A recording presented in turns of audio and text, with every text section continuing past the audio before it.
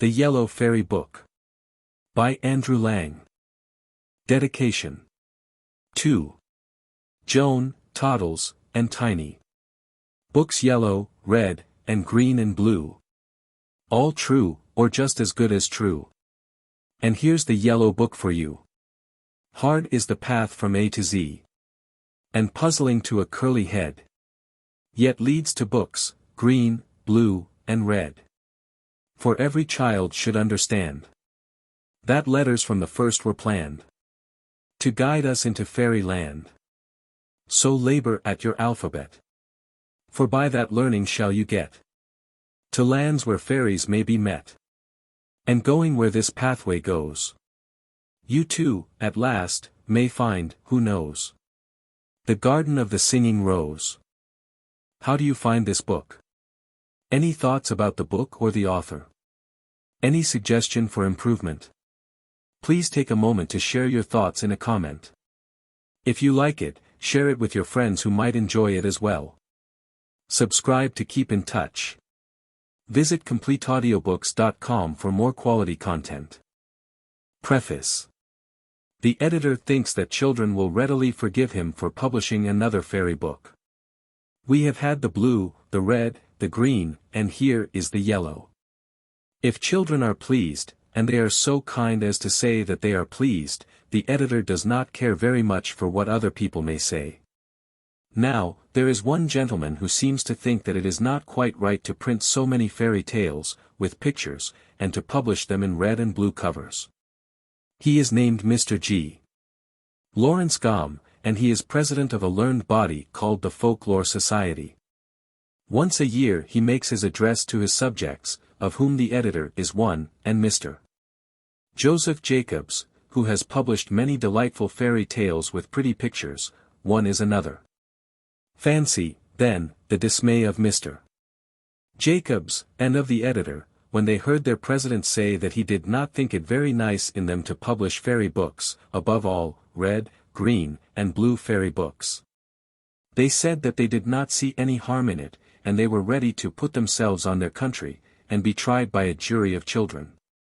And, indeed, they still see no harm in what they have done. Nay, like Father William in the poem, they are ready to do it again and again. Where is the harm? The truth is that the Folklore Society, made up of the most clever, learned, and beautiful men and women of the country, is fond of studying the history and geography of fairyland. This is contained in very old tales, such as Country People Tell, and Savages. Little Sue and Little Crow. Little Frosty Eskimo. These people are thought to know most about fairyland and its inhabitants. But, in the Yellow Fairy Book, and the rest, are many tales by persons who are neither savages nor rustics, such as Madame d'Aulnoy and her Hans Christian Andersen. The Folklore Society, or its president, say that their tales are not so true as the rest, and should not be published with the rest. But we say that all the stories which are pleasant to read are quite true enough for us. So here they are, with pictures by Mr. Ford, and we do not think that either the pictures or the stories are likely to mislead children. As to whether there are really any fairies or not, that is a difficult question. Professor Huxley thinks there are none. The editor never saw any himself, but he knows several people who have seen them, in the Highlands, and heard their music. If ever you are in Nether Le Havre, go to the Fairy Hill, and you may hear the music yourself, as grown-up people have done, but you must goon a fine day. Again, if there are really no fairies, why do people believe in them, all over the world? The ancient Greeks believed, so did the old Egyptians, and the Hindus, and the Red Indians, and is it likely, if there are no fairies, that so many different peoples would have seen and heard them? The Reverend Mr. Baring Gould saw several fairies when he was a boy, and was traveling in the land of the troubadours. For these reasons, the editor thinks that there are certainly fairies, but they never do anyone any harm. And, in England, they have been frightened away by smoke and schoolmasters. As to giants, they have died out, but real dwarfs are common in the forests of Africa. Probably a good many stories not perfectly true have been told about fairies, but such stories have also been told about Napoleon, Claverhouse, Julius Caesar, and Joan of Arc, all of whom certainly existed. A wise child will, therefore, remember that, if he grows up and becomes a member of the folklore society, all the tales in this book were not offered to him as absolutely truthful, but were printed merely for his entertainment. The exact facts he can learn later, or he can leave them alone. There are Russian, German, French, Icelandic, Red Indian, and other stories here. They were translated by Miss Chayape, Miss Alma, and Miss Thyra Aline, Miss Seller, Mr. Craigie. He did the Icelandic tales, Miss Blackley, Mrs. Dent, and Mrs. Lang, but the Red Indian stories are copied from English versions published by the Smithsonian Bureau of Ethnology, in America. Mr. Ford did the pictures, and it is hoped that children will find the book not less pleasing than those which have already been submitted to their consideration. The editor cannot say goodbye without advising them, as they pursue their studies, to read The Rose and the Ring, by the late Mr. Thackeray, with pictures by the author. This book he thinks quite indispensable in every child's library, and parents should be urged to purchase it at the first opportunity, as without it no education is complete. A. Lang. The Cat and the Mouse in Partnership. A cat had made acquaintance with a mouse, and had spoken so much of the great love and friendship she felt for her, that at last the mouse consented to live in the same house with her, and to go shares in the housekeeping. But we must provide for the winter or else we shall suffer hunger, said the cat. You, little mouse, cannot venture everywhere in case you run at last into a trap. This good counsel was followed, and a little pot of fat was bought. But they did not know where to put it. At length, after long consultation, the cat said, I know of no place where it could be better put than in the church. No one will trouble to take it away from there. We will hide it in a corner, and we won't touch it till we are in want. So the little pot was placed in safety. But it was not long before the cat had a great longing for it, and said to the mouse, I wanted to tell you, little mouse, that my cousin has a little son, white with brown spots, and she wants me to be godmother to it. Let me go out today, and do you take care of the house alone? Yes, go certainly, replied the mouse, and when you eat anything good, think of me, I should very much like a drop of the red christening wine. But it was all untrue. The cat had no cousin, and had not been asked to be godmother. She went straight to the church, slunk to the little pot of fat, began to lick it, and licked the top off. Then she took a walk on the roofs of the town, looked at the view, stretched herself out in the sun, and licked her lips whenever she thought of the little pot of fat. As soon as it was evening she went home again. Ah, here you are again, said the mouse, you must certainly have had an enjoyable day. It went off very well, answered the cat. What was the child's name? Asked the mouse.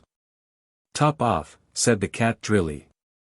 Top Off, echoed the mouse, it is indeed a wonderful and curious name. Is it in your family? What is there odd about it? Said the cat. It is not worse than Bread Thief, as your godchild is called. Not long after this another great longing came over the cat. She said to the mouse, you must again be kind enough to look after the house alone, for I have been asked a second time to stand godmother, and as this child has a white ring round its neck, I cannot refuse. The kind mouse agreed, but the cat slunk under the town wall to the church, and ate up half of the pot of fat. Nothing tastes better, said she, than what one eats by oneself, and she was very much pleased with her day's work. When she came home the mouse asked, what was this child called? Half Gone, answered the cat. Half Gone. What a name! I have never heard it in my life. I don't believe it is in the calendar. Soon the cat's mouth began to water once more after her licking business. All good things in threes, she said to the mouse, I have again to stand godmother. The child is quite black, and has very white paws, but not a single white hair on its body. This only happens once in 2 years, so you will let me go out. Top Off. Half Gone, repeated the mouse, they are such curious names. They make me very thoughtful. Oh, you sit at home in your dark grey coat and your long tail, said the cat, and you get fanciful. That comes of not going out in the day. The mouse had a good cleaning out while the cat was gone, and made the house tidy, but the greedy cat ate the fat every bit up. When it is all gone one can be at rest, she said to herself, and at night she came home sleek and satisfied. The mouse asked at once after the third child's name. It won't please you any better, said the cat, he was called Clean Gone. Clean Gone, repeated the mouse. I do not believe that name has been printed any more than the others. Clean Gone. What can it mean? She shook her head, curled herself up, and went to sleep. From this time on no one asked the cat to stand godmother. But when the winter came and there was nothing to be got outside, the mouse remembered their provision and said, Come, cat, we will go to our pot of fat which we have stored away, it will taste very good. Yes, indeed, answered the cat. It will taste as good to you as if you stretched your thin tongue out of the window. They started off, and when they reached it they found the pot in its place, but quite empty. Ah, said the mouse, now I know what has happened. It has all come out. You are a true friend to me. You have eaten it all when you stood godmother, first the top off, then half of it gone, then. Will you be quiet, screamed the cat. Another word and I will eat you up. Clean Gone was already on the poor mouse's tongue, and scarcely was it out than the cat made a spring at her, seized and swallowed her. You see that is the way of the world. The Six Swans. A king was once hunting in a great wood, and he hunted the game so eagerly that none of his courtiers could follow him. When evening came on he stood still and looked round him, and he saw that he had quite lost himself. He sought a way out, but could find none. Then he saw an old woman with a shaking head coming towards him, but she was a witch. Good woman, he said to her, can you not show me the way out of the wood? Oh, certainly, Sir King, she replied, I can quite well do that, but on one condition, which if you do not fulfill you will never get out of the wood, and will die of hunger. What is the condition? Asked the king. I have a daughter, said the old woman, who is so beautiful that she has not her equal in the world, and is well fitted to be your wife. If you will make her lady queen I will show you the way out of the wood. The king in his anguish of mind consented, and the old woman led him to her little house where her daughter was sitting by the fire. She received the king as if she were expecting him, and he saw that she was certainly very beautiful. But she did not please him, and he could not look at her without a secret feeling of horror. As soon as he had lifted the maiden onto his horse the old woman showed him the way, and the king reached his palace, where the wedding was celebrated. The king had already been married once, and had by his first wife 7 children, 6 boys and 1 girl, whom he loved more than anything in the world. And now, because he was afraid that their stepmother might not treat them well and might do them harm, he put them in a lonely castle that stood in the middle of a wood. It lay so hidden, and the way to it was so hard to find, that he himself could not have found it out had not a wise woman given him a reel of thread which possessed a marvelous property. When he threw it before him it unwound itself and showed him the way. But the king went so often to his dear children that the queen was offended at his absence. She grew curious, and wanted to know what he had to do quite alone in the wood. She gave his servants a great deal of money, and they betrayed the secret to her, and also told her of the reel which alone could point out the way. She had no rest now till she had found out where the king guarded the reel, and then she made some little white shirts, and, as she had learnt from her witch mother, sewed an enchantment in each of them. And when the king had ridden off she took the little shirts and went into the wood, and the reel showed her the way.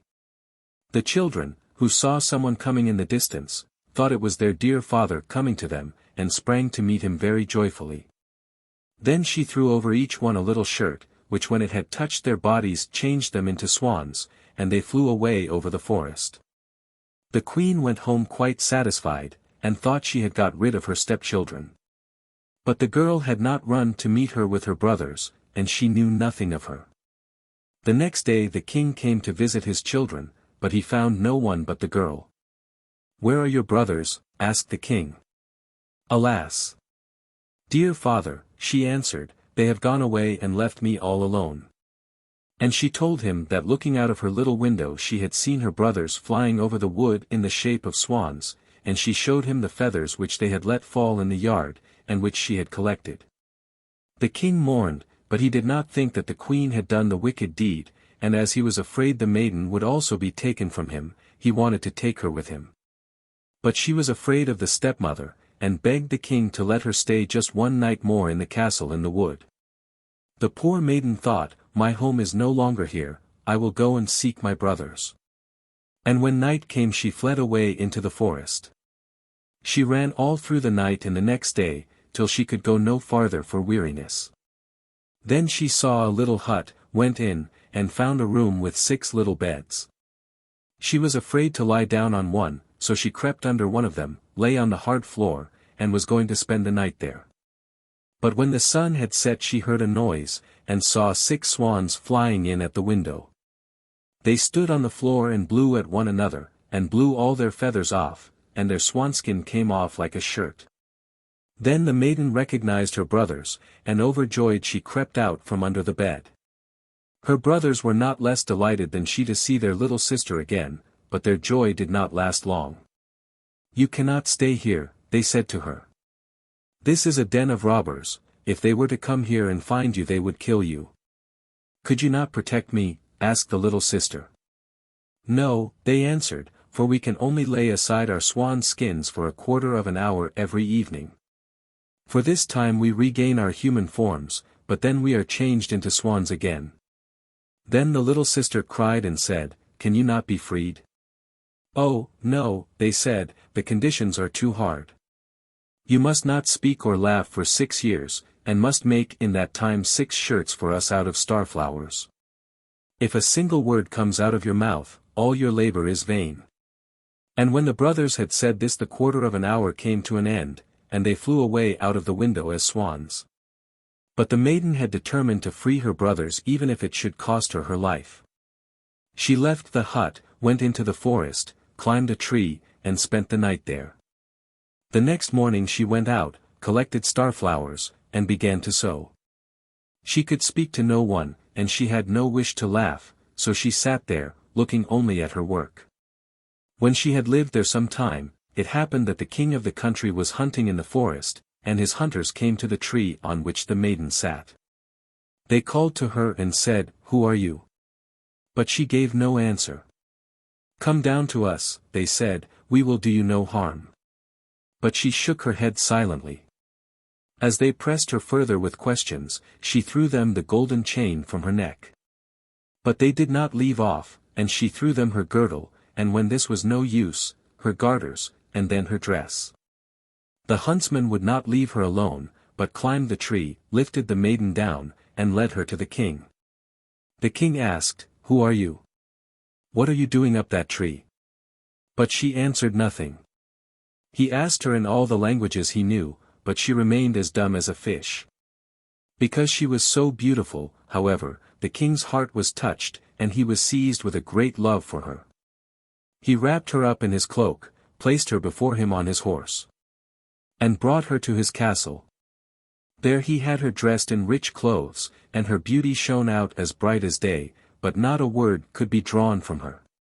He set her at table by his side, and her modest ways and behavior pleased him so much that he said, "I will marry this maiden and none other in the world," and after some days he married her. But the king had a wicked mother who was displeased with the marriage, and said wicked things of the young queen. "Who knows who this girl is?" she said, "she cannot speak, and is not worthy of a king." After a year, when the queen had her first child, the old mother took it away from her. Then she went to the king and said that the queen had killed it.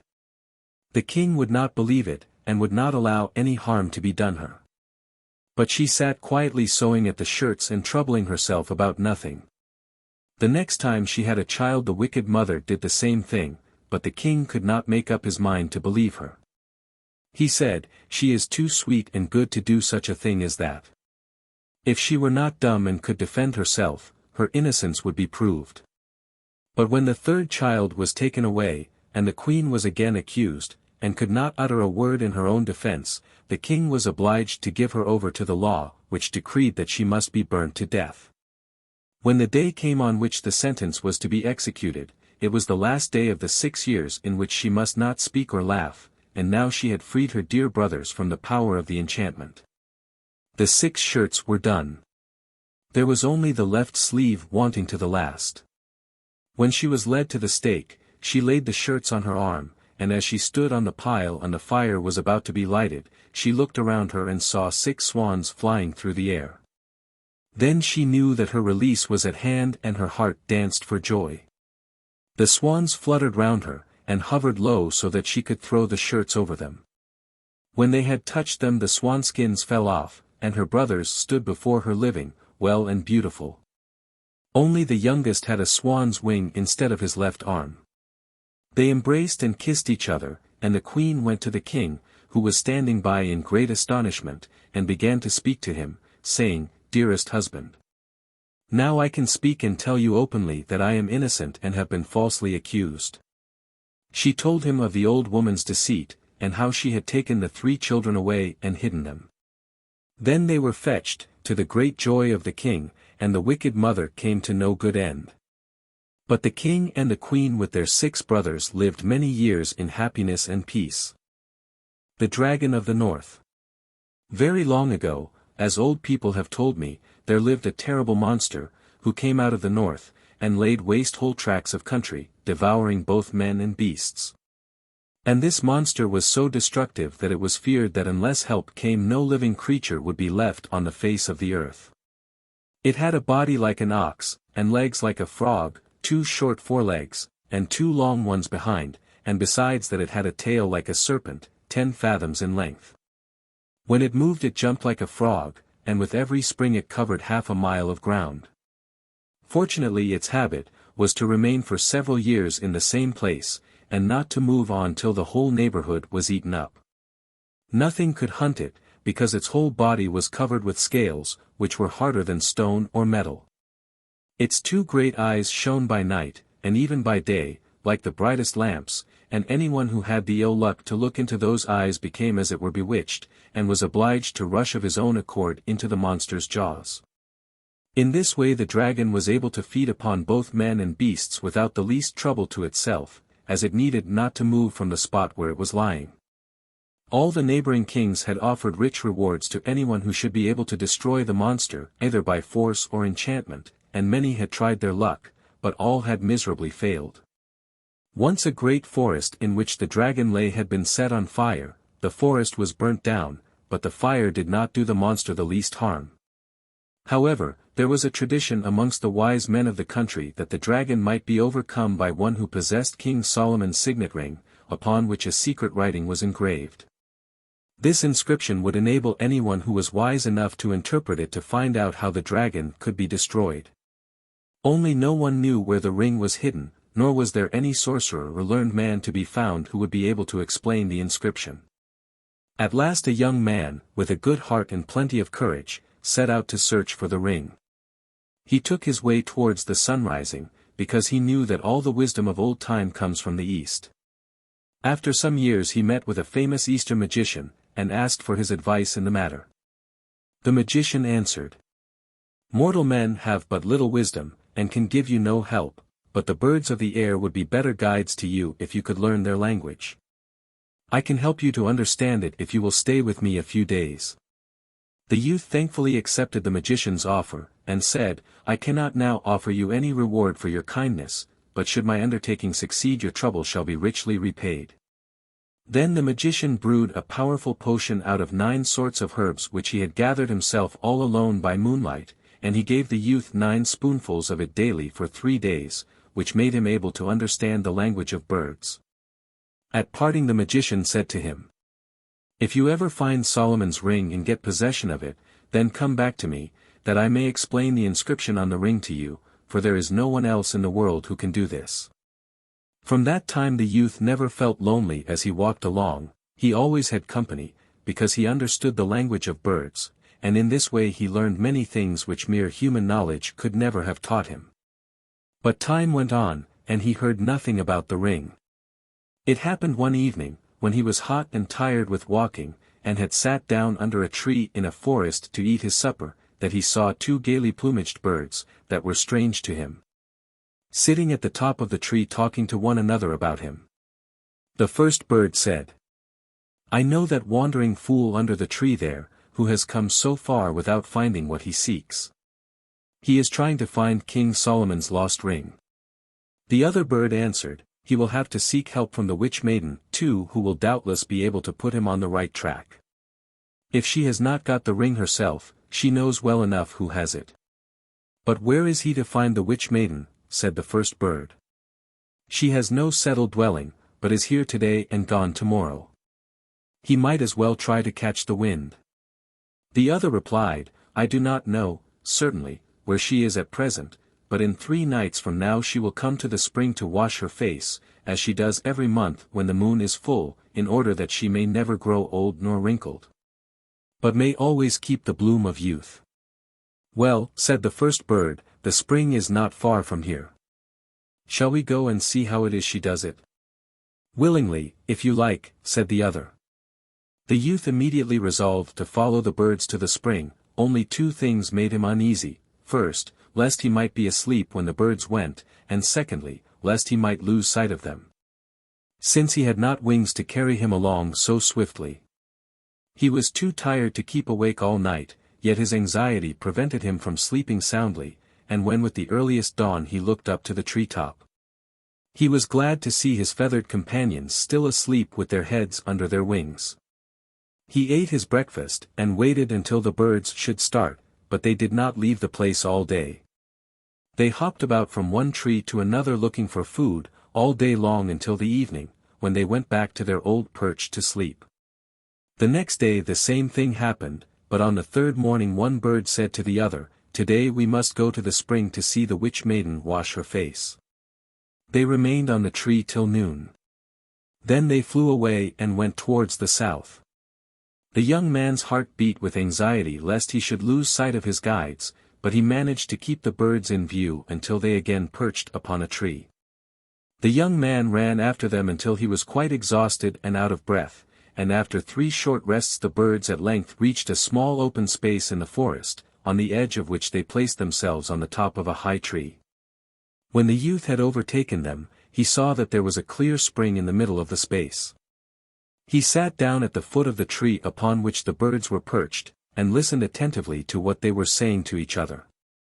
"The sun is not down yet," said the first bird, "we must wait yet a while till the moon rises and the maiden comes to the spring. Do you think she will see that young man sitting under the tree?" "Nothing is likely to escape her eyes, certainly not a young man," said the other bird. "Will the youth have the sense not to let himself be caught in her toils?" "We will wait," said the first bird, "and see how they get on together." The evening light had quite faded, and the full moon was already shining down upon the forest, when the young man heard a slight rustling sound. After a few moments there came out of the forest a maiden, gliding over the grass so lightly that her feet seemed scarcely to touch the ground, and stood beside the spring. The youth could not turn away his eyes from the maiden, for he had never in his life seen a woman so beautiful. Without seeming to notice anything, she went to the spring, looked up to the full moon, then knelt down and bathed her face 9 times, then looked up to the moon again and walked 9 times round the well. And as she walked she sang this song: "Full-faced moon with light unshaded, let my beauty ne'er be faded. Never let my cheek grow pale, while the moon is waning nightly. May the maiden bloom more brightly. May her freshness never fail." Then she dried her face with her long hair, and was about to go away, when her eye suddenly fell upon the spot where the young man was sitting, and she turned towards the tree. The youth rose and stood waiting. Then the maiden said, "You ought to have a heavy punishment because you have presumed to watch my secret doings in the moonlight. But I will forgive you this time, because you are a stranger and knew no better. But you must tell me truly who you are and how you came to this place, where no mortal has ever set foot before." The youth answered humbly, "Forgive me, beautiful maiden, if I have unintentionally offended you. I chanced to come here after long wandering, and found a good place to sleep under this tree. At your coming I did not know what to do, but stayed where I was, because I thought my silent watching could not offend you." The maiden answered kindly, "Come and spend this night with us. You will sleep better on a pillow than on damp moss." The youth hesitated for a little, but presently he heard the bird saying from the top of the tree, "Go where she calls you, but take care to give no blood, or you will sell your soul." So the youth went with her, and soon they reached a beautiful garden, where stood a splendid house, which glittered in the moonlight as if it was all built out of gold and silver. When the youth entered he found many splendid chambers, each one finer than the last. Hundreds of tapers burnt upon golden candlesticks, and shed a light like the brightest day. At length they reached a chamber where a table was spread with the most costly dishes. At the table were placed 2 chairs, one of silver, the other of gold. The maiden seated herself upon the golden chair, and offered the silver one to her companion.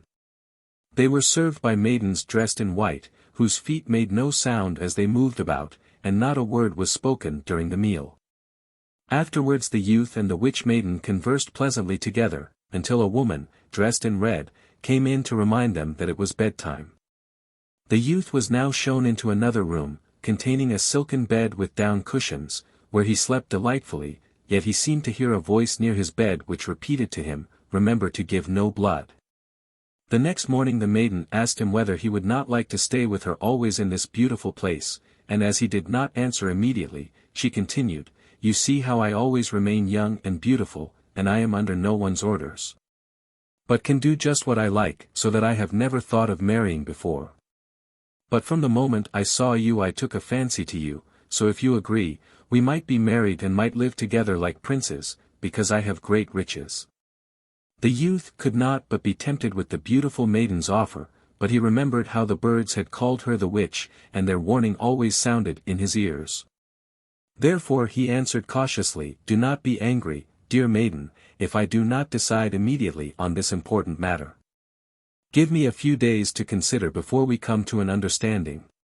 "Why not?" answered the maiden. "Take some weeks to consider if you like, and take counsel with your own heart." And to make the time pass pleasantly, she took the youth over every part of her beautiful dwelling, and showed him all her splendid treasures. But these treasures were all produced by enchantment, for the maiden could make anything she wished appear by the help of King Solomon's signet ring, only none of these things remained fixed.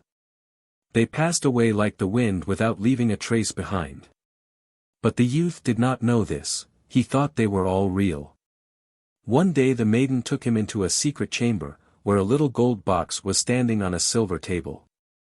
Pointing to the box, she said, "Here is my greatest treasure, whose like is not to be found in the whole world. It is a precious gold ring. When you marry me, I will give you this ring as a marriage gift, and it will make you the happiest of mortal men. But in order that our love may last forever, you must give me for the ring 3 drops of blood from the little finger of your left hand." When the youth heard these words a cold shudder ran over him, for he remembered that his soul was at stake. He was cunning enough, however, to conceal his feelings and to make no direct answer, but he only asked the maiden, as if carelessly, what was remarkable about the ring. She answered, "No mortal is able entirely to understand the power of this ring, because no one thoroughly understands the secret signs engraved upon it. But even with my half-knowledge I can work great wonders. If I put the ring upon the little finger of my left hand, then I can fly like a bird through the air wherever I wish to go. If I put it on the 3rd finger of my left hand I am invisible, and I can see everything that passes around me, though no one can see me. If I put the ring upon the middle finger of my left hand, then neither fire nor water or any sharp weapon can hurt me. If I put it on the forefinger of my left hand, then I can with its help produce whatever I wish. I can in a single moment build houses or anything I desire. Finally, as long as I wear the ring on the thumb of my left hand, that hand is so strong that it can break down rocks and walls. Besides these, the ring has other secret signs which, as I said, no one can understand. No doubt it contains secrets of great importance. The ring formerly belonged to King Solomon, the wisest of kings, during whose reign the wisest men lived. But it is not known whether this ring was ever made by mortal hands. It is supposed that an angel gave it to the wise king. When the youth heard all this he determined to try and get possession of the ring, though he did not quite believe in all its wonderful gifts. He wished the maiden would let him have it in his hand, but he did not quite like to ask her to do so, and after a while she put it back into the box. A few days after they were again speaking of the magic ring, and the youth said, "I do not think it possible that the ring can have all the power you say it has." Then the maiden opened the box and took the ring out, and it glittered as she held it like the clearest sunbeam.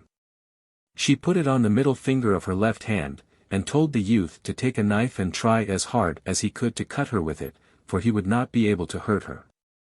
He was unwilling at first, but the maiden insisted.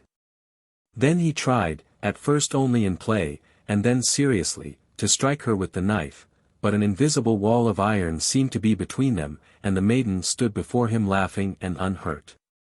Then she put the ring on her third finger, and in an instant she had vanished from his eyes. Presently she was beside him again laughing, and holding the ring between her fingers. "Do let me try," said the youth, "whether I can do these wonderful things." The maiden, suspecting no treachery, gave him the magic ring. The youth pretended to have forgotten what to do, and asked what finger he must put the ring on so that no sharp weapon could hurt him. "Oh, the middle finger of your left hand," the maiden answered, laughing.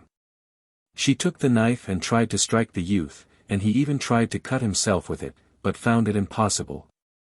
Then he asked the maiden to show him how to split stones and rocks with the help of the ring. So she led him into a courtyard where stood a great boulder stone. "Now," she said, "put the ring upon the thumb of your left hand, and you will see how strong that hand has become." The youth did so, and found to his astonishment that with a single blow of his fist the stone flew into 1,000 pieces. Then the youth bethought him that he who does not use his luck when he has it is a fool, and that this was a chance which once lost might never return. So while they stood laughing at the shattered stone he placed the ring, as if in play, upon the third finger of his left hand. "Now," said the maiden, "you are invisible to me until you take the ring off again." But the youth had no mind to do that, on the contrary, he went farther off, then put the ring on the little finger of his left hand, and soared into the air like a bird. When the maiden saw him flying away she thought at first that he was still in play, and cried, "Come back, friend, for now you see I have told you the truth." But the young man never came back. Then the maiden saw she was deceived, and bitterly repented that she had ever trusted him with the ring. The young man never halted in his flight until he reached the dwelling of the wise magician who had taught him the speech of birds. The magician was delighted to find that his search had been successful, and at once set to work to interpret the secret signs engraved upon the ring, but it took him 7 weeks to make them out clearly. Then he gave the youth the following instructions how to overcome the dragon of the north. You must have an iron horse cast, which must have little wheels under each foot. You must also be armed with a spear 2 fathoms long, which you will be able to wield by means of the magic ring upon your left thumb. The spear must be as thick in the middle as a large tree, and both its ends must be sharp. In the middle of the spear you must have 2 strong chains 10 fathoms in length. As soon as the dragon has made himself fast to the spear, which you must thrust through his jaws, you must spring quickly from the iron horse and fasten the ends of the chains firmly to the ground with iron stakes, so that he cannot get away from them. After 2 or 3 days the monster's strength will be so far exhausted that you will be able to come near him. Then you can put Solomon's ring upon your left thumb and give him the finishing stroke, but keep the ring on your third finger until you have come close to him, so that the monster cannot see you, else he might strike you dead with his long tail. But when all is done, take care you do not lose the ring, and that no one takes it from you by cunning." The young man thanked the magician for his directions, and promised, should they succeed, to reward him. But the magician answered, "I have profited so much by the wisdom the ring has taught me that I desire no other reward." Then they parted, and the youth quickly flew home through the air. After remaining in his own home for some weeks, he heard people say that the terrible dragon of the north was not far off, and might shortly be expected in the country. The king announced publicly that he would give his daughter in marriage, as well as a large part of his kingdom, to whosoever should free the country from the monster. The youth then went to the king and told him that he had good hopes of subduing the dragon, if the king would grant him all he desired for the purpose. The king willingly agreed, and the iron horse, the great spear, and the chains were all prepared as the youth requested. When all was ready, it was found that the iron horse was so heavy that 100 men could not move it from the spot, so the youth found there was nothing for it but to move it with his own strength by means of the magic ring. The dragon was now so near that in a couple of springs he would be over the frontier. The youth now began to consider how he should act, for if he had to push the iron horse from behind he could not ride upon it as the sorcerer had said he must. But a raven unexpectedly gave him this advice: ride upon the horse, and push the spear against the ground, as if you were pushing off a boat from the land. The youth did so, and found that in this way he could easily move forwards. The dragon had his monstrous jaws wide open, all ready for his expected prey. A few paces nearer, and man and horse would have been swallowed up by them. The youth trembled with horror, and his blood ran cold, yet he did not lose his courage.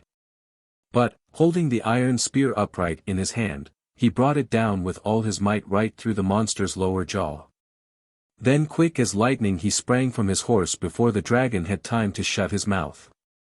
A fearful clap like thunder, which could be heard for miles around, now warned him that the dragon's jaws had closed upon the spear. When the youth turned round he saw the point of the spear sticking up high above the dragon's upper jaw, and knew that the other end must be fastened firmly to the ground. But the dragon had got his teeth fixed in the iron horse, which was now useless. The youth now hastened to fasten down the chains to the ground by means of the enormous iron pegs which he had provided. The death struggle of the monster lasted 3 days and 3 nights. In his writhing he beat his tail so violently against the ground, that at 10 miles distance the earth trembled as if with an earthquake. When he at length lost power to move his tail, the youth with the help of the ring took up a stone which 20 ordinary men could not have moved, and beat the dragon so hard about the head with it that very soon the monster lay lifeless before him. You can fancy how great was the rejoicing when the news was spread abroad that the terrible monster was dead. His conqueror was received into the city with as much pomp as if he had been the mightiest of kings. The old king did not need to urge his daughter to marry the slayer of the dragon. He found her already willing to bestow her hand upon this hero, who had done all alone what whole armies had tried in vain to do. In a few days a magnificent wedding was celebrated, at which the rejoicings lasted 4 whole weeks, for all the neighboring kings had met together to thank the man who had freed the world from their common enemy. But everyone forgot amid the general joy that they ought to have buried the dragon's monstrous body, for it began now to have such a bad smell that no one could live in the neighborhood, and before long the whole air was poisoned. And a pestilence broke out which destroyed many hundreds of people. In this distress, the king's son-in-law resolved to seek help once more from the Eastern magician, to whom he had once traveled through the air like a bird by the help of the ring. But there is a proverb which says that ill-gotten gains never prosper, and the prince found that the stolen ring brought him ill luck after all. The witch maiden had never rested night nor day until she had found out where the ring was. As soon as she had discovered by means of magical arts that the prince in the form of a bird was on his way to the Eastern magician, she changed herself into an eagle and watched in the air until the bird she was waiting for came in sight. For she knew him at once by the ring which was hung round his neck by a ribbon. Then the eagle pounced upon the bird, and the moment she seized him in her talons she tore the ring from his neck before the man in bird's shape had time to prevent her.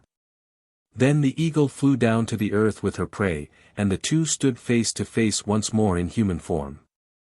"Now, villain, you are in my power," cried the witch maiden. "I favored you with my love, and you repaid me with treachery and theft. You stole my most precious jewel from me, and do you expect to live happily as the king's son-in-law? Now the tables are turned, you are in my power, and I will be revenged on you for your crimes. Forgive me. Forgive me," cried the prince. "I know too well how deeply I have wronged you, and most heartily do I repent it." The maiden answered, "Your prayers and your repentance come too late, and if I were to spare you everyone would think me a fool. You have doubly wronged me. First you scorned my love, and then you stole my ring, and you must bear the punishment. With these words she put the ring upon her left thumb, lifted the young man with one hand, and walked away with him under her arm. This time she did not take him to a splendid palace, but to a deep cave in a rock, where there were chains hanging from the wall. The maiden now chained the young man's hands and feet so that he could not escape. Then she said in an angry voice, "Here you shall remain chained up until you die. I will bring you every day enough food to prevent you dying of hunger, but you need never hope for freedom any more." With these words she left him. The old king and his daughter waited anxiously for many weeks for the prince's return, but no news of him arrived. The king's daughter often dreamed that her husband was going through some great suffering, she therefore begged her father to summon all the enchanters and magicians, that they might try to find out where the prince was and how he could be set free. But the magicians, with all their arts, could find out nothing, except that he was still living and undergoing great suffering, but none could tell where he was to be found. At last a celebrated magician from Finland was brought before the king, who had found out that the king's son-in-law was imprisoned in the east, not by men, but by some more powerful being. The king now sent messengers to the east to look for his son-in-law, and they by good luck met with the old magician who had interpreted the signs on King Solomon's ring, and thus was possessed of more wisdom than anyone else in the world. The magician soon found out what he wished to know, and pointed out the place where the prince was imprisoned, but said, "He is kept there by enchantment, and cannot be set free without my help. I will therefore go with you myself." So they all set out, guided by birds, and after some days came to the cave where the unfortunate prince had been chained up for nearly 7 years. He recognized the magician immediately, but the old man did not know him, he had grown so thin. However, he undid the chains by the help of magic, and took care of the prince until he recovered and became strong enough to travel. When he reached home he found that the old king had died that morning, so that he was now raised to the throne. And now after his long suffering came prosperity, which lasted to the end of his life, but he never got back the magic ring, nor has it ever again been seen by mortal eyes. Now, if you had been the prince, would you not rather have stayed with the pretty witch maiden? Story of the Emperor's New Clothes. Many years ago there lived an emperor who was so fond of new clothes that he spent all his money on them in order to be beautifully dressed. He did not care about his soldiers, he did not care about the theater, he only liked to go out walking to show off his new clothes. He had a coat for every hour of the day. And just as they say of a king, he is in the council chamber, they always said here, the emperor is in the wardrobe. In the great city in which he lived there was always something going on, every day many strangers came there. One day 2 impostors arrived who gave themselves out as weavers, and said that they knew how to manufacture the most beautiful cloth imaginable. Not only were the texture and pattern uncommonly beautiful, but the clothes which were made of the stuff possessed this wonderful property that they were invisible to anyone who was not fit for his office, or who was unpardonably stupid. Those must indeed be splendid clothes, thought the emperor. If I had them on I could find out which men in my kingdom are unfit for the offices they hold, I could distinguish the wise from the stupid. Yes, this cloth must be woven for me at once. And he gave both the impostors much money, so that they might begin their work. They placed 2 weaving looms, and began to do as if they were working, but they had not the least thing on the looms. They also demanded the finest silk and the best gold, which they put in their pockets, and worked at the empty looms till late into the night. I should like very much to know how far they have got on with the cloth, thought the emperor. But he remembered when he thought about it that whoever was stupid or not fit for his office would not be able to see it. Now he certainly believed that he had nothing to fear for himself, but he wanted first to send somebody else in order to see how he stood with regard to his office. Everybody in the whole town knew what a wonderful power the cloth had, and they were all curious to see how bad or how stupid their neighbor was. I will send my old and honored minister to the weavers, thought the emperor. He can judge best what the cloth is like, for he has intellect, and no one understands his office better than he. Now the good old minister went into the hall where the 2 impostors sat working at the empty weaving looms. Dear me! Thought the old minister, opening his eyes wide, I can see nothing. But he did not say so. Both the impostors begged him to be so kind as to step closer, and asked him if it were not a beautiful texture and lovely colors. They pointed to the empty loom, and the poor old minister went forward rubbing his eyes, but he could see nothing, for there was nothing there. Dear, dear, thought he, can I be stupid? I have never thought that, and nobody must know it. Can I be not fit for my office? No, I must certainly not say that I cannot see the cloth. Have you nothing to say about it? Asked one of the men who was weaving. Oh, it is lovely, most lovely, answered the old minister, looking through his spectacles. What a texture! What colors! Yes, I will tell the emperor that it pleases me very much. Now we are delighted at that, said both the weavers, and thereupon they named the colors and explained the make of the texture. The old minister paid great attention, so that he could tell the same to the emperor when he came back to him, which he did. The impostors now wanted more money, more silk, and more gold to use in their weaving. They put it all in their own pockets, and there came no threads on the loom, but they went on as they had done before, working at the empty loom. The emperor soon sent another worthy statesman to see how the weaving was getting on, and whether the cloth would soon be finished. It was the same with him as the first one.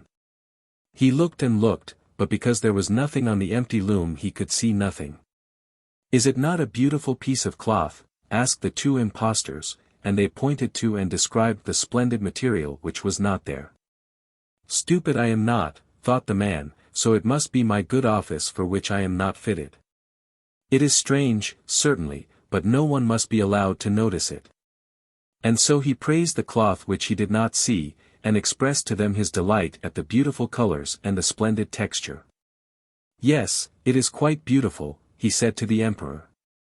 Everybody in the town was talking of the magnificent cloth. Now the emperor wanted to see it himself while it was still on the loom.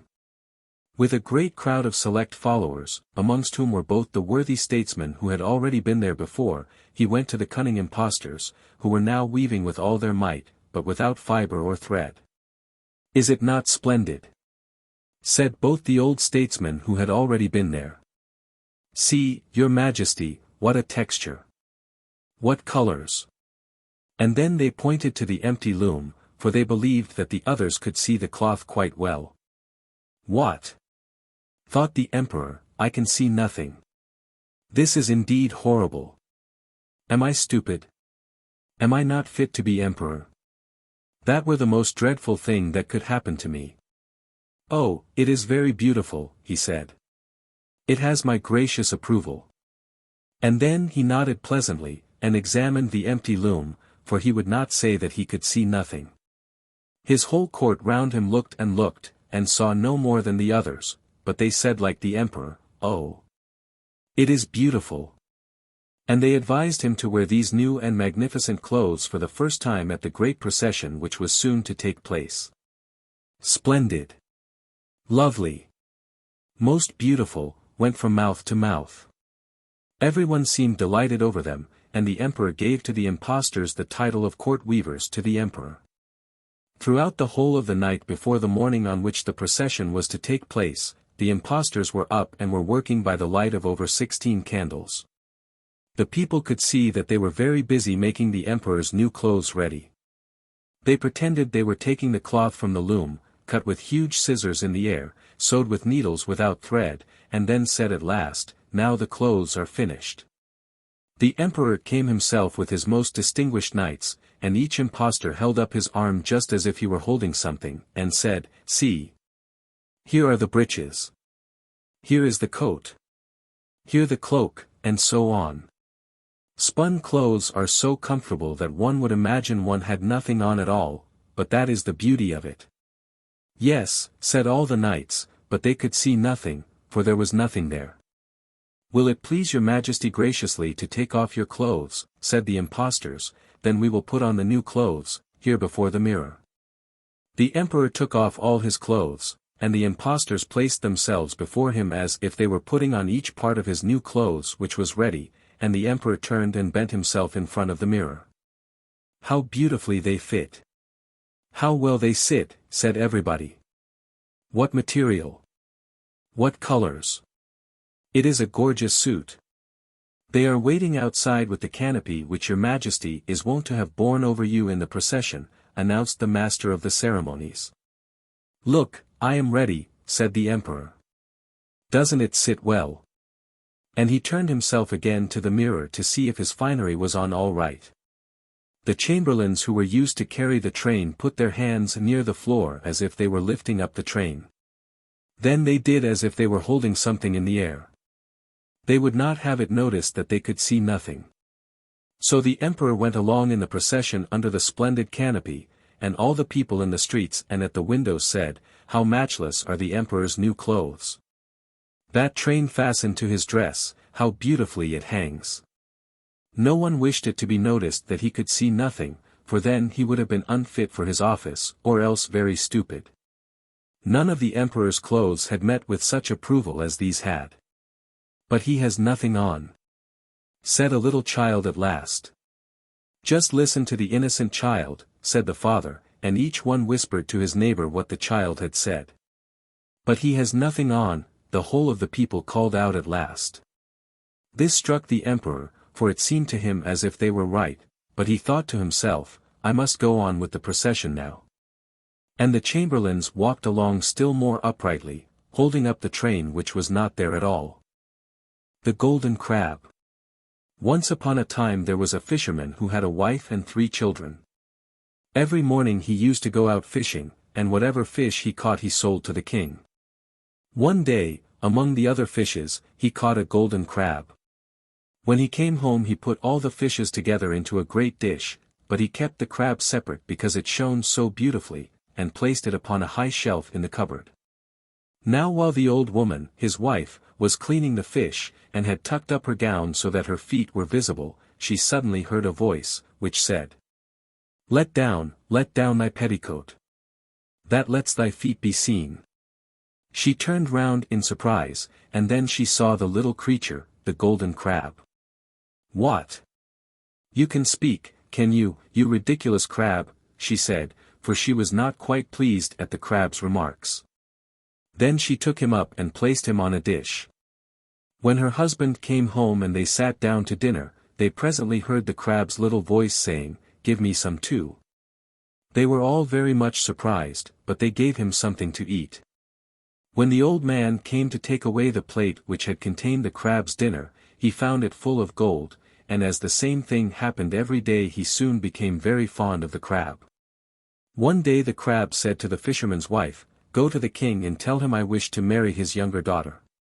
The old woman went accordingly, and laid the matter before the king, who laughed a little at the notion of his daughter marrying a crab, but did not decline the proposal altogether, because he was a prudent monarch, and knew that the crab was likely to be a prince in disguise. He said, therefore, to the fisherman's wife, "Go, old woman, and tell the crab I will give him my daughter if by tomorrow morning he can build a wall in front of my castle much higher than my tower, upon which all the flowers of the world must grow and bloom." The fisherman's wife went home and gave this message. Then the crab gave her a golden rod, and said, "Go and strike with this rod 3 times upon the ground on the place which the king showed you, and tomorrow morning the wall will be there." The old woman did so and went away again. The next morning, when the king awoke, what do you think he saw? The wall stood there before his eyes, exactly as he had bespoken it. Then the old woman went back to the king and said to him, "Your Majesty's orders have been fulfilled." "That is all very well," said the king, "but I cannot give away my daughter until there stands in front of my palace a garden in which there are 3 fountains, of which the first must play gold, the second diamonds, and the third brilliants." So the old woman had to strike again 3 times upon the ground with the rod, and the next morning the garden was there. The king now gave his consent, and the wedding was fixed for the very next day. Then the crab said to the old fisherman, "Now take this rod, go and knock with it on a certain mountain, then a black man 3 will come out and ask you what you wish for. Answer him thus, 'Your master, the king, has sent me to tell you that you must send him his golden garment that is like the sun. Make him give you, besides, the queenly robes of gold and precious stones which are like the flowery meadows, and bring them both to me.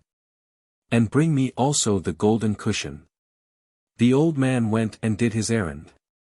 When he had brought the precious robes, the crab put on the golden garment and then crept upon the golden cushion, and in this way the fisherman carried him to the castle, where the crab presented the other garment to his bride.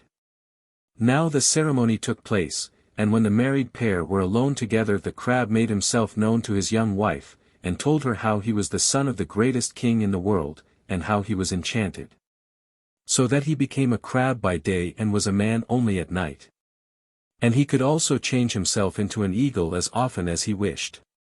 No sooner had he said this than he shook himself, and immediately became a handsome youth, but the next morning he was forced to creep back again into his crab shell. And the same thing happened every day. But the princess's affection for the crab, and the polite attention with which she behaved to him, surprised the royal family very much. They suspected some secret, but though they spied and spied, they could not discover it. Thus a year passed away, and the princess had a son, whom she called Benjamin. But her mother still thought the whole matter very strange. At last she said to the king that he ought to ask his daughter whether she would not like to have another husband instead of the crab.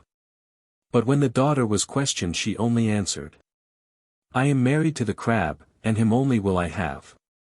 Then the king said to her, "I will appoint a tournament in your honor, and I will invite all the princes in the world to it, and if any one of them pleases you, you shall marry him."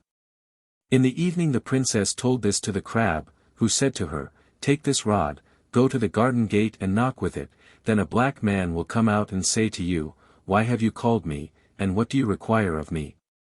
Answer him thus, 'Your master the king has sent me hither to tell you to send him his golden armor and his steed and the silver apple and bring them to me.'" The princess did so, and brought him what he desired. The following evening the prince dressed himself for the tournament.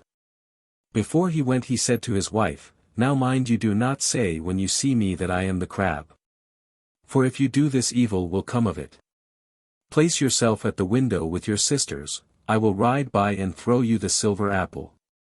Take it in your hand, but if they ask you who I am, say that you do not know." So saying, he kissed her, repeated his warning once more, and went away. The princess went with her sisters to the window and looked on at the tournament. Presently her husband rode by and threw the apple up to her. She caught it in her hand and went with it to her room, and by and by her husband came back to her.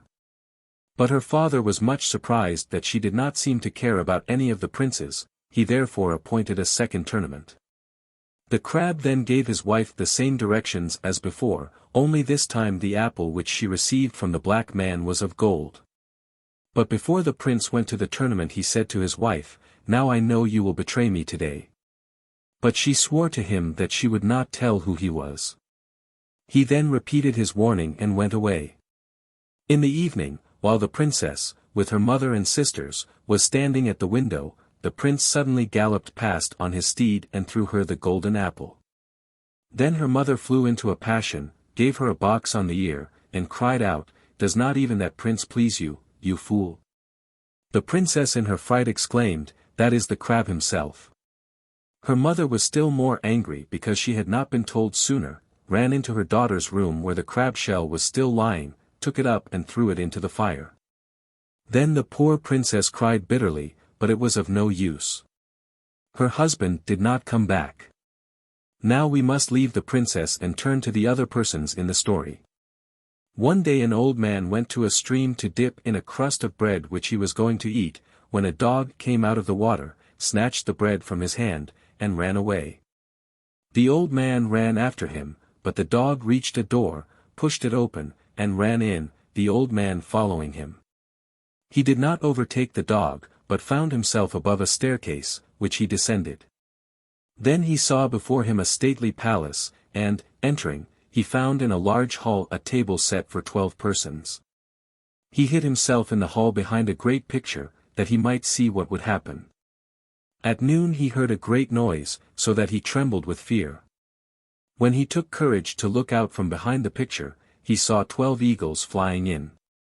At this sight his fear became still greater. The eagles flew to the basin of a fountain that was there and bathed themselves, when suddenly they were changed into 12 handsome youths. Now they seated themselves at the table, and one of them took up a goblet filled with wine, and said, "A health to my father." And another said, "A health to my mother," and so the healths went round. Then one of them said, "A health to my dearest lady. Long may she live and well. But a curse on the cruel mother that burnt my golden shell." And so saying he wept bitterly. Then the youths rose from the table, went back to the great stone fountain, turned themselves into eagles again, and flew away.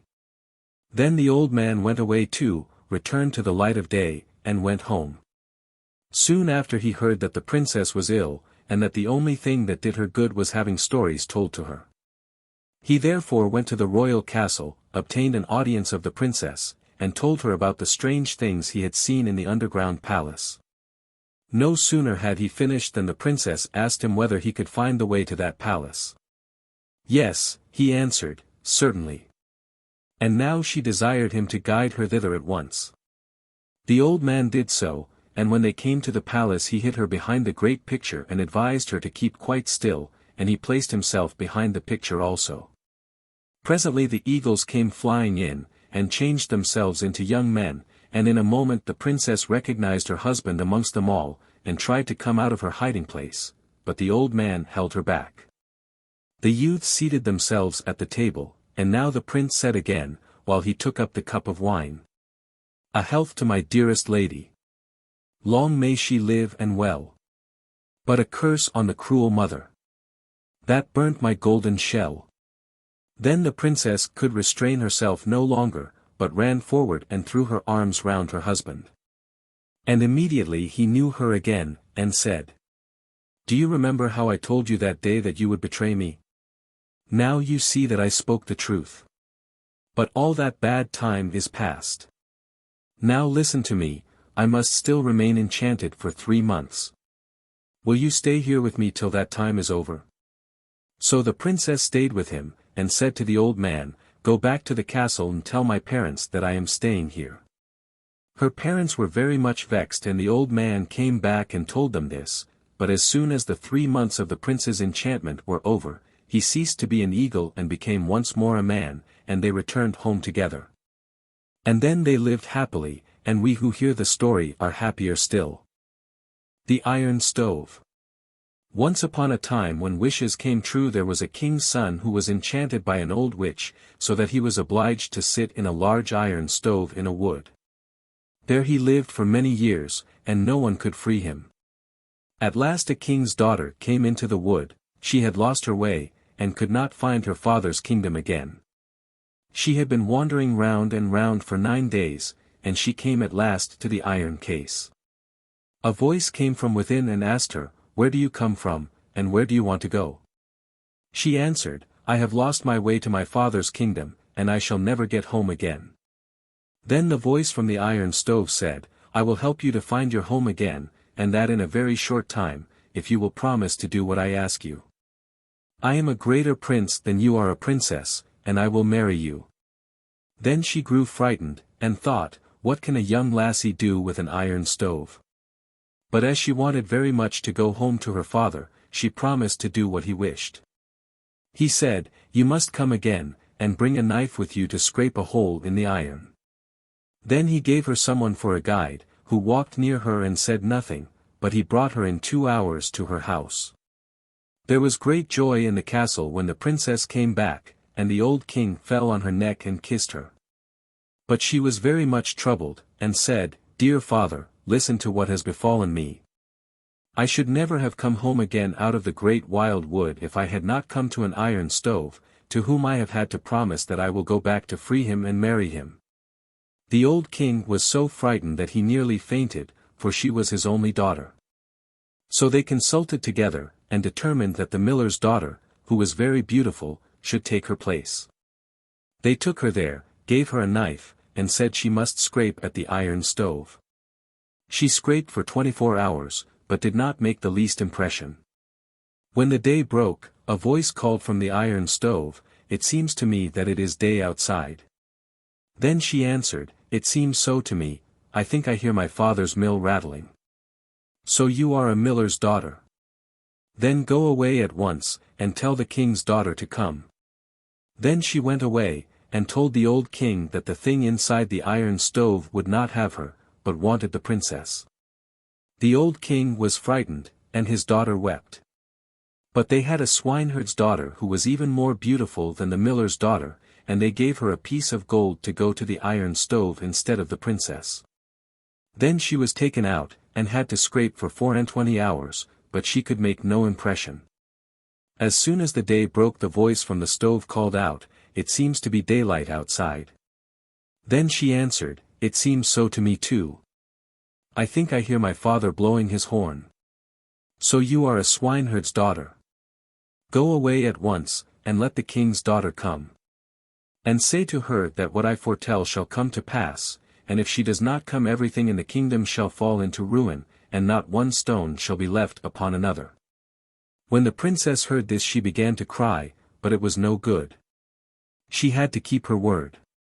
She took leave of her father, put a knife in her belt, and went to the iron stove in the wood. As soon as she reached it, she began to scrape, and the iron gave way, and before 2 hours had passed she had made a little hole. Then she peeped in and saw such a beautiful youth, all shining with gold and precious stones, that she fell in love with him on the spot. So she scraped away harder than ever, and made the hole so large that he could get out.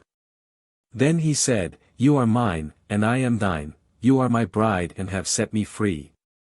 He wanted to take her with him to his kingdom, but she begged him just to let her go once more to her father. And the prince let her go, but told her not to say more than 3 words to her father, then to come back again. So she went home, but alas! She said more than 3 words. And immediately the iron stove vanished and went away over a mountain of glass and sharp swords. But the prince was free, and was no longer shut up in it. Then she said goodbye to her father, and took a little money with her, and went again into the great wood to look for the iron stove, but she could not find it. She sought it for 9 days, and then her hunger became so great that she did not know how she could live any longer. And when it was evening, she climbed a little tree and wished that the night would not come, because she was afraid of the wild beasts. When midnight came, she saw afar off a little light, and thought, "Ah! If only I could reach that." Then she got down from the tree and went towards the light.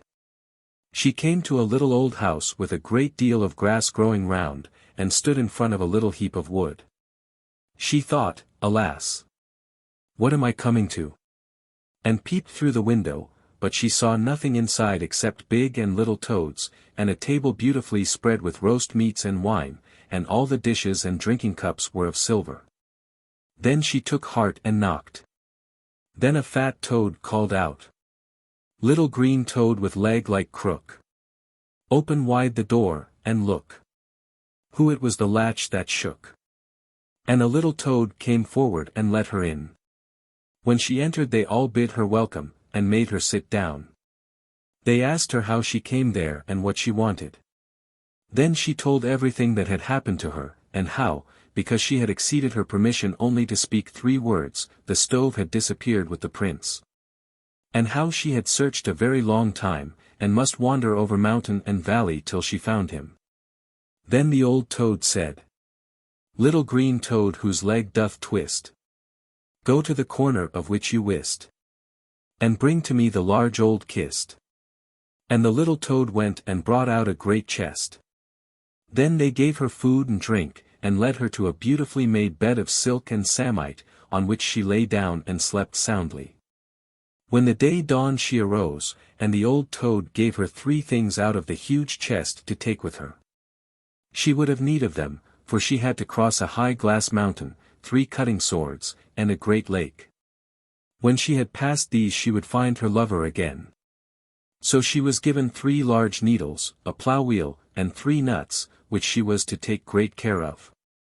She set out with these things, and when she came to the glass mountain, which was so slippery, she stuck the 3 needles behind her feet and then in front, and so got over it, and when she was on the other side put them carefully away. Then she reached the 3 cutting swords, and got on her plough wheel and rolled over them. At last she came to a great lake, and, when she had crossed that, arrived at a beautiful castle. She went in and gave herself out as a servant, a poor maid who would gladly be engaged.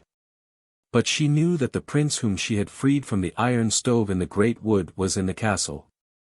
So she was taken on as a kitchen maid for very small wages.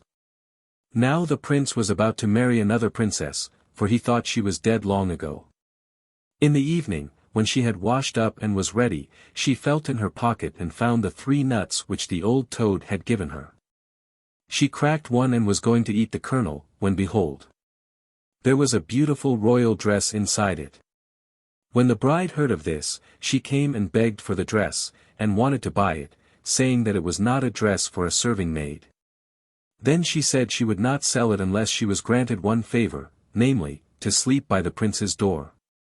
The bride granted her this, because the dress was so beautiful and she had so few like it.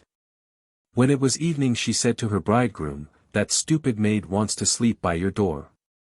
"If you are contented, I am," he said. But she gave him a glass of wine in which she had poured a sleeping draught. Then they both went to his room, but he slept so soundly that she could not wake him. The maid wept all night long, and said, "I freed you in the wild wood out of the iron stove, I have sought you, and have crossed a glassy mountain, 3 sharp swords, and a great lake before I found you, and will you not hear me now?" The servants outside heard how she cried the whole night, and they told their master in the morning. When she had washed up the next evening she bit the 2nd nut, and there was a still more beautiful dress inside.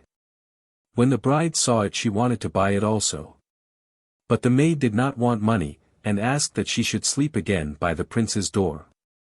The bride, however, gave him a sleeping draught, and he slept so soundly that he heard nothing.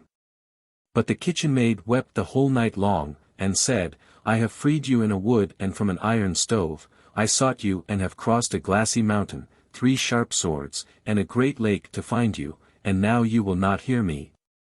The servants outside heard how she cried the whole night, and in the morning they told their master. And when she had washed up on the 3rd night she bit the 3rd nut, and there was a still more beautiful dress inside that was made of pure gold. When the bride saw it she wanted to have it, but the maid would only give it her on condition that she should sleep for the 3rd time by the prince's door. But the prince took care not to drink the sleeping draught. When she began to weep and to say, "Dearest sweetheart, I freed you in the horrible wild wood, and from an iron stove," he jumped up and said, "You are right. You are mine, and I am thine." Though it was still night, he got into a carriage with her, and they took the false bride's clothes away, so that she could not follow them. When they came to the great lake they rowed across, and when they reached the 3 sharp swords they sat on the plough wheel, and on the glassy mountain they stuck the 3 needles in. So they arrived at last at the little old house, but when they stepped inside it turned into a large castle. The toads were all freed, and were beautiful king's children, running about for joy. There they were married, and they remained in the castle, which was much larger than that of the princess's father's. But because the old man did not like being left alone, they went and fetched him. So they had 2 kingdoms and lived in great wealth. A mouse has run. My story's done. The Dragon and His Grandmother. There was once a great war, and the king had a great many soldiers, but he gave them so little pay that they could not live upon it.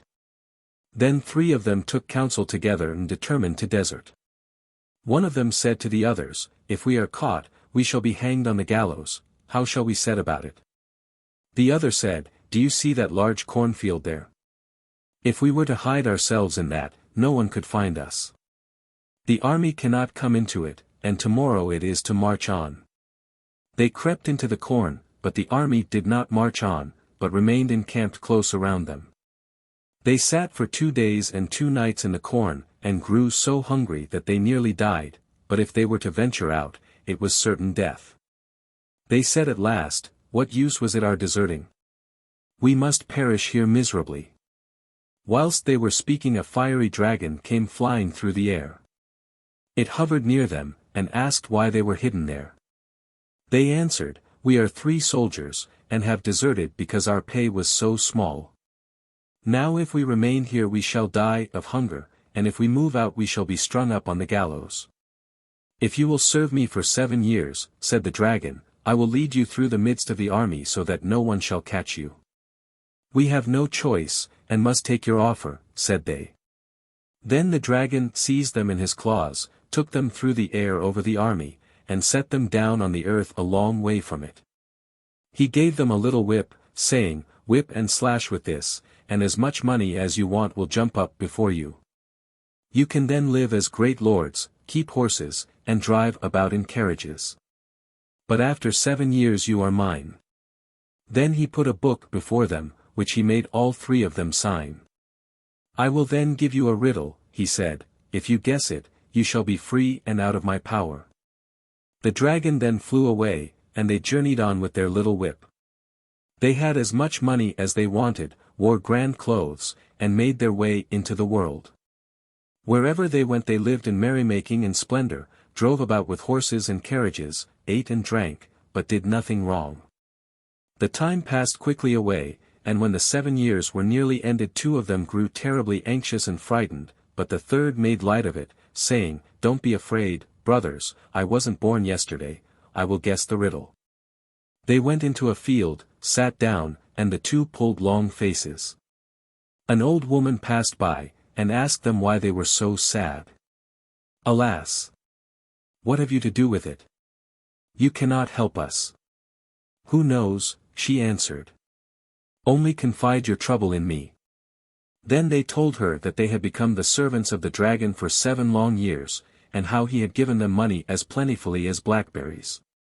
But as they had signed their names they were his, unless when the 7 years had passed they could guess a riddle.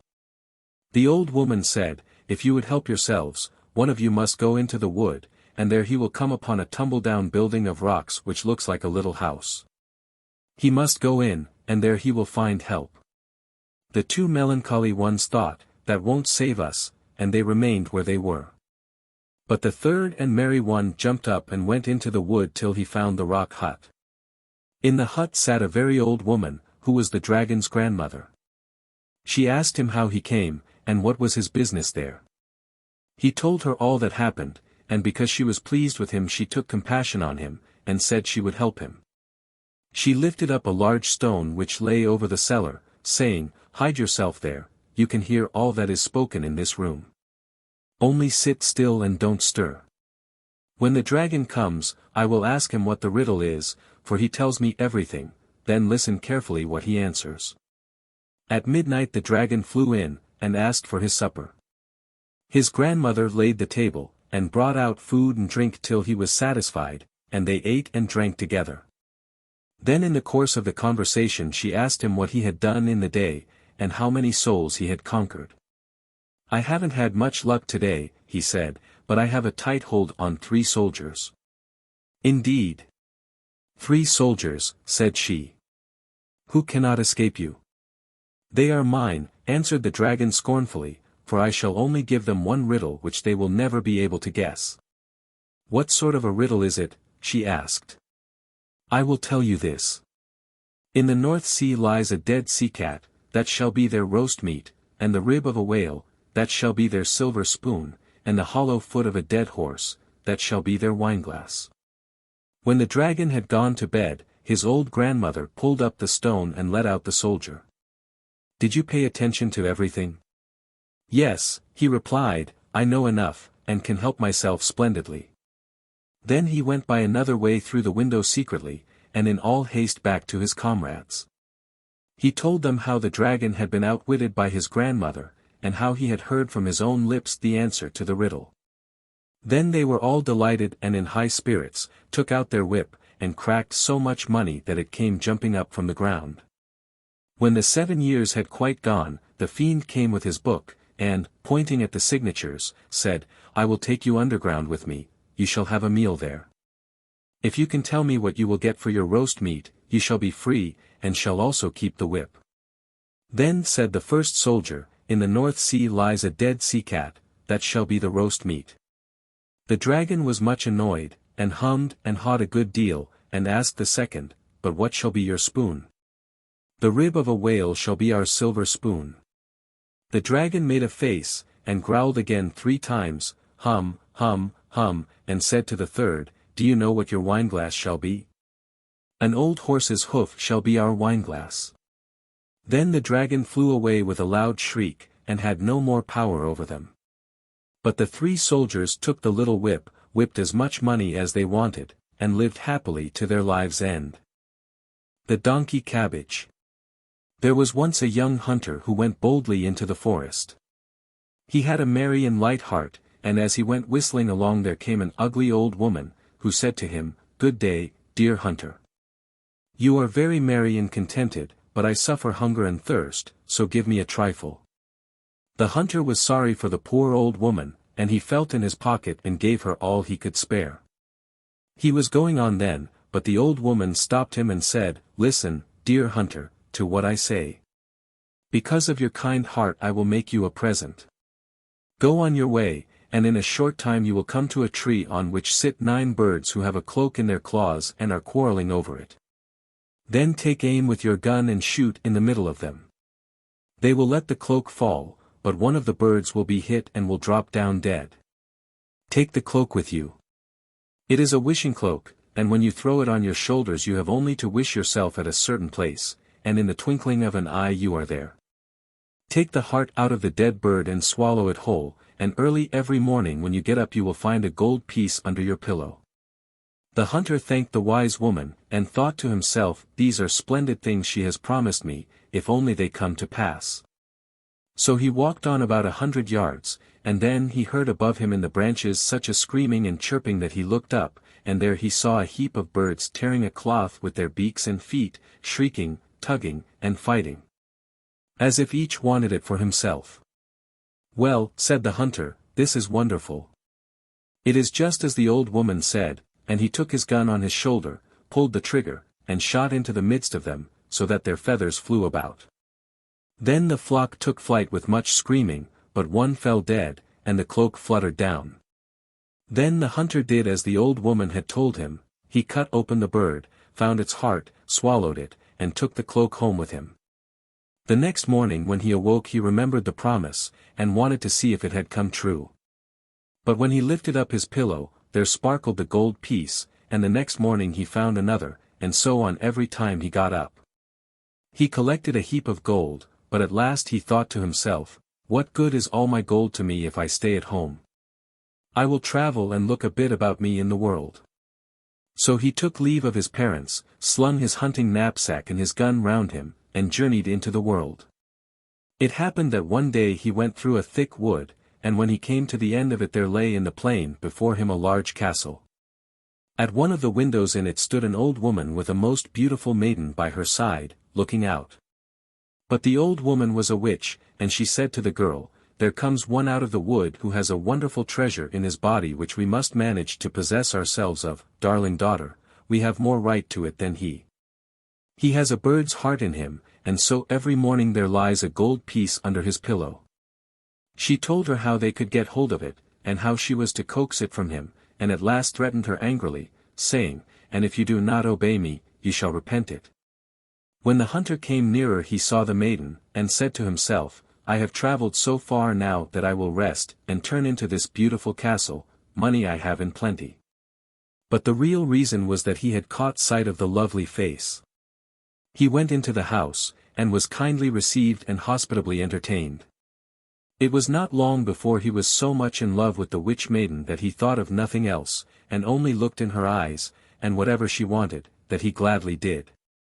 Then the old witch said, "Now we must have the bird heart. He will not feel when it is gone." She prepared a drink, and when it was ready she poured it in a goblet and gave it to the maiden, who had to hand it to the hunter. "Drink to me now, my dearest," she said. Then he took the goblet, and when he had swallowed the drink the bird heart came out of his mouth. The maiden had to get hold of it secretly and then swallow it herself, for the old witch wanted to have it. Thenceforward he found no more gold under his pillow, and it lay under the maiden's, but he was so much in love and so much bewitched that he thought of nothing except spending all his time with the maiden.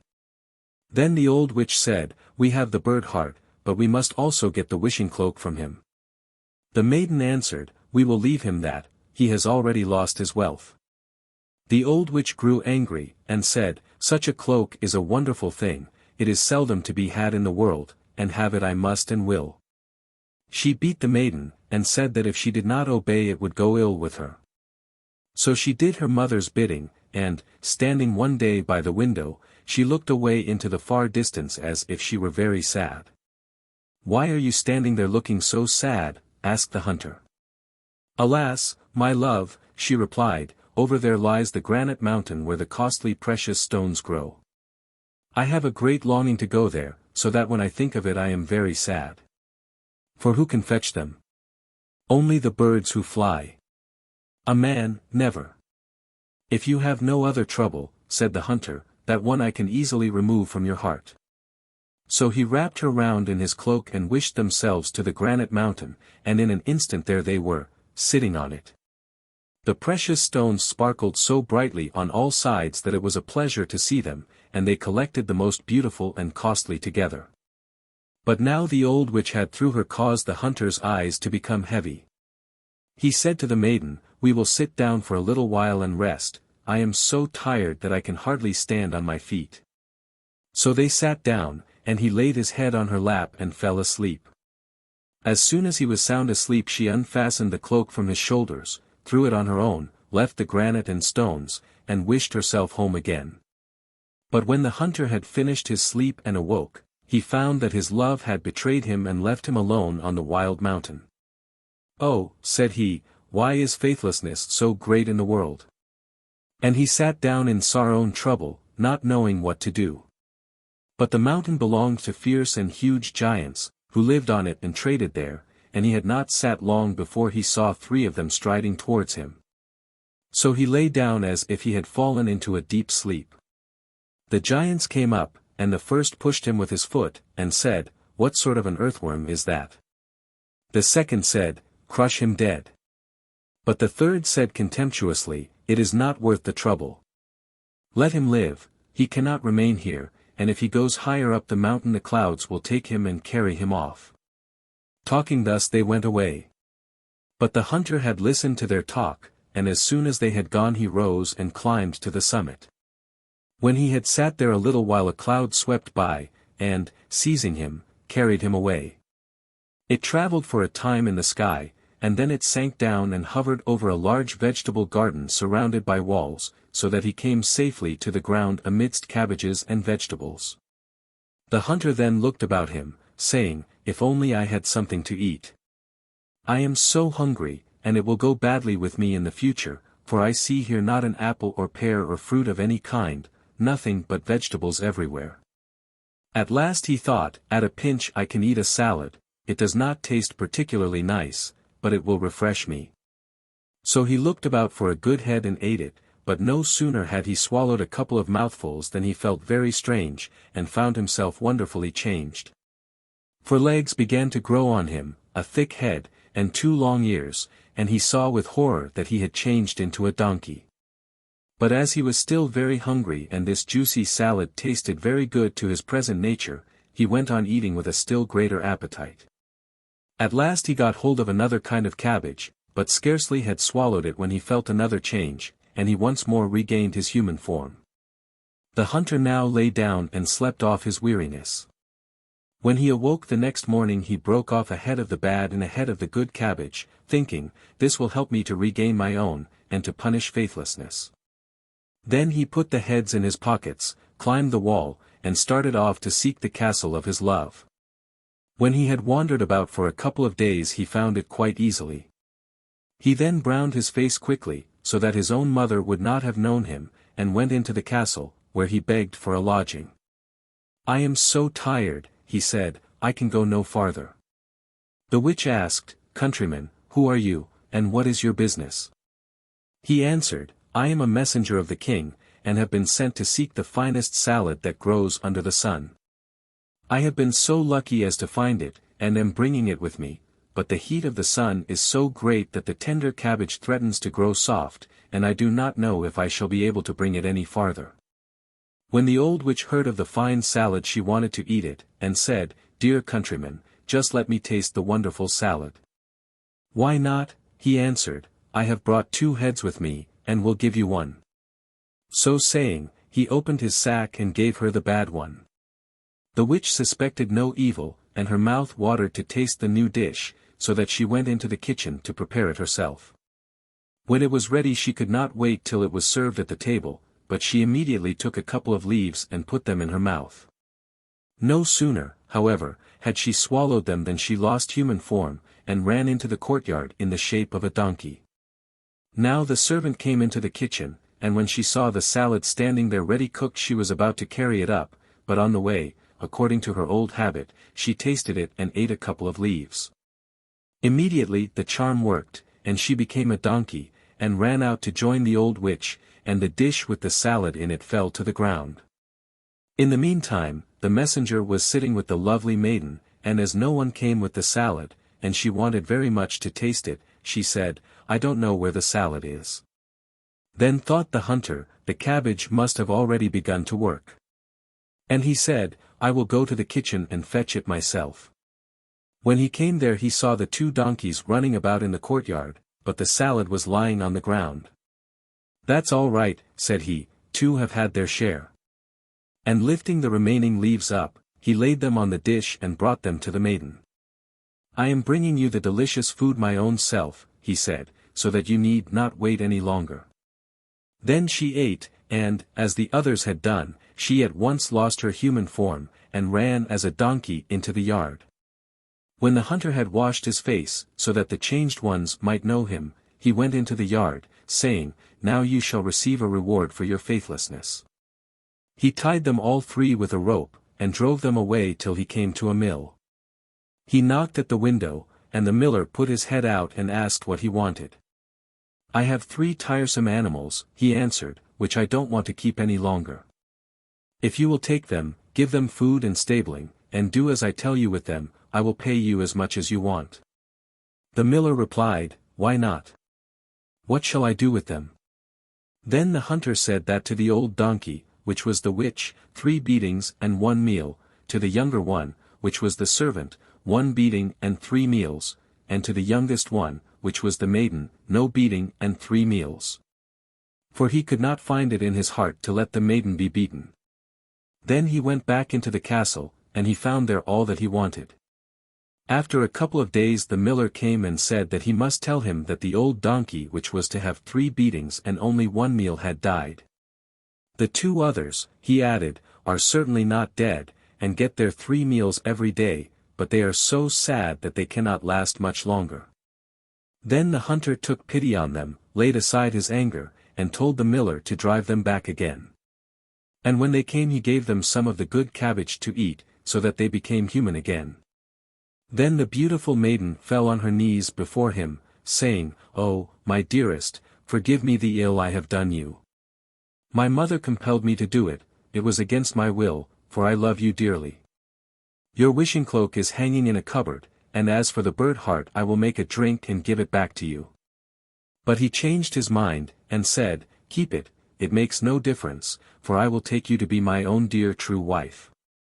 And the wedding was celebrated, and they lived happy together till death. The Little Green Frog. In a part of the world whose name I forget lived once upon a time 2 kings, called Peridor and Diamantino. They were cousins as well as neighbors, and both were under the protection of the fairies. Though it is only fair to say that the fairies did not love them half so well as their wives did. Now it often happens that as princes can generally manage to get their own way it is harder for them to be good than it is for common people. So it was with Peridor and Diamantino, but of the 2, the fairies declared that Diamantino was much the worst. Indeed, he behaved so badly to his wife Aglantino, that the fairies would not allow him to live any longer. And he died, leaving behind him a little daughter. As she was an only child, of course this little girl was the heiress of the kingdom, but, being still only a baby, her mother, the widow of Diamantino, was proclaimed regent. The Queen Dowager was wise and good, and tried her best to make her people happy. The only thing she had to vex her was the absence of her daughter. For the fairies, for reasons of their own, determined to bring up the little Princess Serpentine among themselves. As to the other king, he was really fond of his wife, Queen Constance, but he often grieved her by his thoughtless ways, and in order to punish him for his carelessness, the fairies caused her to die quite suddenly. When she was gone the king felt how much he had loved her, and his grief was so great, though he never neglected his duties, that his subjects called him Peridor the Sorrowful. It seems hardly possible that any man should live like Peridor for 15 years plunged in such depth of grief, and most likely he would have died too if it had not been for the fairies. The one comfort the poor king had was his son, Prince Saphir, who was only 3 years old at the time of his mother's death, and great care was given to his education. By the time he was 15 Saphir had learnt everything that a prince should know, and he was, besides, charming and agreeable. It was about this time that the fairies suddenly took fright lest his love for his father should interfere with the plans they had made for the young prince. So, to prevent this, they placed in a pretty little room of which Saphir was very fond a little mirror in a black frame, such as were often brought from Venice. The prince did not notice for some days that there was anything new in the room, but at last he perceived it, and went up to look at it more closely. What was his surprise to see reflected in the mirror, not his own face, but that of a young girl as lovely as the morning. And, better still, every movement of the girl, just growing out of childhood, was also reflected in the wonderful glass. As might have been expected, the young prince lost his heart completely to the beautiful image, and it was impossible to get him out of the room, so busy was he in watching the lovely unknown. Certainly it was very delightful to be able to see her whom he loved at any moment he chose, but his spirits sometimes sank when he wondered what was to be the end of this adventure. The magic mirror had been for about a year in the prince's possession, when one day a new subject of disquiet seized upon him. As usual, he was engaged in looking at the girl, when suddenly he thought he saw a second mirror reflected in the first, exactly like his own, and with the same power. And in this he was perfectly right. The young girl had only possessed it for a short time, and neglected all her duties for the sake of the mirror. Now it was not difficult for Saphir to guess the reason of the change in her, nor why the new mirror was consulted so often. But try as he would he could never see the face of the person who was reflected in it, for the young girl's figure always came between. All he knew was that the face was that of a man, and this was quite enough to make him madly jealous. This was the doing of the fairies, and we must suppose that they had their reasons for acting as they did. When these things happened Saphir was about 18 years old, and 15 years had passed away since the death of his mother. King Peridor had grown more and more unhappy as time went on, and at last he fell so ill that it seemed as if his days were numbered. He was so much beloved by his subjects that this sad news was heard with despair by the nation, and more than all by the prince. During his whole illness the king never spoke of anything but the queen, his sorrow at having grieved her, and his hope of one day seeing her again. All the doctors and all the water cures in the kingdom had been tried, and nothing would do him any good. At last he persuaded them to let him lie quietly in his room, where no one came to trouble him. Perhaps the worst pain he had to bear was a sort of weight on his chest, which made it very hard for him to breathe. So he commanded his servants to leave the windows open in order that he might get more air. One day, when he had been left alone for a few minutes, a bird with brilliant plumage came and fluttered round the window, and finally rested on the sill. His feathers were sky blue and gold, his feet and his beak of such glittering rubies that no one could bear to look at them, his eyes made the brightest diamonds look dull, and on his head he wore a crown. I cannot tell you what the crown was made of, but I am quite certain that it was still more splendid than all the rest. As to his voice I can say nothing about that, for the bird never sang at all. In fact, he did nothing but gaze steadily at the king, and as he gazed, the king felt his strength come back to him. In a little while the bird flew into the room, still with his eyes fixed on the king, and at every glance the strength of the sick man became greater, till he was once more as well as he used to be before the queen died. Filled with joy at his cure, he tried to seize the bird to whom he owed it all, but, swifter than a swallow, it managed to avoid him. In vain he described the bird to his attendants, who rushed at his first call.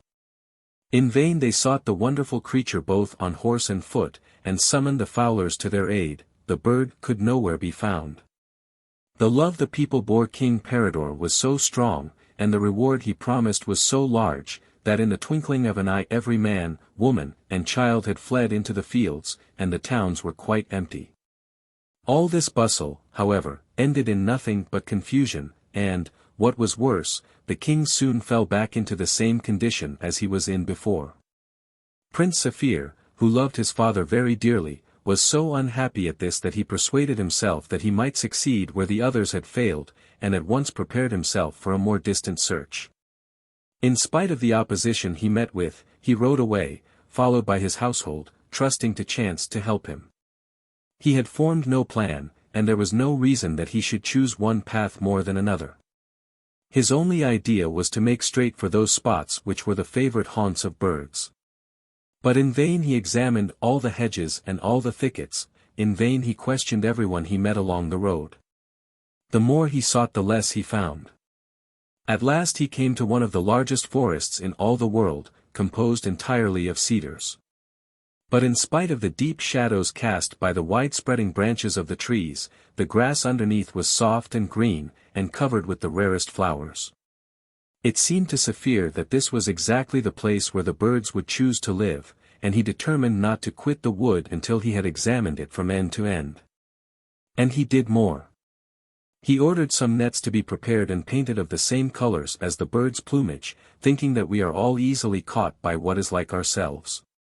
In this he had to help him not only the fowlers by profession, but also his attendants, who excelled in this art. For a man is not a courtier unless he can do everything. After searching as usual for nearly a whole day, Prince Saphir began to feel overcome with thirst. He was too tired to go any farther, when happily he discovered a little way off a bubbling fountain of the clearest water. Being an experienced traveler, he drew from his pocket a little cup, without which no one should ever take a journey, and was just about to dip it in the water, when a lovely little green frog, much prettier than frogs generally are, jumped into the cup. Far from admiring its beauty, Saphir shook it impatiently off, but it was no good, for quick as lightning the frog jumped back again. Saphir, who was raging with thirst, was just about to shake it off anew, when the little creature fixed upon him the most beautiful eyes in the world, and said, "I am a friend of the bird you are seeking. And when you have quenched your thirst, listen to me." So the prince drank his fill, and then, by the command of the little green frog, he lay down on the grass to rest himself. "Now," she began, "be sure you do exactly in every respect what I tell you. First you must call together your attendants, and order them to remain in a little hamlet close by until you want them. Then go, quite alone, down a road that you will find on your right hand, looking southwards. This road is planted all the way with cedars of Lebanon, and after going down it a long way you will come at last to a magnificent castle. And now," she went on, "attend carefully to what I am going to say. Take this tiny grain of sand, and put it into the ground as close as you can to the gate of the castle. It has the virtue both of opening the gate and also of sending to sleep all the inhabitants. Then go at once to the stable, and pay no heed to anything except what I tell you. Choose the handsomest of all the horses, leap quickly on its back, and come to me as fast as you can. Farewell, Prince. I wish you good luck," and with these words the little frog plunged into the water and disappeared. The prince, who felt more hopeful than he had done since he left home, did precisely as he had been ordered. He left his attendants in the hamlet, found the road the frog had described to him, and followed it all alone, and at last he arrived at the gate of the castle, which was even more splendid than he had expected, for it was built of crystal.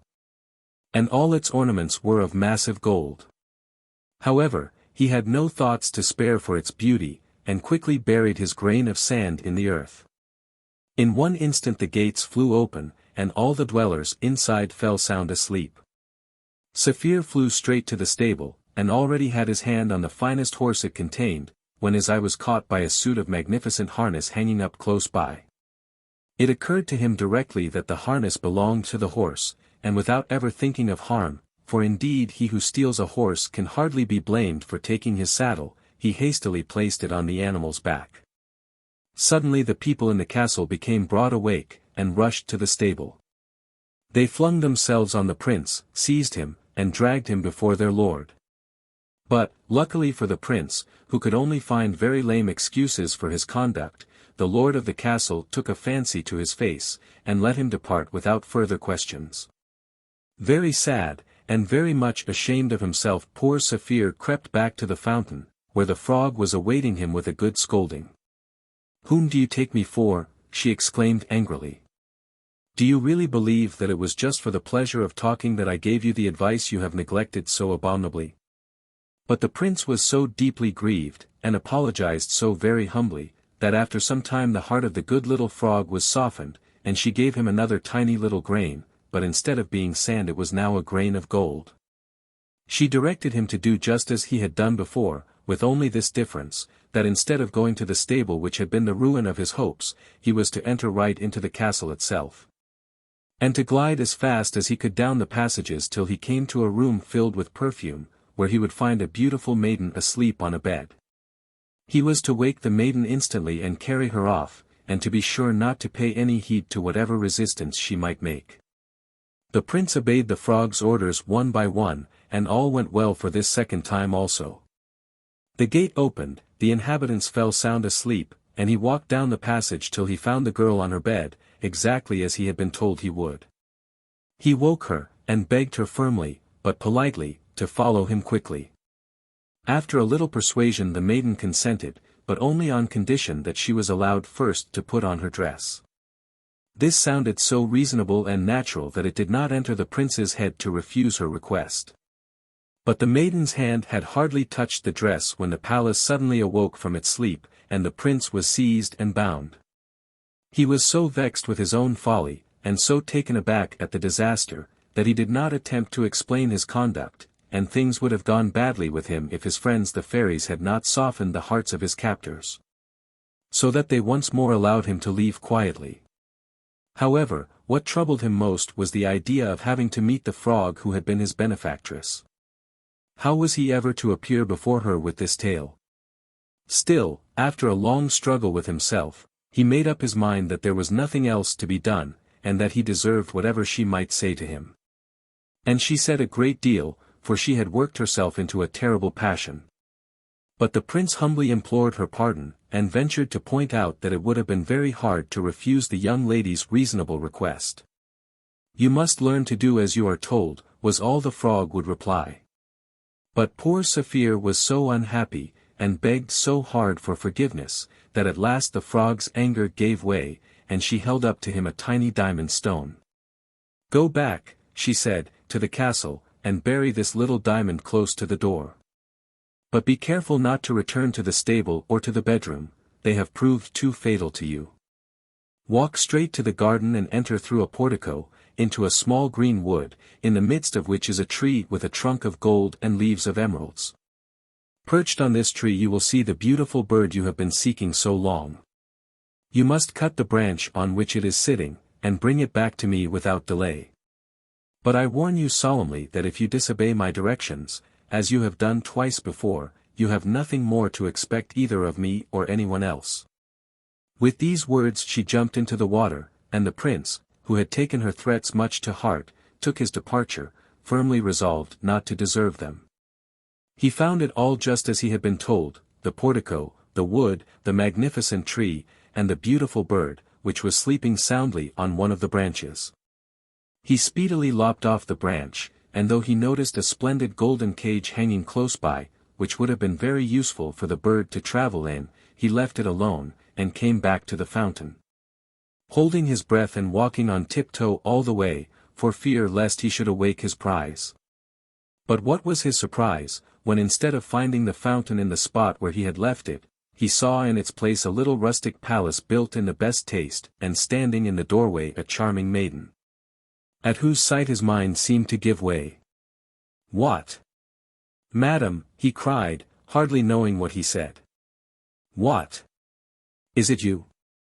The maiden blushed and answered, "Ah, my lord, it is long since I first beheld your face, but I did not think you had ever seen mine." "Oh, madam," replied he, "you can never guess the days and the hours I have passed lost in admiration of you." And after these words they each related all the strange things that had happened, and the more they talked the more they felt convinced of the truth of the images they had seen in their mirrors. After some time spent in the most tender conversation, the prince could not restrain himself from asking the lovely unknown by what lucky chance she was wandering in the forest, where the fountain had gone. And if she knew anything of the frog to whom he owed all his happiness, and to whom he must give up the bird, which, somehow or other, was still sound asleep. "Ah, my lord," she replied, with rather an awkward air, "as to the frog, she stands before you. Let me tell you my story, it is not a long one. I know neither my country nor my parents, and the only thing I can say for certain is that I am called Serpentine. The fairies, who have taken care of me ever since I was born, wished me to be in ignorance as to my family, but they have looked after my education, and have bestowed on me endless kindness. I have always lived in seclusion, and for the last 2 years I have wished for nothing better." I had a mirror. Here shyness and embarrassment choked her words, but regaining her self-control, she added, "You know that fairies insist on being obeyed without questioning. It was they who changed the little house you saw before you into the fountain for which you are now asking, and, having turned me into a frog, they ordered me to say to the first person who came to the fountain exactly what I repeated to you. But, my lord, when you stood before me, it was agony to my heart, filled as it was with thoughts of you, to appear to your eyes under so monstrous a form. However, there was no help for it, and, painful as it was, I had to submit. I desired your success with all my soul, not only for your own sake, but also for my own, because I could not get back my proper shape till you had become master of the beautiful bird, though I am quite ignorant as to your reason for seeking it." On this Saphir explained about the state of his father's health, and all that has been told before. On hearing this story Serpentine grew very sad, and her lovely eyes filled with tears. "Ah, my lord," she said, "you know nothing of me but what you have seen in the mirror, and I, who cannot even name my parents, learn that you are a king's son." In vain Saphir declared that love made them equal. Serpentine would only reply, "I love you too much to allow you to marry beneath your rank. I shall be very unhappy, of course, but I shall never alter my mind. If I do not find from the fairies that my birth is worthy of you, then, whatever be my feelings, I will never accept your hand." The conversation was at this point, and bid fair to last some time longer, when one of the fairies appeared in her ivory car, accompanied by a beautiful woman past her early youth. At this moment the bird suddenly awakened, and, flying on to Saphir's shoulder, which it never afterwards left, began fondling him as well as a bird can do. The fairy told Serpentine that she was quite satisfied with her conduct, and made herself very agreeable to Saphir, whom she presented to the lady she had brought with her, explaining that the lady was no other than his Aunt Eglantine, widow of Diamantino. Then they all fell into each other's arms, till the fairy mounted her chariot, placed Eglantine by her side, and Saphir and Serpentine on the front seat. She also sent a message to the prince's attendants that they might travel slowly back to the court of King Peridor, and that the beautiful bird had really been found. This matter being comfortably arranged, she started off her chariot. But in spite of the swiftness with which they flew through the air, the time passed even quicker for Saphir and Serpentine, who had so much to think about. They were still quite confused with the pleasure of seeing each other, when the chariot arrived at King Peridor's palace. He had had himself carried to a room on the roof, where his nurses thought that he would die at any moment. Directly the chariot drew within sight of the castle the beautiful bird took flight, and, making straight for the dying king, at once cured him of his sickness. Then she resumed her natural shape, and he found that the bird was no other than the Queen Constance, whom he had long believed to be dead. Peridor was rejoiced to embrace his wife and his son once more, and with the help of the fairies began to make preparations for the marriage of Saphir and Serpentine, who turned out to be the daughter of Eglantine and Diamantino. And as much a princess as he was a prince. The people of the kingdom were delighted, and everybody lived happy and contented to the end of their lives. The Seven-Headed Serpent. Once upon a time there was a king who determined to take a long voyage. He assembled his fleet and all the seamen, and set out. They went straight on night and day, until they came to an island which was covered with large trees, and under every tree lay a lion. As soon as the king had landed his men, the lions all rose up together and tried to devour them. After a long battle they managed to overcome the wild beasts, but the greater number of the men were killed. Those who remained alive now went on through the forest and found on the other side of it a beautiful garden, in which all the plants of the world flourished together. There were also in the garden 3 springs, the first flowed with silver, the second with gold, and the third with pearls. The men unbuckled their knapsacks and filled them with those precious things. In the middle of the garden they found a large lake, and when they reached the edge of it the lake began to speak, and said to them, "What men are you, and what brings you here? Are you come to visit our king?" But they were too much frightened to answer. Then the lake said, "You do well to be afraid, for it is at your peril that you are come hither.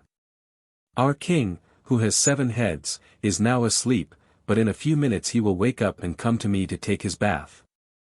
Woe to anyone who meets him in the garden, for it is impossible to escape from him. This is what you must do if you wish to save your lives. Take off your clothes and spread them on the path which leads from here to the castle. The king will then glide over something soft, which he likes very much, and he will be so pleased with that he will not devour you. He will give you some punishment, but then he will let you go." The men did as the lake advised them, and waited for a time. At noon the earth began to quake, and opened in many places, and out of the openings appeared lions, tigers, and other wild beasts, which surrounded the castle, and thousands of beasts came out of the castle following their king. The Seven-Headed Serpent. The serpent glided over the clothes which were spread for him, came to the lake, and asked it who had strewed those soft things on the path. The lake answered that it had been done by people who had come to do him homage. The king commanded that the men should be brought before him. They came humbly on their knees, and in a few words told him their story. Then he spoke to them with a mighty and terrible voice, and said, "Because you have dared to come here, I lay upon you the punishment. Every year you must bring me from among your people 12 youths and 12 maidens, that I may devour them. If you do not do this, I will destroy your whole nation." Then he desired one of his beasts to show the men the way out of the garden, and dismissed them. They then left the island and went back to their own country, where they related what had happened to them. Soon the time came round when the king of the beasts would expect the youths and maidens to be brought to him. The king therefore issued a proclamation inviting 12 youths and 12 maidens to offer themselves up to save their country, and immediately many young people, far more than enough, hastened to do so. A new ship was built, and set with black sails, and in it the youths and maidens who were appointed for the king of the beasts embarked and set out for his country. When they arrived there they went at once to the lake, and this time the lions did not stir, nor did the springs flow, and neither did the lake speak. So they waited then, and it was not long before the earth quaked even more terribly than the first time. The 7-headed serpent came without his train of beasts, saw his prey waiting for him, and devoured it at one mouthful.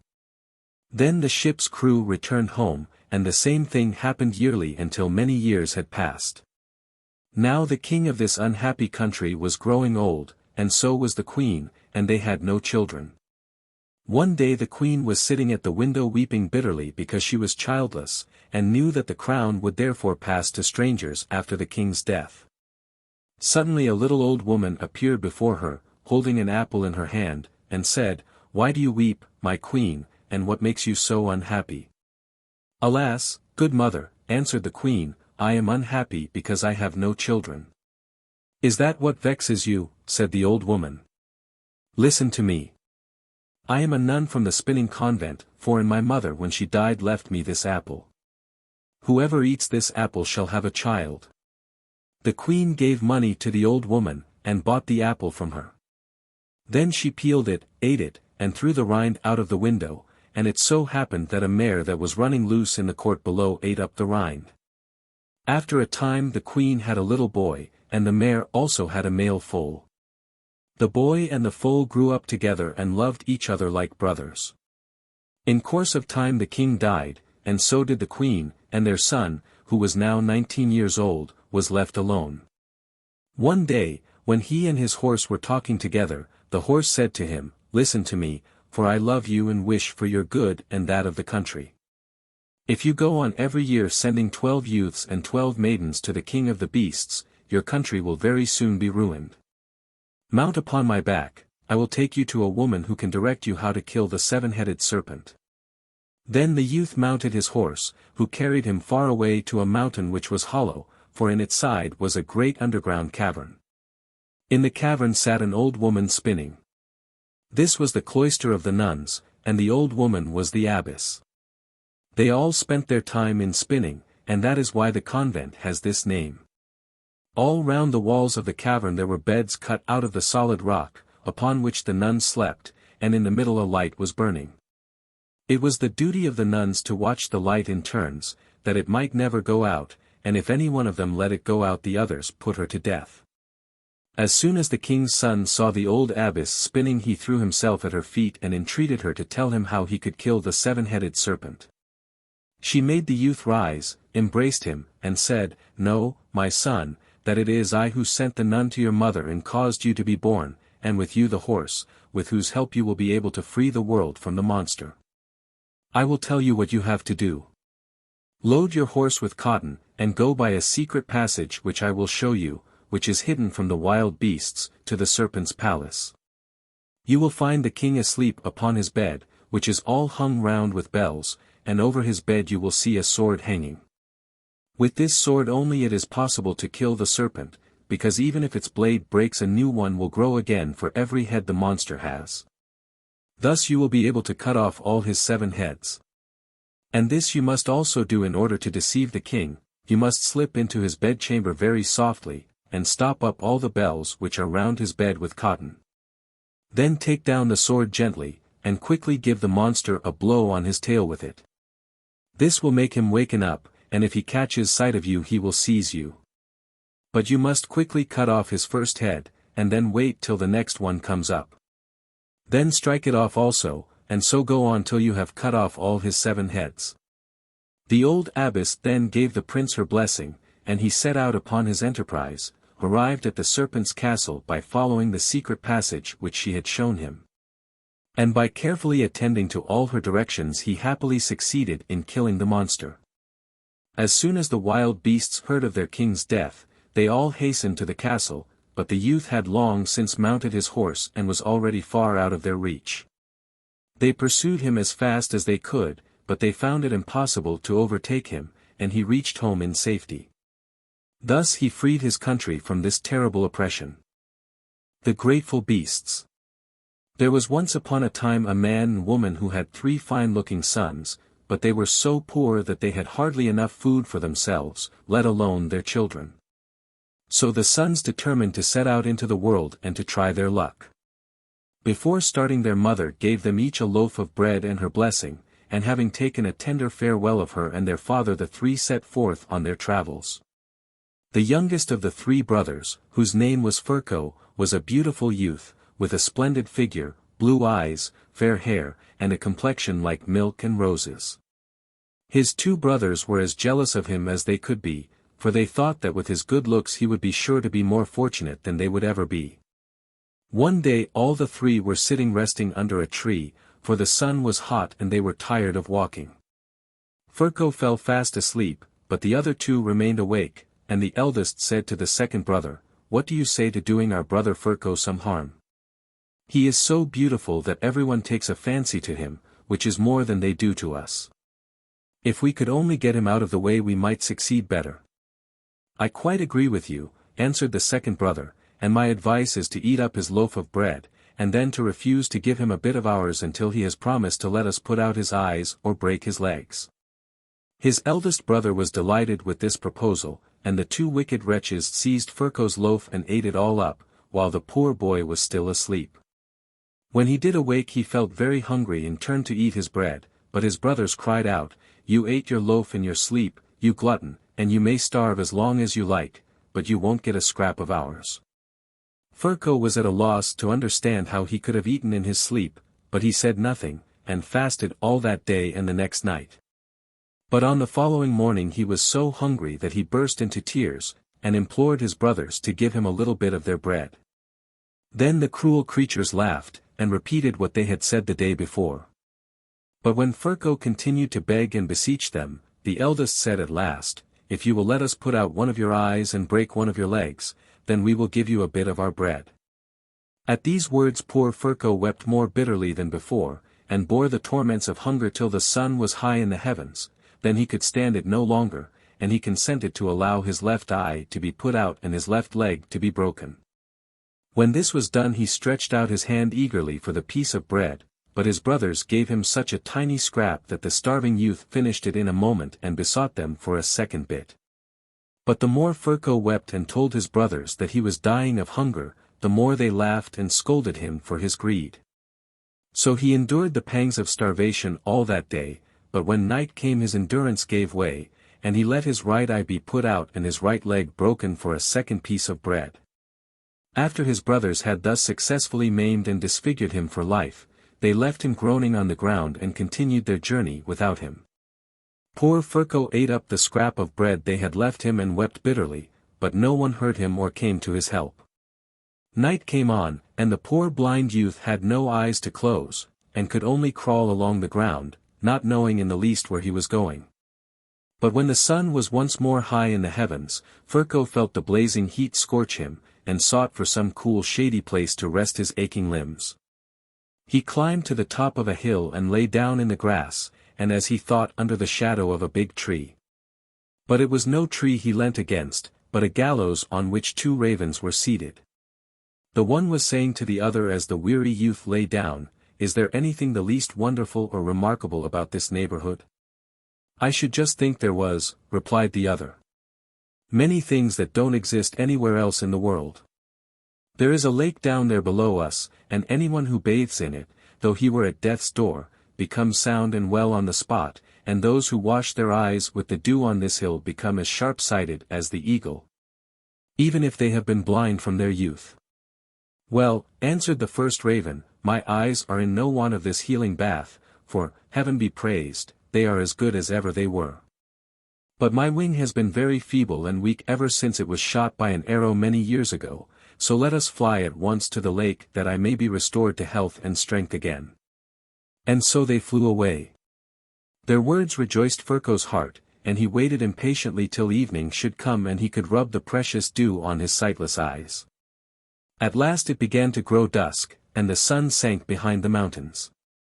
Gradually it became cooler on the hill, and the grass grew wet with dew. Then Ferko buried his face in the ground till his eyes were damp with dewdrops, and in a moment he saw clearer than he had ever done in his life before. The moon was shining brightly, and lighted him to the lake where he could bathe his poor broken legs. Then Ferko crawled to the edge of the lake and dipped his limbs in the water. No sooner had he done so than his legs felt as sound and strong as they had been before, and Ferko thanked the kind fate that had led him to the hill where he had overheard the ravens' conversation. He filled a bottle with the healing water, and then continued his journey in the best of spirits. He had not gone far before he met a wolf, who was limping disconsolately along on 3 legs, and who on perceiving Ferko began to howl dismally. "My good friend," said the youth, "be of good cheer, for I can soon heal your leg," and with these words he poured some of the precious water over the wolf's paw, and in a minute the animal was springing about sound and well on all 4s. The grateful creature thanked his benefactor warmly, and promised Ferko to do him a good turn if he should ever need it. Ferko continued his way till he came to a ploughed field. Here he noticed a little mouse creeping wearily along on its hind paws, for its front paws had both been broken in a trap. Ferko felt so sorry for the little beast that he spoke to it in the most friendly manner, and washed its small paws with the healing water. In a moment the mouse was sound and whole, and after thanking the kind physician it scampered away over the ploughed furrows. Ferko again proceeded on his journey, but he hadn't gone far before a queen bee flew against him, trailing one wing behind her, which had been cruelly torn in two by a big bird. Ferko was no less willing to help her than he had been to help the wolf and the mouse, so he poured some healing drops over the wounded wing. On the spot the queen bee was cured, and turning to Ferko she said, "I am most grateful for your kindness, and shall reward you some day." And with these words she flew away humming, gaily. Then Ferko wandered on for many a long day, and at length reached a strange kingdom. Here, he thought to himself, he might as well go straight to the palace and offer his services to the king of the country, for he had heard that the king's daughter was as beautiful as the day. So he went to the royal palace, and as he entered the door the first people he saw were his two brothers who had so shamefully ill-treated him. They had managed to obtain places in the king's service, and when they recognized Ferko with his eyes and legs sound and well they were frightened to death, for they feared he would tell the king of their conduct, and that they would be hung. No sooner had Ferko entered the palace than all eyes were turned on the handsome youth, and the king's daughter herself was lost in admiration, for she had never seen anyone so handsome in her life before. His brothers noticed this, and envy and jealousy were added to their fear, so much so that they determined once more to destroy him. They went to the king and told him that Ferko was a wicked magician, who had come to the palace with the intention of carrying off the princess. Then the king had Ferko brought before him, and said, "You are accused of being a magician who wishes to rob me of my daughter, and I condemn you to death. But if you can fulfill 3 tasks which I shall set you to do your life shall be spared, on condition you leave the country, but if you cannot perform what I demand you shall be hung on the nearest tree." And turning to the 2 wicked brothers he said, "Suggest something for him to do, no matter how difficult, he must succeed in it or die."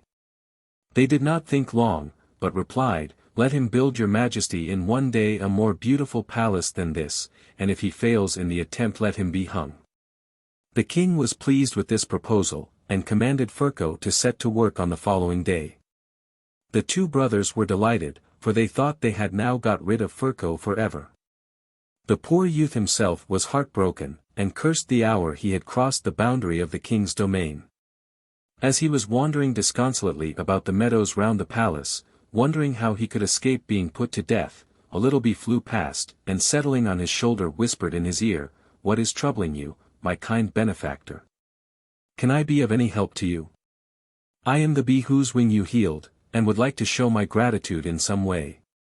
Ferko recognized the queen bee, and said, "Alas! How could you help me? For I have been set to do a task which no one in the whole world could do, let him be ever such a genius. Tomorrow I must build a palace more beautiful than the king's, and it must be finished before evening." "Is that all?"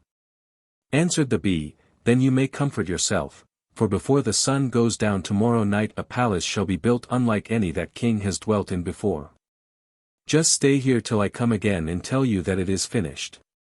Having said this she flew merrily away, and Ferko, reassured by her words, lay down on the grass and slept peacefully till the next morning.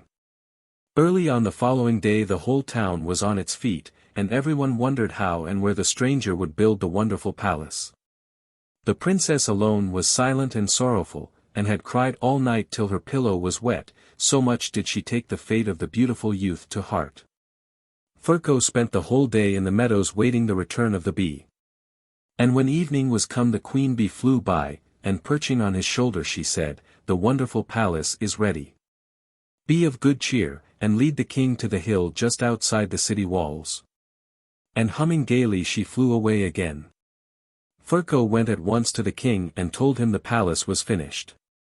The whole court went out to see the wonder, and their astonishment was great at the sight which met their eyes. A splendid palace reared itself on the hill just outside the walls of the city, made of the most exquisite flowers that ever grew in mortal garden. The roof was all of crimson roses, the windows of lilies, the walls of white carnations, the floors of glowing auriculas and violets, the doors of gorgeous tulips and narcissi with sunflowers for knockers.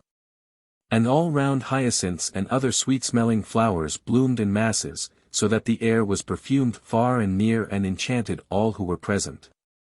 This splendid palace had been built by the grateful queen bee, who had summoned all the other bees in the kingdom to help her. The king's amazement knew no bounds, and the princess's eyes beamed with delight as she turned them from the wonderful building on the delighted Ferko. But the 2 brothers had grown quite green with envy, and only declared the more that Ferko was nothing but a wicked magician. The king, although he had been surprised and astonished at the way his commands had been carried out, was very vexed that the stranger should escape with his life, and turning to the two brothers he said. He has certainly accomplished the first task, with the aid no doubt of his diabolical magic. But what shall we give him to do now? Let us make it as difficult as possible, and if he fails he shall die. Then the eldest brother replied, the corn has all been cut, but it has not yet been put into barns. Let the knave collect all the grain in the kingdom into one big heap before tomorrow night, and if as much as a stalk of corn is left let him be put to death. The princess grew white with terror when she heard these words.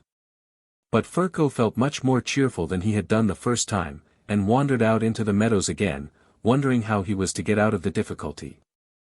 But he could think of no way of escape.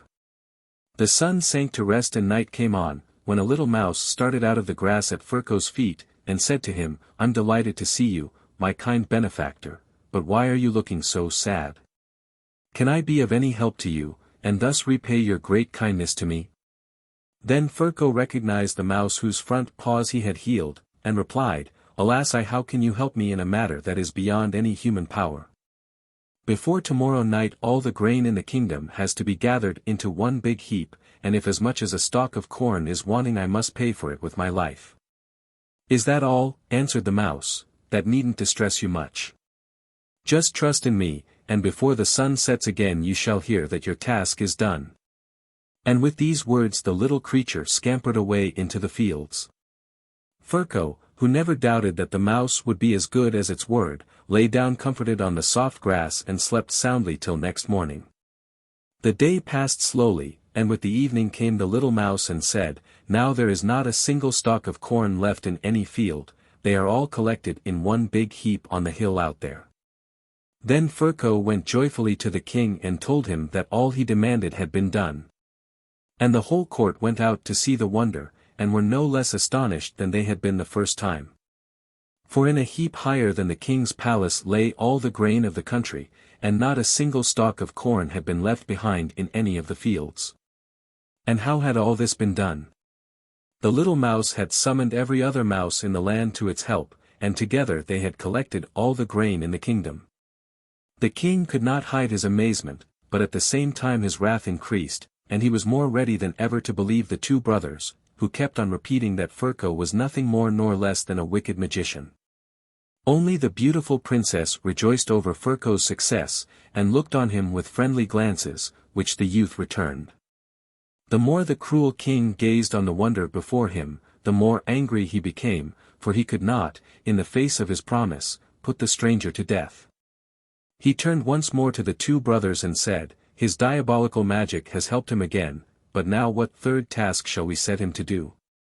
No matter how impossible it is, he must do it or die. The eldest answered quickly, Let him drive all the wolves of the kingdom on to this hill before tomorrow night. If he does this he may go free, if not he shall be hung as you have said. At these words the princess burst into tears, and when the king saw this he ordered her to be shut up in a high tower and carefully guarded till the dangerous magician should either have left the kingdom or been hung on the nearest tree. Ferko wandered out into the fields again, and sat down on the stump of a tree wondering what he should do next. Suddenly a big wolf ran up to him, and standing still said, I'm very glad to see you again, my kind benefactor. What are you thinking about all alone by yourself? If I can help you in any way only say the word, for I would like to give you a proof of my gratitude. Ferko at once recognized the wolf whose broken leg he had healed, and told him what he had to do the following day if he wished to escape with his life. But how in the world, he added, am I to collect all the wolves of the kingdom on to that hill over there? If that's all you want done, answered the wolf, you needn't worry yourself. I'll undertake the task, and you'll hear from me again before sunset tomorrow. Keep your spirits up. And with these words he trotted quickly away. Then the youth rejoiced greatly, for now he felt that his life was safe. But he grew very sad when he thought of the beautiful princess, and that he would never see her again if he left the country. He lay down once more on the grass and soon fell fast asleep. All the next day he spent wandering about the fields, and toward evening the wolf came running to him in a great hurry and said, I have collected together all the wolves in the kingdom, and they are waiting for you in the wood. Go quickly to the king, and tell him to go to the hill that he may see the wonder you have done with his own eyes. Then return at once to me and get on my back, and I will help you to drive all the wolves together." Then Ferko went straight to the palace and told the king that he was ready to perform the third task if he would come to the hill and see it done. Ferko himself returned to the fields, and mounting on the wolf's back he rode to the wood close by. Quick as lightning the wolf flew round the wood, and in a minute many hundred wolves rose up before him, increasing in number every moment, till they could be counted by thousands. He drove them all before him on to the hill, where the king and his whole court and Ferko's 2 brothers were standing. Only the lovely princess was not present, for she was shut up in her tower weeping bitterly. The wicked brothers stamped and foamed with rage when they saw the failure of their wicked designs. But the king was overcome by a sudden terror when he saw the enormous pack of wolves approaching nearer and nearer, and calling out to Ferko he said, "Enough, enough, we don't want any more." But the wolf on whose back Ferko sat, said to its rider, "Go on. Go on," and at the same moment many more wolves ran up the hill, howling horribly and showing their white teeth. The king in his terror called out, "Stop a moment. I will give you half my kingdom if you will drive all the wolves away." But Ferko pretended not to hear, and drove some more thousands before him, so that everyone quaked with horror and fear.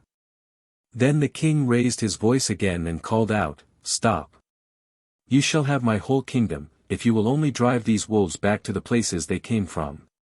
But the wolf kept on encouraging Ferko, and said, "Go on. Go on."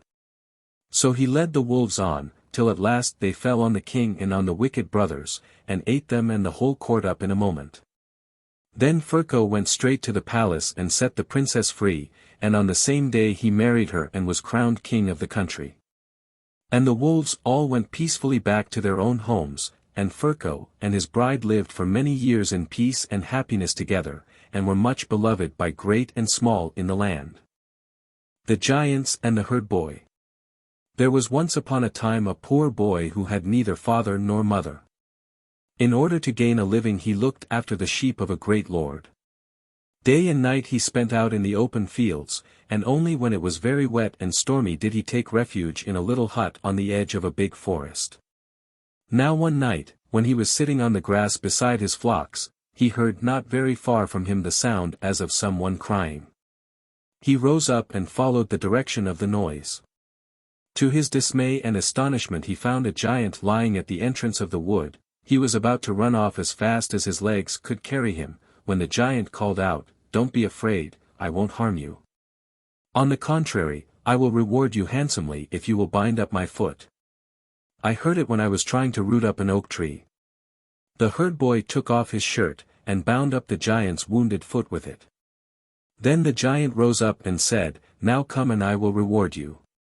We are going to celebrate a marriage today, and I promise you we shall have plenty of fun. Come and enjoy yourself, but in order that my brothers mayn't see you, put this band round your waist and then you'll be invisible." With these words he handed the herd boy a belt, and walking on in front he led him to a fountain where hundreds of giants and giantesses were assembled preparing to hold a wedding. They danced and played different games till midnight. Then one of the giants tore up a plant by its roots, and all the giants and giantesses made themselves so thin that they disappeared into the earth through the hole made by the uprooting of the plant. The wounded giant remained behind to the last and called out, "Herd boy, where are you?" "Here I am, close to you," was the reply. "Touch me," said the giant, "so that you too may come with us underground." The herd boy did as he was told, and before he could have believed it possible he found himself in a big hall, where even the walls were made of pure gold. Then to his astonishment he saw that the hall was furnished with the tables and chairs that belonged to his master. In a few minutes the company began to eat and drink. The banquet was a very gorgeous one, and the poor youth fell to and ate and drank lustily. When he had eaten and drunk as much as he could he thought to himself, "Why shouldn't I put a loaf of bread in my pocket? I shall be glad of it tomorrow." So he seized a loaf when no one was looking and stowed it away under his tunic. No sooner had he done so than the wounded giant limped up to him and whispered softly, "Herd boy, where are you?" "Here I am," replied the youth. "Then hold on to me," said the giant, "so that I may lead you up above again." So the herd boy held on to the giant, and in a few moments he found himself on the earth once more, but the giant had vanished. The herd boy returned to his sheep, and took off the invisible belt which he hid carefully in his bag. The next morning the lad felt hungry, and thought he would cut off a piece of the loaf he had carried away from the giant's wedding feast, and eat it. But although he tried with all his might, he couldn't cut off the smallest piece. Then in despair he bit the loaf, and what was his astonishment when a piece of gold fell out of his mouth and rolled at his feet. He bit the bread a second and third time, and each time a piece of gold fell out of his mouth. But the bread remained untouched. The herd boy was very much delighted over his stroke of good fortune, and, hiding the magic loaf in his bag, he hurried off to the nearest village to buy himself something to eat, and then returned to his sheep. Now the lord whose sheep the herd boy looked after had a very lovely daughter, who always smiled and nodded to the youth when she walked with her father in his fields. For a long time the herd boy had made up his mind to prepare a surprise for this beautiful creature on her birthday. So when the day approached he put on his invisible belt, took a sack of gold pieces with him, and slipping into her room in the middle of the night, he placed the bag of gold beside her bed and returned to his sheep. The girl's joy was great, and so was her parents' next day when they found the sack full of gold pieces. The herd boy was so pleased to think what pleasure he had given that the next night he placed another bag of gold beside the girl's bed. And this he continued to do for 7 nights, and the girl and her parents made up their minds that it must be a good fairy who brought the gold every night. But one night they determined to watch, and see from their hiding place who the bringer of the sack of gold really was. On the 8th night a fearful storm of wind and rain came on while the herd boy was on his way to bring the beautiful girl another bag of gold. Then for the first time he noticed, just as he reached his master's house, that he had forgotten the belt which made him invisible. He didn't like the idea of going back to his hut in the wind and wet, so he just stepped as he was into the girl's room, laid the sack of gold beside her, and was turning to leave the room, when his master confronted him and said, "You young rogue. So you were going to steal the gold that a good fairy brings every night, were you?" The herd boy was so taken aback by his words, that he stood trembling before him, and did not dare to explain his presence. Then his master spoke.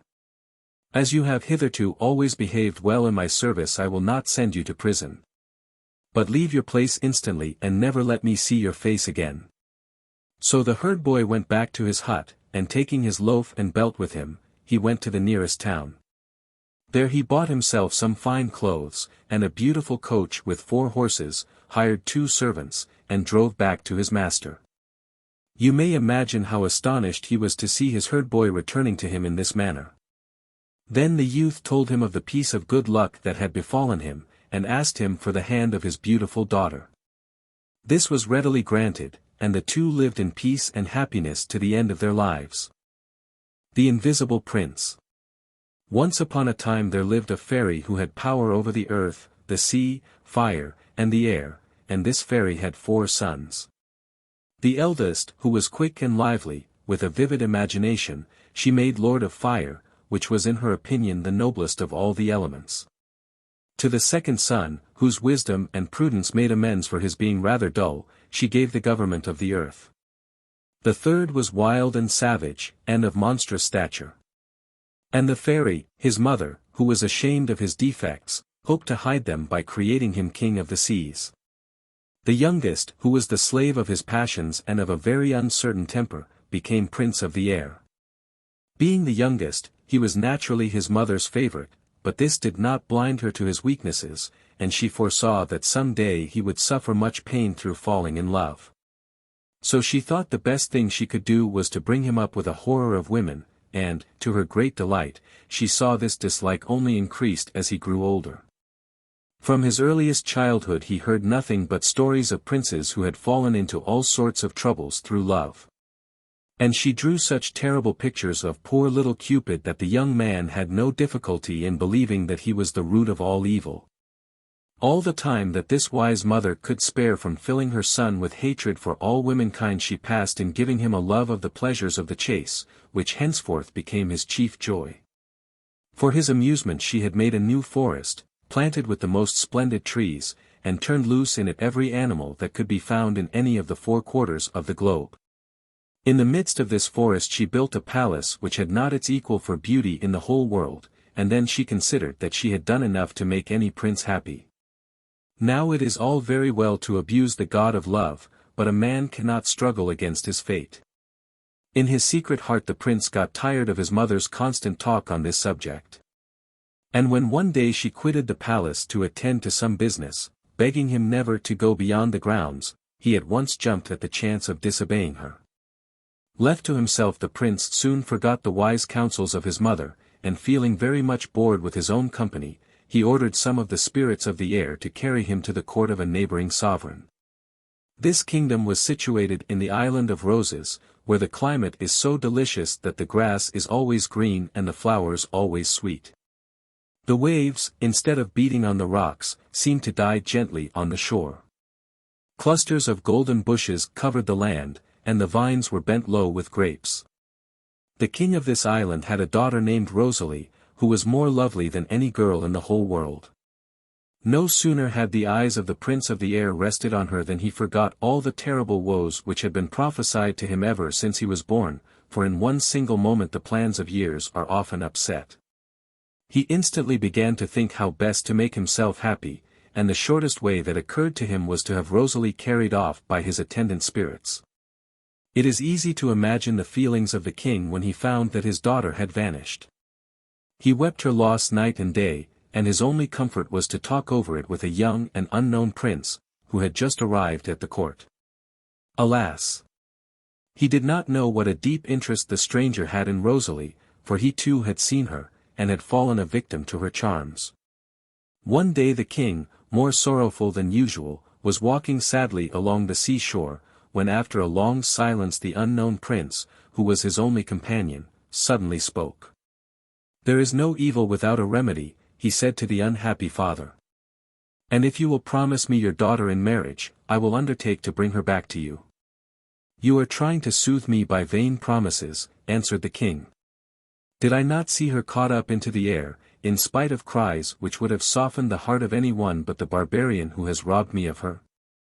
The unfortunate girl is pining away in some unknown land, where perhaps no foot of man has ever trod, and I shall see her no more. But go, generous stranger. Bring back Rosalie if you can, and live happy with her ever after in this country, of which I now declare you heir." Although the stranger's name and rank were unknown to Rosalie's father, he was really the son of the king of the Golden Isle, which had for capital a city that extended from one sea to another. The walls, washed by the quiet waters, were covered with gold, which made one think of the yellow sands. Above them was a rampart of orange and lemon trees, and all the streets were paved with gold. The king of this beautiful island had one son, for whom a life of adventure had been foretold at his birth. This so frightened his father and mother that in order to comfort them a fairy, who happened to be present at the time, produced a little pebble which she told them to keep for the prince till he grew up. As by putting it in his mouth he would become invisible, as long as he did not try to speak, for if he did the stone would lose all its virtue. In this way the good fairy hoped that the prince would be protected against all dangers.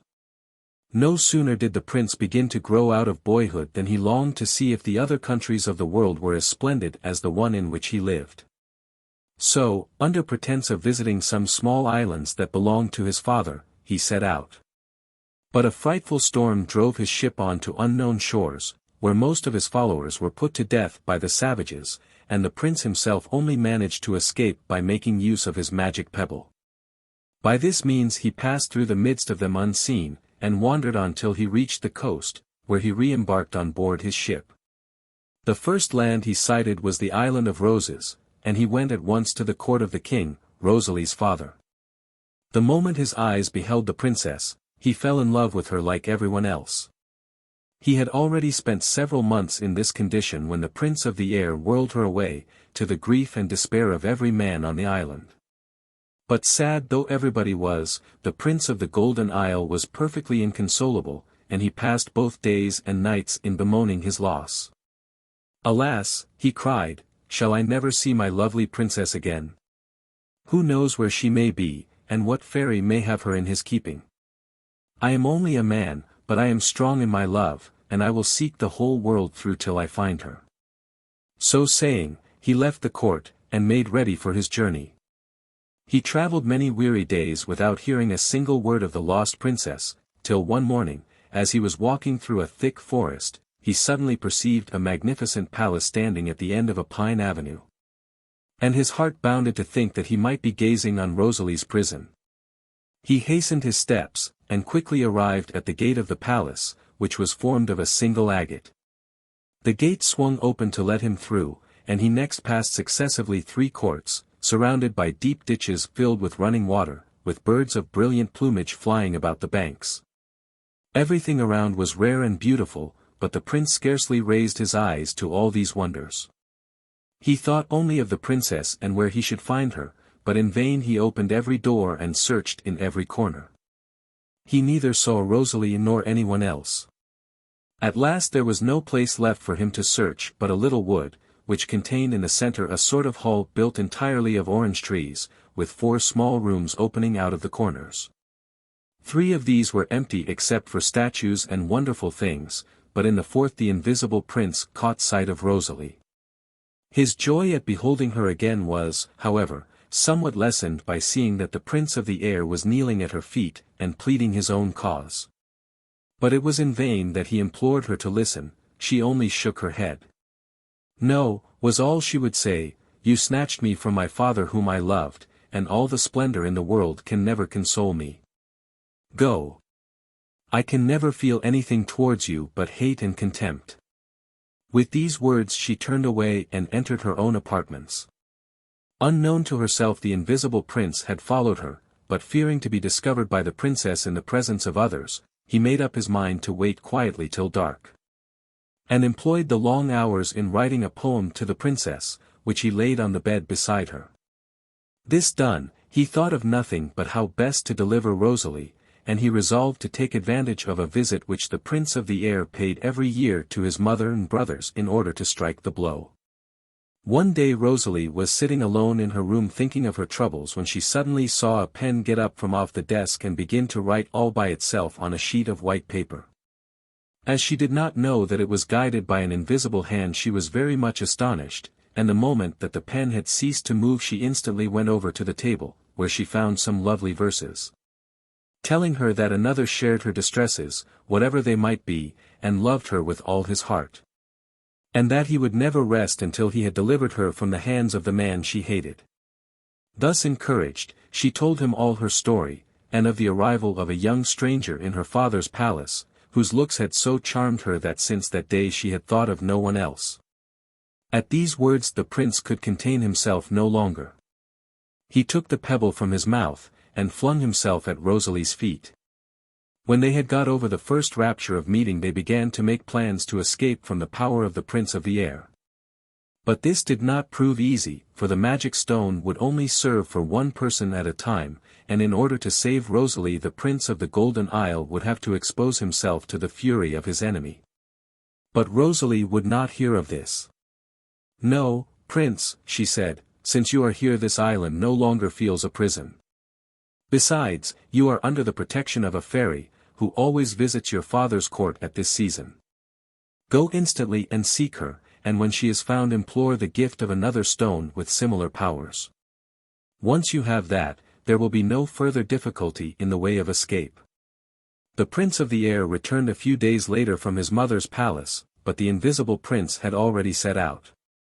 He had, however, entirely forgotten the road by which he had come, and lost himself for so long in the forest, that when at last he reached home the fairy had already left, and, in spite of all his grief, there was nothing for it but to wait till the fairy's next visit, and allow Rosalie to suffer 3 months longer.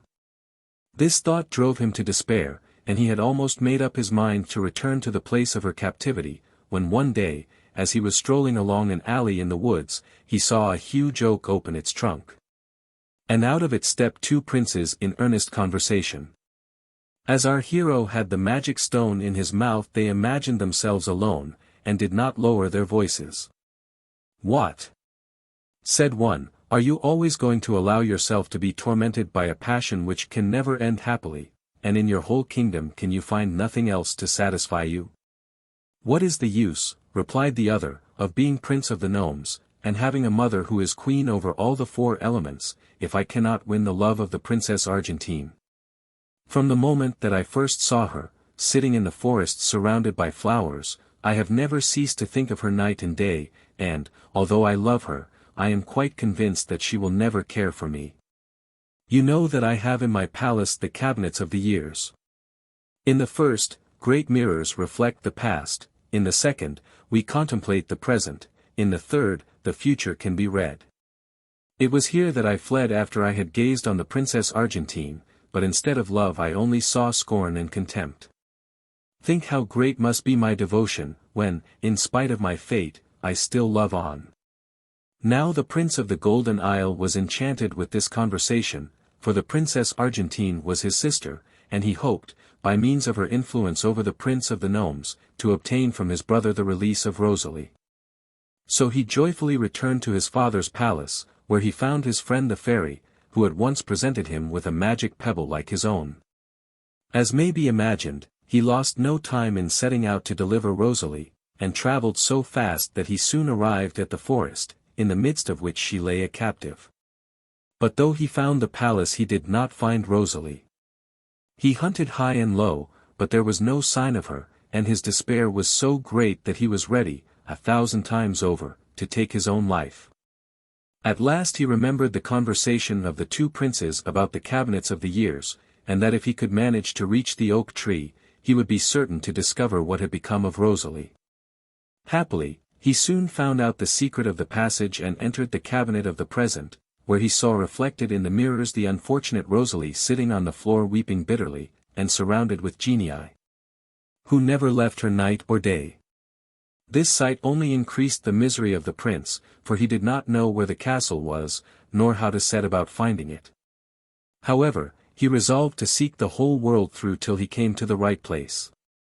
He began by setting sail in a favorable wind, but his bad luck followed him even on the sea.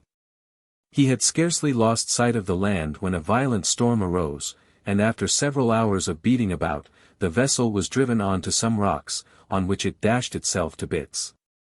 The prince was fortunate enough to be able to lay hold of a floating spar, and contrived to keep himself afloat, and, after a long struggle with the winds and waves, he was cast upon a strange island. But what was his surprise, on reaching the shore, to hear sounds of the most heartrending distress, mingled with the sweetest songs which had ever charmed him. His curiosity was instantly roused, and he advanced cautiously till he saw 2 huge dragons guarding the gate of a wood. They were terrible indeed to look upon. Their bodies were covered with glittering scales. Their curly tails extended far over the land, flames darted from their mouths and noses, and their eyes would have made the bravest shudder, but as the prince was invisible and they did not see him, he slipped past them into the wood. He found himself at once in a labyrinth, and wandered about for a long time without meeting anyone. In fact, the only sight he saw was a circle of human hands, sticking out of the ground above the wrist, each with a bracelet of gold, on which a name was written. The farther he advanced in the labyrinth the more curious he became, till he was stopped by 2 corpses lying in the midst of a cypress alley, each with a scarlet cord round his neck and a bracelet on his arm on which were engraved their own names, and those of 2 princesses. The invisible prince recognized these dead men as kings of 2 large islands near his own home, but the names of the princesses were unknown to him. He grieved for their unhappy fate, and at once proceeded to bury them. But no sooner had he laid them in their graves, than their hands started up through the earth and remained sticking up like those of their fellows. The prince went on his way, thinking about this strange adventure, when suddenly at the turn of the walk he perceived a tall man whose face was the picture of misery, holding in his hands a silken cord of the exact color of those round the necks of the dead men. A few steps further this man came up with another as miserable to the full as he himself. They silently embraced, and then without a word passed the cords round their throats, and fell dead side by side. In vain the prince rushed to their assistance and strove to undo the cord. He could not loosen it, so he buried them like the others and continued his path. He felt, however, that great prudence was necessary, or he himself might become the victim of some enchantment. And he was thankful to slip past the dragons, and enter a beautiful park, with clear streams and sweet flowers, and a crowd of men and maidens. But he could not forget the terrible things he had seen, and hoped eagerly for a clue to the mystery. Noticing two young people talking together, he drew near thinking that he might get some explanation of what puzzled him. And so he did. "You swear," said the prince, "that you will love me till you die, but I fear your faithless heart, and I feel that I shall soon have to seek the fairy Despair, ruler of half this island. She carries off the lovers who have been cast away by their mistresses, and wish to have done with life. She places them in a labyrinth where they are condemned to walk forever, with a bracelet on their arms and a cord round their necks, unless they meet another as miserable as themselves. Then the cord is pulled and they lie where they fall, till they are buried by the first passer-by. Terrible as this death would be," added the prince, "it would be sweeter than life if I had lost your love." The sight of all these happy lovers only made the prince grieve the more, and he wandered along the seashore spending his days. But one day he was sitting on a rock bewailing his fate, and the impossibility of leaving the island, when all in a moment the sea appeared to raise itself nearly to the skies, and the caves echoed with hideous screams. As he looked, a woman rose from the depths of the sea, flying madly before a furious giant. The cries she uttered softened the heart of the prince. He took the stone from his mouth, and drawing his sword he rushed after the giant, so as to give the lady time to escape. But hardly had he come within reach of the enemy, than the giant touched him with a ring that he held in his hand, and the prince remained immovable where he stood. The giant then hastily rejoined his prey, and, seizing her in his arms, he plunged her into the sea. Then he sent some Tritons to bind chains about the Prince of the Golden Isle, and he too felt himself borne to the depths of the ocean, and without the hope of ever again seeing the princess. Now the giant whom the Invisible had so rashly attacked was the Lord of the Sea, and the third son of the Queen of the Elements, and he had touched the youth with a magic ring which enabled a mortal to live under water.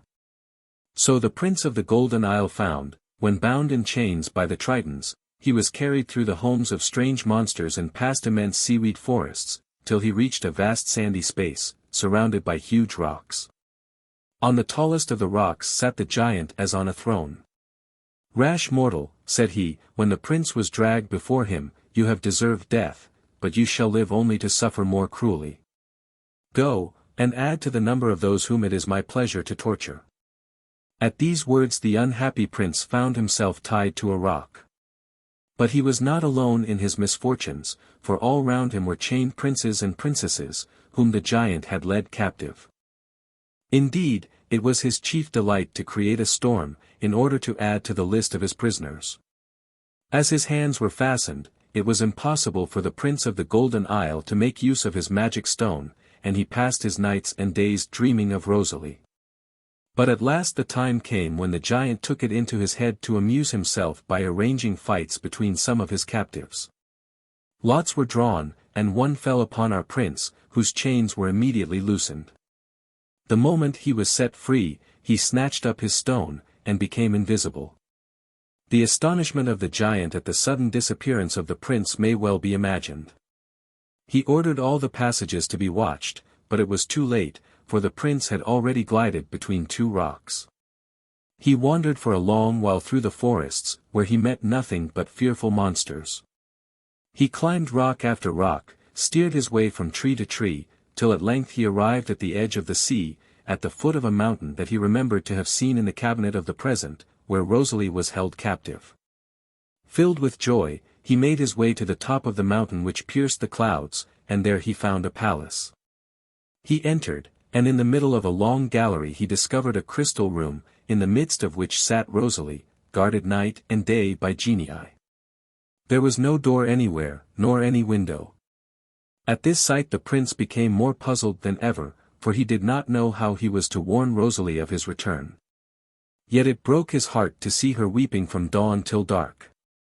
One day, as Rosalie was walking up and down her room, she was surprised to see that the crystal which served for a wall had grown cloudy, as if someone had breathed on it, and, what was more, Wherever she moved the brightness of the crystal always became clouded.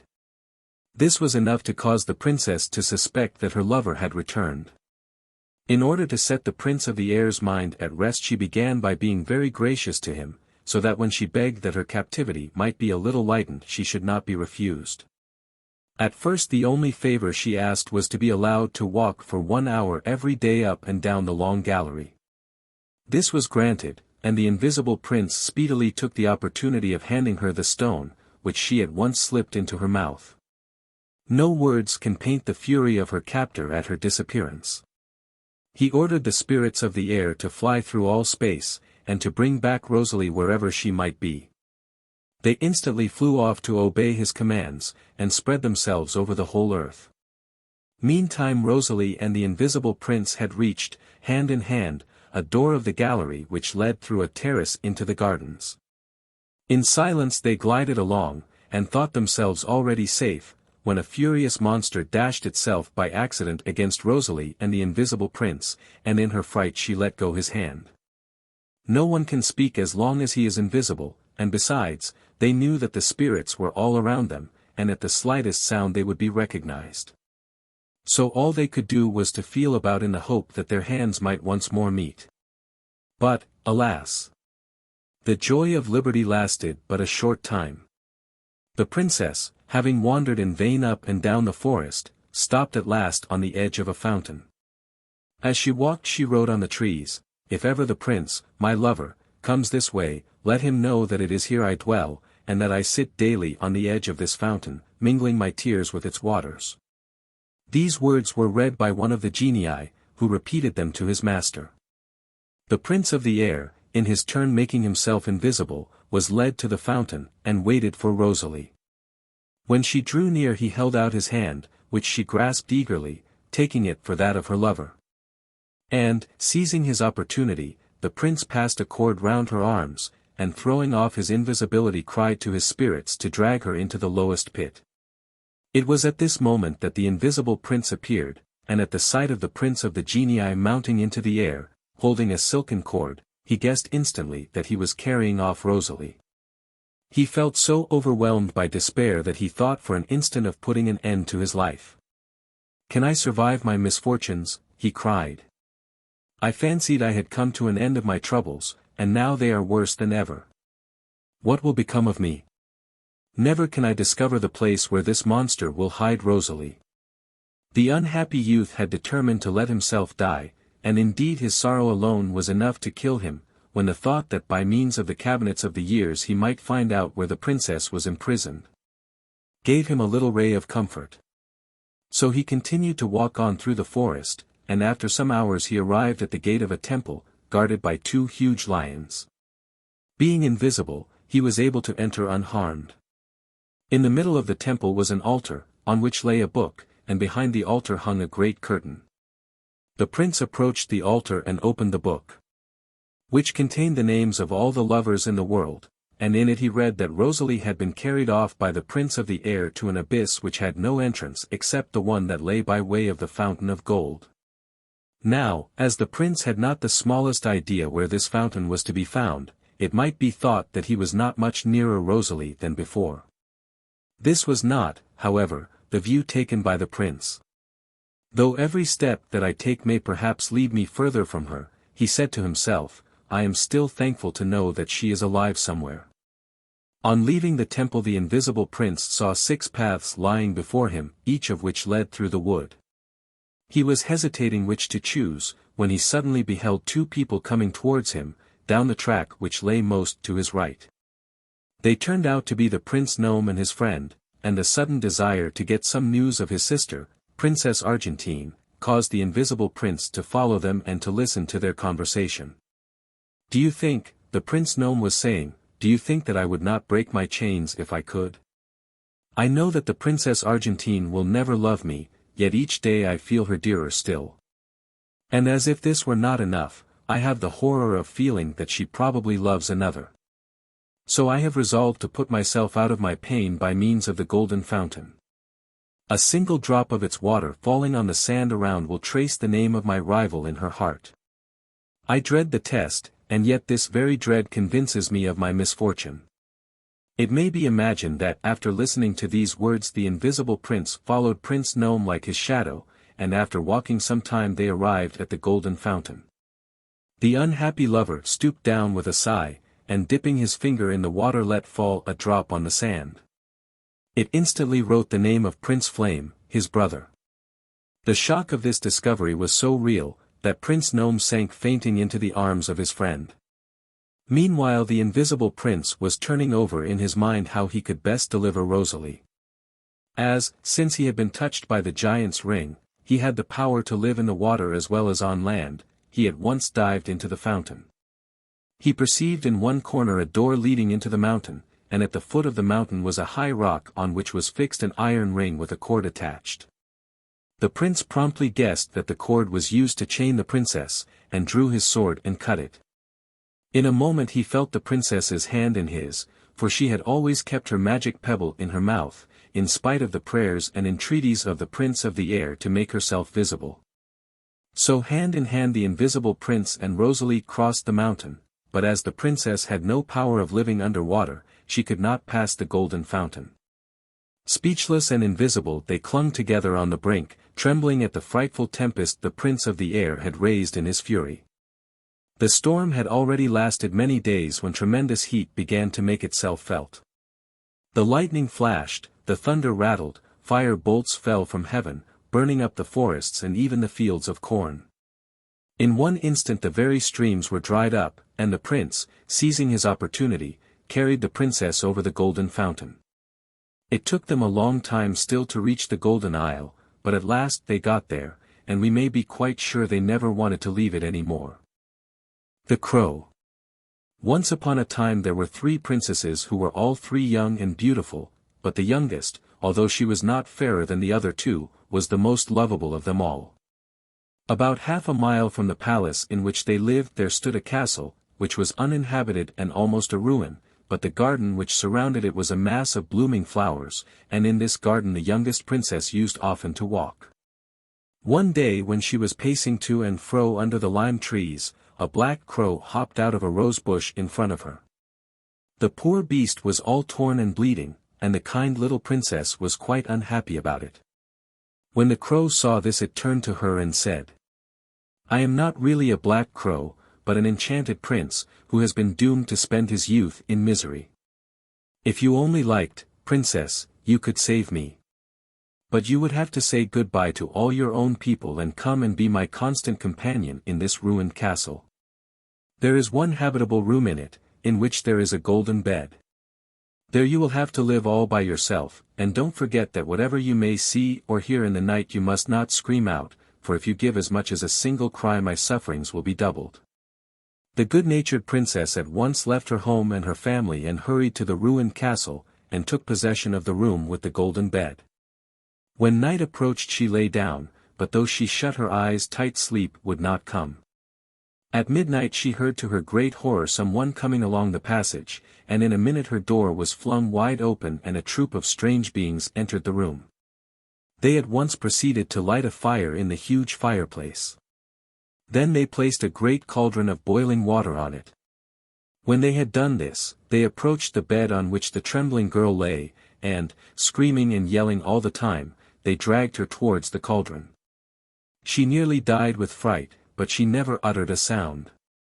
Then of a sudden the cock crew, and all the evil spirits vanished. At the same moment the crow appeared and hopped all round the room with joy.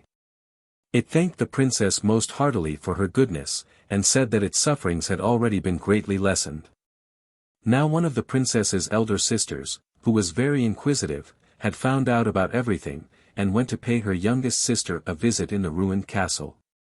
She implored her so urgently to let her spend the night with her in the golden bed, that at last the good-natured little princess consented.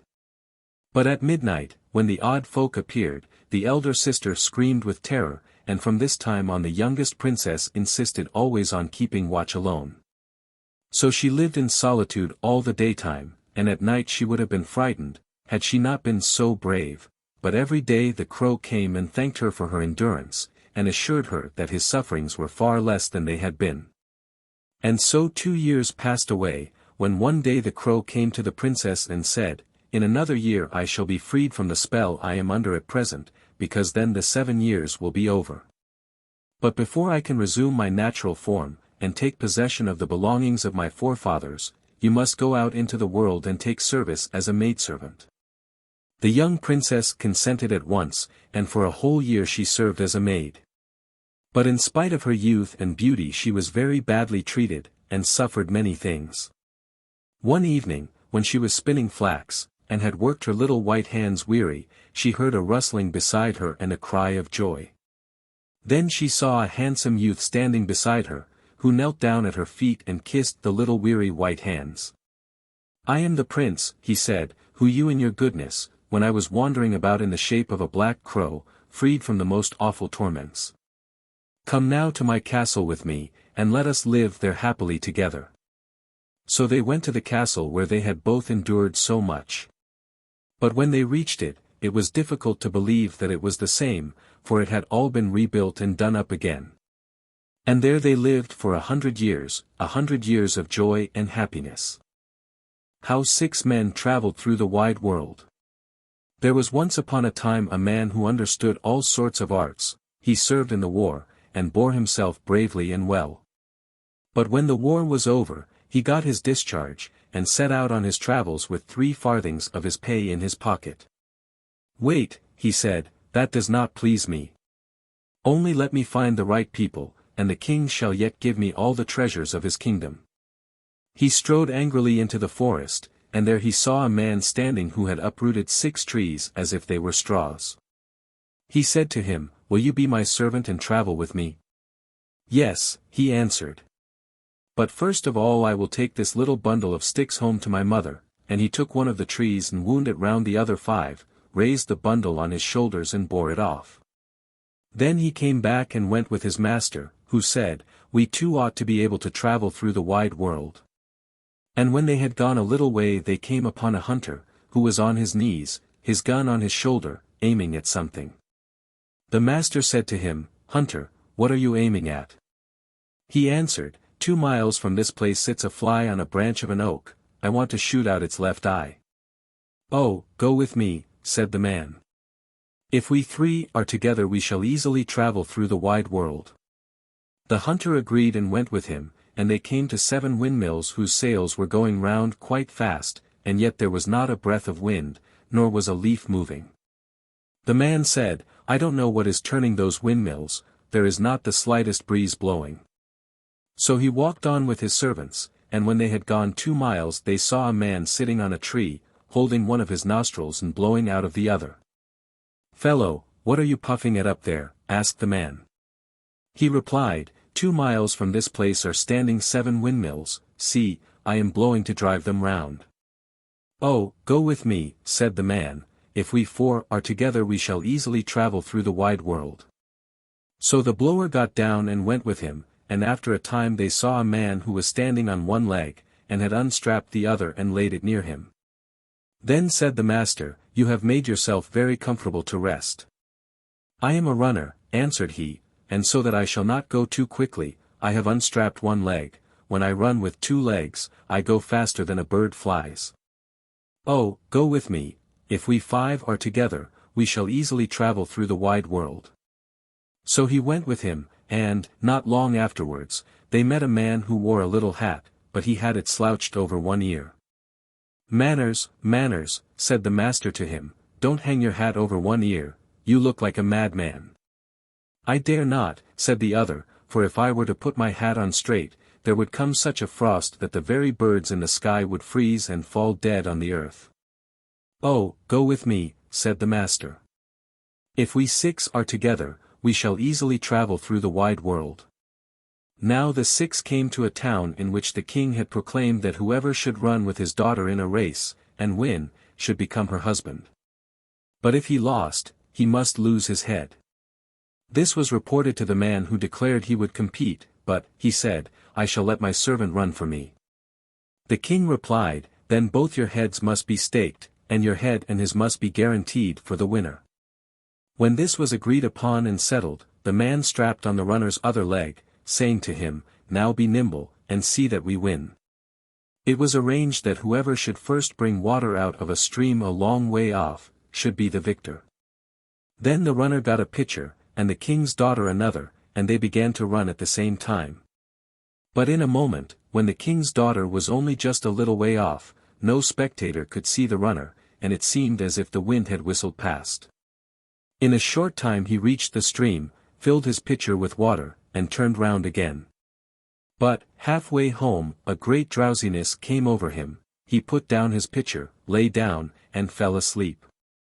He had, however, put a horse's skull which was lying on the ground, for his pillow, so that he should not be too comfortable and might soon wake up.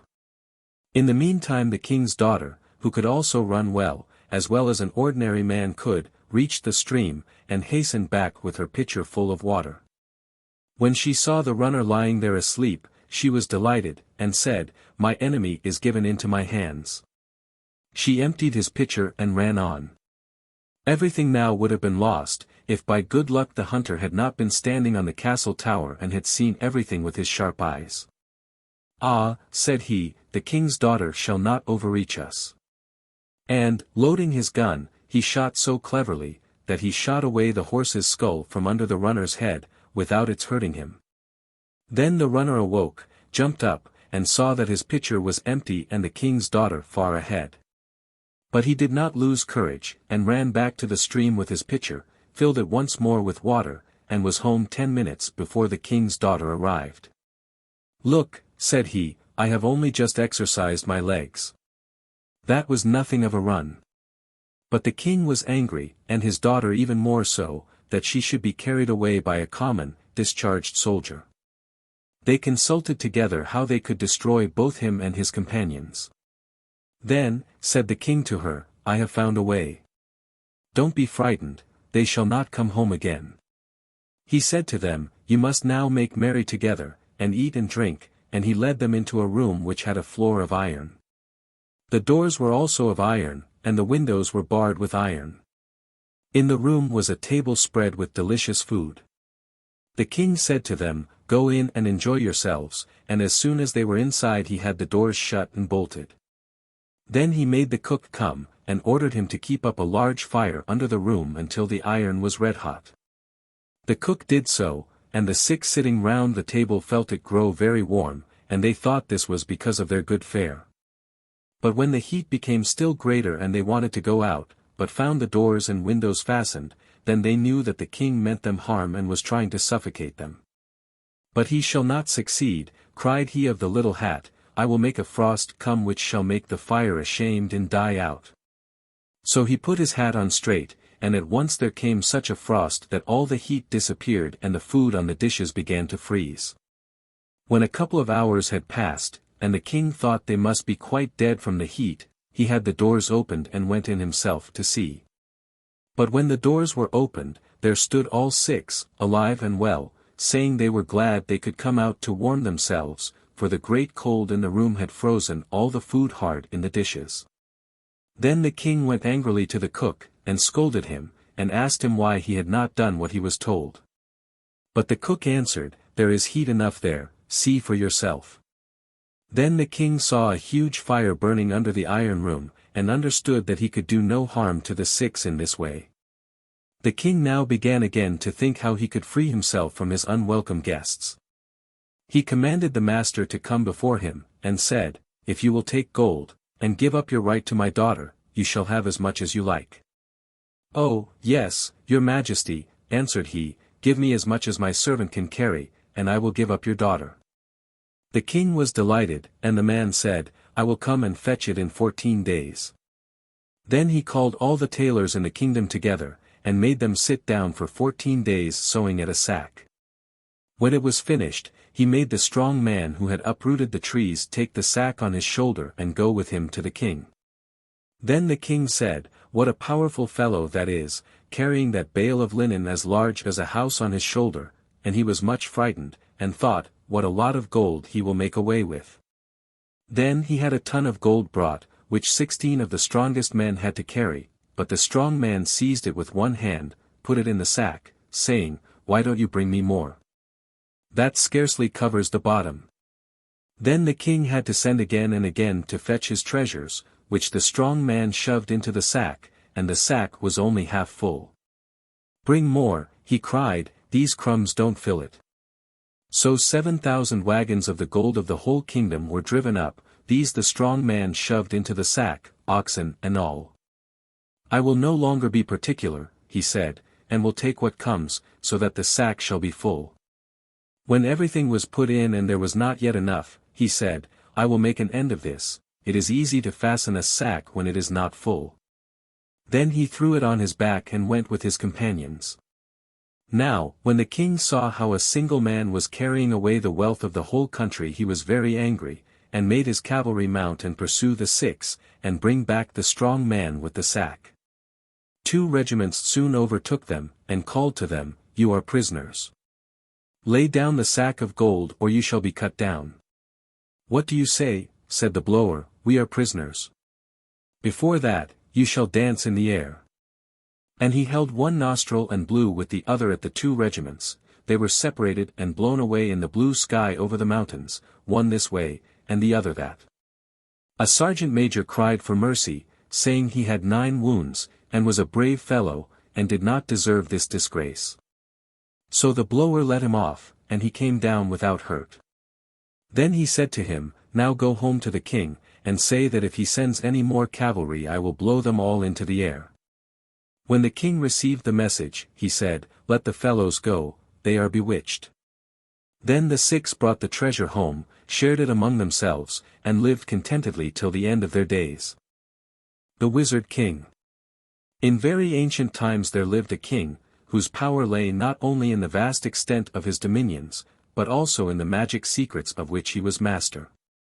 After spending the greater part of his early youth in pleasure, he met a princess of such remarkable beauty that he at once asked her hand in marriage, and, having obtained it, considered himself the happiest of men. After a year's time a son was born, worthy in every way of such distinguished parents, and much admired by the whole court. As soon as the queen thought him strong enough for a journey she set out with him secretly to visit her fairy godmother. I said secretly, because the fairy had warned the queen that the king was a magician, and as from time immemorial there had been a standing feud between the fairies and the wizards, he might not have approved of his wife's visit. The fairy godmother, who took the deepest interest in all the queen's concerns, and who was much pleased with the little prince, endowed him with the power of pleasing everybody from his cradle, as well as with a wonderful ease in learning everything which could help to make him a perfectly accomplished prince. Accordingly, to the delight of his teachers, he made the most rapid progress in his education, constantly surpassing everyone's expectations. Before he was many years old, however, he had the great sorrow of losing his mother, whose last words were to advise him never to undertake anything of importance without consulting the fairy under whose protection she had placed him. The prince's grief at the death of his mother was great, but it was nothing compared to that of the king, his father, who was quite inconsolable for the loss of his dear wife. Neither time nor reason seemed to lighten his sorrow, and the sight of all the familiar faces and things about him only served to remind him of his loss. He therefore resolved to travel for change, and by means of his magic art was able to visit every country he came to see under different shapes, returning every few weeks to the place where he had left a few followers. Having traveled from land to land in this fashion without finding anything to rivet his attention, it occurred to him to take the form of an eagle, and in this shape he flew across many countries and arrived at length in a new and lovely spot, where the air seemed filled with the scent of jessamine and orange flowers with which the ground was thickly planted. Attracted by the sweet perfume he flew lower, and perceived some large and beautiful gardens filled with the rarest flowers, and with fountains throwing up their clear waters into the air in 100 different shapes. A wide stream flowed through the garden, and on it floated richly ornamented barges and gondolas filled with people dressed in the most elegant manner and covered with jewels. In one of these barges sat the queen of that country with her only daughter, a maiden more beautiful than the day star, and attended by the ladies of the court. No more exquisitely lovely mortal was ever seen than this princess, and it needed all an eagle's strength of sight to prevent the king being hopelessly dazzled. He perched on the top of a large orange tree, whence he was able to survey the scene and to gaze at pleasure on the princess's charms. Now, an eagle with a king's heart in his breast is apt to be bold, and accordingly he instantly made up his mind to carry off the lovely damsel, feeling sure that having once seen her he could not live without her. He waited till he saw her in the act of stepping ashore, when, suddenly swooping down, he carried her off before her equerry in attendance had advanced to offer her his hand. The princess, on finding herself in an eagle's talons, uttered the most heartbreaking shrieks and cries. But her captor, though touched by her distress, would not abandon his lovely prey, and continued to fly through the air too fast to allow of his saying anything to comfort her. At length, when he thought they had reached a safe distance, he began to lower his flight, and gradually descending to earth, deposited his burden in a flowery meadow. He then entreated her pardon for his violence, and told her that he was about to carry her to a great kingdom over which he ruled, and where he desired she should rule with him, adding many tender and consoling expressions. For some time the princess remained speechless, but recovering herself a little, she burst into a flood of tears. The king, much moved, said, "Adorable princess, dry your tears. I implore you. My only wish is to make you the happiest person in the world." "If you speak truth, my lord," replied the princess, "restore to me the liberty you have deprived me of. Otherwise I can only look on you as my worst enemy." The king retorted that her opposition filled him with despair, but that he hoped to carry her to a place where all around would respect her, and where every pleasure would surround her. So saying, he seized her once more, and in spite of all her cries he rapidly bore her off to the neighborhood of his capital. Here he gently placed her on a lawn, and as he did so she saw a magnificent palace spring up at her feet. The architecture was imposing, and in the interior the rooms were handsome and furnished in the best possible taste.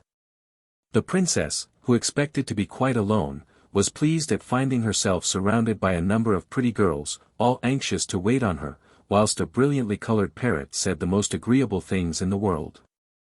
On arriving at this palace the king had resumed his own form, and though no longer young, he might well have pleased any other than this princess, who had been so prejudiced against him by his violence that she could only regard him with feelings of hatred, which she was at no pains to conceal. The king hoped, however, that time might not only soften her anger, but accustom her to his sight. He took the precaution of surrounding the palace with a dense cloud, and then hastened to his court, where his prolonged absence was causing much anxiety. The prince and all the courtiers were delighted to see their beloved king again, but they had to submit themselves to more frequent absences than ever on his part. He made business a pretext for shutting himself up in his study, but it was really in order to spend the time with the princess, who remained inflexible. Not being able to imagine what could be the cause of so much obstinacy, the king began to fear, lest, in spite of all his precautions, she might have heard of the charms of the prince his son, whose goodness, youth and beauty made him adored at court. This idea made him horribly uneasy, and he resolved to remove the cause of his fears by sending the prince on his travels escorted by a magnificent retinue. The prince, after visiting several courts, arrived at the one where the lost princess was still deeply mourned. The king and queen received him most graciously, and some festivities were revived to do him honor. One day when the prince was visiting the queen in her own apartments he was much struck by a most beautiful portrait. He eagerly inquired whose it was, and the queen, with many tears, told him it was all that was left her of her beloved daughter, who had suddenly been carried off, she knew neither where nor how. The prince was deeply moved, and vowed that he would search the world for the princess, and take no rest till he had found and restored her to her mother's arms.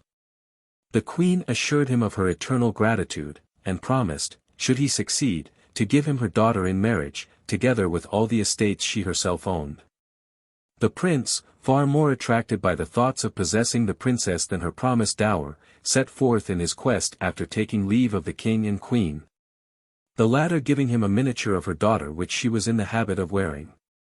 His first act was to seek the fairy under whose protection he had been placed, and he implored her to give him all the assistance of her art and counsel in this important matter. After listening attentively to the whole adventure, the fairy asked for time to consult her books. After due consideration she informed the prince that the object of his search was not far distant, but that it was too difficult for him to attempt to enter the enchanted palace where she was. As the king his father had surrounded it with a thick cloud, and that the only expedient she could think of would be to gain possession of the princess's parrot. This, she added, did not appear impossible, as it often flew about to some distance in the neighborhood. Having told the prince all this, the fairy went out in hopes of seeing the parrot, and soon returned with the bird in her hand. She promptly shut it up in a cage, and, touching the prince with her wand, transformed him into an exactly similar parrot, after which, she instructed him how to reach the princess. The prince reached the palace in safety, but was so dazzled at first by the princess's beauty, which far surpassed his expectations, that he was quite dumb for a time. The princess was surprised and anxious, and fearing the parrot, who was her greatest comfort, had fallen ill, she took him in her hand and caressed him. This soon reassured the prince, and encouraged him to play his part well, and he began to say 1,000 agreeable things which charmed the princess. Presently the king appeared, and the parrot noticed with joy how much he was disliked. As soon as the king left, the princess retired to her dressing room. The parrot flew after her and overheard her lamentations at the continued persecutions of the king, who had pressed her to consent to their marriage. The parrot said so many clever and tender things to comfort her that she began to doubt whether this could indeed be her own parrot. When he saw her well disposed towards him, he exclaimed, "Madam, I have a most important secret to confide to you, and I beg you not to be alarmed by what I am about to say. I am here on behalf of the queen your mother, with the object of delivering your highness, to prove which, behold this portrait which she gave me herself." So saying he drew forth the miniature from under his wing. The princess's surprise was great, but after what she had seen and heard it was impossible not to indulge in hope, for she had recognized the likeness of herself which her mother always wore. The parrot, finding she was not much alarmed, told her who he was. All that her mother had promised him and the help he had already received from a fairy who had assured him that she would give him means to transport the princess to her mother's arms. When he found her listening attentively to him, he implored the princess to allow him to resume his natural shape. She did not speak, so he drew a feather from his wing, and she beheld before her a prince of such surpassing beauty that it was impossible not to hope that she might owe her liberty to so charming a person. Meantime the fairy had prepared a chariot, to which she harnessed 2 powerful eagles, then placing the cage, with the parrot in it, she charged the bird to conduct it to the window of the princess's dressing room. This was done in a few minutes, and the princess, stepping into the chariot with the prince, was delighted to find her parrot again. As they rose through the air the princess remarked a figure mounted on an eagle's back flying in front of the chariot. She was rather alarmed, but the prince reassured her, telling her it was the good fairy to whom she owed so much, and who was now conducting her in safety to her mother. That same morning the king woke suddenly from a troubled sleep. He had dreamt that the princess was being carried off from him, and, transforming himself into an eagle, he flew to the palace. When he failed to find her he flew into a terrible rage, and hastened home to consult his books, by which means he discovered that it was his son who had deprived him of this precious treasure. Immediately he took the shape of a harpy, and, filled with rage, was determined to devour his son, and even the princess too, if only he could overtake them. He set out at full speed. But he started too late, and was further delayed by a strong wind which the fairy raised behind the young couple so as to baffle any pursuit. You may imagine the rapture with which the queen received the daughter she had given up for lost, as well as the amiable prince who had rescued her. The fairy entered with them, and warned the queen that the wizard king would shortly arrive, infuriated by his loss, and that nothing could preserve the prince and princess from his rage and magic unless they were actually married. The queen hastened to inform the king her husband, and the wedding took place on the spot. As the ceremony was completed the wizard king arrived. His despair at being so late bewildered him so entirely that he appeared in his natural form and attempted to sprinkle some black liquid over the bride and bridegroom, which was intended to kill them. But the fairy stretched out her wand and the liquid dropped on the magician himself. He fell down senseless, and the princess's father, deeply offended at the cruel revenge which had been attempted, ordered him to be removed and locked up in prison. Now as magicians lose all their power as soon as they are in prison, the king felt himself much embarrassed at being thus at the mercy of those he had so greatly offended. The prince implored and obtained his father's pardon, and the prison doors were opened. No sooner was this done than the wizard king was seen in the air under the form of some unknown bird, exclaiming as he flew off that he would never forgive either his son or the fairy the cruel wrong they had done him. Everyone entreated the fairy to settle in the kingdom where she now was, to which she consented. She built herself a magnificent palace, to which she transported her books and fairy secrets, and where she enjoyed the sight of the perfect happiness she had helped to bestow on the entire royal family. The Nixy. There was once upon a time a miller who was very well off, and had as much money and as many goods as he knew what to do with. But sorrow comes in the night, and the miller all of a sudden became so poor that at last he could hardly call the mill in which he sat his own. He wandered about all day full of despair and misery, and when he lay down at night he could get no rest, but lay awake all night sunk in sorrowful thoughts. One morning he rose up before dawn and went outside, for he thought his heart would be lighter in the open air. As he wandered up and down on the banks of the mill pond he heard a rustling in the water, and when he looked near he saw a white woman rising up from the waves. He realized at once that this could be none other than the Nixy of the mill pond, and in his terror he didn't know if he should fly away or remain where he was. While he hesitated the Nixy spoke, called him by his name, and asked him why he was so sad. When the miller heard how friendly her tone was, he plucked up heart and told her how rich and prosperous he had been all his life up till now, when he didn't know what he was to do for want and misery. Then the Nixy spoke comforting words to him, and promised that she would make him richer and more prosperous than he had ever been in his life before, if he would give her in return the youngest thing in his house. The miller thought she must mean one of his puppies or kittens, so promised the Nixy at once what she asked, and returned to his mill full of hope. On the threshold he was greeted by a servant with the news that his wife had just given birth to a boy. The poor miller was much horrified by these tidings, and went in to his wife with a heavy heart to tell her and his relations of the fatal bargain he had just struck with the Nixy. "I would gladly give up all the good fortune she promised me," he said, "if I could only save my child." But no one could think of any advice to give him, beyond taking care that the child never went near the mill pond. So the boy throve and grew big, and in the meantime all prospered with the miller, and in a few years he was richer than he had ever been before. But all the same he did not enjoy his good fortune, for he could not forget his compact with the Nixy, and he knew that sooner or later she would demand his fulfillment of it. But year after year went by, and the boy grew up and became a great hunter, and the lord of the land took him into his service, for he was as smart and bold a hunter as you would wish to see. In a short time he married a pretty young wife, and lived with her in great peace and happiness. One day when he was out hunting a hare sprang up at his feet, and ran for some way in front of him in the open field. The hunter pursued it hotly for some time, and at last shot it dead. Then he proceeded to skin it, never noticing that he was close to the mill pond, which from childhood up he had been taught to avoid. He soon finished the skinning, and went to the water to wash the blood off his hands. He had hardly dipped them in the pond when the Nixy rose up in the water, and seizing him in her wet arms she dragged him down with her under the waves. When the hunter did not come home in the evening his wife grew very anxious, and when his game bag was found close to the mill pond she guessed at once what had befallen him. She was nearly beside herself with grief, and roamed round and round the pond calling on her husband without ceasing.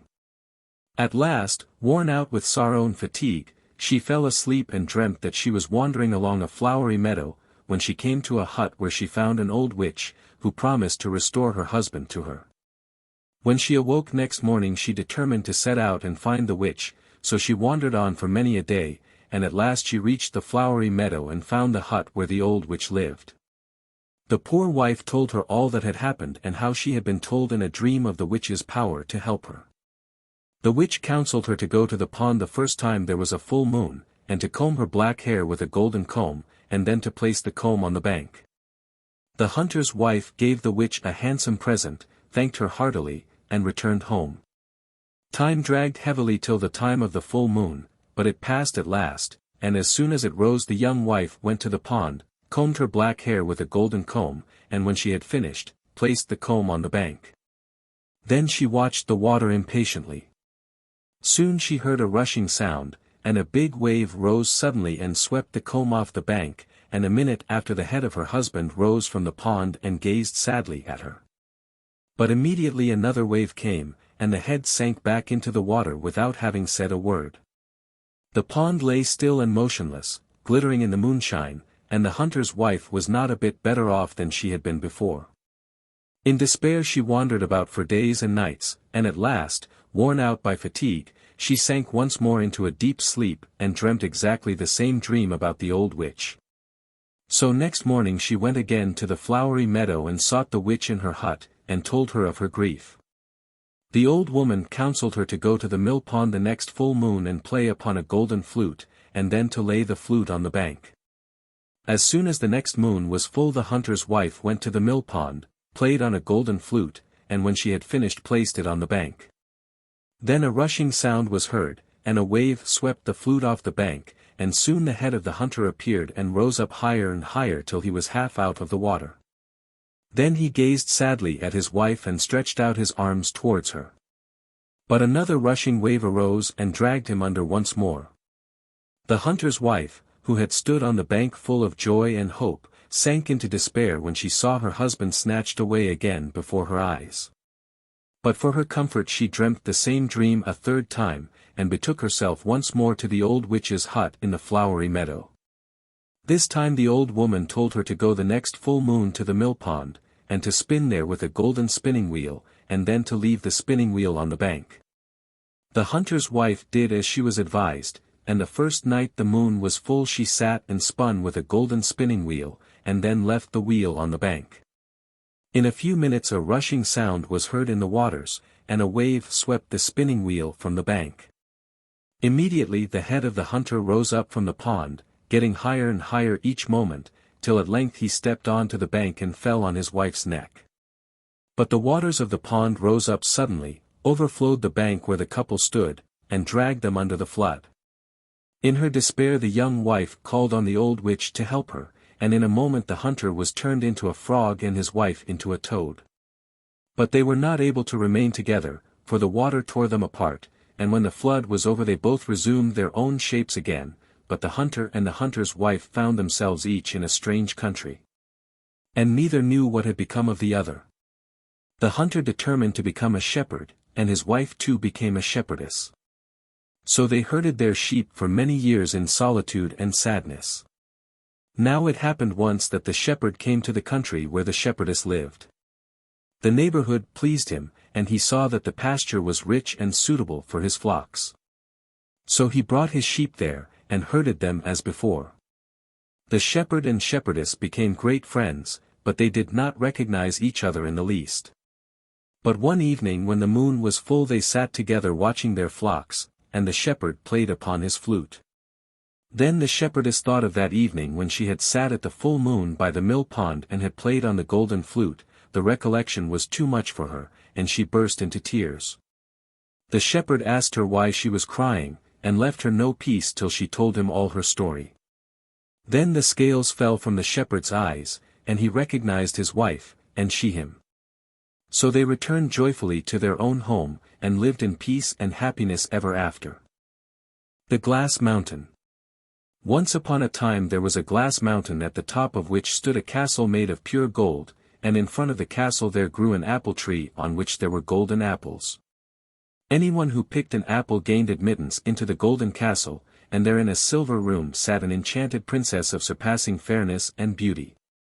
She was as rich too as she was beautiful, for the cellars of the castle were full of precious stones, and great chests of the finest gold stood round the walls of all the rooms.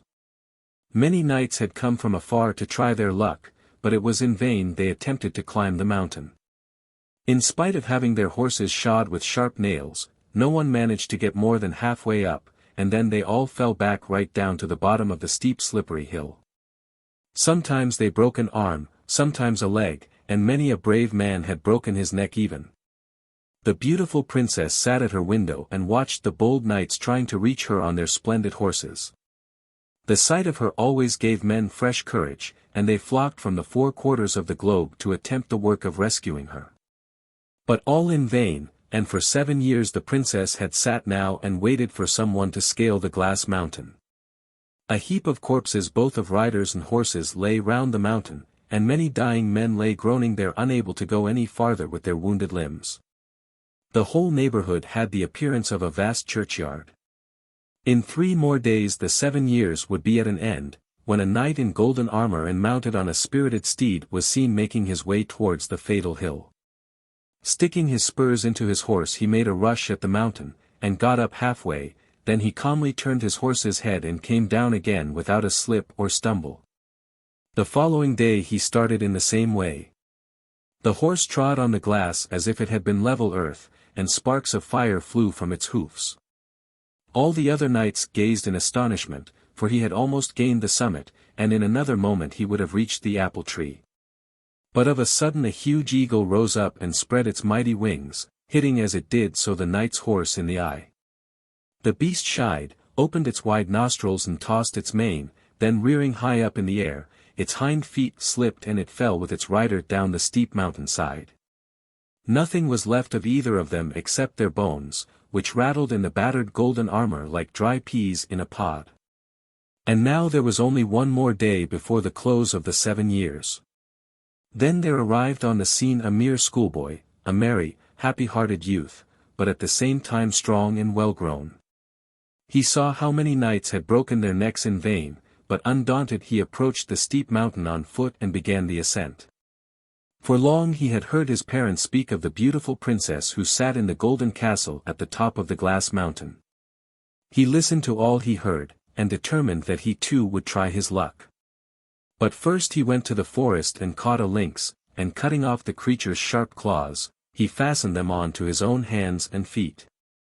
Armed with these weapons he boldly started up the glass mountain.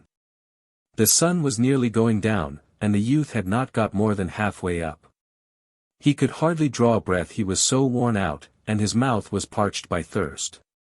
A huge black cloud passed over his head, but in vain did he beg and beseech her to let a drop of water fall on him. He opened his mouth, but the black cloud sailed past and not as much as a drop of dew moistened his dry lips.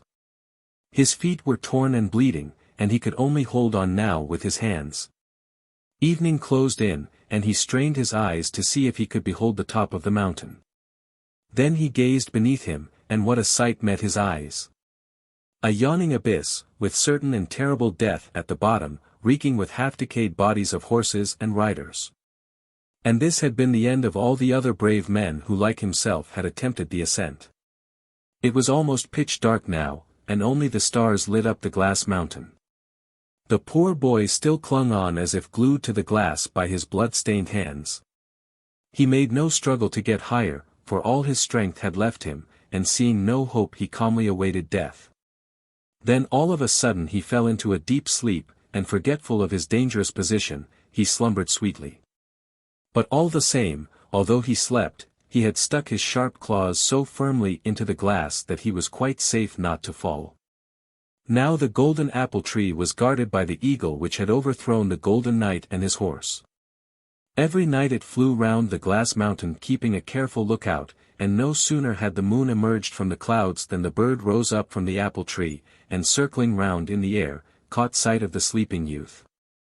Greedy for carrion, and sure that this must be a fresh corpse, the bird swooped down upon the boy. But he was awake now, and perceiving the eagle, he determined by its help to save himself. The eagle dug its sharp claws into the tender flesh of the youth, but he bore the pain without a sound, and seized the bird's 2 feet with his hands. The creature in terror lifted him high up into the air and began to circle round the tower of the castle. The youth held on bravely. He saw the glittering palace, which by the pale rays of the moon looked like a dim lamp. And he saw the high windows, and round one of them a balcony in which the beautiful princess sat lost in sad thoughts. Then the boy saw that he was close to the apple tree, and drawing a small knife from his belt, he cut off both the eagle's feet. The bird rose up in the air in its agony and vanished into the clouds, and the youth fell onto the broad branches of the apple tree. Then he drew out the claws of the eagle's feet that had remained in his flesh, and put the peel of one of the golden apples on the wound, and in one moment it was healed and well again. He pulled several of the beautiful apples and put them in his pocket, then he entered the castle. The door was guarded by a great dragon, but as soon as he threw an apple at it, the beast vanished. At the same moment a gate opened, and the youth perceived a courtyard full of flowers and beautiful trees, and on a balcony sat the lovely enchanted princess with her retinue. As soon as she saw the youth, she ran towards him and greeted him as her husband and master. She gave him all her treasures, and the youth became a rich and mighty ruler. But he never returned to the earth, for only the mighty eagle, who had been the guardian of the princess and of the castle, could have carried on his wings the enormous treasure down to the world. But as the eagle had lost its feet it died, and its body was found in a wood on the glass mountain. One day when the youth was strolling about in the palace garden with the princess, his wife, he looked down over the edge of the glass mountain and saw to his astonishment a great number of people gathered there. He blew his silver whistle, and the swallow who acted as messenger in the golden castle flew past. "Fly down and ask what the matter is," he said to the little bird, who sped off like lightning and soon returned saying, "The blood of the eagle has restored all the people below to life. All those who have perished on this mountain are awakening up today, as it were from a sleep, and are mounting their horses, and the whole population are gazing on this unheard-of wonder with joy and amazement." Alphege, or the Green Monkey. Many years ago there lived a king, who was twice married. His first wife, a good and beautiful woman, died at the birth of her little son, and the king her husband was so overwhelmed with grief at her loss that his only comfort was in the sight of his heir. When the time for the young prince's christening came the king chose as godmother a neighboring princess, so celebrated for her wisdom and goodness that she was commonly called the Good Queen. She named the baby Alphege, and from that moment took him to her heart. Time wipes away the greatest griefs, and after 2 or 3 years the king married again. His second wife was a princess of undeniable beauty, but by no means of so amiable a disposition as the first queen. In due time a second prince was born, and the queen was devoured with rage at the thought that Prince Alphege came between her son and the throne. She took care however to conceal her jealous feelings from the king.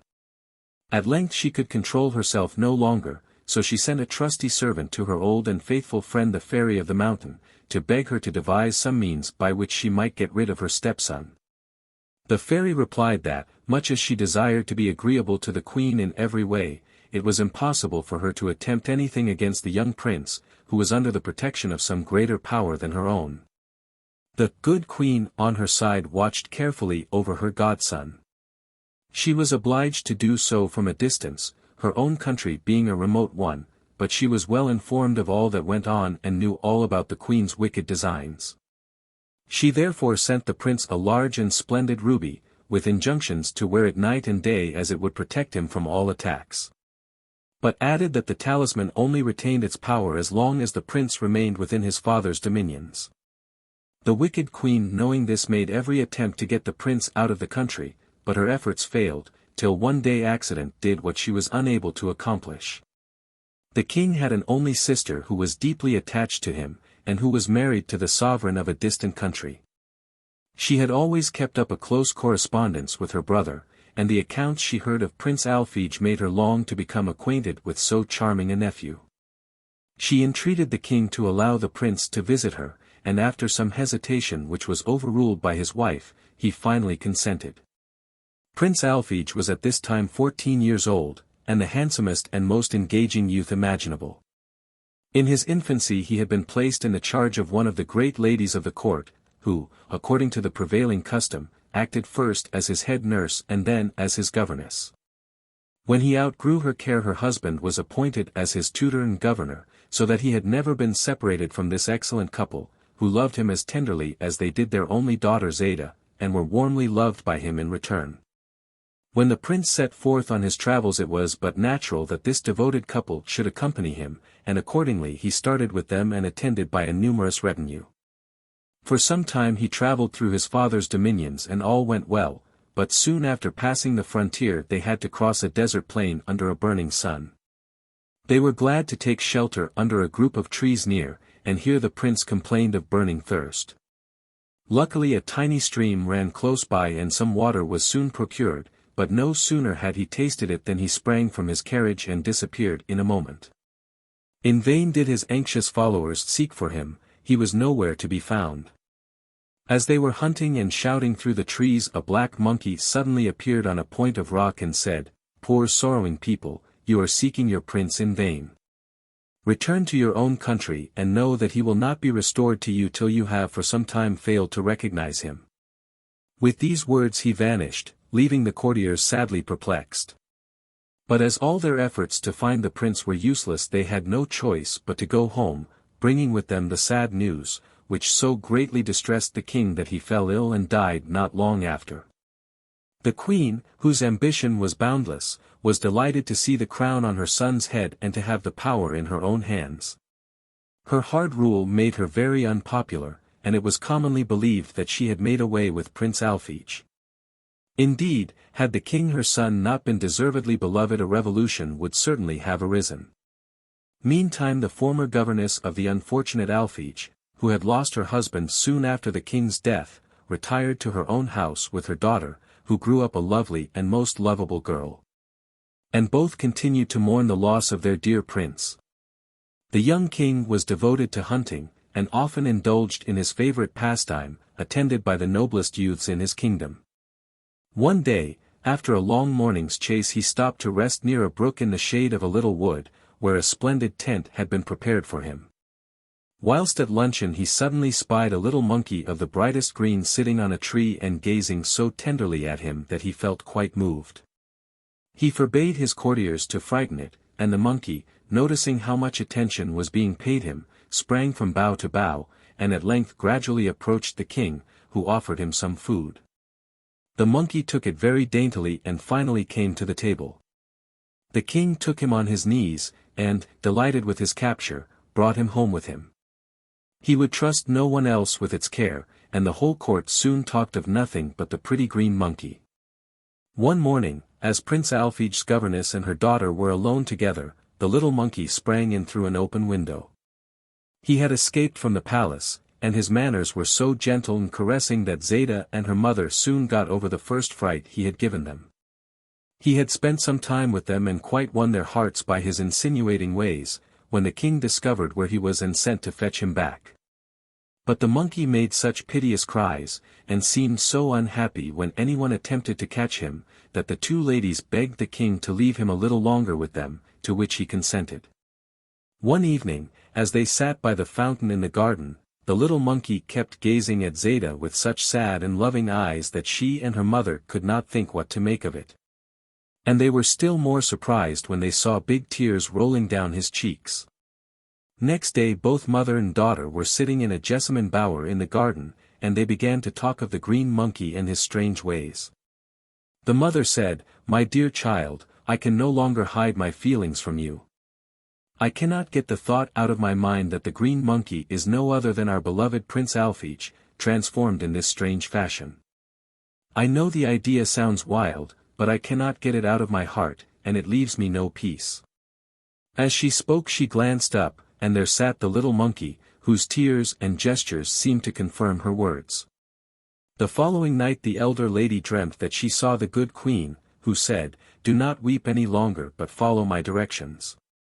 Go into your garden and lift up the little marble slab at the foot of the great myrtle tree. You will find beneath it a crystal vase filled with a bright green liquid. Take it with you and place the thing which is at present most in your thoughts into a bath filled with roses and rub it well with the green liquid." At these words the sleeper awoke, and lost no time in rising and hurrying to the garden, where she found all as the good queen had described. Then she hastened to rouse her daughter and together they prepared the bath, for they would not let their women know what they were about.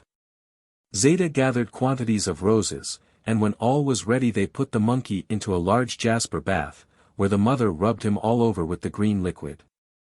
Their suspense was not long, for suddenly the monkey's skin dropped off, and there stood Prince Alphege, the handsomest and most charming of men. The joy of such a meeting was beyond words. After a time the ladies begged the prince to relate his adventures, and he told them of all his sufferings in the desert when he was first transformed. His only comfort had been in visits from the good queen, who had at length put him in the way of meeting his brother. Several days were spent in these interesting conversations, but at length Zeta's mother began to think of the best means for placing the prince on the throne, which was his by right. The queen on her side was feeling very anxious. She had felt sure from the first that her son's pet monkey was no other than Prince Alphege, and she longed to put an end to him. Her suspicions were confirmed by the fairy of the mountain, and she hastened in tears to the king, her son. "I am informed," she cried, "that some ill-disposed people have raised up an impostor in the hopes of dethroning you. You must at once have him put to death." The king, who was very brave, assured the queen that he would soon punish the conspirators. He made careful inquiries into the matter, and thought it hardly probable that a quiet widow and a young girl would think of attempting anything of the nature of a revolution. He determined to go and see them, and to find out the truth for himself, so one night, without saying anything to the queen or his ministers, he set out for the palace where the two ladies lived, attended only by a small band of followers. The two ladies were at the moment deep in conversation with Prince Alphege, and hearing a knocking so late at night begged him to keep out of sight for a time. What was their surprise when the door was opened to see the king and his suite. "I know," said the king, "that you are plotting against my crown and person, and I have come to have an explanation with you." As she was about to answer, Prince Alphege, who had heard all, came forward and said, "It is from me you must ask an explanation, brother." He spoke with such grace and dignity that everyone gazed at him with mute surprise. At length the king, recovering from his astonishment at recognizing the brother who had been lost some years before, exclaimed, "Yes, you are indeed my brother, and now that I have found you, take the throne to which I have no longer a right." So saying, he respectfully kissed the prince's hand. Alphege threw himself into his arms, and the brothers hastened to the royal palace, where in the presence of the entire court he received the crown from his brother's hand. To clear away any possible doubt, he showed the ruby which the good queen had given him in his childhood. As they were gazing at it, it suddenly split with a loud noise, and at the same moment the wicked queen expired. King Alphege lost no time in marrying his dear and lovely Zeta, and his joy was complete when the good queen appeared at his wedding. She assured him that the fairy of the mountain had henceforth lost all power over him, and after spending some time with the young couple, and bestowing the most costly presents on them, she retired to her own country. King Alphege insisted on his brother sharing his throne, and they all lived to a good old age, universally beloved and admired.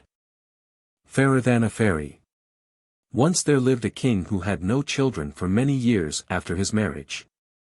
At length heaven granted him a daughter of such remarkable beauty that he could think of no name so appropriate for her as Fairer than a Fairy.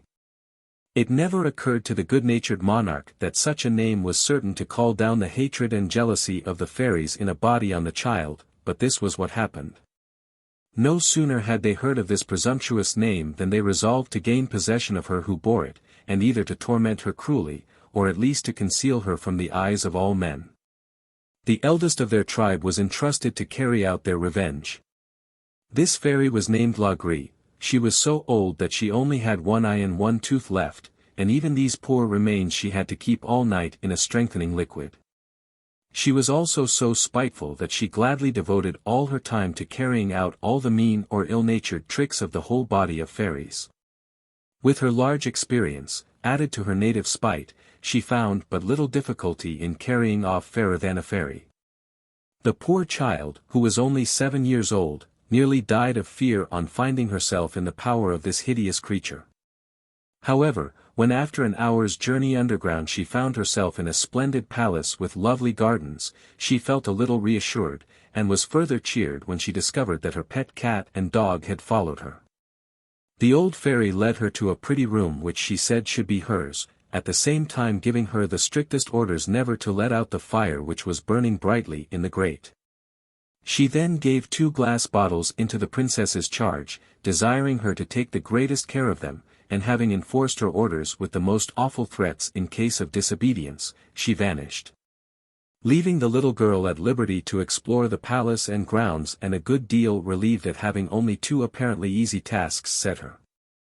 Several years passed, during which time the princess grew accustomed to her lonely life, obeyed the fairy's orders, and by degrees forgot all about the court of the king her father. One day, whilst passing near a fountain in the garden, she noticed that the sun's rays fell on the water in such a manner as to produce a brilliant rainbow. She stood still to admire it, when, to her great surprise, she heard a voice addressing her which seemed to come from the center of its rays. The voice was that of a young man, and its sweetness of tone and the agreeable things it uttered, led one to infer that its owner must be equally charming, but this had to be a mere matter of fancy, for no one was visible. The beautiful rainbow informed Fairer than a Fairy that he was young, the son of a powerful king, and that the fairy, Laugri, who owed his parents a grudge, had revenged herself by depriving him of his natural shape for some years. That she had imprisoned him in the palace, where he had found his confinement hard to bear for some time, but now, he owned, he no longer sighed for freedom since he had seen and learned to love Fairer than a Fairy. He added many other tender speeches to this declaration, and the princess, to whom such remarks were a new experience, could not help feeling pleased and touched by his attentions. The prince could only appear or speak under the form of a rainbow, and it was therefore necessary that the sun should shine on water so as to enable the rays to form themselves.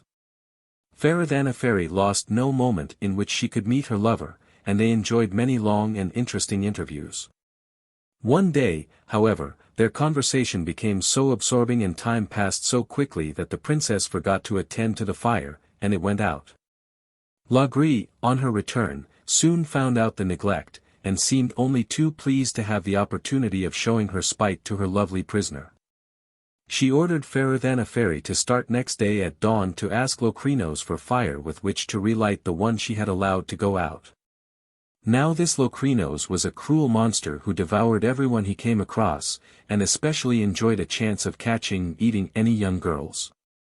Our heroine obeyed with great sweetness, and without having been able to take leave of her lover she set off to go to Locrinos as to certain death. As she was crossing a wood a bird sang to her to pick up a shining pebble which she would find in a fountain close by, and to use it when needed. She took the bird's advice, and in due time arrived at the house of Locrinos.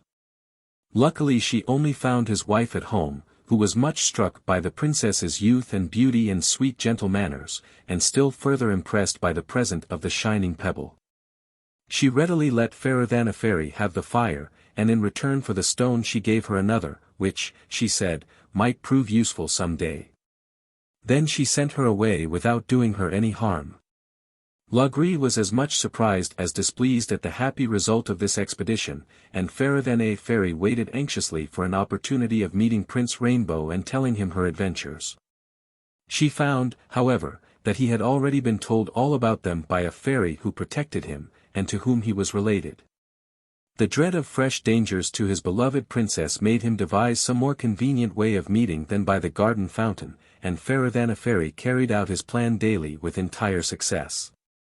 Every morning she placed a large basin full of water on her window-sill, and as soon as the sun's rays fell on the water the rainbow appeared as clearly as it had ever done in the fountain. By this means they were able to meet without losing sight of the fire or of the 2 bottles in which the old fairy kept her eye and her tooth at night, and for some time the lovers enjoyed every hour of sunshine together. One day Prince Rainbow appeared in the depths of woe. He had just heard that he was to be banished from this lovely spot, but he had no idea where he was to go. The poor young couple were in despair, and only parted with the last ray of sunshine, and in hopes of meeting next morning. Alas! Next day was dark and gloomy, and it was only late in the afternoon that the sun broke through the clouds for a few minutes. Fairer than a Fairy eagerly ran to the window, but in her haste she upset the basin, and spilt all the water with which she had carefully filled it overnight. No other water was at hand except that in the 2 bottles. It was the only chance of seeing her lover before they were separated, and she did not hesitate to break the bottle and pour their contents into the basin, when the rainbow appeared at once. Their farewells were full of tenderness. The prince made the most ardent and sincere protestations, and promised to neglect nothing which might help to deliver his dear Fairer than a Fairy from her captivity, and implored her to consent to their marriage as soon as they should both be free. The princess, on her side, vowed to have no other husband, and declared herself willing to brave death itself in order to rejoin him. They were not allowed much time for their adieus. The rainbow vanished, and the princess, resolved to run all risks, started off at once, taking nothing with her but her dog, her cat, a sprig of myrtle, and the stone which the wife of Locrinos gave her. When Lagree became aware of her prisoner's flight she was furious, and set off at full speed in pursuit. She overtook her just as the poor girl, overcome by fatigue, had lain down to rest in a cave which the stone had formed itself into to shelter her. The little dog who was watching her mistress promptly flew at Lagree and bit her so severely that she stumbled against a corner of the cave and broke off her only tooth. Before she had recovered from the pain and rage this caused her, the princess had time to escape, and was some way on her road. Fear gave her strength for some time, but at last she could go no further, and sank down to rest. As she did so, the sprig of myrtle she carried touched the ground, and immediately a green and shady bower sprang up round her, in which she hoped to sleep in peace. But Lagree had not given up her pursuit, and arrived just as Fairer than a Fairy had fallen fast asleep. This time she made sure of catching her victim, but the cat spied her out, and, springing from one of the boughs of the arbor she flew at Lagree's face and tore out her only eye, thus delivering the princess forever from her persecutor. One might have thought that all would now be well, but no sooner had Lagree been put to fight than our heroine was overwhelmed with hunger and thirst. She felt as though she should certainly expire, and it was with some difficulty that she dragged herself as far as a pretty little green and white house, which stood at no great distance. Here she was received by a beautiful lady dressed in green and white to match the house, which apparently belonged to her, and of which she seemed the only inhabitant. She greeted the fainting princess most kindly, gave her an excellent supper, and after a long night's rest in a delightful bed told her that after many troubles she should finally attain her desire. As the green and white lady took leave of the princess she gave her a nut, desiring her only to open it in the most urgent need. After a long and tiring journey Fairer than a Fairy was once more received in a house, and by a lady exactly like the one she had quitted. Here again she received a present with the same injunctions, but instead of a nut this lady gave her a golden pomegranate. The mournful princess had to continue her weary way, and after many troubles and hardships she again found rest and shelter in a third house exactly similar to the two others. These houses belonged to three sisters, all endowed with fairy gifts, and all so alike in mind and person that they wished their houses and garments to be equally alike. Their occupation consisted in helping those in misfortune, and they were as gentle and benevolent as Lagree had been cruel and spiteful. The third fairy comforted the poor traveler, begged her not to lose heart, and assured her that her troubles should be rewarded. She accompanied her advice by the gift of a crystal smelling bottle, with strict orders only to open it in case of urgent need. Fairer than a Fairy thanked her warmly, and resumed her way cheered by pleasant thoughts. After a time her road led through a wood, full of soft airs and sweet odors, and before she had gone 100 yards she saw a wonderful silver castle suspended by strong silver chains to 4 of the largest trees. It was so perfectly hung that a gentle breeze rocked it sufficiently to send you pleasantly to sleep. Fairer than a Fairy felt a strong desire to enter this castle, but besides being hung a little above the ground there seemed to be neither doors nor windows. She had no doubt, though really I cannot think why, that the moment had come in which to use the nut which had been given her. She opened it, and out came a diminutive hall porter at whose belt hung a tiny chain, at the end of which was a golden key half as long as the smallest pin you ever saw. The princess climbed up one of the silver chains, holding in her hand the little porter who, in spite of his minute size, opened a secret door with his golden key and let her in. She entered a magnificent room which appeared to occupy the entire castle, and which was lighted by gold and jeweled stars in the ceiling. In the midst of this room stood a couch, draped with curtains of all the colors of the rainbow, and suspended by golden cords so that it swayed with the castle in a manner which rocked its occupant delightfully to sleep. On this elegant couch lay Prince Rainbow, looking more beautiful than ever, and sunk in profound slumber, in which he had been held ever since his disappearance. Fairer than a Fairy, who now saw him for the first time in his real shape, hardly dared to gaze at him, fearing lest his appearance might not be in keeping with the voice and language which had won her heart. At the same time she could not help feeling rather hurt at the apparent indifference with which she was received. She related all the dangers and difficulties she had gone through, and though she repeated the story 20 times in a loud clear voice, the prince slept on and took no heed. She then had recourse to the golden pomegranate, and on opening it found that all the seeds were as many little violins which flew up in the vaulted roof and at once began playing melodiously. The prince was not completely roused, but he opened his eyes a little and looked all the handsomer. Impatient at not being recognized, Faradhaniferi now drew out her third present, and on opening the crystal scent bottle a little siren flew out, who silenced the violins and then sang close to the prince's ear the story of all his lady love had suffered in her search for him. She added some gentle reproaches to her tale, but before she had got far he was wide awake, and transported with joy threw himself at the princess's feet. At the same moment the walls of the room expanded and opened out, revealing a golden throne covered with jewels. A magnificent court now began to assemble, and at the same time several elegant carriages filled with ladies in magnificent dresses drove up. In the first and most splendid of these carriages sat Prince Rainbow's mother. She fondly embraced her son, after which she informed him that his father had been dead for some years, that the anger of the fairies was at length appeased, and that he might return in peace to reign over his people, who were longing for his presence. The court received the new king with joyful acclamations which would have delighted him at any other time, but all his thoughts were full of Faradhaniferi. He was just about to present her to his mother in the court, feeling sure that her charms would win all hearts, when the 3 green and white sisters appeared. They declared the secret of Faradhaniferi's royal birth, and the queen taking the 2 lovers in her carriage set off with them for the capital of the kingdom. Here they were received with tumultuous joy. The wedding was celebrated without delay, and succeeding years diminished neither the virtues, beauty, nor the mutual affection of King Rainbow and his queen, Faradhaniferi. The 3 brothers. There was once upon a time a witch, who in the shape of a hawk used every night to break the windows of a certain village church. In the same village there lived 3 brothers, who were all determined to kill the mischievous hawk. But in vain did the 2 eldest mount guard in the church with their guns. As soon as the bird appeared high above their heads, sleep overpowered them, and they only awoke to hear the windows crashing in.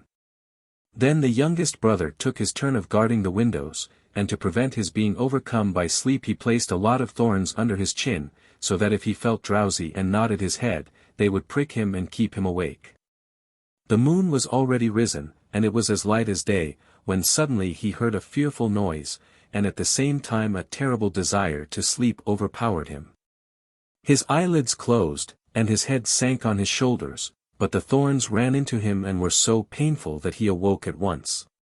He saw the hawk swooping down upon the church, and in a moment he had seized his gun and shot at the bird.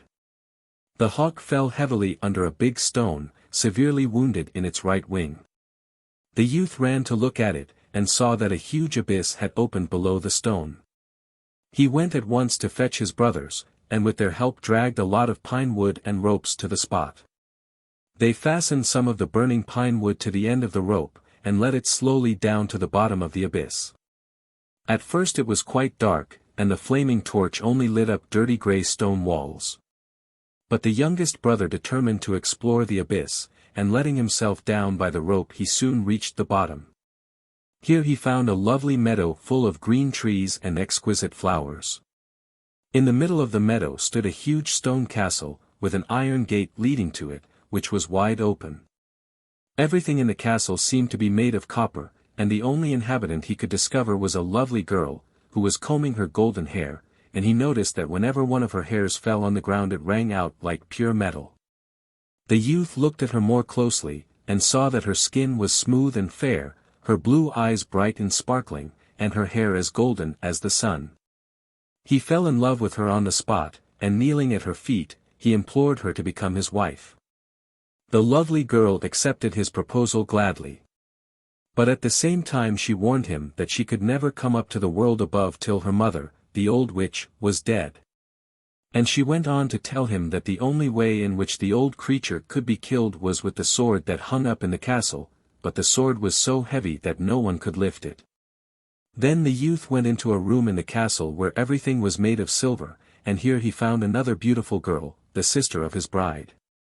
She was combing her silver hair, and every hair that fell on the ground rang out like pure metal. The second girl handed him the sword, but though he tried with all his strength he could not lift it. At last a third sister came to him and gave him a drop of something to drink, which she said would give him the needful strength. He drank one drop, but still he could not lift the sword. Then he drank a second, and the sword began to move, but only after he had drunk a third drop was he able to swing the sword over his head. Then he hid himself in the castle and awaited the old witch's arrival. At last, as it was beginning to grow dark, she appeared. She swooped down upon a big apple tree, and after shaking some golden apples from it, she pounced down upon the earth. As soon as her feet touched the ground she became transformed from a hawk into a woman. This was the moment the youth was waiting for, and he swung his mighty sword in the air with all his strength, and the witch's head fell off, and her blood spurted up on the walls. Without fear of any further danger, he packed up all the treasures of the castle into great chests, and gave his brothers a signal to pull them up out of the abyss. First the treasures were attached to the rope and then the three lovely girls. And now everything was up above and only he himself remained below. But as he was a little suspicious of his brothers, he fastened a heavy stone onto the rope and let them pull it up. At first they heaved with a will, but when the stone was halfway up they let it drop suddenly, and it fell to the bottom broken into 100 pieces. "So that's what would have happened to my bones had I trusted myself to them," said the youth sadly, and he began to cry bitterly, not because of the treasures, but because of the lovely girl with her swan-like neck and golden hair. For a long time he wandered sadly all through the beautiful underworld, and one day he met a magician who asked him the cause of his tears. The youth told him all that had befallen him, and the magician said, "Do not grieve, young man. If you will guard the children who are hidden in the golden apple tree, I will bring you at once up to the earth. Another magician who lives in this land always eats my children up. It is in vain that I have hidden them under the earth and locked them into the castle. Now I have hidden them in the apple tree, hide yourself there too, and at midnight you will see my enemy." The youth climbed up the tree, and picked some of the beautiful golden apples, which he ate for his supper. At midnight the wind began to rise, and a rustling sound was heard at the foot of the tree. The youth looked down and beheld a long thick serpent beginning to crawl up the tree. It wound itself round the stem and gradually got higher and higher. It stretched its huge head, in which the eyes glittered fiercely, among the branches, searching for the nest in which the little children lay. They trembled with terror when they saw the hideous creature, and hid themselves beneath the leaves. Then the youth swung his mighty sword in the air, and with one blow cut off the serpent's head. He cut up the rest of the body into little bits and strewed them to the four winds. The father of the rescued children was so delighted over the death of his enemy that he told the youth to get on his back, and in this way he carried him up to the world above. With what joy did he hurry now to his brother's house! He burst into a room where they were all assembled, but no one knew who he was. Only his bride, who was serving as cook to her sisters, recognized her lover at once. His brothers, who had quite believed he was dead, yielded him up his treasures at once, and flew into the woods in terror. But the good youth forgave them all they had done, and divided his treasures with them. Then he built himself a big castle with golden windows, and there he lived happily with his golden-haired wife till the end of their lives. The Boy and the Wolves, or the Broken Promise. Once upon a time an Indian hunter built himself a house in the middle of a great forest, far away from all his tribe. For his heart was gentle and kind, and he was weary of the treachery and cruel deeds of those who had been his friends. So he left them, and took his wife and 3 children, and they journeyed on until they found a spot near to a clear stream, where they began to cut down trees, and to make ready their wigwam. For many years they lived peacefully and happily in this sheltered place, never leaving it except to hunt the wild animals, which served them both for food and clothes. At last, however, the strong man felt sick, and before long he knew he must die. So he gathered his family round him, and said his last words to them. You, my wife, the companion of my days, will follow me ere many moons have waned to the island of the blessed. But for you, O my children, whose lives are but newly begun, the wickedness, unkindness, and ingratitude from which I fled are before you. Yet I shall go hence in peace, my children, if you will promise always to love each other, and never to forsake your youngest brother. Never, they replied, holding out their hands. And the hunter died content. Scarcely 8 moons had passed when, just as he had said, the wife went forth, and followed her husband, but before leaving her children she bade the 2 elder ones think of their promise never to forsake the younger, for he was a child, and weak. And while the snow lay thick upon the ground, they tended him and cherished him. But when the earth showed green again, the heart of the young man stirred within him, and he longed to see the wigwams of the village where his father's youth was spent. Therefore he opened all his heart to his sister, who answered, My brother, I understand your longing for our fellow men, whom here we cannot see. But remember our father's words. Shall we not seek our own pleasures, and forget the little one?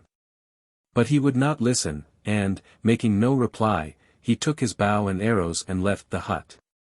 The snows fell and melted, yet he never returned. And at last the heart of the girl grew cold and hard, and her little boy became a burden in her eyes, till one day she spoke thus to him, See, there is food for many days to come. Stay here within the shelter of the hut. I go to seek our brother, and when I have found him I shall return hither. But when, after hard journeying, she reached the village where her brother dwelt, and saw that he had a wife and was happy, and when she, too, was sought by a young brave, then she also forgot the boy alone in the forest, and thought only of her husband. Now as soon as the little boy had eaten all the food which his sister had left him, he went out into the woods, and gathered berries and dug up roots, and while the sun shone he was contented and had his fill.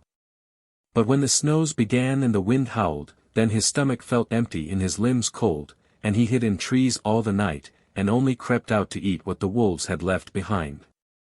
And by, having no other friends, he sought their company, and sat by while they devoured their prey, and they grew to know him, and gave him food.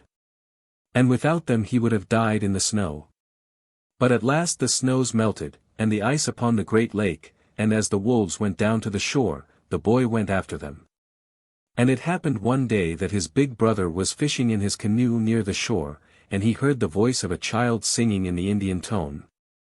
My brother, I am becoming a wolf. I am becoming a wolf. And when he had so sung he howled as wolves howl. Then the heart of the elder sunk, and he hastened towards him, crying, Brother, little brother, come to me, but he, being half a wolf, only continued his song.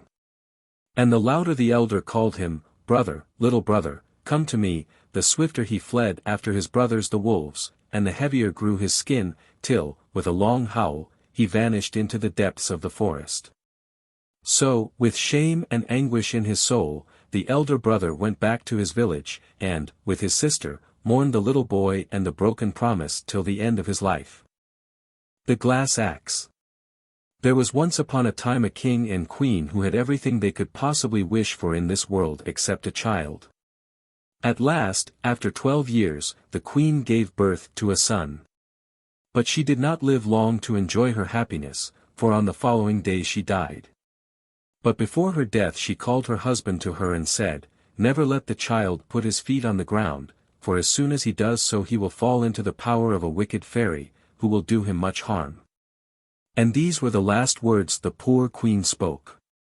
The boy throve and grew big, and when he was too heavy for his nurse to carry, a chair was made for him on little wheels, in which he could wander through the palace gardens without help. At other times he was carried about on a litter, and he was always carefully watched and guarded for fear he should at any time put his feet to the ground.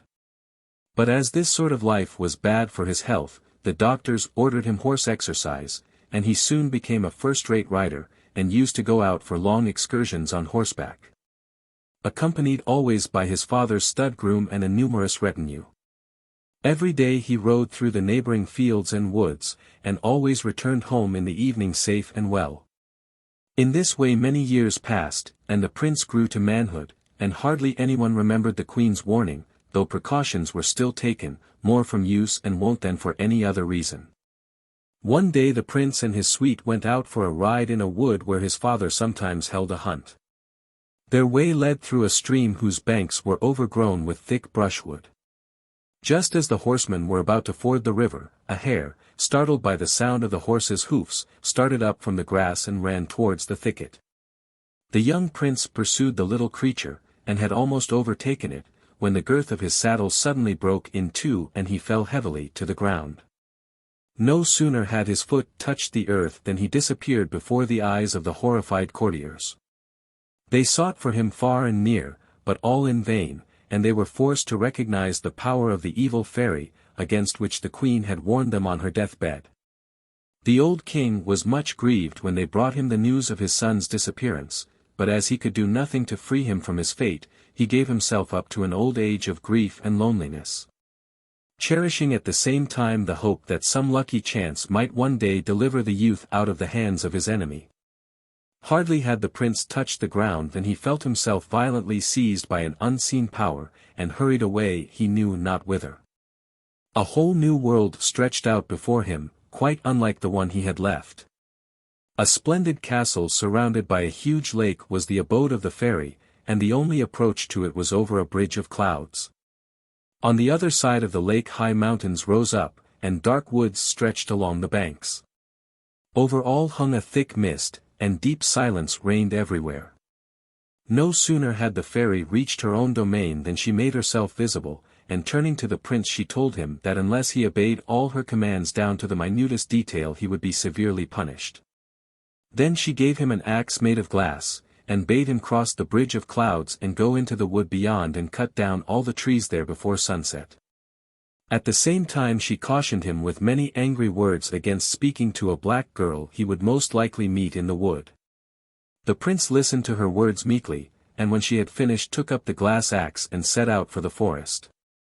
At every step he seemed to sink into the clouds, but fear gave wings to his feet, and he crossed the lake in safety and set to work at once. But no sooner had he struck the first blow with his axe than it broke into 1,000 pieces against the tree. The poor youth was so terrified he did not know what to do, for he was in mortal dread of the punishment the wicked old fairy would inflict on him. He wandered to and fro in the wood, not knowing where he was going, and at last, worn out by fatigue and misery, he sank on the ground and fell fast asleep. He did not know how long he had slept when a sudden sound awoke him, and opening his eyes he saw a black girl standing beside him. Mindful of the fairy's warning he did not dare to address her, but she on her part greeted him in the most friendly manner, and asked him at once if he were under the power of the wicked fairy. The prince nodded his head silently in answer. Then the black girl told him that she too was in the power of the fairy, who had doomed her to wander about in her present guise until some youth should take pity on her and bear her in safety to the other side of the river which they saw in the distance, and on the other side of which the fairy's domain and power ended.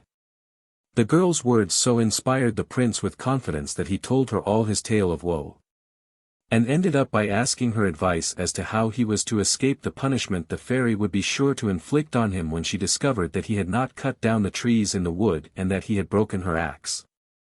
"You must know," answered the black girl, "that the fairy in whose power we both are is my own mother, but you must not betray this secret, for it would cost me my life.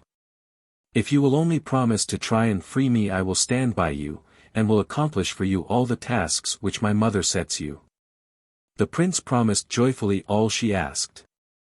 Then having once more warned him not to betray her confidence, she handed him a draught to drink which very soon sunk his senses in a deep slumber. His astonishment was great when he awoke to find the glass axe whole and unbroken at his side, and all the trees of the wood lying felled around him. He made all haste across the bridge of clouds, and told the fairy that her commands were obeyed. She was much amazed when she heard that all the wood was cut down, and saw the axe unbroken in his hand, and since she could not believe that he had done all this by himself, she questioned him narrowly if he had seen or spoken to the black girl. But the prince lied manfully, and swore he had never looked up from his work for a moment. Seeing she could get nothing more out of him, she gave him a little bread and water, and showing him to a small dark cupboard she told him he might sleep there.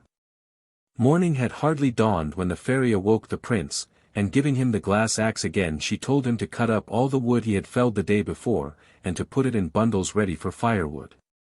At the same time she warned him once more against approaching or speaking a word to the black girl if he met her in the wood.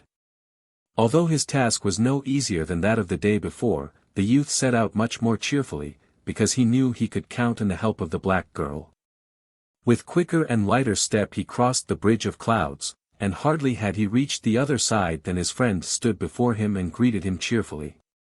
When she heard what the fairy demanded this time, she answered smilingly, "Never fear," and handed him another draught, which very soon caused the prince to sink into a deep sleep. When he awoke everything was done. All the trees of the wood were cut up into firewood and arranged in bundles ready for use. He returned to the castle as quickly as he could, and told the fairy that her commands were obeyed. She was even more amazed than she had been before, and asked him again if he had either seen or spoken to the black girl, but the prince knew better than to betray his word, and once more lied freely. On the following day the fairy set him a third task to do, even harder than the other two. She told him he must build a castle on the other side of the lake, made of nothing but gold, silver, and precious stones, and unless he could accomplish this within an hour, the most frightful doom awaited him. The prince heard her words without anxiety, so entirely did he rely on the help of his black friend. Full of hope he hurried across the bridge, and recognized at once the spot where the castle was to stand, for spades, hammers, axes, and every other building implement lay scattered on the ground ready for the workman's hand, but of gold, silver, and precious stones there was not a sign. But before the prince had time to feel despondent the black girl beckoned to him in the distance from behind a rock, where she had hidden herself for fear her mother should catch sight of her. Full of joy the youth hurried towards her, and begged her aid and counsel in the new piece of work he had been given to do. But this time the fairy had watched the prince's movements from her window, and she saw him hiding himself behind the rock with her daughter. She uttered a piercing shriek so that the mountains re-echoed with the sound of it, and the terrified pair had hardly dared to look out from their hiding place when the enraged woman, with her dress and hair flying in the wind, hurried over the bridge of clouds. The prince at once gave himself up for lost, but the girl told him to be of good courage and to follow her as quickly as he could. But before they left their shelter she broke off a little bit of the rock, spoke some magic words over it, and threw it in the direction her mother was coming from. In a moment a glittering palace arose before the eyes of the fairy which blinded her with its dazzling splendor, and with its many doors and passages prevented her for some time from finding her way out of it. In the meantime the black girl hurried on with the prince, hastening to reach the river, where once on the other side they would forever be out of the wicked fairy's power. But before they had accomplished half the way they heard again the rustle of her garments and her muttered curses pursuing them closely. The prince was terrified, he dared not look back, and he felt his strength giving way. But before he had time to despair the girl uttered some more magic words, and immediately she herself was changed into a pond, and the prince into a duck swimming on its surface. When the fairy saw this her rage knew no bounds, and she used all her magic wits to make the pond disappear. She caused a hill of sand to arise at her feet, meaning it to dry up the water at once.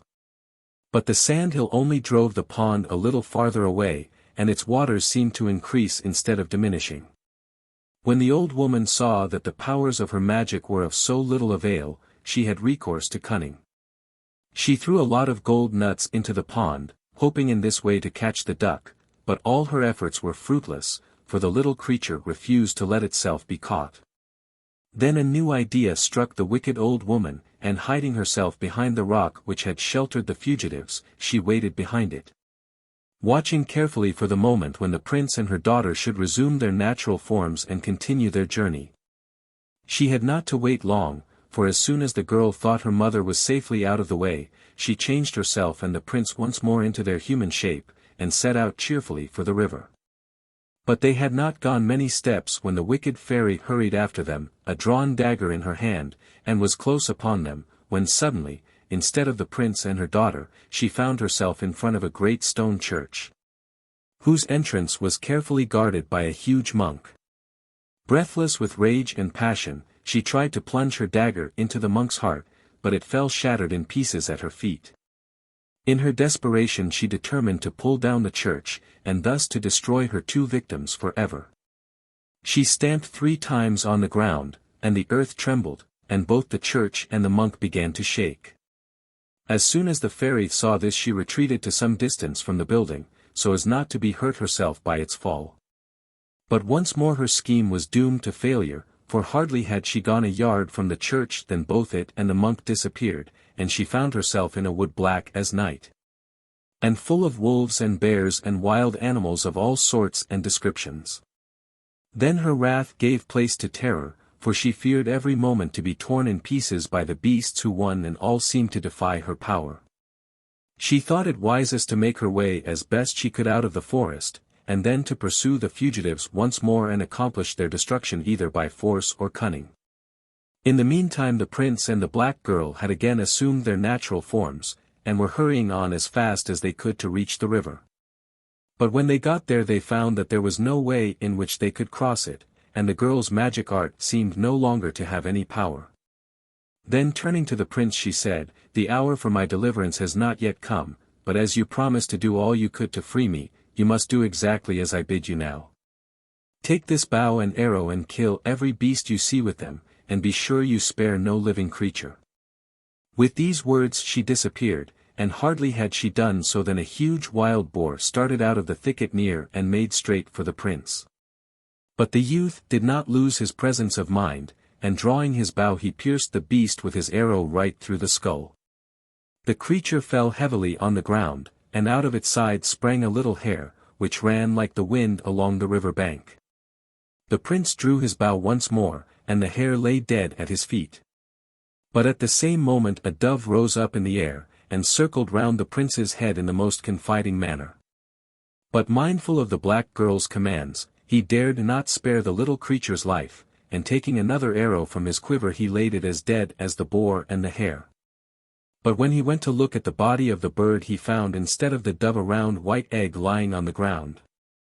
While he was gazing on it and wondering what it could mean, he heard the sweeping of wings above him, and looking up he saw a huge vulture with open claws swooping down upon him.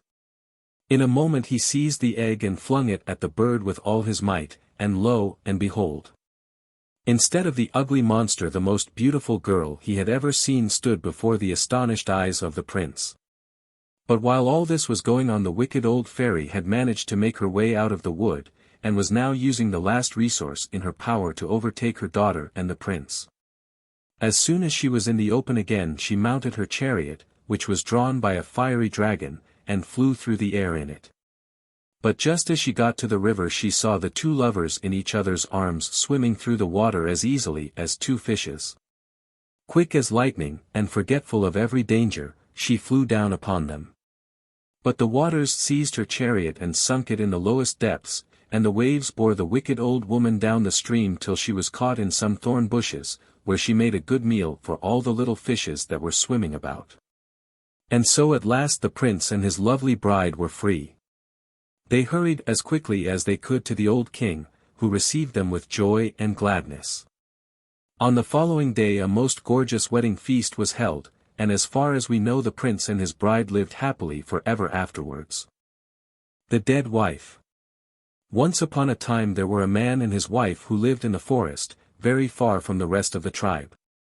Very often they spent the day in hunting together, but after a while the wife found that she had so many things to do that she was obliged to stay at home, so he went alone, though he found that when his wife was not with him he never had any luck. One day, when he was away hunting, the woman fell ill, and in a few days she died. Her husband grieved bitterly, and buried her in the house where she had passed her life. But as the time went on he felt so lonely without her that he made a wooden doll about her height and size for company, and dressed it in her clothes. He seated it in front of the fire, and tried to think he had his wife back again. The next day he went out to hunt, and when he came home the first thing he did was to go up to the doll and brush off some of the ashes from the fire which had fallen on its face. But he was very busy now, for he had to cook and mend, besides getting food, for there was no one to help him. And so a whole year passed away. At the end of that time he came back from hunting one night and found some wood by the door and a fire within. The next night there was not only wood and fire, but a piece of meat in the kettle, nearly ready for eating. He searched all about to see who could have done this, but could find no one. The next time he went to hunt he took care not to go far, and came in quite early. And while he was still a long way off he saw a woman going into the house with wood on her shoulders. So he made haste, and opened the door quickly, and instead of the wooden doll, his wife sat in front of the fire. Then she spoke to him and said, "The Great Spirit felt sorry for you, because you would not be comforted, so he let me come back to you, but you must not stretch out your hand to touch me till we have seen the rest of our people. If you do, I shall die." So the man listened to her words, and the woman dwelt there, and brought the wood and kindled the fire, till one day her husband said to her, "It is now 2 years since you died. Let us now go back to our tribe. Then you will be well, and I can touch you." And with that he prepared food for the journey, a string of deer's flesh for her to carry, and one for himself, and so they started. Now the camp of the tribe was distant 6 days' journey, and when they were yet 1 day's journey off it began to snow, and they felt weary and longed for rest. Therefore they made a fire, cooked some food, and spread out their skins to sleep. Then the heart of the man was greatly stirred, and he stretched out his arms to his wife, but she waved her hands and said, "We have seen no one yet, it is too soon." But he would not listen to her, and caught her to him, and behold, he was clasping the wooden doll. And when he saw it was the doll he pushed it from him in his misery and rushed away to the camp, and told them all his story. And some doubted, and they went back with him to the place where he and his wife had stopped to rest, and there lay the doll, and besides, they saw in the snow the steps of 2 people, and the foot of one was like the foot of the doll. And the man grieved sore all the days of his life. In the land of souls. Far away, in North America, where the Red Indians dwell, there lived a long time ago a beautiful maiden, who was lovelier than any other girl in the whole tribe. Many of the young braves sought her in marriage, but she would listen to one only, a handsome chief, who had taken her fancy some years before. So they were to be married, and great rejoicings were made, and the two looked forward to a long life of happiness together, when the very night before the wedding feast a sudden illness seized the girl, and, without a word to her friends who were weeping round her, she passed silently away. The heart of her lover had been set upon her, and the thought of her remained with him night and day. He put aside his bow, and went neither to fight nor to hunt, but from sunrise to sunset he sat by the place where she was laid, thinking of his happiness that was buried there. At last, after many days, a light seemed to come to him out of the darkness. He remembered having heard from the old people of the tribe, that there was a path that led to the land of souls, that if you sought carefully you could find it. So the next morning he got up early, and put some food in his pouch and slung an extra skin over his shoulders, for he knew not how long his journey would take, nor what sort of country he would have to go through. Only one thing he knew, that if the path was there, he would find it.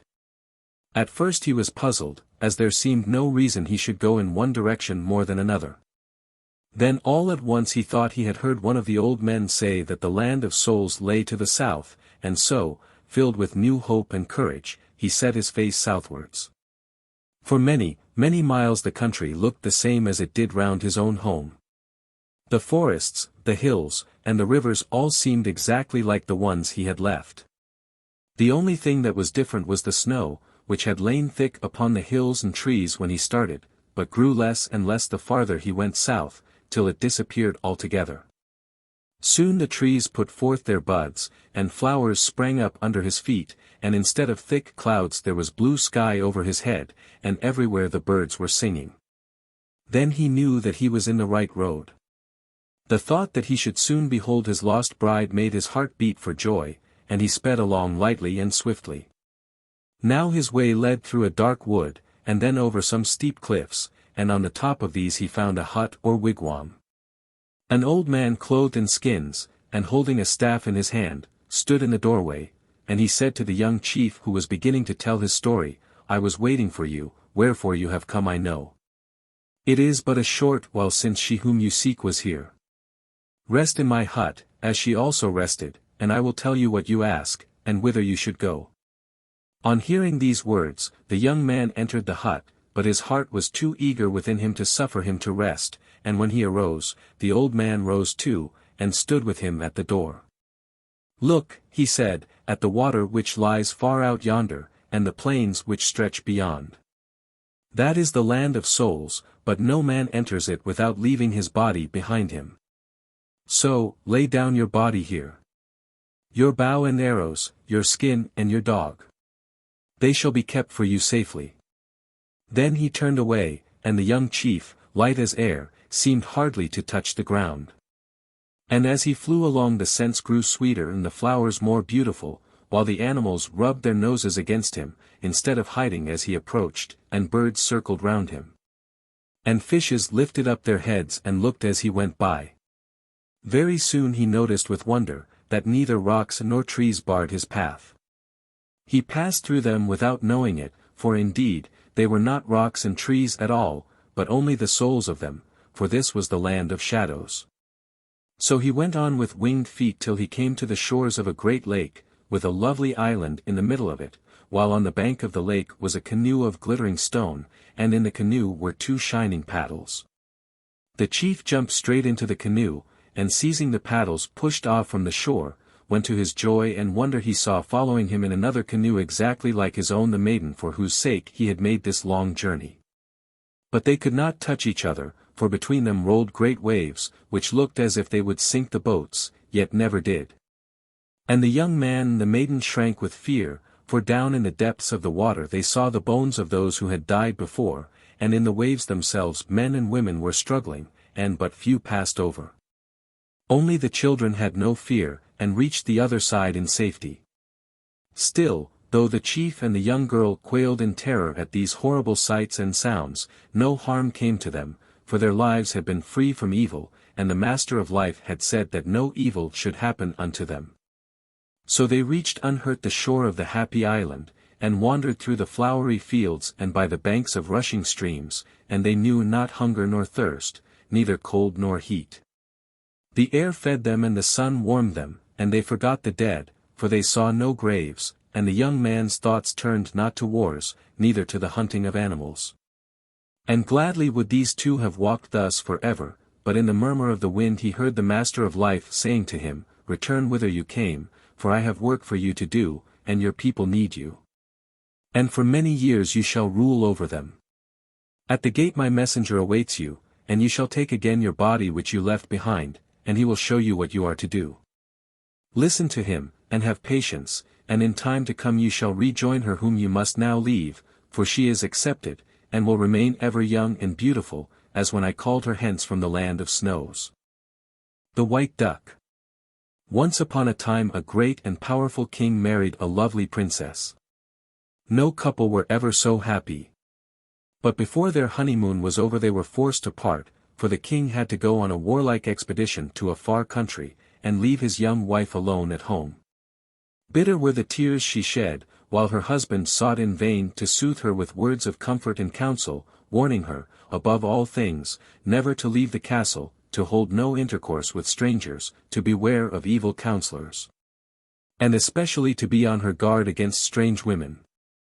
And the queen promised faithfully to obey her royal lord and master in these 4 matters. So when the king set out on his expedition she shut herself up with her ladies in her own apartments, and spent her time in spinning and weaving, and in thinking of her royal husband. Often she was very sad and lonely, and it happened that one day while she was seated at the window, letting salt tears drop on her work, an old woman, a kind, homely-looking old body, stepped up to the window, and, leaning upon her crutch, addressed the queen in friendly, flattering tones, saying, "Why are you sad and cast down, fair queen? You should not mope all day in your rooms, but should come out into the green garden, and hear the birds sing with joy among the trees, and see the butterflies fluttering above the flowers, and hear the bees and insects hum. And watch the sunbeams chase the dewdrops through the rose leaves and in the lily cups. All the brightness outside would help to drive away your cares, O Queen.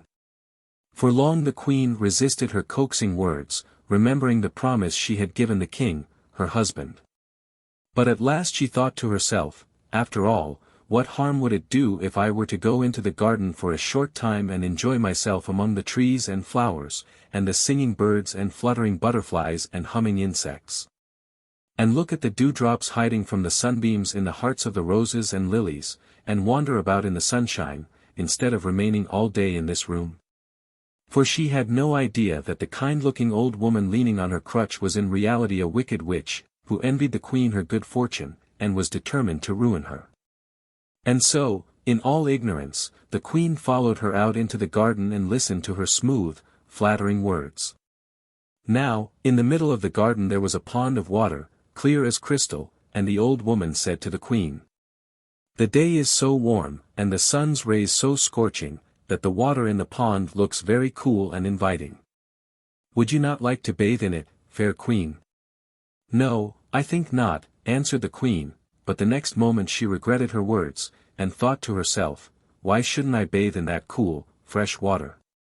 No harm could come of it." And, so saying, she slipped off her robes and stepped into the water. But scarcely had her tender feet touched the cool ripples when she felt a great shove on her shoulders, and the wicked witch had pushed her into the deep water, exclaiming, "Swim henceforth, white duck." And the witch herself assumed the form of the Queen, and decked herself out in the royal robes, and sat among the court ladies, awaiting the king's return. And suddenly the tramp of horses' hoofs was heard, and the barking of dogs, and the witch hastened forward to meet the royal carriages, and, throwing her arms round the king's neck, kissed him.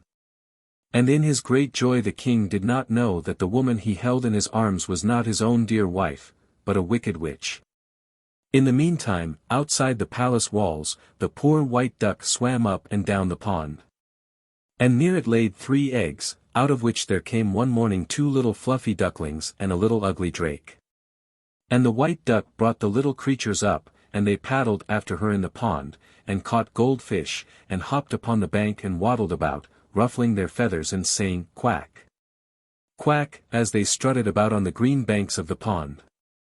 But their mother used to warn them not to stray too far, telling them that a wicked witch lived in the castle beyond the garden, adding, "She has ruined me, and she will do her best to ruin you." But the young ones did not listen to their mother, and, playing about the garden one day, they strayed close up to the castle windows. The witch at once recognized them by their smell, and ground her teeth with anger. But she hid her feelings, and, pretending to be very kind, she called them to her and joked with them, and led them into a beautiful room, where she gave them food to eat, and showed them a soft cushion on which they might sleep. Then she left them and went down into the palace kitchens, where she told the servants to sharpen the knives, and to make a great fire ready, and hang a large kettleful of water over it. In the meantime the 2 little ducklings had fallen asleep, and the little drake lay between them, covered up by their wings, to be kept warm under their feathers. But the little drake could not go to sleep, and as he lay there wide awake in the night he heard the witch come to the door and say, "Little ones, are you asleep?" And the little drake answered for the other 2, "We cannot sleep, we wake and weep. Sharp is the knife, to take our life.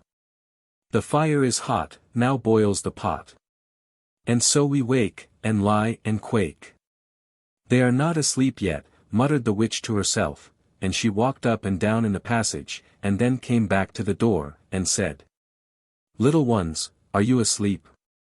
And again the little drake answered for his sisters, "We cannot sleep, we wake and weep. Sharp is the knife, to take our life. The fire is hot, now boils the pot. And so we wake, and lie and quake." "Just the same answer," muttered the witch. "I think I'll go in and see." So she opened the door gently, and seeing the 2 little ducklings sound asleep, she there and then killed them. The next morning the white duck wandered round the pond in a distracted manner, looking for her little ones. She called and she searched, but could find no trace of them. And in her heart she had a foreboding that evil had befallen them, and she fluttered up out of the water and flew to the palace. And there, laid out on the marble floor of the court, dead and stone cold, were her 3 children. The white duck threw herself upon them, and, covering up their little bodies with her wings, she cried. "Quack, quack, my little loves. Quack, quack, my turtle doves. I brought you up with grief and pain. And now before my eyes you're slain. I gave you always of the best. I kept you warm in my soft nest. I loved and watched you day and night. You were my joy, my one delight." The king heard the sad complaint of the white duck, and called to the witch, "Wife, what a wonder is this! Listen to that white duck." But the witch answered, "My dear husband, what do you mean? There is nothing wonderful in a duck's quacking. Here, servants, chase that duck out of the courtyard." But though the servants chased and chevied, they could not get rid of the duck. For she circled round and round, and always came back to the spot where her children lay, crying.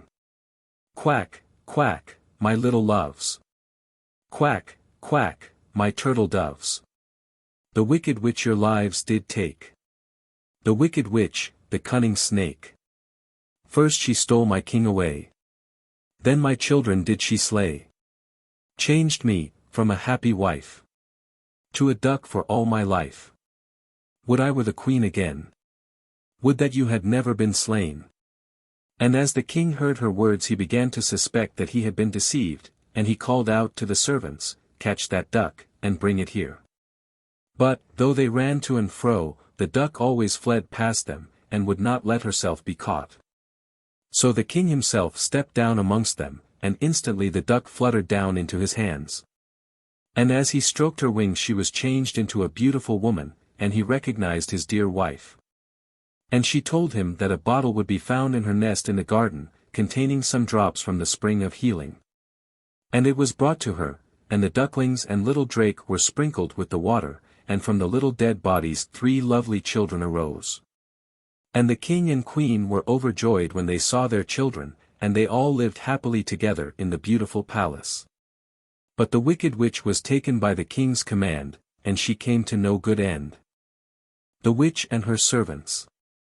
Long time ago there lived a king who had 3 sons, the eldest was called Sabo, the second Warza, and the youngest Iwanich. One beautiful spring morning the king was walking through his gardens with these 3 sons, gazing with admiration at the various fruit trees, some of which were a mass of blossom, whilst others were bowed to the ground laden with rich fruit.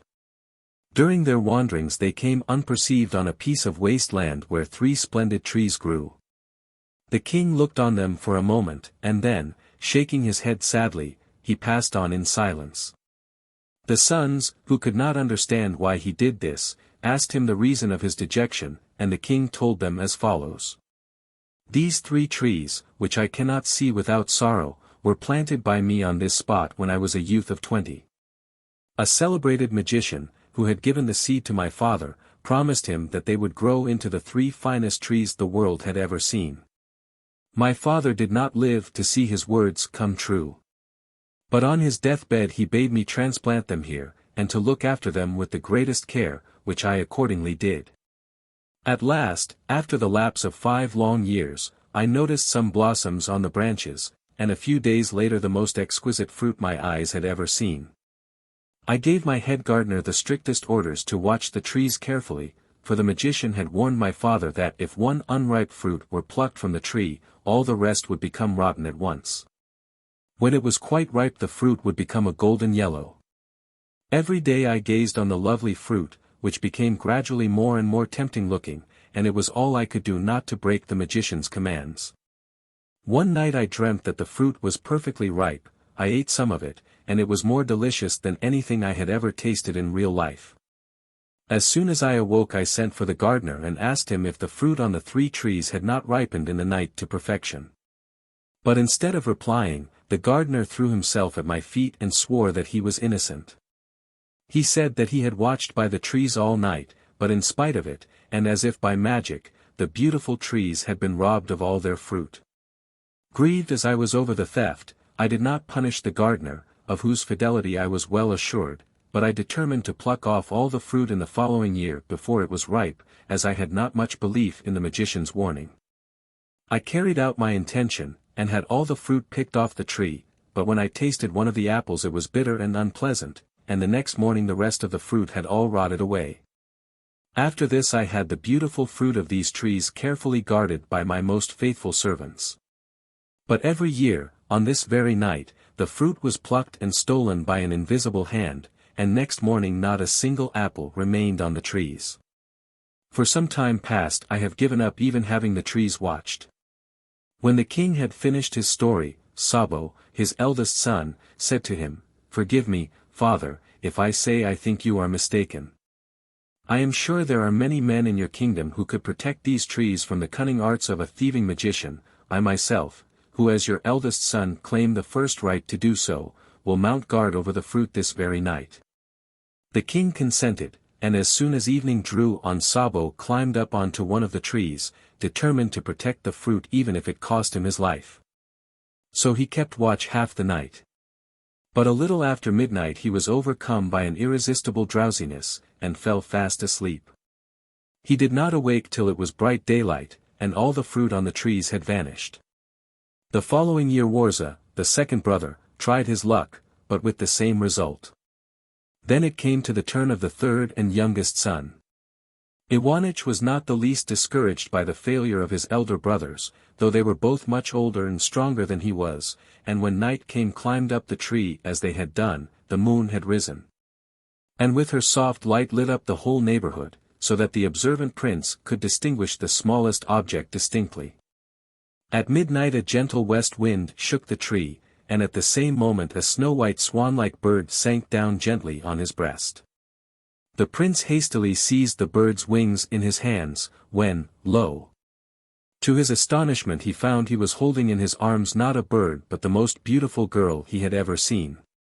"You need not fear Melitza," said the beautiful girl, looking at the prince with friendly eyes. "An evil magician has not robbed you of your fruit, but he stole the seed from my mother, and thereby caused her death. When she was dying she bade me take the fruit, which you have no right to possess, from the trees every year as soon as it was ripe. This I would have done tonight too, if you had not seized me with such force, and so broken the spell I was under." Iwanich, who had been prepared to meet a terrible magician and not a lovely girl, fell desperately in love with her.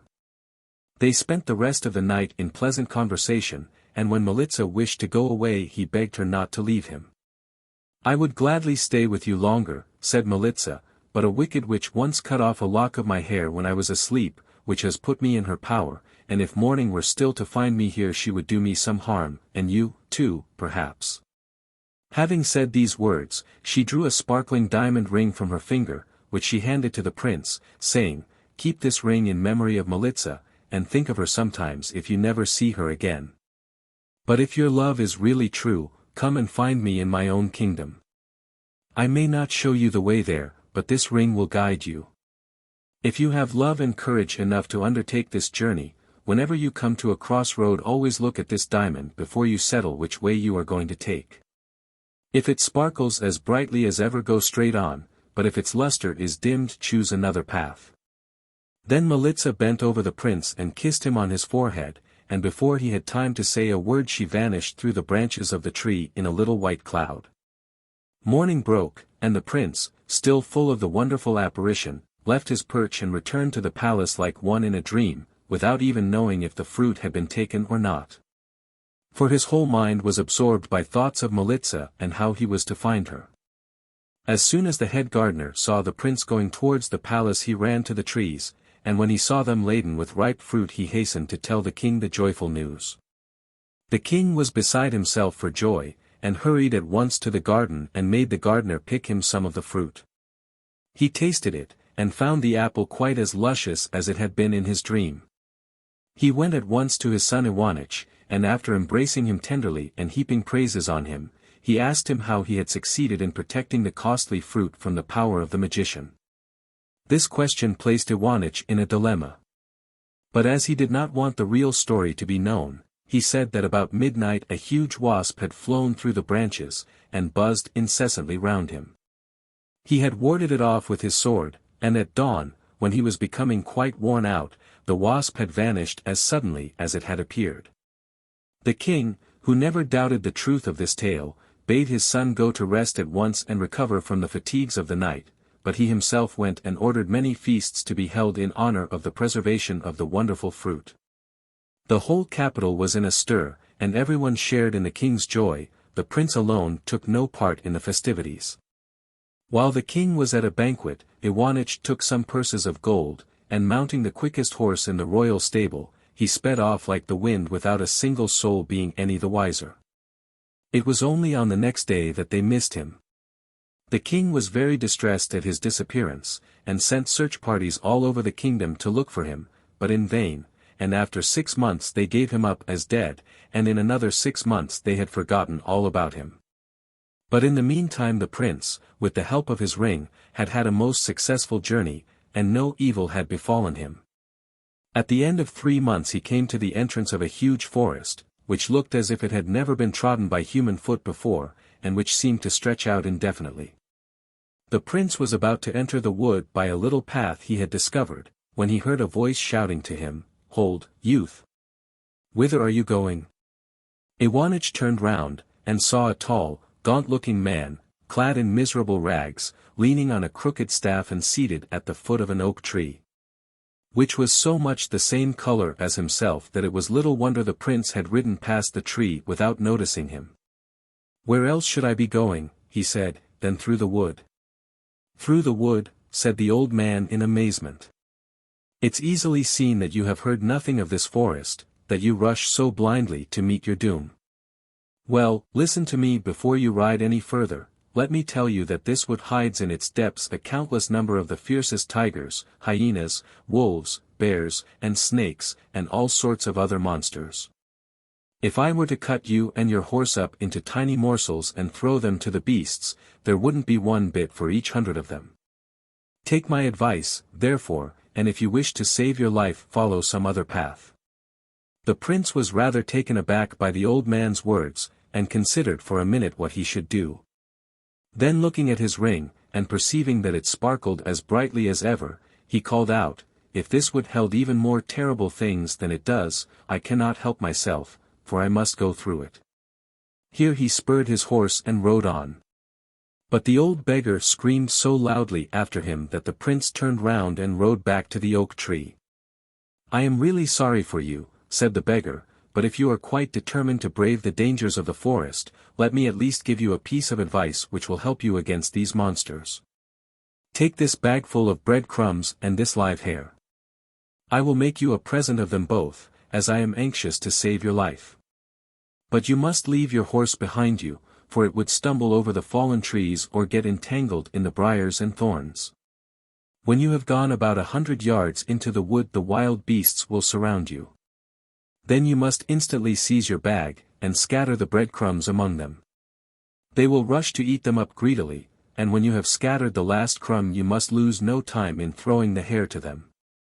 As soon as the hare feels itself on the ground it will run away as quickly as possible, and the wild beasts will turn to pursue it. In this way you will be able to get through the wood unhurt."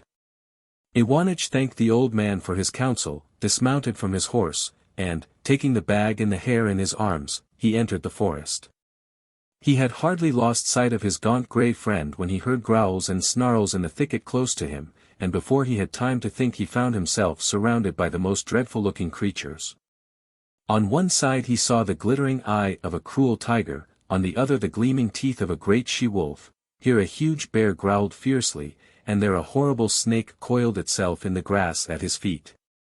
But Iwanich did not forget the old man's advice, and quickly put his hand into the bag and took out as many bread crumbs as he could hold in his hand at a time. He threw them to the beasts, but soon the bag grew lighter and lighter, and the prince began to feel a little frightened.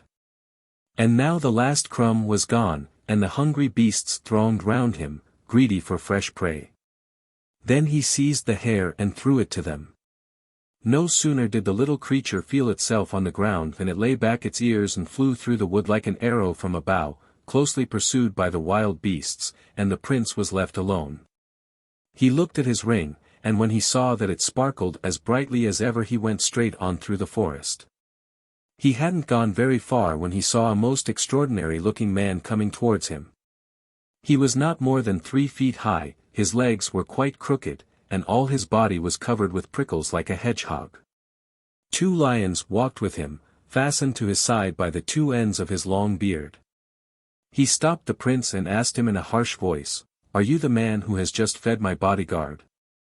Iwanich was so startled that he could hardly reply, but the little man continued, "I am most grateful to you for your kindness.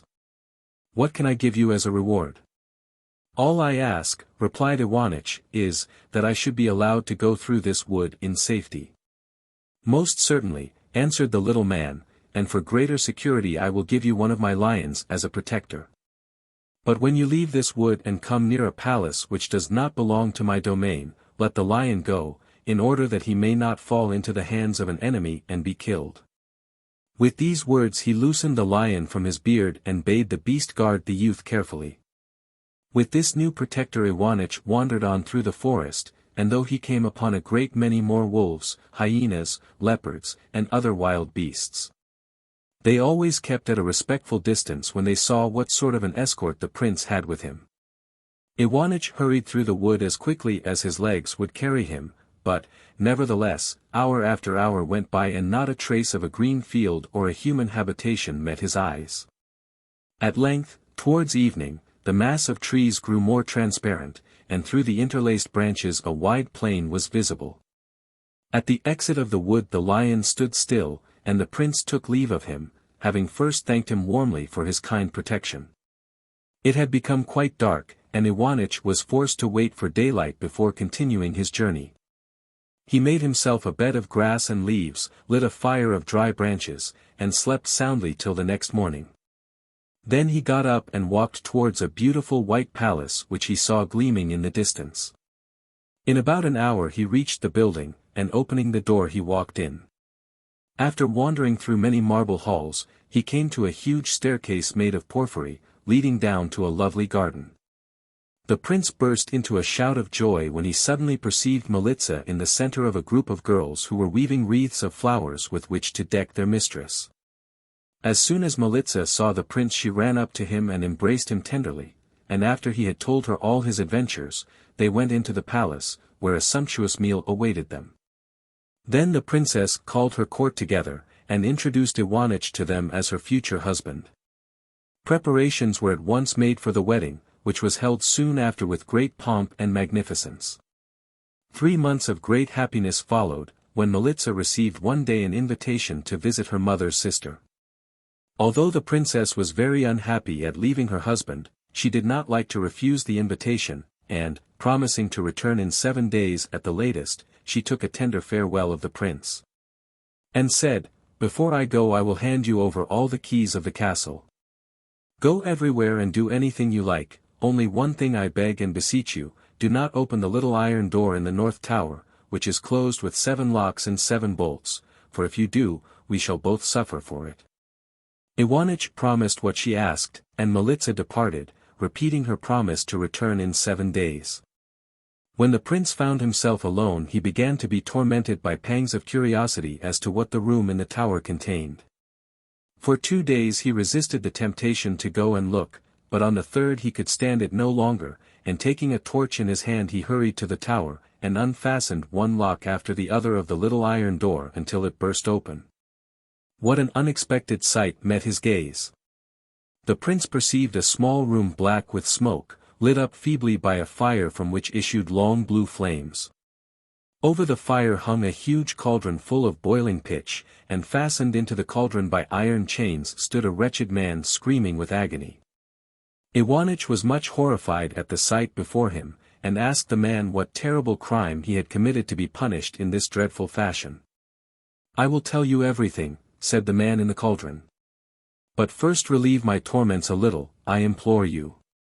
"And how can I do that?" asked the prince. "With a little water," replied the man, "only sprinkle a few drops over me and I shall feel better." The prince, moved by pity, without thinking what he was doing, ran to the courtyard of the castle, and filled a jug with water, which he poured over the man in the cauldron. In a moment a most fearful crash was heard, as if all the pillars of the palace were giving way, and the palace itself, with towers and doors, windows, and the cauldron, whirled round the bewildered prince's head. This continued for a few minutes, and then everything vanished into thin air, and Iwanich found himself suddenly alone upon a desolate heath covered with rocks and stones. The prince, who now realized what his heedlessness had done, cursed too late his spirit of curiosity. In his despair he wandered on over the heath, never looking where he put his feet, and full of sorrowful thoughts. At last he saw a light in the distance, which came from a miserable-looking little hut. The owner of it was none other than the kind-hearted gaunt grey beggar who had given the prince the bag of bread-crumbs and the hare. Without recognizing Iwanich, he opened the door when he knocked and gave him shelter for the night. On the following morning the prince asked his host if he could get him any work to do, as he was quite unknown in the neighborhood, and had not enough money to take him home. "My son," replied the old man, "all this country round here is uninhabited. I myself have to wander to distant villages for my living, and even then I do not very often find enough to satisfy my hunger. But if you would like to take service with the old witch Corva, go straight up the little stream which flows below my hut for about 3 hours, and you will come to a sand hill on the left-hand side. That is where she lives." Iwanich thanked the gaunt grey beggar for his information, and went on his way. After walking for about 3 hours the prince came upon a dreary-looking grey stone wall. This was the back of the building and did not attract him. But when he came upon the front of the house he found it even less inviting, for the old witch had surrounded her dwelling with a fence of spikes, on every one of which a man's skull was stuck. In this horrible enclosure stood a small black house, which had only 2 grated windows, all covered with cobwebs, and a battered iron door. The prince knocked, and a rasping woman's voice told him to enter. Iwanich opened the door, and found himself in a smoke-begrimed kitchen, in the presence of a hideous old woman who was warming her skinny hands at a fire. The prince offered to become her servant, and the old hag told him she was badly in want of one, and he seemed to be just the person to suit her. When Iwanich asked what his work, and how much his wages would be, the witch bade him follow her, and led the way through a narrow damp passage into a vault, which served as a stable. Here he perceived 2 pitch-black horses in a stall. "You see before you," said the old woman, "a mare and her foal. You have nothing to do but to lead them out to the fields every day, and to see that neither of them runs away from you. If you look after them both for a whole year I will give you anything you like to ask, but if, on the other hand, you let either of the animals escape you, your last hour is come, and your head shall be stuck on the last spike of my fence. The other spikes, as you see, are already adorned, and the skulls are all those of different servants I have had who have failed to do what I demanded." Iwanich, who thought he could not be much worse off than he was already, agreed to the witch's proposal. At daybreak next morning he drove his horses to the field, and brought them back in the evening without their ever having attempted to break away from him.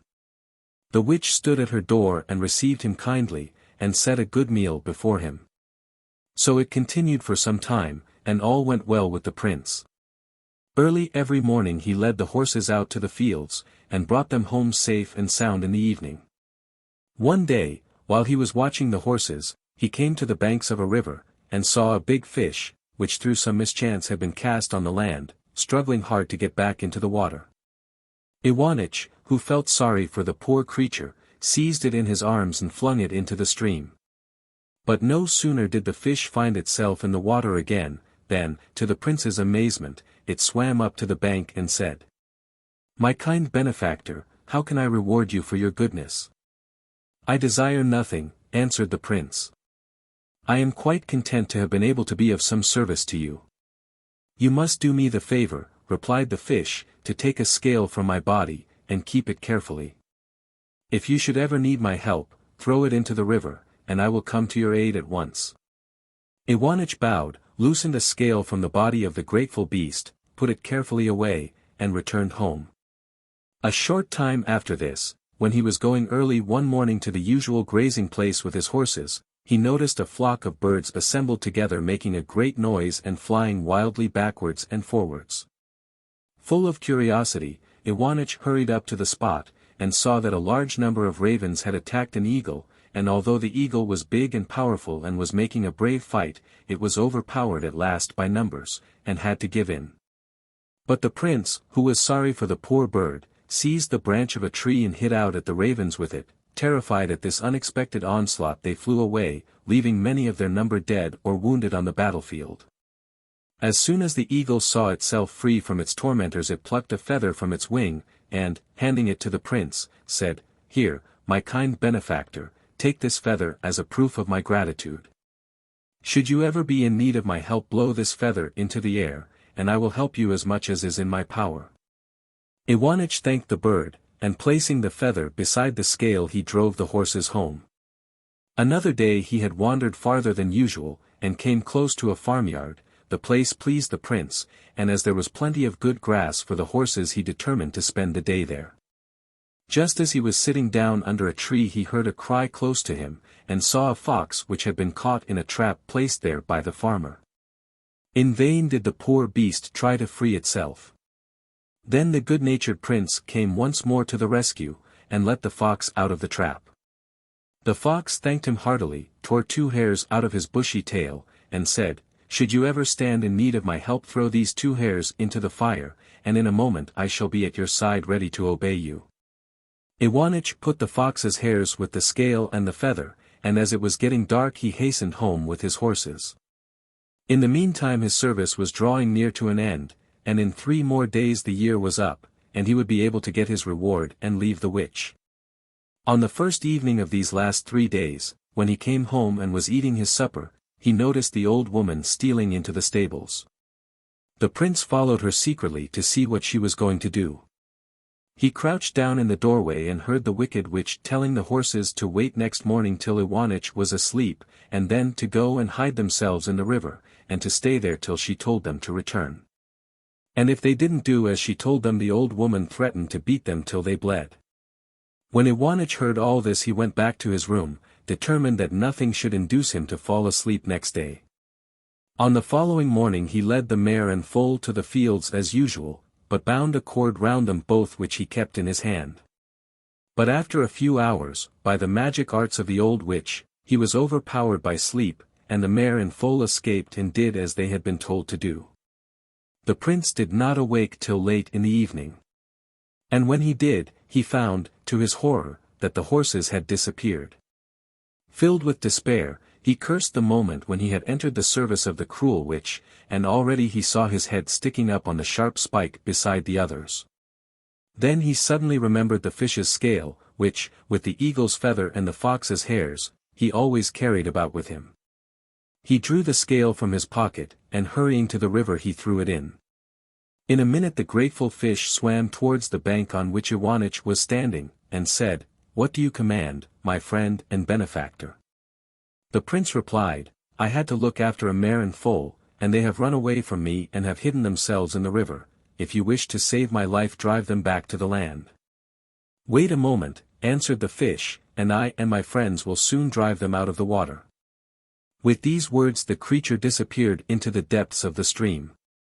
Almost immediately a rushing hissing sound was heard in the waters, the waves dashed against the banks, the foam was tossed into the air, and the 2 horses leapt suddenly on to the dry land, trembling and shaking with fear. Iwanich sprang at once on to the mare's back, seized the foal by its bridle, and hastened home in the highest spirits. When the witch saw the prince bringing the horses home she could hardly conceal her wrath, and as soon as she had placed Iwanich's supper before him she stole away again to the stables. The prince followed her, and heard her scolding the beasts harshly for not having hidden themselves better. She bade them wait next morning till Iwanich was asleep and then to hide themselves in the clouds, and to remain there till she called. If they did not do as she told them she would beat them till they bled. The next morning, after Iwanich had led his horses to the fields, he fell once more into a magic sleep. The horses at once ran away and hid themselves in the clouds, which hung down from the mountains in soft billowy masses. When the prince awoke and found that both the mare and the foal had disappeared, he bethought him at once of the eagle, and taking the feather out of his pocket he blew it into the air.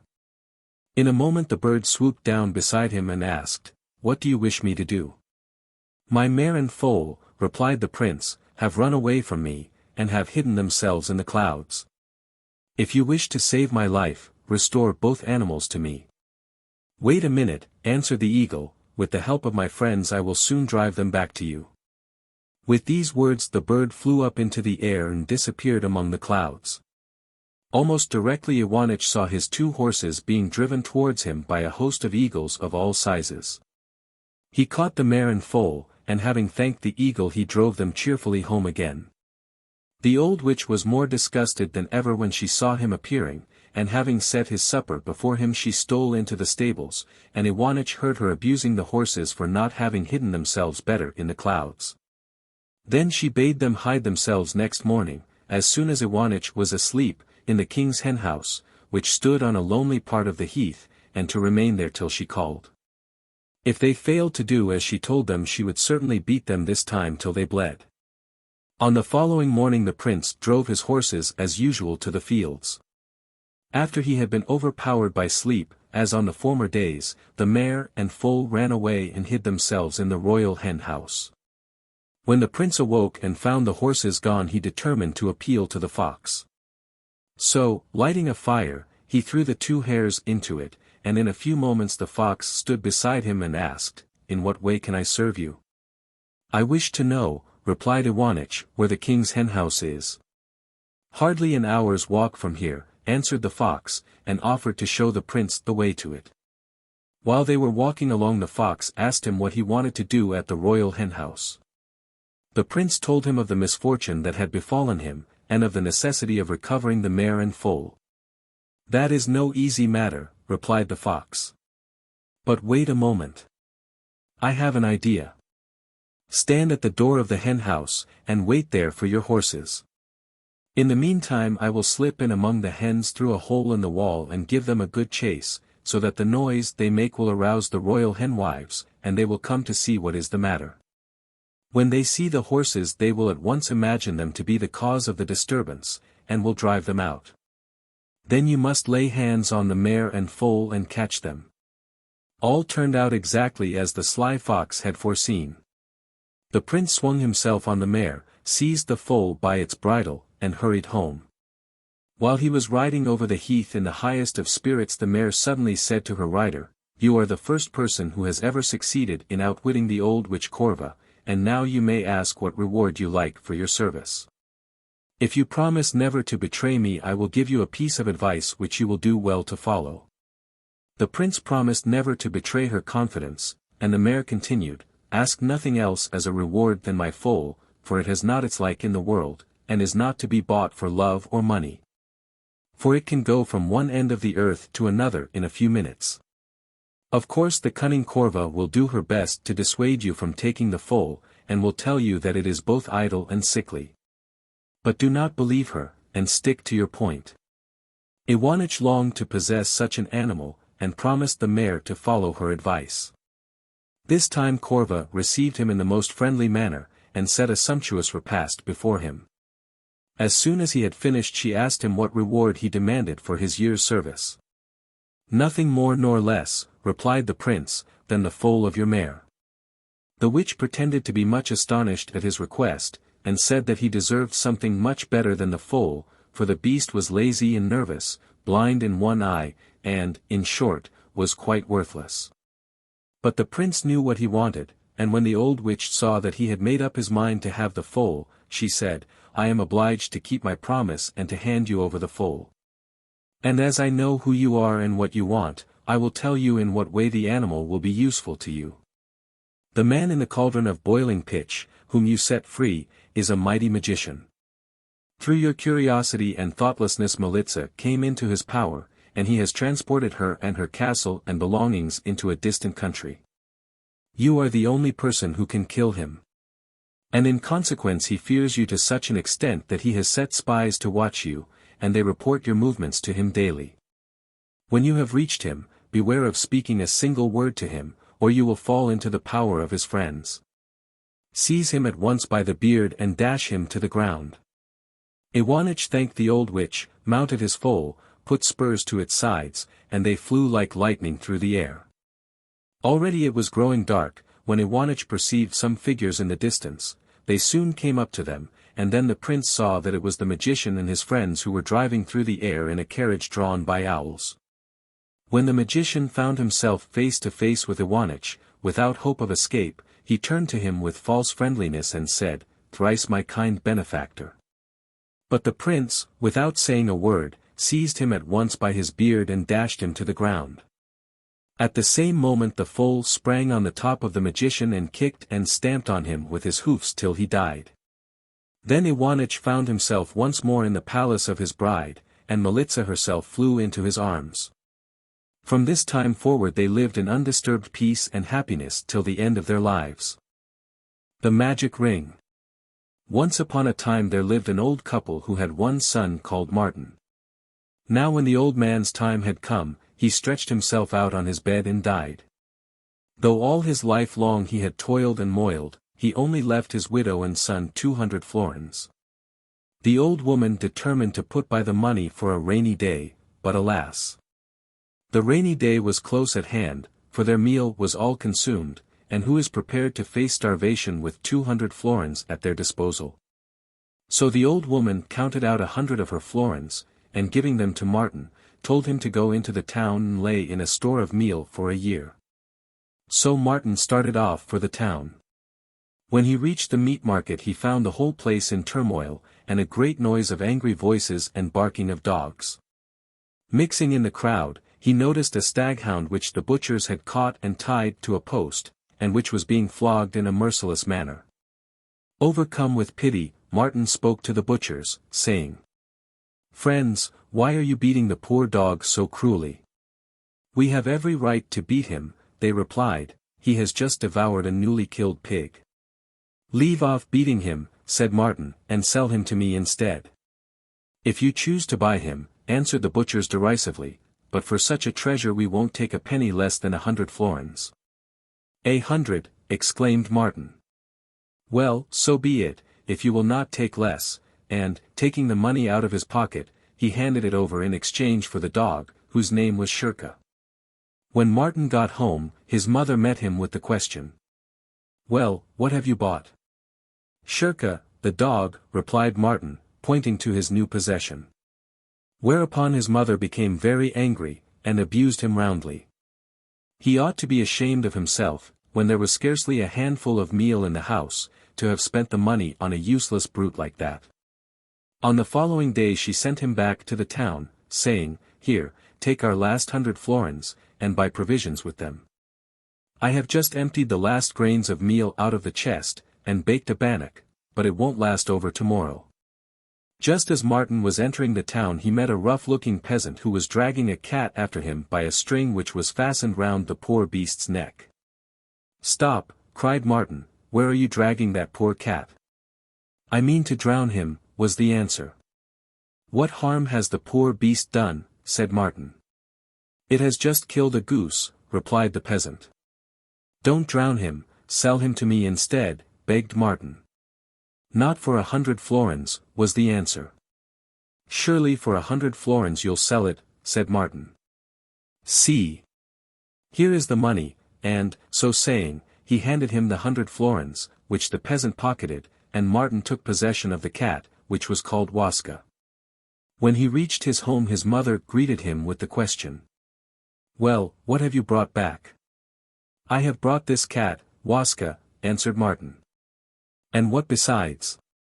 "I had no money over to buy anything else with," replied Martin. "You useless ne'er-do-weel," exclaimed his mother in a great passion. "Leave the house at once, and go and beg your bread among strangers." And as Martin did not dare to contradict her, he called Shirka and Waska and started off with them to the nearest village in search of work. On the way he met a rich peasant, who asked him where he was going. "I want to get work as a day laborer," he answered.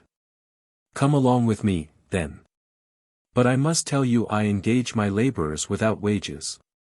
If you serve me faithfully for a year, I promise you it shall be for your advantage." So Martin consented, and for a year he worked diligently, and served his master faithfully, not sparing himself in any way. When the day of reckoning had come the peasant led him into a barn, and pointing to 2 full sacks, said, "Take whichever of these you choose."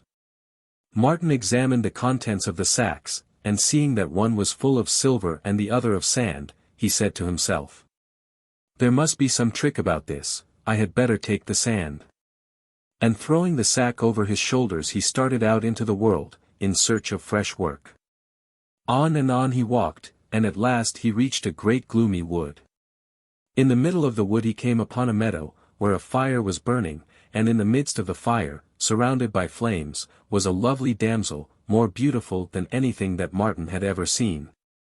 And when she saw him she called to him, "Martin, if you would win happiness, save my life. Extinguish the flames with the sand that you earned in payment of your faithful service." Truly, thought Martin to himself, it would be more sensible to save a fellow being's life with this sand than to drag it about on one's back, seeing what a weight it is. And forthwith he lowered the sack from his shoulders and emptied its contents on the flames, and instantly the fire was extinguished, but at the same moment lo! And behold, the lovely damsel turned into a serpent, and, darting upon him, coiled itself round his neck, and whispered lovingly in his ear, "Do not be afraid of me, Martin, I love you, and will go with you through the world. But first you must follow me boldly into my father's kingdom underneath the earth, and when we get there, remember this, he will offer you gold and silver, and dazzling gems, but do not touch them. Ask him, instead, for the ring which he wears on his little finger, for in that ring lies a magic power. You have only to throw it from one hand to the other, and at once 12 young men will appear, who will do your bidding, no matter how difficult, in a single night." So they started on their way, and after much wandering they reached a spot where a great rock rose straight up in the middle of the road. Instantly the serpent uncoiled itself from his neck, and, as it touched the damp earth, it resumed the shape of the lovely damsel. Pointing to the rock, she showed him an opening just big enough for a man to wriggle through. Passing into it, they entered a long underground passage, which led out onto a wide field, above which spread a blue sky. In the middle of the field stood a magnificent castle, built out of porphyry, with a roof of gold and with glittering battlements. And his beautiful guide told him that this was the palace in which her father lived and reigned over his kingdom in the underworld. Together they entered the palace, and were received by the king with great kindness. Turning to his daughter, he said, "My child, I had almost given up the hope of ever seeing you again. Where have you been all these years?" "My father," she replied, "I owe my life to this youth, who saved me from a terrible death." Upon which the king turned to Martin with a gracious smile, saying, "I will reward your courage by granting you whatever your heart desires. Take as much gold, silver, and precious stones as you choose." "I thank you, mighty king, for your gracious offer," answered Martin, "but I do not covet either gold, silver, or precious stones, yet if you will grant me a favor, give me, I beg, the ring from off the little finger of your royal hand. Every time my eye falls on it I shall think of your gracious majesty, and when I marry I shall present it to my bride." So the king took the ring from his finger and gave it to Martin, saying, "Take it, good youth. But with it I make one condition, you are never to confide to anyone that this is a magic ring.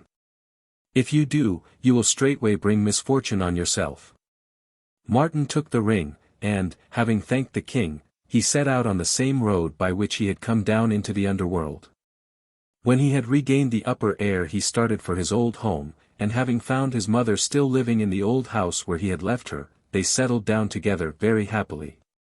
So uneventful was their life that it almost seemed as if it would go on in this way always, without let or hindrance.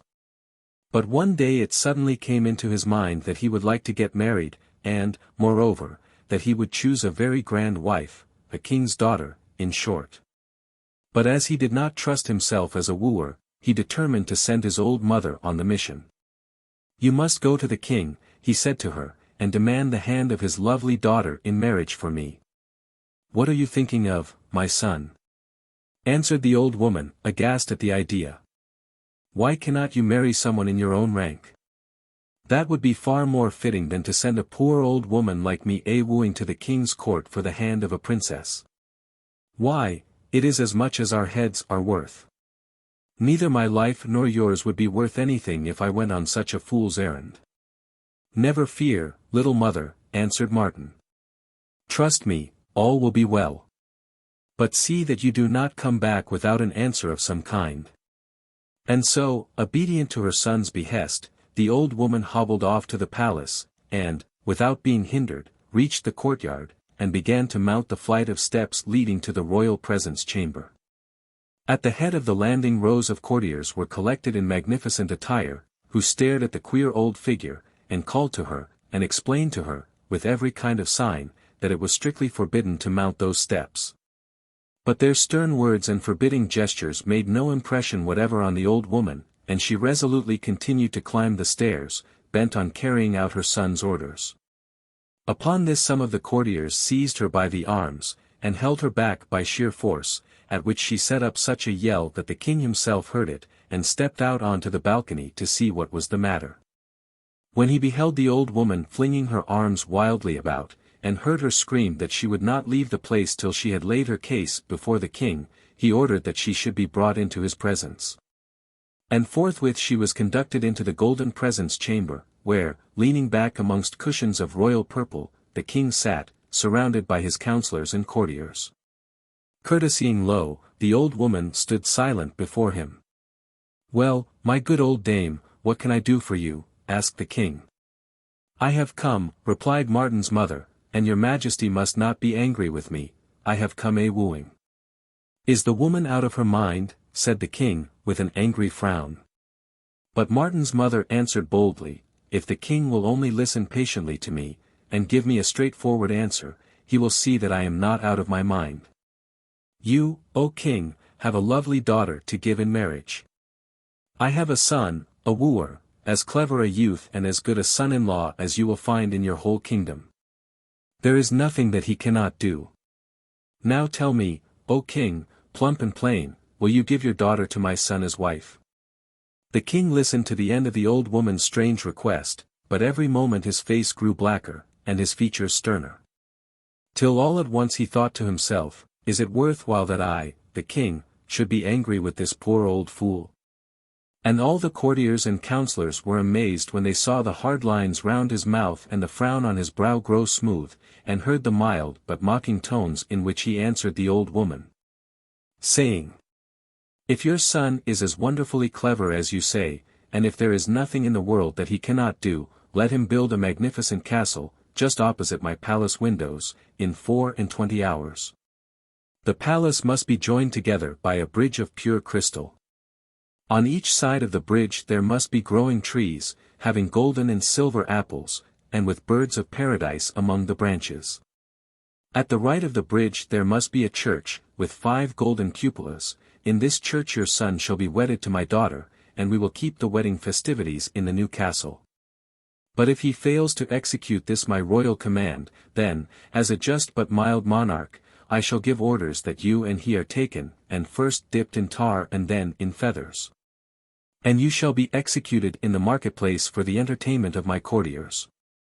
And a smile played round the king's lips as he finished speaking, and his courtiers and counselors shook with laughter when they thought of the old woman's folly, and praised the king's wise device, and said to each other, "What a joke it will be when we see the pair of them tarred and feathered. The son is just as able to grow a beard on the palm of his hand as to execute such a task in 24 hours. Now the poor old woman was mortally afraid and, in a trembling voice she asked, "Is that really your royal will, O king? Must I take this order to my poor son?" "Yes, old dame, such is my command. If your son carries out my order, he shall be rewarded with my daughter, but if he fails, away to the tar barrel and the stake with you both." On her way home the poor old woman shed bitter tears, and when she saw Martin she told him what the king had said, and sobbed out, "Didn't I tell you, my son, that you should marry someone of your own rank? It would have been better for us this day if you had. As I told you, my going to court has been as much as our lives are worth, and now we will both be tarred and feathered, and burnt in the public marketplace. It is terrible." And she moaned and cried. "Never fear, little mother," answered Martin, "trust me, and you will see all will be well. You may go to sleep with a quiet mind." And, stepping to the front of the hut, Martin threw his ring from the palm of one hand into the other, upon which 12 youths instantly appeared, and demanded what he wanted them to do. Then he told them the king's commands, and they answered that by next morning all should be accomplished exactly as the king had ordered. Next morning when the king awoke, and looked out of his window, to his amazement he beheld a magnificent castle, just opposite his own palace, and joined to it a bridge of pure crystal. At each side of the bridge trees were growing, from whose branches hung golden and silver apples, among which birds of paradise perched. At the right, gleaming in the sun, were the 5 golden cupolas of a splendid church, whose bells rang out, as if they would summon people from all corners of the earth to come and behold the wonder. Now, though the king would much rather have seen his future son-in-law tarred, feathered, and burnt at the stake, he remembered his royal oath, and had to make the best of a bad business. So he took heart of grace, and made Martin a duke, and gave his daughter a rich dowry, and prepared the grandest wedding feast that had ever been seen, so that to this day the old people in the country still talk of it. After the wedding Martin and his royal bride went to dwell in the magnificent new palace, and here Martin lived in the greatest comfort and luxury, such luxury as he had never imagined. But though he was as happy as the day was long, and as merry as a grig, the king's daughter fretted all day, thinking of the indignity that had been done her in making her marry Martin, the poor widow's son, instead of a rich young prince from a foreign country. So unhappy was she that she spent all her time wondering how she should get rid of her undesirable husband. And first she determined to learn the secret of his power, and, with flattering, caressing words, she tried to coax him to tell her how he was so clever that there was nothing in the world that he could not do. At first he would tell her nothing. But once, when he was in a yielding mood, she approached him with a winning smile on her lovely face, and, speaking flattering words to him, she gave him a potion to drink, with a sweet, strong taste. And when he had drunk it Martin's lips were unsealed, and he told her that all his power lay in the magic ring that he wore on his finger, and he described to her how to use it, and, still speaking, he fell into a deep sleep. And when she saw that the potion had worked, and that he was sound asleep, the princess took the magic ring from his finger, and, going into the courtyard, she threw it from the palm of one hand into the other. On the instant the 12 youths appeared, and asked her what she commanded them to do. Then she told them that by the next morning they were to do away with the castle, and the bridge, and the church, and put in their stead the humble hut in which Martin used to live with his mother. And that while he slept her husband was to be carried to his old lowly room. And that they were to bear her away to the utmost ends of the earth, where an old king lived who would make her welcome in his palace, and surround her with the state that befitted a royal princess. "You shall be obeyed," answered the 12 youths at the same moment. And lo and behold! The following morning, when the king awoke and looked out of his window he beheld to his amazement that the palace, bridge, church, and trees had all vanished, and there was nothing in their place but a bare, miserable-looking hut.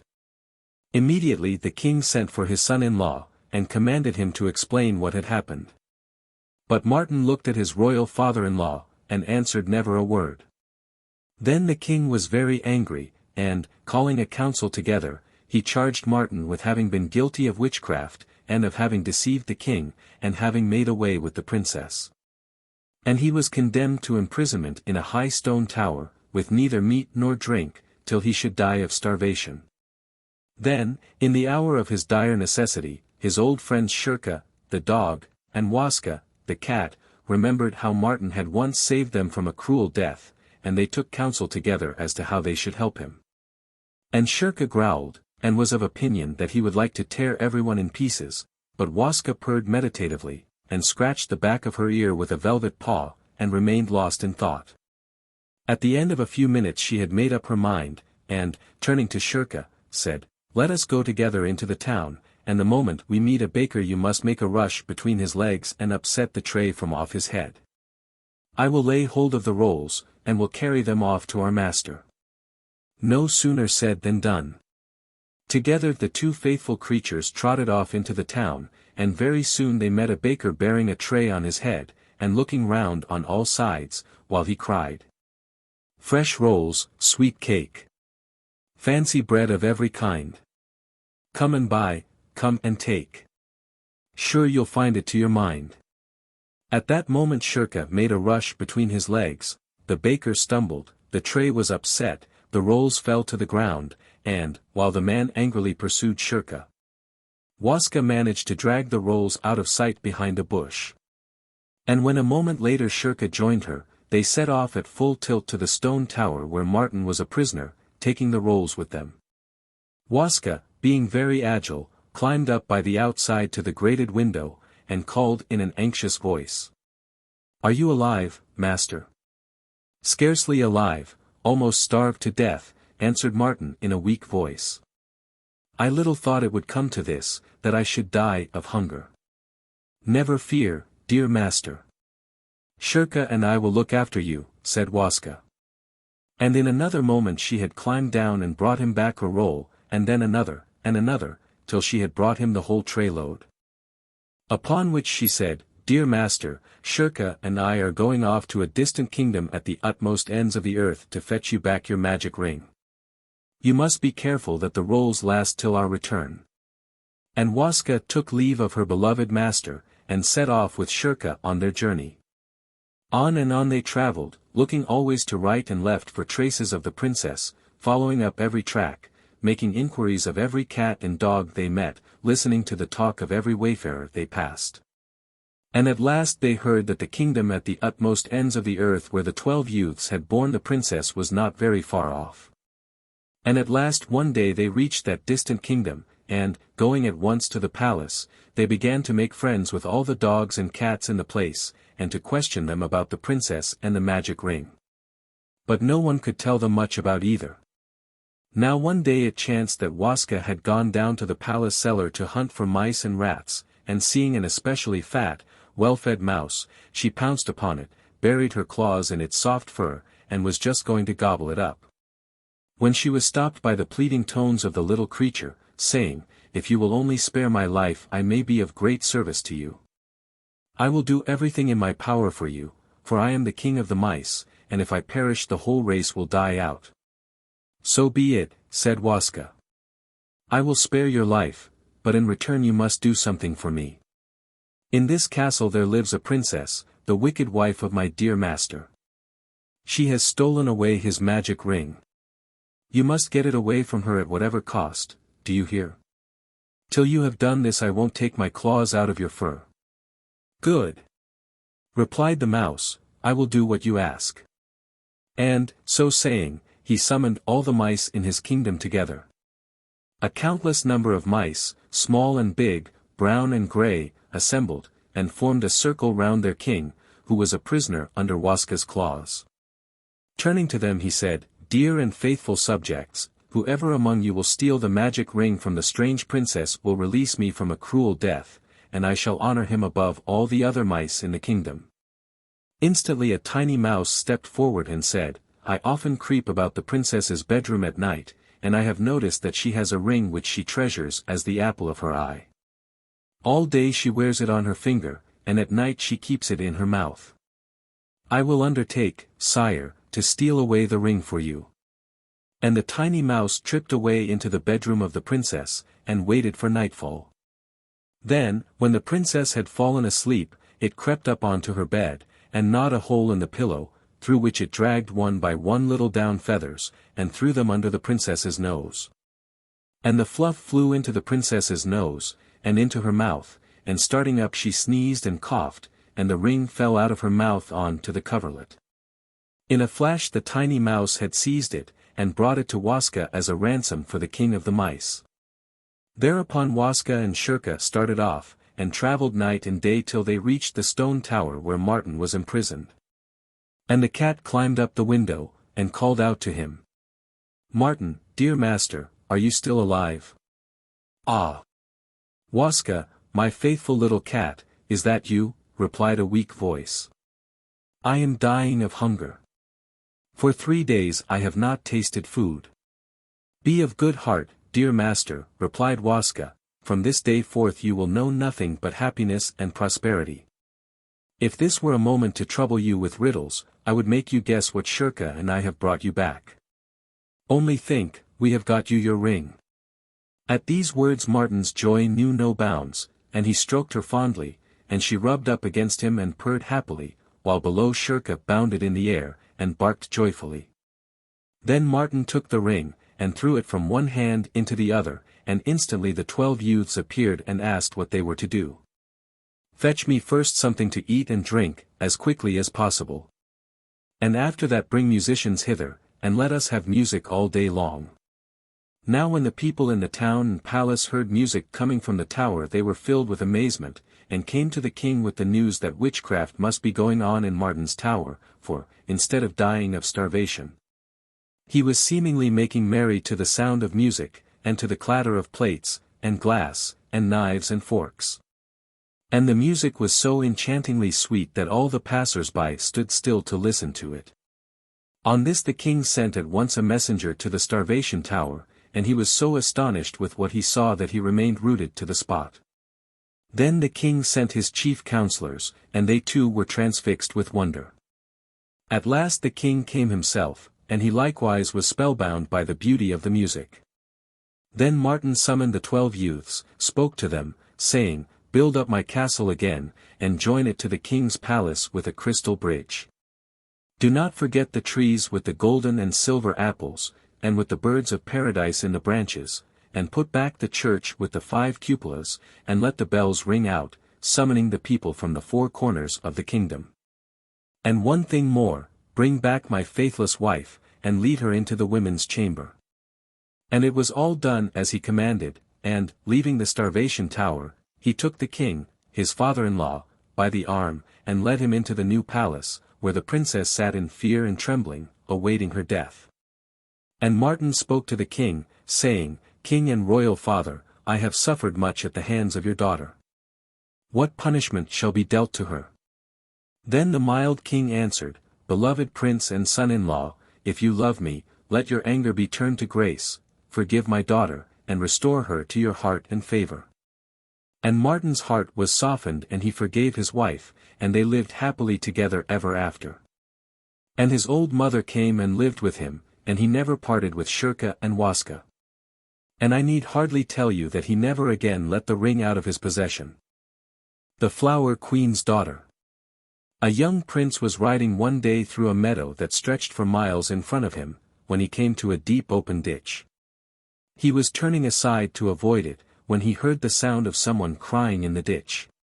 He dismounted from his horse, and stepped along in the direction the sound came from.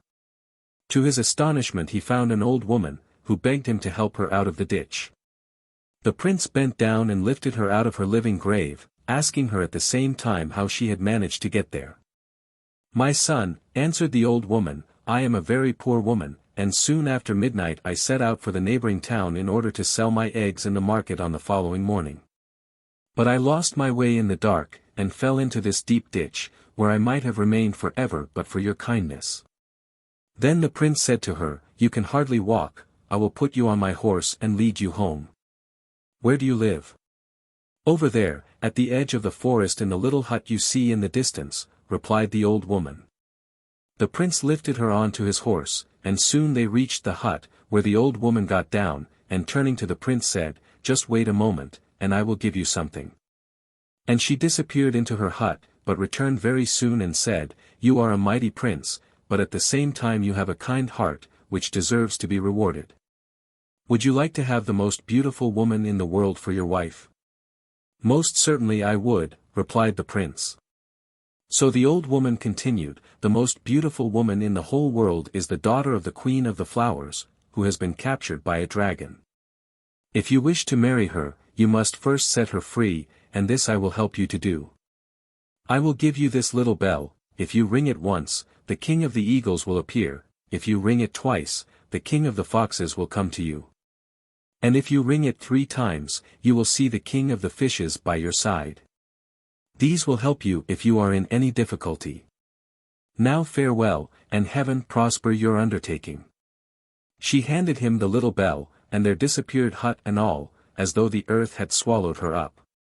Then it dawned on the prince that he had been speaking to a good fairy, and putting the little bell carefully in his pocket, he rode home and told his father that he meant to set the daughter of the Flower Queen free, and intended setting out on the following day into the wide world in search of the maid.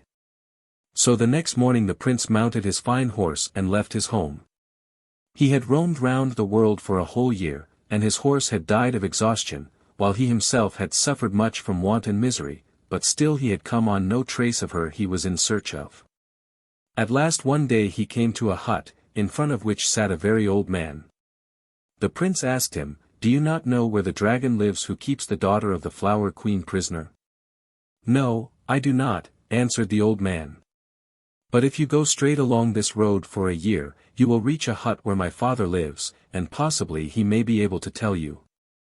The prince thanked him for his information, and continued his journey for a whole year along the same road, and at the end of it came to the little hut, where he found a very old man.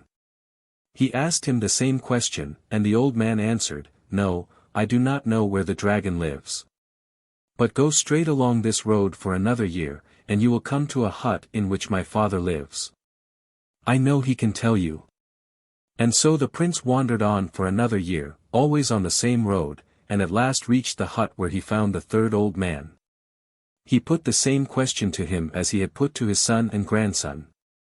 But this time the old man answered, "The dragon lives up there on the mountain, and he has just begun his year of sleep. For one whole year he is always awake, and the next he sleeps.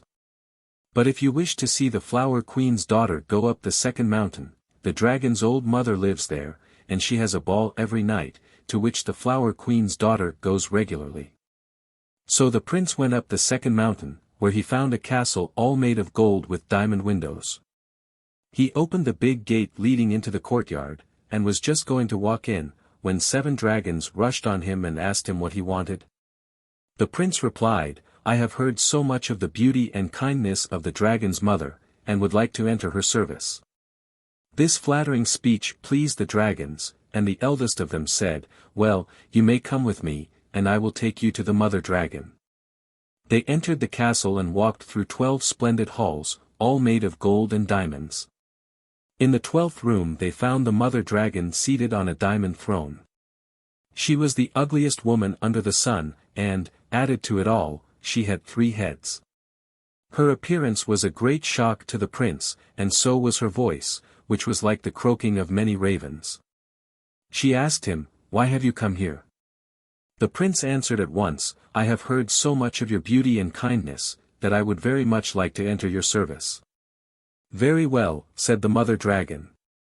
"But if you wish to enter my service, you must first lead my mare out to the meadow and look after her for 3 days, but if you don't bring her home safely every evening, we will eat you up."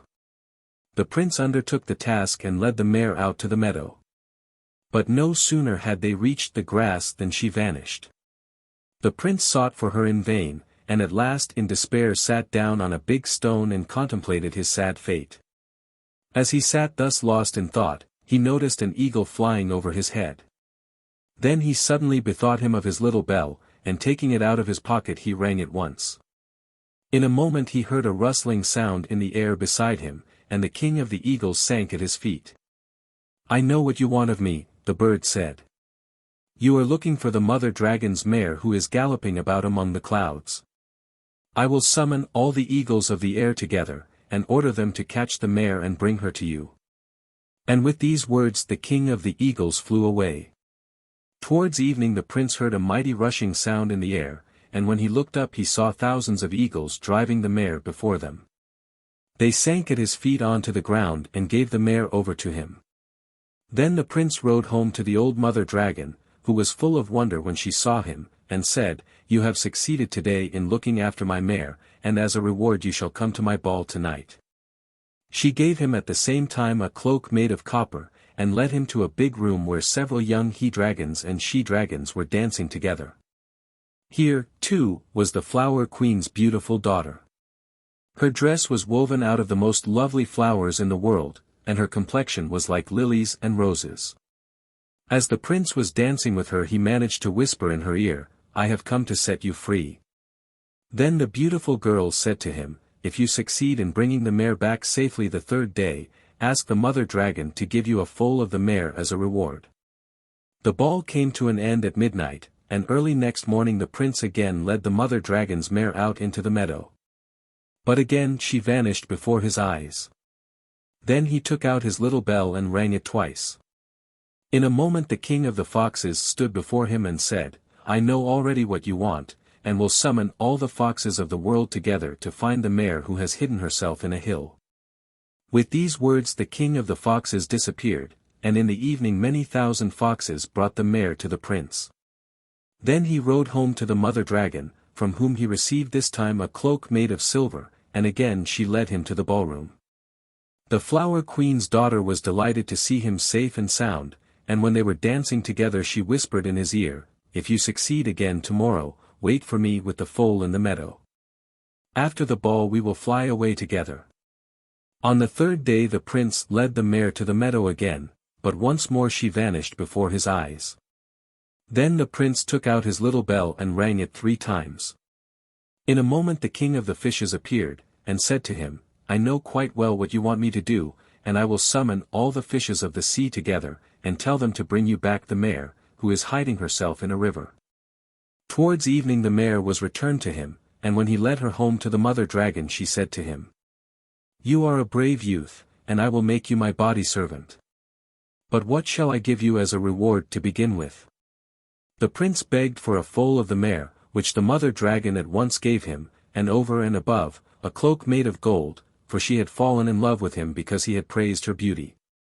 So in the evening he appeared at the ball in his golden cloak, but before the entertainment was over he slipped away, and went straight to the stables, where he mounted his foal and rode out into the meadow to wait for the Flower Queen's daughter. Towards midnight the beautiful girl appeared, and placing her in front of him on his horse, the prince and she flew like the wind till they reached the Flower Queen's dwelling. But the dragons had noticed their flight, and woke their brother out of his year's sleep. He flew into a terrible rage when he heard what had happened, and determined to lay siege to the Flower Queen's palace. But the queen caused a forest of flowers as high as the sky to grow up round her dwelling, through which no one could force a way. When the Flower Queen heard that her daughter wanted to marry the prince, she said to him, I will give my consent to your marriage gladly, but my daughter can only stay with you in summer. In winter, when everything is dead and the ground covered with snow, she must come and live with me in my palace underground. The prince consented to this, and led his beautiful bride home, where the wedding was held with great pomp and magnificence. The young couple lived happily together till winter came, when the Flower Queen's daughter departed and went home to her mother. In summer she returned to her husband, and their life of joy and happiness began again, and lasted till the approach of winter, when the Flower Queen's daughter went back again to her mother. This coming and going continued all her life long, and in spite of it they always lived happily together. The Flying Ship. Once upon a time there lived an old couple who had 3 sons, the 2 elder were clever, but the third was a regular dunce. The clever sons were very fond of their mother, gave her good clothes, and always spoke pleasantly to her, but the youngest was always getting in her way, and she had no patience with him. Now, one day it was announced in the village that the king had issued a decree, offering his daughter, the princess, in marriage to whoever should build a ship that could fly. Immediately the 2 elder brothers determined to try their luck, and asked their parents' blessing. So the old mother smartened up their clothes, and gave them a store of provisions for their journey, not forgetting to add a bottle of brandy. When they had gone the poor simpleton began to tease his mother to smarten him up and let him start off. What would become of a dolt like you, she answered. Why, you would be eaten up by wolves. But the foolish youth kept repeating, I will go, I will go, I will go. Seeing that she could do nothing with him, the mother gave him a crust of bread and a bottle of water, and took no further heed of him. So the simpleton set off on his way. When he had gone a short distance he met a little old mannikin. They greeted one another, and the mannikin asked him where he was going. I am off to the king's court, he answered. He has promised to give his daughter to whoever can make a flying ship. And can you make such a ship? Not I. Then why in the world are you going? Can't tell, replied the simpleton. Well, if that is the case, said the mannikin, sit down beside me, we can rest for a little and have something to eat. Give me what you have got in your satchel. Now, the poor simpleton was ashamed to show what was in it. However, he thought it best not to make a fuss, so he opened the satchel, and could scarcely believe his own eyes, for, instead of the hard crust, he saw 2 beautiful fresh rolls and some cold meat. He shared them with the mannequin, who licked his lips and said, "Now, go into that wood, and stop in front of the first tree, bow 3 times, and then strike the tree with your axe, fall on your knees on the ground, with your face on the earth. And remain there till you are raised up. You will then find a ship at your side, step into it and fly to the king's palace. If you meet anyone on the way, take him with you." The simpleton thanked the mannequin very kindly, bade him farewell, and went into the road. When he got to the first tree he stopped in front of it, did everything just as he had been told, and, kneeling on the ground with his face to the earth, fell asleep. After a little time he was aroused. He awoke and, rubbing his eyes, saw a ready-made ship at his side, and at once got into it. And the ship rose and rose, and in another minute was flying through the air, when the simpleton, who was on the lookout, cast his eyes down to the earth and saw a man beneath him on the road, who was kneeling with his ear upon the damp ground. "Hello," he called out, "what are you doing down there?" "I am listening to what is going on in the world," replied the man. "Come with me in my ship," said the simpleton. So the man was only too glad, and got in beside him. And the ship flew, and flew, and flew through the air, till again from his outlook the simpleton saw a man on the road below, who was hopping on one leg, while his other leg was tied up behind his ear. So he hailed him, calling out, "Hello! What are you doing, hopping on one leg?" "I can't help it," replied the man. "I walk so fast that unless I tied up one leg I should be at the end of the earth in a bound." "Come with us on my ship," he answered. And the man made no objections, but joined them, and the ship flew on, and on, and on, till suddenly the simpleton, looking down on the road below, beheld a man aiming with a gun into the distance. "Hello!" He shouted to him, "What are you aiming at?" "As far as I can see, there is no bird in sight." "What would be the good of my taking a near shot?" replied the man. "I can hit beast or bird at 100 miles distance. That is the kind of shot I enjoy." "Come into the ship with us," answered the simpleton, and the man was only too glad to join them, and he got in.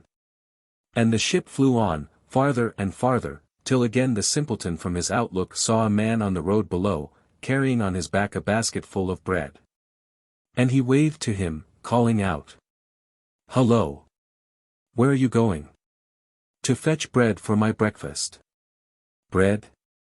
Why, you have got a whole basket load of it on your back." "That's nothing," answered the man, "I should finish that in one mouthful." "Come along with us in my ship, then." And so the glutton joined the party, and the ship mounted again into the air, and flew up and onward, till the simpleton from his outlook saw a man walking by the shore of a great lake, and evidently looking for something. "Hello!" He cried to him, "What are you seeking?" "I want water to drink, I'm so thirsty," replied the man. "Well, there's a whole lake in front of you, why don't you drink some of that?" "Do you call that enough?" answered the other. "Why, I should drink it up in one gulp." "Well, come with us in the ship." And so the mighty drinker was added to the company. And the ship flew farther, and even farther, till again the simpleton looked out, and this time he saw a man dragging a bundle of wood, walking through the forest beneath them. "Hello!" He shouted to him, "Why are you carrying wood through a forest?" "This is not common wood," answered the other. "What sort of wood is it, then?" said the simpleton. "If you throw it upon the ground," said the man, "it will be changed into an army of soldiers. Come into the ship with us, then." And so he too joined them. And away the ship flew on, and on, and on, and once more the simpleton looked out, and this time he saw a man carrying straw upon his back. "Hello! Where are you carrying that straw to?" "To the village," said the man. "Do you mean to say there is no straw in the village?" "Ah! But this is quite a peculiar straw. If you strew it about even in the hottest summer the air at once becomes cold, and snow falls, and the people freeze." Then the simpleton asked him also to join them. At last the ship, with its strange crew, arrived at the king's court. The king was having his dinner, but he at once dispatched one of his courtiers to find out what the huge, strange new bird could be that had come flying through the air. The courtier peeped into the ship, and, seeing what it was, instantly went back to the king and told him that it was a flying ship, and that it was manned by a few peasants. Then the king remembered his royal oath. But he made up his mind that he would never consent to let the princess marry a poor peasant. So he thought, and then said to himself, "I will give him some impossible tasks to perform, that will be the best way of getting rid of him." And he there and then decided to dispatch one of his courtiers to the simpleton, with the command that he was to fetch the king the healing water from the world's end before he had finished his dinner. But while the king was still instructing the courtier exactly what he was to say, the first man of the ship's company, the one with the miraculous power of hearing, had overheard the king's words, and hastily reported them to the poor simpleton. "Alas, alas," he cried, "what am I to do now? It would take me quite a year, possibly my whole life, to find the water." "Never fear," said his fleet-footed comrade, "I will fetch what the king wants." Just then the courtier arrived, bearing the king's command. "Tell his majesty," said the simpleton, "that his orders shall be obeyed." And forthwith the swift runner unbound the foot that was strung up behind his ear and started off, and in less than no time had reached the world's end and drawn the healing water from the well. "Dear me," he thought to himself, "that's rather tiring. I'll just rest for a few minutes, it will be some little time yet before the king has got to dessert." So he threw himself down on the grass, and, as the sun was very dazzling, he closed his eyes, and in a few seconds had fallen sound asleep. In the meantime all the ship's crew were anxiously awaiting him. The king's dinner would soon be finished, and their comrade had not yet returned. So the man with the marvelous quick hearing lay down and, putting his ear to the ground, listened. "That's a nice sort of fellow," he suddenly exclaimed. "He's lying on the ground, snoring hard." At this the marksman seized his gun, took aim, and fired in the direction of the world's end, in order to awaken the sluggard. And a moment later the swift runner reappeared, and, stepping on board the ship, handed the healing water to the simpleton. So while the king was still sitting at table finishing his dinner, news was brought to him that his orders had been obeyed to the letter. What was to be done now? The king determined to think of a still more impossible task. So he told another courtier to go to the simpleton with the command that he and his comrades were instantly to eat up 12 oxen and 12 tons of bread. Once more the sharp-eared comrade overheard the king's words while he was still talking to the courtier, and reported them to the simpleton. "Alas, alas," he sighed, "what in the world shall I do? Why, it would take us a year, possibly our whole lives, to eat up 12 oxen and 12 tons of bread." "Never fear," said the glutton. "It will scarcely be enough for me, I'm so hungry." So when the courtier arrived with the royal message he was told to take back word to the king that his orders should be obeyed. Then 12 roasted oxen and 12 tons of bread were brought alongside of the ship, and at one sitting the glutton had devoured it all. "I call that a small meal," he said. "I wish they'd brought me some more." Next, the king ordered that 40 casks of wine, containing 40 gallons each, were to be drunk up on the spot by the simpleton and his party. When these words were overheard by the sharp-eared comrade and repeated to the simpleton, he was in despair. "Alas, alas," he exclaimed, "what is to be done? It would take us a year, possibly our whole lives, to drink so much." "Never fear," said his thirsty comrade. "I'll drink it all up at a gulp, see if I don't." And sure enough, when the 40 casks of wine containing 40 gallons each were brought alongside of the ship, they disappeared down the thirsty comrade's throat in no time, and when they were empty he remarked, "Why, I'm still thirsty. I should have been glad of 2 more casks." Then the king took counsel with himself and sent an order to the simpleton that he was to have a bath, in a bathroom at the royal palace, and after that the betrothal should take place. Now the bathroom was built of iron, and the king gave orders that it was to be heated to such a pitch that it would suffocate the simpleton. And so when the poor silly youth entered the room, he discovered that the iron walls were red hot. But, fortunately, his comrade with the straw on his back had entered behind him, and when the door was shut upon them he scattered the straw about, and suddenly the red-hot walls cooled down. And it became so very cold that the simpleton could scarcely bear to take a bath, and all the water in the room froze. So the simpleton climbed up upon the stove, and, wrapping himself up in the bath blankets, lay there the whole night. And in the morning when they opened the door there he lay sound and safe, singing cheerfully to himself. Now when this strange tale was told to the king he became quite sad, not knowing what he should do to get rid of so undesirable a son-in-law, when suddenly a brilliant idea occurred to him. "Tell the rascal to raise me an army, now at this instant," he exclaimed to one of his courtiers. "Inform him at once of this, my royal will." And to himself he added, "I think I shall do for him this time." As on former occasions, the quick-eared comrade had overheard the king's command and repeated it to the simpleton. "Alas, alas," he groaned, "now I am quite done for." "Not at all," replied one of his comrades, the one who had dragged the bundle of wood through the forest. "Have you quite forgotten me?" In the meantime the courtier, who had run all the way from the palace, reached the ship panting and breathless, and delivered the king's message. "Good," remarked the simpleton. "I will raise an army for the king," and he drew himself up. "But if, after that, the king refuses to accept me as his son-in-law, I will wage war against him, and carry the princess off by force." During the night the simpleton and his comrade went, together into a big field, not forgetting to take the bundle of wood with them, which the man spread out in all directions, and in a moment a mighty army stood upon the spot. Regiment on regiment of foot and horse soldiers. The bugles sounded and the drums beat, the chargers neighed, and their riders put their lances in rest, and the soldiers presented arms. In the morning when the king awoke he was startled by these warlike sounds, the bugles, and the drums, and the clatter of the horses, and the shouts of the soldiers. And, stepping to the window, he saw the lances gleam in the sunlight and the armor and weapons glitter.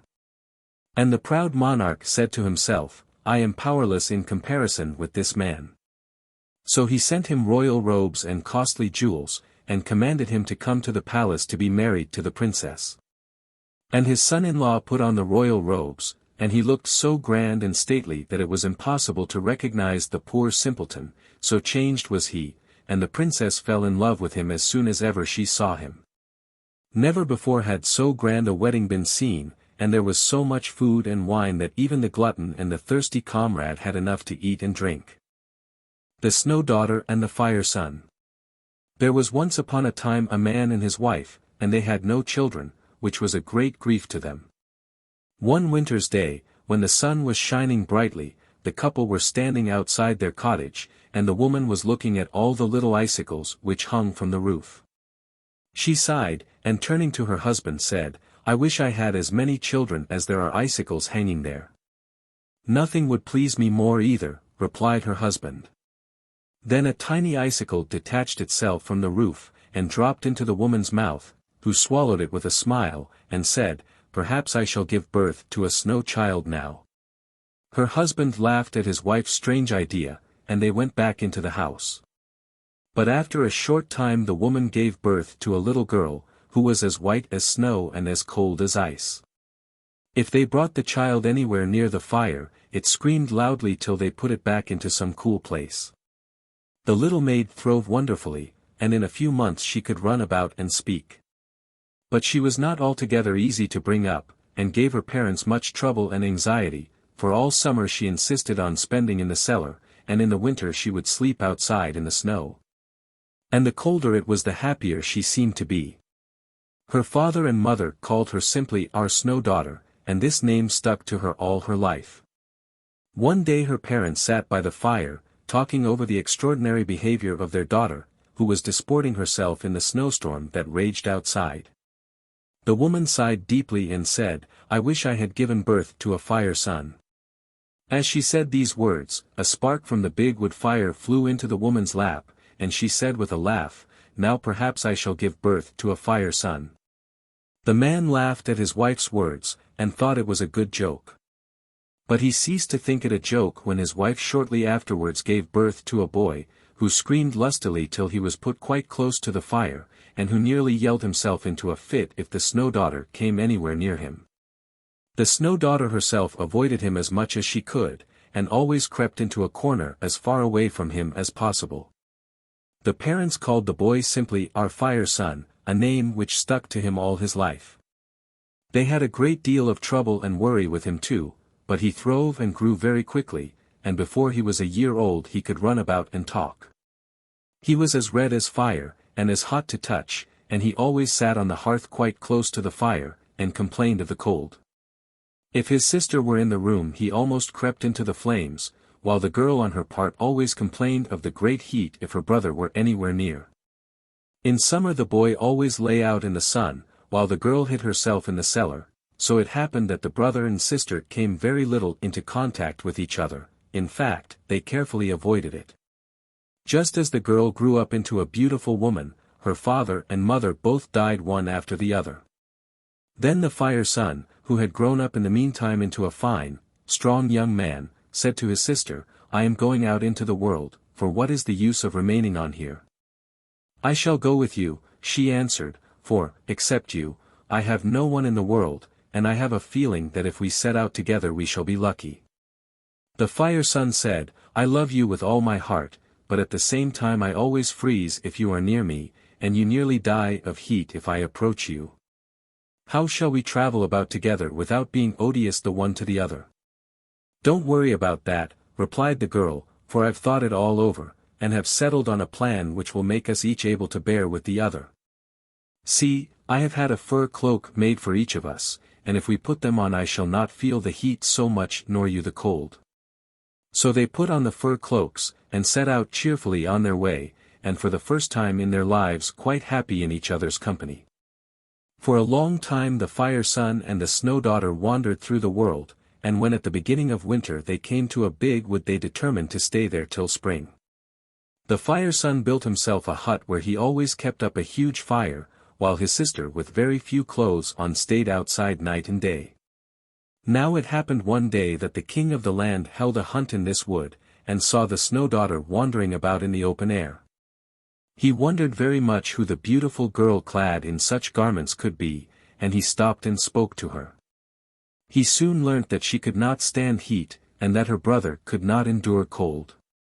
The king was so charmed by the Snow Daughter, that he asked her to be his wife. The girl consented, and the wedding was held with much state. The king had a huge house of ice made for his wife underground, so that even in summer it did not melt. But for his brother-in-law he had a house built with huge ovens all round it, that were kept heated all day and night. The Fire Son was delighted, but the perpetual heat in which he lived made his body so hot, that it was dangerous to go too close to him. One day the king gave a great feast, and asked his brother-in-law among the other guests. The Fire Son did not appear till everyone had assembled, and when he did, everyone fled outside to the open air, so intense was the heat he gave forth. Then the king was very angry and said, "If I had known what a lot of trouble you would have been, I would never have taken you into my house." Then the Fire Son replied with a laugh, "Don't be angry, dear brother. I love heat and my sister loves cold. Come here and let me embrace you, and then I'll go home at once." And before the king had time to reply, the Fire Son seized him in a tight embrace. The king screamed aloud in agony, and when his wife, the Snow Daughter, who had taken refuge from her brother in the next room, hurried to him, the king lay dead on the ground burnt to a cinder. When the Snow Daughter saw this she turned on her brother and flew at him. Then a fight began, the like of which had never been seen on earth. When the people, attracted by the noise, hurried to the spot, they saw the Snow Daughter melting into water and the Fire Son burned to a cinder. And so ended the unhappy brother and sister.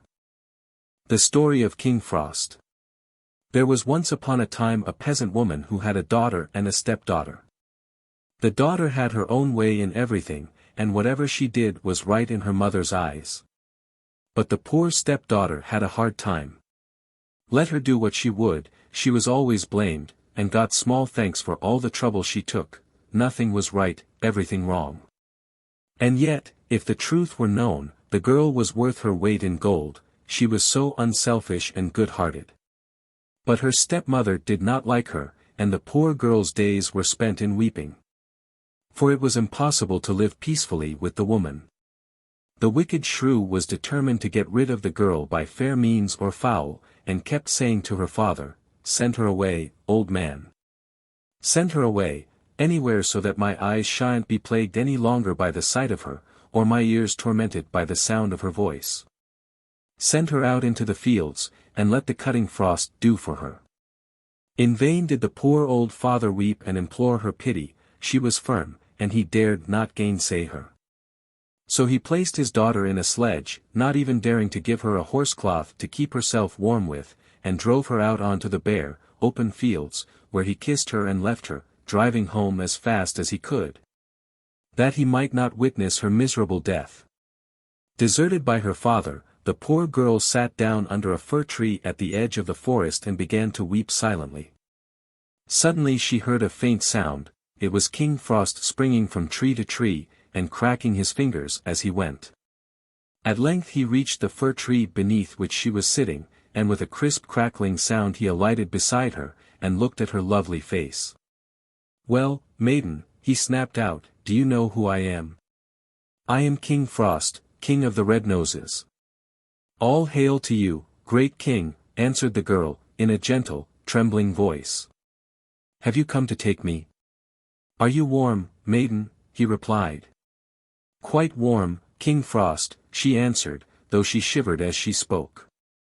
Then King Frost stooped down, and bent over the girl, and the crackling sound grew louder, and the air seemed to be full of knives and darts.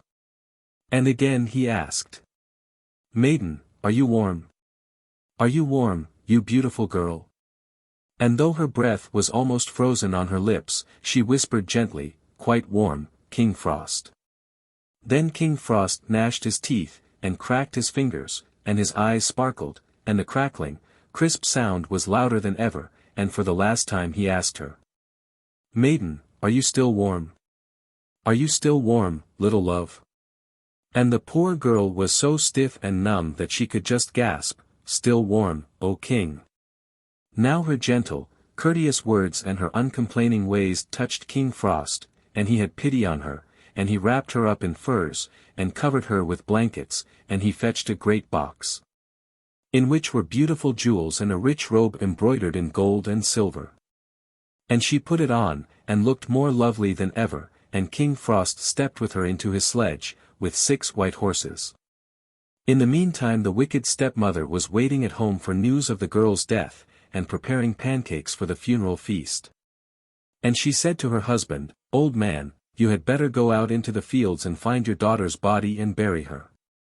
Just as the old man was leaving the house the little dog under the table began to bark, saying, "Your daughter shall live to be your delight.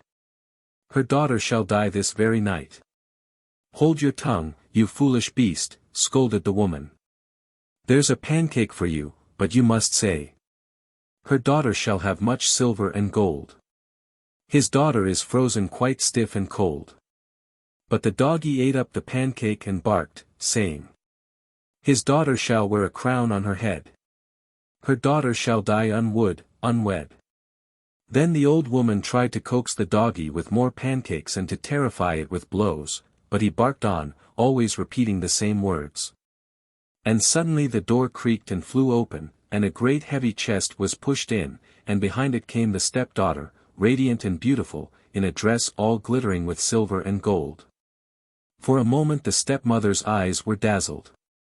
Then she called to her husband, "Old man, yoke the horses at once into the sledge, and take my daughter to the same field and leave her on the same spot exactly."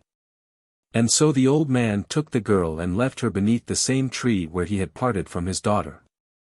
In a few minutes King Frost came past, and, looking at the girl, he said, "Are you warm, maiden?" "What a blind old fool you must be to ask such a question," she answered angrily. "Can't you see that my hands and feet are nearly frozen?" Then King Frost sprang to and fro in front of her, questioning her, and getting only rude, rough words in reply, till at last he got very angry, and cracked his fingers, and gnashed his teeth, and froze her to death. But in the hut her mother was waiting for her return, and as she grew impatient she said to her husband, "Get out the horses, old man, to go and fetch her home, but see that you are careful not to upset the sledge and lose the chest." But the doggy beneath the table began to bark, saying, "Your daughter is frozen quite stiff and cold, and shall never have a chest full of gold." "Don't tell such wicked lies," scolded the woman. "There's a cake for you. Now say, her daughter shall marry a mighty king." At that moment the door flew open, and she rushed out to meet her daughter, and as she took her frozen body in her arms she too was chilled to death. The death of the Sun Hero. Many, many thousand years ago there lived a mighty king whom heaven had blessed with a clever and beautiful son. When he was only 10 years old the boy was cleverer than all the king's counselors put together, and when he was 20 he was the greatest hero in the whole kingdom. His father could not make enough of his son, and always had him clothed in golden garments which shone and sparkled like the sun, and his mother gave him a white horse, which never slept, and which flew like the wind. All the people in the land loved him dearly, and called him the Sun Hero, for they did not think his like existed under the sun. Now it happened one night that both his parents had the same extraordinary dream. They dreamt that a girl all dressed in red had come to them and said, "If you wish that your son should really become the Sun Hero in deed and not only in name, let him go out into the world and search for the tree of the sun. And when he has found it, let him pluck a golden apple from it and bring it home." When the king and queen had each related their dreams to the other, they were much amazed that they should both have dreamt exactly the same about their son, and the king said to his wife, "This is clearly a sign from heaven that we should send our son out into the world in order that he may come home the great Sun Hero, as the red girl said, not only in name but in deed." The queen consented with many tears, and the king at once bade his son set forth in search of the tree of the sun, from which he was to pluck a golden apple. The prince was delighted at the prospect, and set out on his travels that very day. For a long time he wandered all through the world, and it was not till the 99th day after he started that he found an old man who was able to tell him where the tree of the sun grew. He followed his directions, and rode on his way, and after another 99 days he arrived at a golden castle, which stood in the middle of a vast wilderness. He knocked at the door, which was opened noiselessly and by invisible hands. Finding no one about, the prince rode on, and came to a great meadow, where the sun tree grew. When he reached the tree he put out his hand to pick a golden apple, but all of a sudden the tree grew higher, so that he could not reach its fruit. Then he heard someone behind him laughing. Turning round, he saw the girl in red walking towards him, who addressed him in these words. "Do you really imagine, brave son of the earth, that you can pluck an apple so easily from the tree of the sun? Before you can do that, you have a difficult task before you. You must guard the tree for 9 days and 9 nights from the ravages of 2 wild black wolves, who will try to harm it. Do you think you can undertake this?" "Yes," answered the Sun Hero, "I will guard the tree of the sun 9 days and 9 nights. Then the girl continued, "Remember, though, if you do not succeed the sun will kill you. Now begin your watch." With these words the red girl went back into the golden castle. She had hardly left him when the 2 black wolves appeared, but the Sun Hero beat them off with his sword, and they retired, only, however, to reappear in a very short time. The Sun Hero chased them away once more, but he had hardly sat down to rest when the 2 black wolves were on the scene again. This went on for 7 days and nights, when the white horse, who had never done such a thing before, turned to the Sun Hero and said in a human voice, "Listen to what I am going to say. A fairy gave me to your mother in order that I might be of service to you, so let me tell you, that if you go to sleep and let the wolves harm the tree, the sun will surely kill you." The fairy, foreseeing this, put everyone in the world under a spell, which prevents their obeying the sun's command to take your life. But all the same, she has forgotten one person, who will certainly kill you if you fall asleep and let the wolves damage the tree. So watch and keep the wolves away. Then the Sun Hero strove with all his might and kept the black wolves at bay, and conquered his desire to sleep, but on the 8th night his strength failed him, and he fell fast asleep.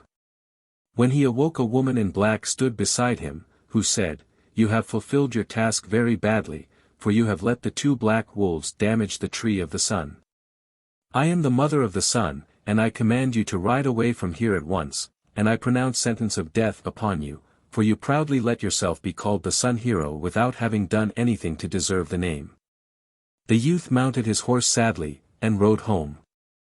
The people all thronged round him on his return, anxious to hear his adventures, but he told them nothing, and only to his mother did he confide what had befallen him.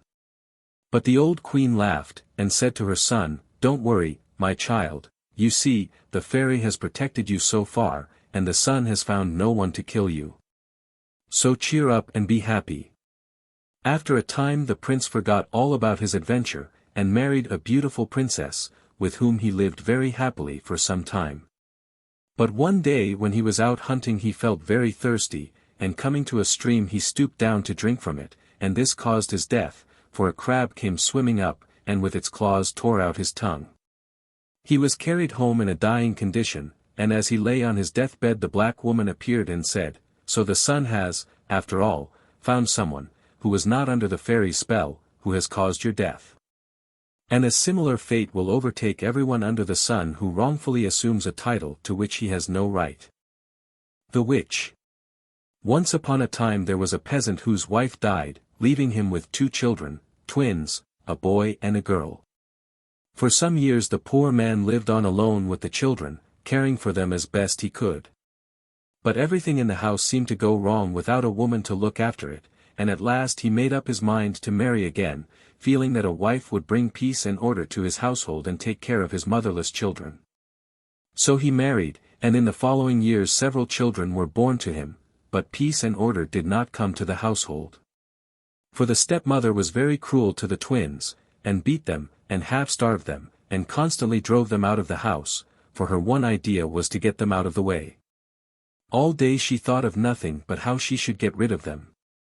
And at last an evil idea came into her head, and she determined to send them out into the great gloomy wood where a wicked witch lived. And so one morning she spoke to them, saying, "You have been such good children that I am going to send you to visit my granny, who lives in a dear little hut in the wood. You will have to wait upon her and serve her, but you will be well rewarded, for she will give you the best of everything." So the children left the house together.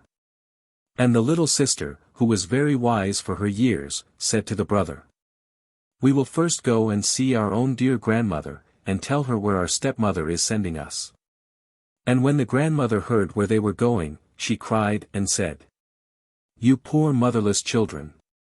How I pity you, and yet I can do nothing to help you. Your stepmother is not sending you to her granny, but to a wicked witch who lives in that great gloomy wood. Now listen to me, children. You must be civil and kind to everyone, and never say a cross word to anyone, and never touch a crumb belonging to anyone else. Who knows if, after all, help may not be sent to you." And she gave her grandchildren a bottle of milk and a piece of ham and a loaf of bread, and they set out for the great gloomy wood. When they reached it they saw in front of them, in the thickest of the trees, a queer little hut, and when they looked into it, there lay the witch, with her head on the threshold of the door, with one foot in one corner and the other in the other corner, and her knees cocked up, almost touching the ceiling. "Who's there?" she snarled, in an awful voice, when she saw the children. And they answered civilly, though they were so terrified that they hid behind one another, and said, "Good morning, Granny. Our stepmother has sent us to wait upon you, and serve you." "See that you do it well, then," growled the witch. "If I am pleased with you, I'll reward you. But if I am not, I'll put you in a pan and fry you in the oven. That's what I'll do with you, my pretty dears. You have been gently reared, but you'll find my work hard enough. See if you don't." And, so saying, she set the girl down to spin yarn, and she gave the boy a sieve in which to carry water from the well, and she herself went out into the wood. Now, as the girl was sitting at her distaff, weeping bitterly because she could not spin, she heard the sound of hundreds of little feet, and from every hole and corner in the hut mice came pattering along the floor, squeaking and saying, "Little girl, why are your eyes so red? If you want help, then give us some bread." And the girl gave them the bread that her grandmother had given her. Then the mice told her that the witch had a cat, and the cat was very fond of ham. If she would give the cat her ham, it would show her the way out of the wood, and in the meantime they would spin the yarn for her. So the girl set out to look for the cat, and, as she was hunting about, she met her brother, in great trouble because he could not carry water from the well in a sieve, as it came pouring out as fast as he put it in. And as she was trying to comfort him they heard a rustling of wings, and a flight of wrens alighted on the ground beside them. And the wren said, "Give us some crumbs, then you need not grieve. For you'll find that water will stay in the sieve." Then the twins crumbled their bread on the ground, and the wrens pecked it, and chirruped and chirped. And when they had eaten the last crumb they told the boy to fill up the holes of the sieve with clay, and then to draw water from the well. So he did what they said, and carried the sieve full of water into the hut without spilling a drop. When they entered the hut the cat was curled up on the floor. So they stroked her, and fed her with ham, and said to her, "Pussy, grey pussy, tell us how we are to get away from the witch." Then the cat thanked them for the ham, and gave them a pocket handkerchief and a comb, and told them that when the witch pursued them, as she certainly would, all they had to do was to throw the handkerchief on the ground and run as fast as they could. As soon as the handkerchief touched the ground a deep, broad river would spring up, which would hinder the witch's progress. If she managed to get across it, they must throw the comb behind them and run for their lives, for where the comb fell a dense forest would start up, which would delay the witch so long that they would be able to get safely away. The cat had scarcely finished speaking when the witch returned to see if the children had fulfilled their tasks. "Well, you have done well enough for today," she grumbled. "But tomorrow you'll have something more difficult to do, and if you don't do it well, you pampered brats, straight into the oven you go." Half dead with fright, and trembling in every limb, the poor children lay down to sleep on a heap of straw in the corner of the hut, but they dared not close their eyes, and scarcely ventured to breathe. In the morning the witch gave the girl 2 pieces of linen to weave before night, and the boy a pile of wood to cut into chips. Then the witch left them to their tasks, and went out into the wood. As soon as she had gone out of sight the children took the comb and the handkerchief, and, taking one another by the hand, they started and ran, and ran, and ran. And first they met the watchdog, who was going to leap on them and tear them to pieces, but they threw the remains of their bread to him, and he ate them and wagged his tail. Then they were hindered by the birch trees, whose branches almost put their eyes out. But the little sister tied the twigs together with a piece of ribbon, and they got past safely, and, after running through the wood, came out onto the open fields. In the meantime in the hut the cat was busy weaving the linen and tangling the threads as it wove. And the witch returned to see how the children were getting on, and she crept up to the window, and whispered, "Are you weaving, my little dear?" "Yes, Granny, I am weaving," answered the cat. When the witch saw that the children had escaped her, she was furious, and, hitting the cat with a porringer, she said, "Why did you let the children leave the hut? Why did you not scratch their eyes out?" But the cat curled up its tail and put its back up, and answered, "I have served you all these years and you never even threw me a bone, but the dear children gave me their own piece of ham." Then the witch was furious with the watchdog and with the birch trees, because they had let the children pass. But the dog answered, "I have served you all these years and you never gave me so much as a hard crust, but the dear children gave me their own loaf of bread." And the birch rustled its leaves, and said, "I have served you longer than I can say, and you never tied a bit of twine even round my branches, and the dear children bound them up with their brightest ribbons." So the witch saw there was no help to be got from her old servants, and that the best thing she could do was to mount on her broom and set off in pursuit of the children.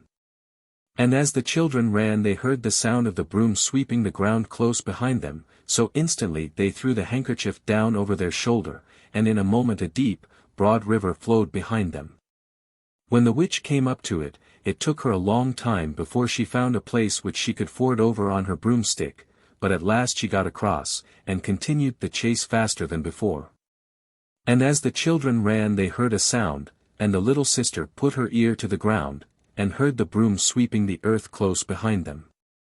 So, quick as thought, she threw the comb down on the ground, and in an instant, as the cat had said, a dense forest sprung up, in which the roots and branches were so closely intertwined, that it was impossible to force a way through it. So when the witch came up to it on her broom she found that there was nothing for it but to turn round and go back to her hut. But the twins ran straight on till they reached their own home. Then they told their father all that they had suffered, and he was so angry with their stepmother that he drove her out of the house, and never let her return, but he and the children lived happily together. And he took care of them himself, and never let a stranger come near them. The Hazel-Nut Child. There was once upon a time a couple who had no children, and they prayed heaven every day to send them a child, though it were no bigger than a hazelnut. At last heaven heard their prayer and sent them a child exactly the size of a hazelnut, and it never grew an inch. The parents were very devoted to the little creature, and nursed and tended it carefully. Their tiny son too was as clever as he could be, and so sharp and sensible that all the neighbors marveled over the wise things he said and did.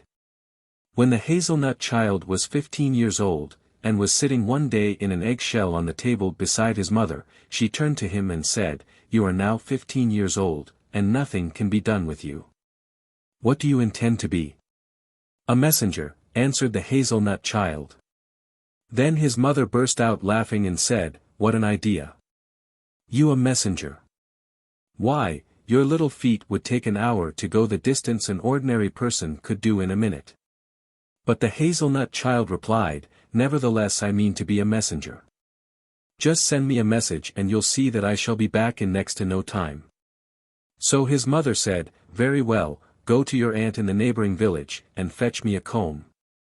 The Hazel-Nut Child jumped quickly out of the eggshell and ran out into the street. Here he found a man on horseback who was just setting out for the neighboring village. He crept up the horse's leg, sat down under the saddle, and then began to pinch the horse and to prick it with a pin. The horse plunged and reared and then set off at a hard gallop, which it continued in spite of its rider's efforts to stop it. When they reached the village, the Hazel-Nut Child left off pricking the horse, and the poor tired creature pursued its way at a snail's pace. The Hazel-Nut Child took advantage of this, and crept down the horse's leg. Then he ran to his aunt and asked her for a comb. On the way home he met another rider, and did the return journey in exactly the same way. When he handed his mother the comb that his aunt had given him, she was much amazed and asked him, "But how did you manage to get back so quickly?" "Ah, mother," he replied, "you see I was quite right when I said I knew a messenger was the profession for me." His father too possessed a horse which he often used to take out into the fields to graze. One day he took the Hazel-Nut Child with him. At midday the father turned to his small son and said, "Stay here and look after the horse. I must go home and give your mother a message, but I shall be back soon." When his father had gone, a robber passed by and saw the horse grazing without anyone watching it, for of course he could not see the Hazel-Nut Child hidden in the grass. So he mounted the horse and rode away. But the Hazel-Nut Child, who was the most active little creature, climbed up the horse's tail and began to bite it on the back, enraging the creature to such an extent that it paid no attention to the direction the robber tried to make it go in, but galloped straight home. The father was much astonished when he saw a stranger riding his horse, but the Hazel-Nut Child climbed down quickly and told him all that had happened, and his father had the robber arrested at once and put into prison. One autumn when the Hazel-Nut Child was 20 years old he said to his parents, "Farewell, my dear father and mother. I am going to set out into the world, and as soon as I have become rich I will return home to you." The parents laughed at the little man's words, but did not believe him for a moment. In the evening the Hazel-Nut Child crept onto the roof, where some storks had built their nest.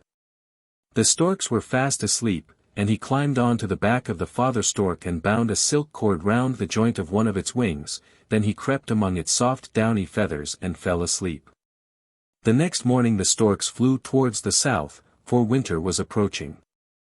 The Hazel-Nut Child flew through the air on the stork's back, and when he wanted to rest he bound his silk cord onto the joint of the bird's other wing, so that it could not fly any farther. In this way he reached the country of the black people, where the storks took up their abode close to the capital. When the people saw the Hazel-Nut Child they were much astonished, and took him with the stork to the king of the country. The king was delighted with the little creature and kept him always beside him, and he soon grew so fond of the little man that he gave him a diamond 4 times as big as himself.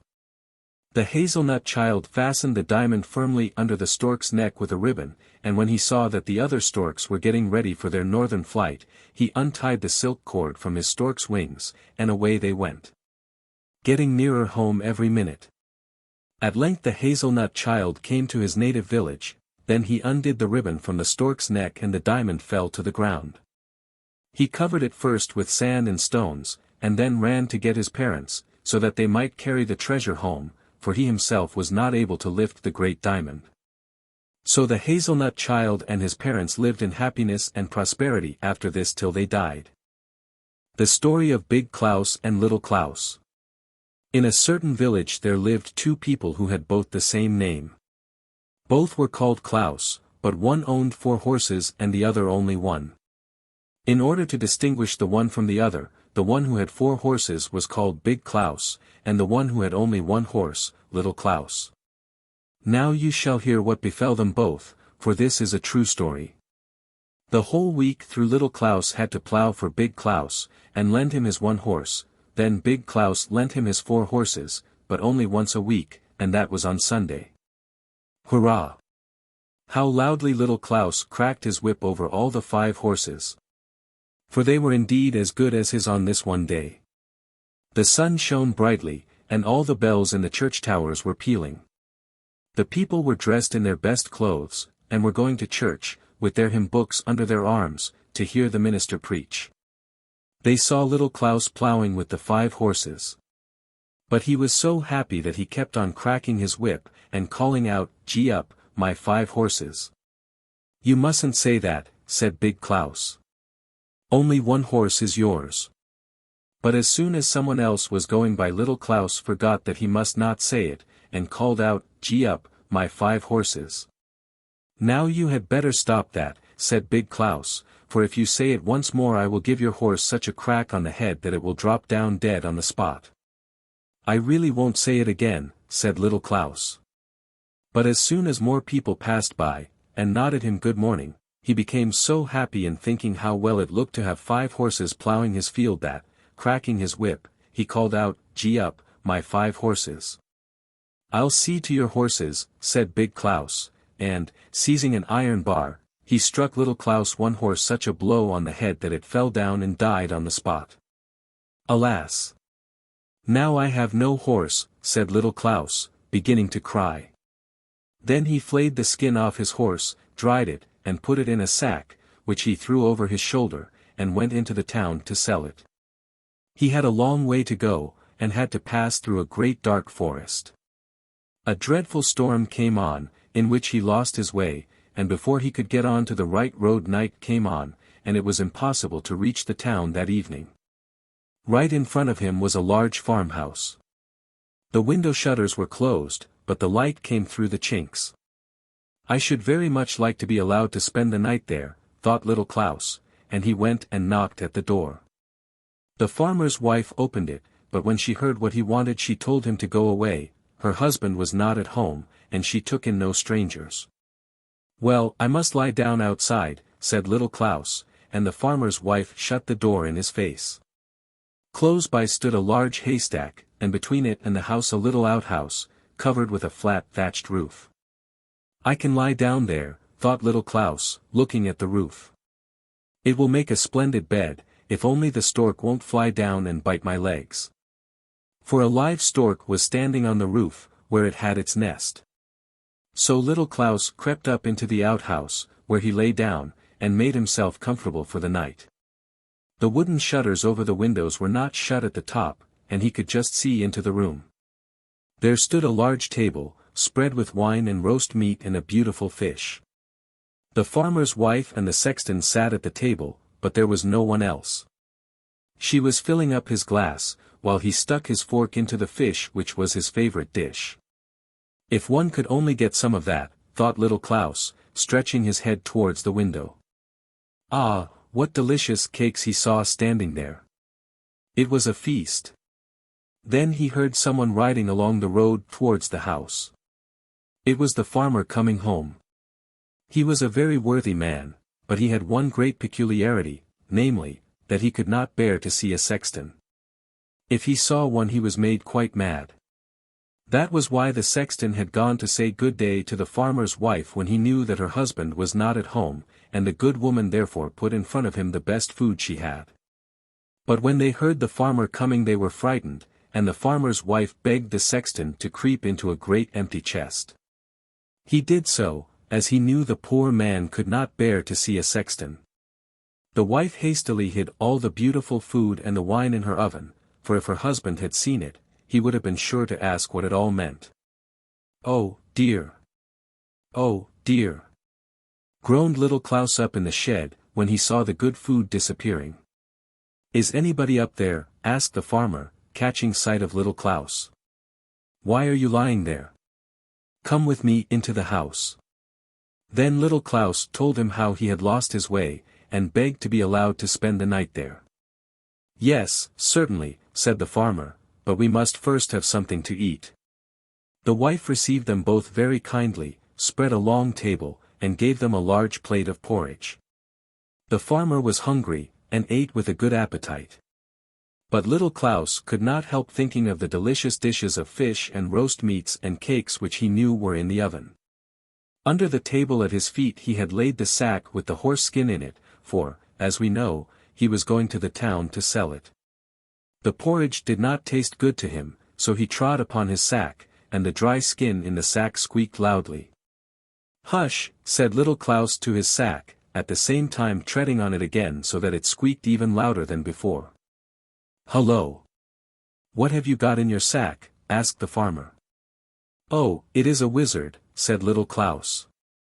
"He says we should not eat porridge, for he has conjured the whole oven full of roast meats and fish and cakes." "Goodness me," said the farmer. And opening the oven he saw all the delicious, tempting dishes his wife had hidden there, but which he now believed the wizard in the sack had conjured up for them.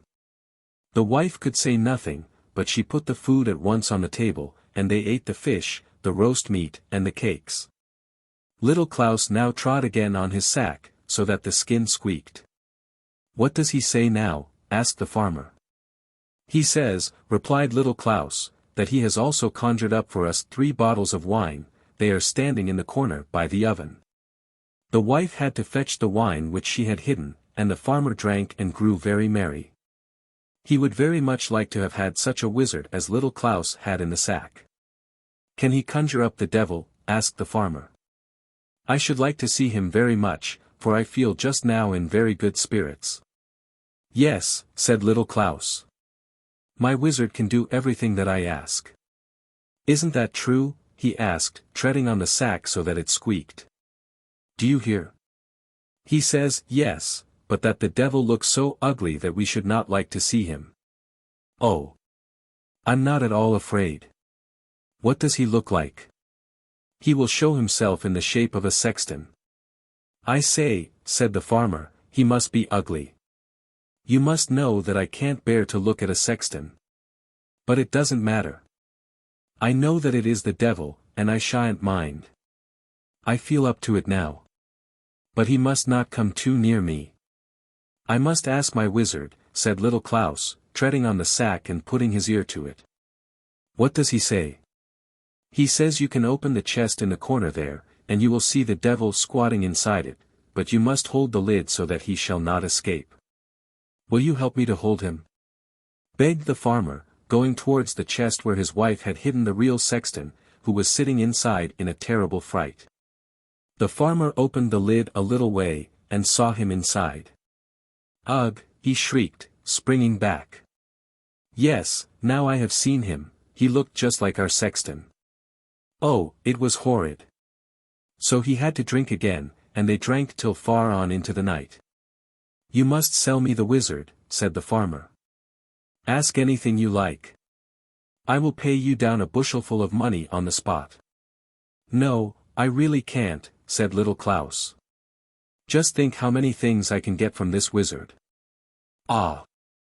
I should like to have him so much, said the farmer, begging very hard.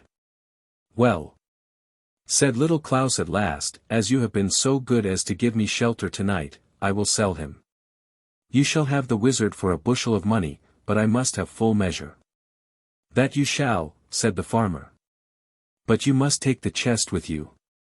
I won't keep it another hour in the house. Who knows that he isn't in there still? Little Klaus gave the farmer his sack with the dry skin, and got instead a good bushelful of money. The farmer also gave him a wheelbarrow to carry away his money and the chest.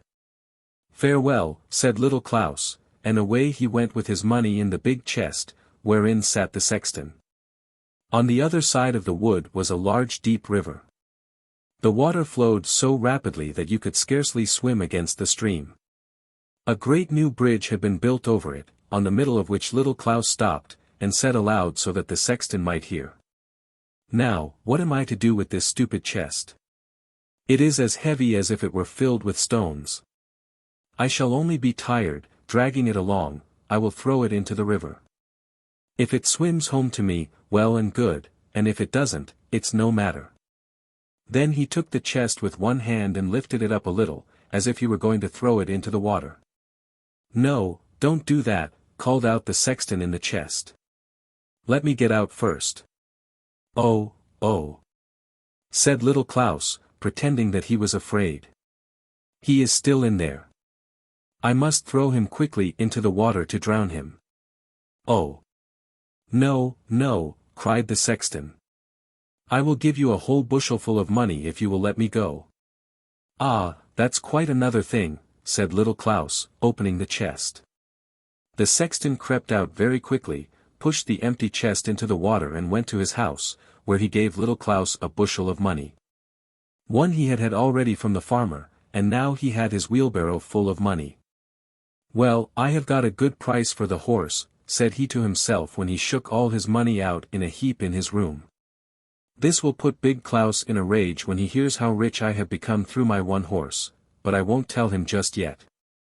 So he sent a boy to big Klaus to borrow a bushel measure from him. Now what can he want with it, thought big Klaus. And he smeared some tar at the bottom, so that of whatever was measured a little should remain in it. And this is just what happened, for when he got his measure back, 3 new silver 5-shilling pieces were sticking to it. What does this mean? Said big Klaus, and he ran off at once to little Klaus. Where did you get so much money from? Oh, that was from my horse skin. I sold it yesterday evening. That's certainly a good price, said big Klaus. And running home in great haste, he took an axe, knocked all his 4 horses on the head, skinned them, and went into the town. Skins. Skins. Who will buy skins? He cried through the streets. All the shoemakers and tanners came running to ask him what he wanted for them. A bushel of money for each, said big Klaus.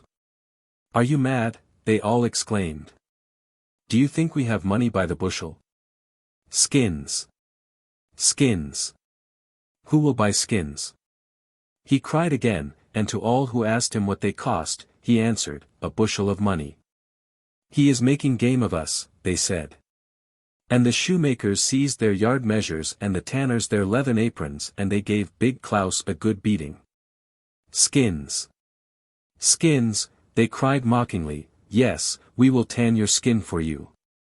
Out of the town with him, they shouted. And big Klaus had to hurry off as quickly as he could, if he wanted to save his life. Aha, said he when he came home, little Klaus shall pay dearly for this. I will kill him. Little Klaus' grandmother had just died. Though she had been very unkind to him, he was very much distressed, and he took the dead woman and laid her in his warm bed to try if he could not bring her back to life. There she lay the whole night, while he sat in the corner and slept on a chair, which he had often done before. And in the night as he sat there the door opened, and big Klaus came in with his axe. He knew quite well where little Klaus's bed stood, and going up to it he struck the grandmother on the head just where he thought little Klaus would be. There, said he. Now you won't get the best of me again. And he went home. What a very wicked man, thought little Klaus. He was going to kill me. It was a good thing for my grandmother that she was dead already, or else he would have killed her. Then he dressed his grandmother in her Sunday clothes, borrowed a horse from his neighbor, harnessed the cart to it, sat his grandmother on the back seat so that she could not fall out when he drove, and away they went. When the sun rose they were in front of a large inn. Little Klaus got down, and went in to get something to drink. The host was very rich. He was a very worthy but hot-tempered man. "Good morning," said he to little Klaus. "You are early on the road." "Yes," said little Klaus. "I am going to the town with my grandmother. She is sitting outside in the cart, I cannot bring her in. Will you not give her a glass of mead? But you will have to speak loud, for she is very hard of hearing." "Oh yes, certainly I will," said the host, and, pouring out a large glass of mead, he took it out to the dead grandmother, who was sitting upright in the cart. "Here is a glass of mead from your son," said the host. But the dead woman did not answer a word, and sat still. "Don't you hear?" cried the host as loud as he could. "Here is a glass of mead from your son." Then he shouted the same thing again, and yet again, but she never moved in her place, and at last he grew angry, threw the glass in her face, so that she fell back into the cart, for she was not tied in her place. "Hullo!" cried little Klaus, running out of the door, and seizing the host by the throat. "You have killed my grandmother. Look! There is a great hole in her forehead." "Oh, what a misfortune," cried the host, wringing his hands. "It all comes from my hot temper. Dear little Klaus. I will give you a bushel of money, and will bury your grandmother as if she were my own, only don't tell about it, or I shall have my head cut off, and that would be very uncomfortable." So little Klaus got a bushel of money, and the host buried his grandmother as if she had been his own. Now when little Klaus again reached home with so much money he sent his boy to Big Klaus to borrow his bushel measure. "What's this?" said Big Klaus. "Didn't I kill him? I must see to this myself." So he went himself to little Klaus with the measure.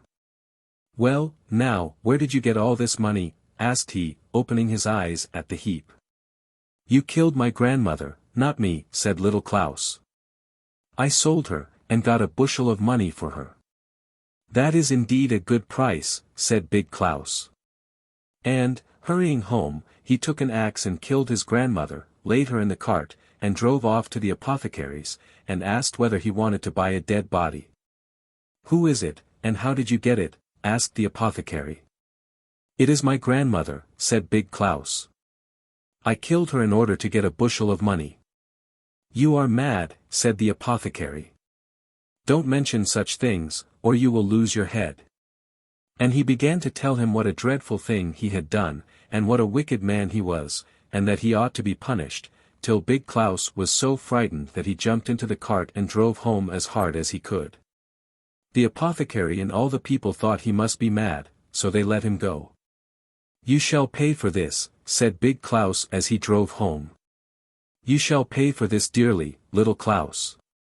So as soon as he got home he took the largest sack he could find, and went to little Klaus and said, "You have fooled me again. First I killed my horses, then my grandmother. It is all your fault, but you shan't do it again."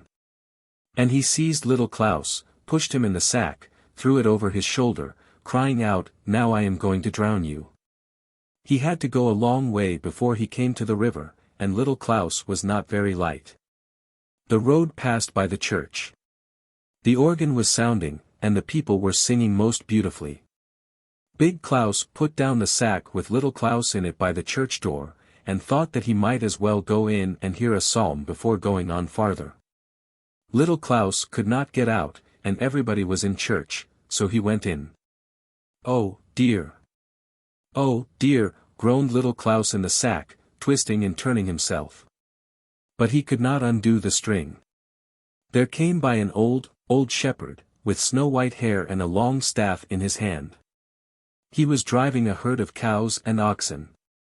These pushed against the sack so that it was overturned. Alas! moaned little Klaus, I am so young and yet I must die. And I, poor man, said the cattle driver, I am so old and yet I cannot die. Open the sack, called out little Klaus, creep in here instead of me, and you will die in a moment. I will gladly do that, said the cattle driver, and he opened the sack, and little Klaus struggled out at once. You will take care of the cattle, won't you? Asked the old man, creeping into the sack, which little Klaus fastened up and then went on with the cows and oxen. Soon after Big Klaus came out of the church, and taking up the sack on his shoulders it seemed to him as if it had become lighter. For the old cattle driver was not half as heavy as little Klaus. How easy he is to carry now. That must be because I heard part of the service.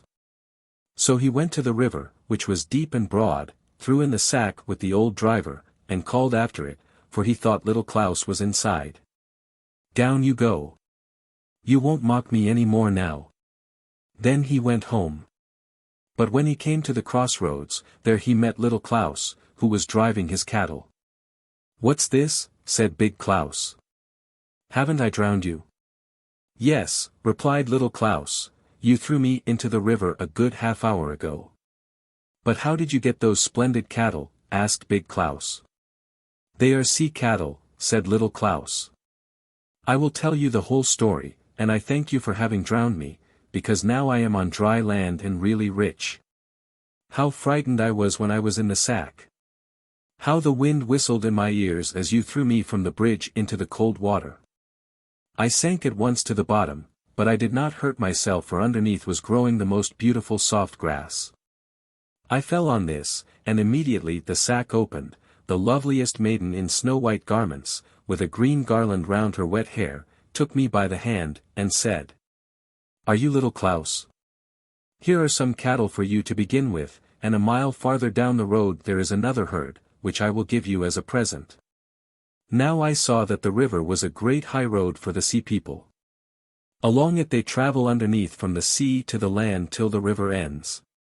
It was so beautiful, full of flowers and fresh grass, the fishes which were swimming in the water shot past my ears as the birds do here in the air. What lovely people there were, and what fine cattle were grazing in the ditches and dikes. But why did you come up to us again? Asked Big Klaus. I should not have done so, if it is so beautiful down below. Oh, said little Klaus, that was just so politic of me. You heard what I told you, that the sea maiden said to me a mile farther along the road, and by the road she meant the river, for she can go by no other way, there was another herd of cattle waiting for me. But I know what windings the river makes, now here, now there, so that it is a long way round. Therefore it makes it much shorter if one comes on the land and drives across the field to the river. Thus I have spared myself quite half a mile, and have come much quicker to my sea cattle. Oh, you're a lucky fellow, said Big Klaus. Do you think I should also get some cattle if I went to the bottom of the river? Oh, yes. I think so, said little Klaus. But I can't carry you in a sack to the river, you are too heavy for me. If you like to go there yourself and then creep into the sack, I will throw you in with the greatest of pleasure. Thank you, said Big Klaus, but if I don't get any sea cattle when I come there, you will have a good hiding, mind. Oh, no. Don't be so hard on me. Then they went to the river. When the cattle, which were thirsty, caught sight of the water, they ran as quickly as they could to drink. Look how they are running, said little Klaus. They want to go to the bottom again. Yes. But help me first, said Big Klaus, or else you shall have a beating. And so he crept into the large sack, which was lying on the back of one of the oxen. Put a stone in, for I am afraid I may not reach the bottom, said Big Klaus.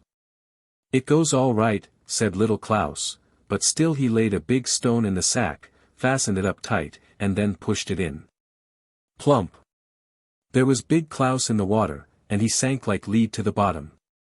I doubt if you will find any cattle, said little Klaus as he drove his own home. Prince Ring. Once upon a time there was a king and his queen in their kingdom. They had one daughter, who was called Ingeborg, and one son, whose name was Ring. He was less fond of adventures than men of rank usually were in those days, and was not famous for strength or feats of arms. When he was 12 years old, one fine winter day he rode into the forest along with his men to enjoy himself. They went on a long way, until they caught sight of a hind with a gold ring on its horns. The prince was eager to catch it, if possible, so they gave chase and rode on without stopping until all the horses began to founder beneath them. At last the prince's horse gave way too, and then there came over them a darkness so black that they could no longer see the hind. By this time they were far away from any house, and thought it was high time to be making their way home again, but they found they had got lost now. At first they all kept together, but soon each began to think that he knew the right way best. So they separated, and all went in different directions. The prince, too, had got lost like the rest, and wandered on for a time until he came to a little clearing in the forest not far from the sea, where he saw a woman sitting on a chair and a big barrel standing beside her. The prince went up to her and saluted her politely, and she received him very graciously. He looked down into the barrel then, and saw lying at the bottom an unusually beautiful gold ring, which pleased him so much that he could not take his eyes off it. The woman saw this, and said that he might have it if he would take the trouble to get it, for which the prince thanked her, and said it was at least worth trying. So he leaned over into the barrel, which did not seem very deep, and thought he would easily reach the ring, but the more he stretched down after it the deeper grew the barrel. As he was thus bending down into it the woman suddenly rose up and pushed him in head first, saying that now he could take up his quarters there. Then she fixed the top on the barrel and threw it out into the sea. The prince thought himself in a bad plight now, as he felt the barrel floating out from the land and tossing about on the waves. How many days he spent thus he could not tell, but at last he felt that the barrel was knocking against rocks, at which he was a little cheered, thinking it was probably land and not merely a reef in the sea. Being something of a swimmer, he at last made up his mind to kick the bottom out of the barrel, and having done so he was able to get on shore, for the rocks by the sea were smooth and level, but overhead there were high cliffs. It seemed difficult to get up these, but he went along the foot of them for a little, till at last he tried to climb up, which at last he did. Having got to the top, he looked round about him and saw that he was on an island, which was covered with forest, with apples growing, and altogether pleasant as far as the land was concerned. After he had been there several days, he one day heard a great noise in the forest, which made him terribly afraid, so that he ran to hide himself among the trees. Then he saw a giant approaching, dragging a sledge loaded with wood, and making straight for him, so that he could see nothing for it but to lie down just where he was. When the giant came across him, he stood still and looked at the prince for a little, then he took him up in his arms and carried him home to his house, and was exceedingly kind to him. He gave him to his wife, saying he had found this child in the wood, and she could have it to help her in the house. The old woman was greatly pleased, and began to fondle the prince with the utmost delight. He stayed there with them, and was very willing and obedient to them in everything, while they grew kinder to him every day. One day the giant took him round and showed him all his rooms except the parlor. This made the prince curious to have a look into it, thinking there must be some very rare treasure there. So one day, when the giant had gone into the forest, he tried to get into the parlor, and managed to get the door open halfway. Then he saw that some living creature moved inside and ran along the floor towards him and said something, which made him so frightened that he sprang back from the door and shut it again. As soon as the fright began to pass off he tried it again, for he thought it would be interesting to hear what it said, but things went just as before with him. He then got angry with himself, and, summoning up all his courage, tried it a third time, and opened the door of the room and stood firm. Then he saw that it was a big dog, which spoke to him and said, "Choose me, Prince Ring." The prince went away rather afraid, thinking with himself that it was no great treasure after all, but all the same what it had said to him stuck in his mind. It is not said how long the prince stayed with the giant, but one day the latter came to him and said he would now take him over to the mainland out of the island, for he himself had no long time to live. He also thanked him for his good service, and told him to choose some one of his possessions, for he would get whatever he wanted. Ring thanked him heartily, and said there was no need to pay him for his services, they were so little worth. But if he did wish to give him anything he would choose what was in the parlor.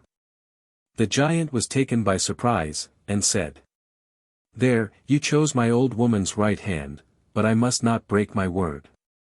Upon this he went to get the dog, which came running with signs of great delight, but the prince was so much afraid of it that it was all he could do to keep from showing his alarm. After this the giant accompanied him down to the sea, where he saw a stone boat which was just big enough to hold the two of them and the dog.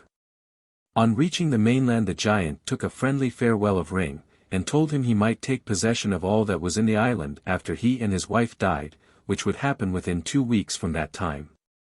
The prince thanked him for this and for all his other kindnesses, and the giant returned home, while Ring went up some distance from the sea, but he did not know what land he had come to, and was afraid to speak to the dog. After he had walked on in silence for a time the dog spoke to him and said, "You don't seem to have much curiosity, seeing you never ask my name." The prince then forced himself to ask, "What is your name?" "You had best call me Snady Snady," said the dog. "Now we are coming to a king's seat, and you must ask the king to keep us all winter, and to give you a little room for both of us." The prince now began to be less afraid of the dog. They came to the king and asked him to keep them all the winter, to which he agreed. When the king's men saw the dog they began to laugh at it, and make as if they would tease it. But when the prince saw this he advised them not to do it, or they might have the worst of it. They replied that they didn't care a bit what he thought. After Ring had been with the king for some days the latter began to think there was a great deal in him, and esteemed him more than the others. The king, however, had a counselor called Red, who became very jealous when he saw how much the king esteemed Ring. And one day he talked to him, and said he could not understand why he had so good an opinion of this stranger, who had not yet shown himself superior to other men in anything. The king replied that it was only a short time since he had come there. Red then asked him to send them both to cut down wood next morning, and see which of them could do most work. Snady Snady heard this and told it to Ring, advising him to ask the king for 2 axes, so that he might have one in reserve if the first one got broken. Next morning the king asked Ring and Red to go and cut down trees for him, and both agreed. Ring got the 2 axes, and each went his own way, but when the prince had got out into the wood Snady took one of the axes and began to hew along with him. In the evening the king came to look over their day's work, as Red had proposed, and found that Ring's wood heap was more than twice as big. "I suspected," said the king, "that Ring was not quite useless, never have I seen such a day's work." Ring was now in far greater esteem with the king than before, and Red was all the more discontented. One day he came to the king and said, "If Ring is such a mighty man, I think you might ask him to kill the wild oxen in the wood here, and flay them the same day, and bring you the horns and the hides in the evening." "Don't you think that a desperate errand?" said the king, "seeing they are so dangerous, and no one has ever yet ventured to go against them?" Red answered that he had only one life to lose, and it would be interesting to see how brave he was. Besides, the king would have good reason to ennoble him if he overcame them. The king at last allowed himself, though rather unwillingly, to be won over by Red's persistency, and one day asked Ring to go and kill the oxen that were in the wood for him, and bring their horns and hides to him in the evening. Not knowing how dangerous the oxen were, Ring was quite ready, and went off at once, to the great delight of Red, who was now sure of his death. As soon as Ring came in sight of the oxen they came bellowing to meet him. One of them was tremendously big, the other rather less. Ring grew terribly afraid. "How do you like them?" asked Snady. "Not well at all," said the prince. "We can do nothing else," said Snady, "than attack them, if it is to go well. You will go against the little one, and I shall take the other." With this Snady leapt at the big one, and was not long in bringing him down.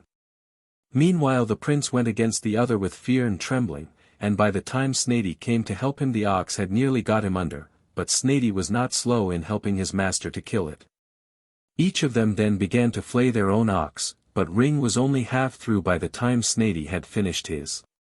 In the evening, after they had finished this task, the prince thought himself unfit to carry all the horns and both the hides, so Snady told him to lay them all on his back until they got to the palace gate. The prince agreed, and laid everything on the dog except the skin of the smaller ox, which he staggered along with himself. At the palace gate he left everything lying, went before the king, and asked him to come that length with him, and there handed over to him the hides and horns of the oxen. The king was greatly surprised at his valor, and said he knew no one like him, and thanked him heartily for what he had done. After this the king set Ring next to himself, and all esteemed him highly, and held him to be a great hero. Nor could Red any longer say anything against him, though he grew still more determined to destroy him. One day a good idea came into his head. He came to the king and said he had something to say to him. "What is that?" said the king. Red said that he had just remembered the gold cloak, gold chessboard, and bright gold piece that the king had lost about a year before. "Don't remind me of them," said the king. Red, however, went on to say that, since Ring was such a mighty man that he could do everything, it had occurred to him to advise the king to ask him to search for these treasures, and come back with them before Christmas. In return the king should promise him his daughter. The king replied that he thought it altogether unbecoming to propose such a thing to Ring, seeing that he could not tell him where the things were.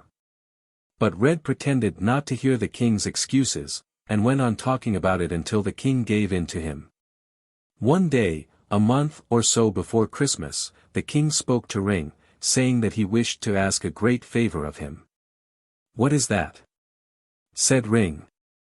"It is this," said the king, "that you find for me my gold cloak, my gold chessboard, and my bright gold piece, that were stolen from me about a year ago. If you can bring them to me before Christmas I will give you my daughter in marriage." "Where am I to look for them, then?" said Ring. "That you must find out for yourself," said the king, "I don't know." Ring now left the king, and was very silent, for he saw he was in a great difficulty, but, on the other hand, he thought it was excellent to have such a chance of winning the king's daughter. Snady noticed that his master was at a loss, and said to him that he should not disregard what the king had asked him to do, but he would have to act upon his advice, otherwise he would get into great difficulties. The prince assented to this, and began to prepare for the journey. After he had taken leave of the king, and was setting out on the search, Snady said to him, "Now you must first of all go about the neighborhood, and gather as much salt as ever you can." The prince did so, and gathered so much salt that he could hardly carry it, but Snady said, "Throw it on my back," which he accordingly did, and the dog then ran on before the prince, until they came to the foot of a steep cliff. "We must go up here," said Snady. "I don't think that will be child's play," said the prince. "Hold fast by my tail," said Snady, and in this way he pulled Ring up on the lowest shelf of the rock. The prince began to get giddy, but up went Snady on to the second shelf. Ring was nearly swooning by this time, but Snady made a third effort and reached the top of the cliff, where the prince fell down in a faint. After a little, however, he recovered again, and they went a short distance along a level plain, until they came to a cave. This was on Christmas Eve. They went up above the cave, and found a window in it, through which they looked, and saw 4 trolls lying asleep beside the fire, over which a large porridge pot was hanging. "Now you must empty all the salt into the porridge pot," said Snady. Ring did so, and soon the trolls wakened up. The old hag, who was the most frightful of them all, went first to taste the porridge. "How comes this?" she said, "the porridge is salt. I got the milk by witchcraft yesterday out of 4 kingdoms, and now it is salt." All the others then came to taste the porridge, and thought it nice, but after they had finished it the old hag grew so thirsty that she could stand it no longer, and asked her daughter to go out and bring her some water from the river that ran nearby. "I won't go," said she, "unless you lend me your bright gold piece." "Though I should die you shan't have that," said the hag. "Die, then," said the girl. "Well, then, take it, you brat," said the old hag, "and be off with you, and make haste with the water." The girl took the gold and ran out with it, and it was so bright that it shone all over the plain. As soon as she came to the river she lay down to take a drink of the water, but meanwhile the two of them had got down off the roof and thrust her, head first, into the river. The old hag began now to long for the water, and said that the girl would be running about with the gold piece all over the plain, so she asked her son to go and get her a drop of water. "I won't go," said he, "unless I get the gold cloak." "Though I should die you shan't have that," said the hag. "Die, then," said the son. "Well, then, take it," said the old hag, "and be off with you, but you must make haste with the water." He put on the cloak, and when he came outside it shone so bright that he could see to go with it. On reaching the river he went to take a drink like his sister, but at that moment Ring and Snady sprang upon him, took the cloak from him, and threw him into the river. The old hag could stand the thirst no longer, and asked her husband to go for a drink for her. The brats, she said, were of course running about and playing themselves, just as she had expected they would, little wretches that they were. "I won't go," said the old troll, "unless you lend me the gold chessboard." "Though I should die you shan't have that," said the hag. "I think you may just as well do that," said he, "since you won't grant me such a little favor." "Take it, then, you utter disgrace," said the old hag, "since you are just like these two brats." The old troll now went out with the gold chessboard, and down to the river, and was about to take a drink, when Ring and Snady came upon him, took the chessboard from him, and threw him into the river. Before they had got back again, however, and up on top of the cave, they saw the poor old fellow's ghost come marching up from the river. Snady immediately sprang upon him, and Ring assisted in the attack, and after a hard struggle they mastered him a second time. When they got back again to the window they saw that the old hag was moving towards the door. "Now we must go in at once," said Snady, "and try to master her there, for if she once gets out we shall have no chance with her. She is the worst witch that ever lived, and no iron can cut her. One of us must pour boiling porridge out of the pot on her, and the other punch her with red-hot iron."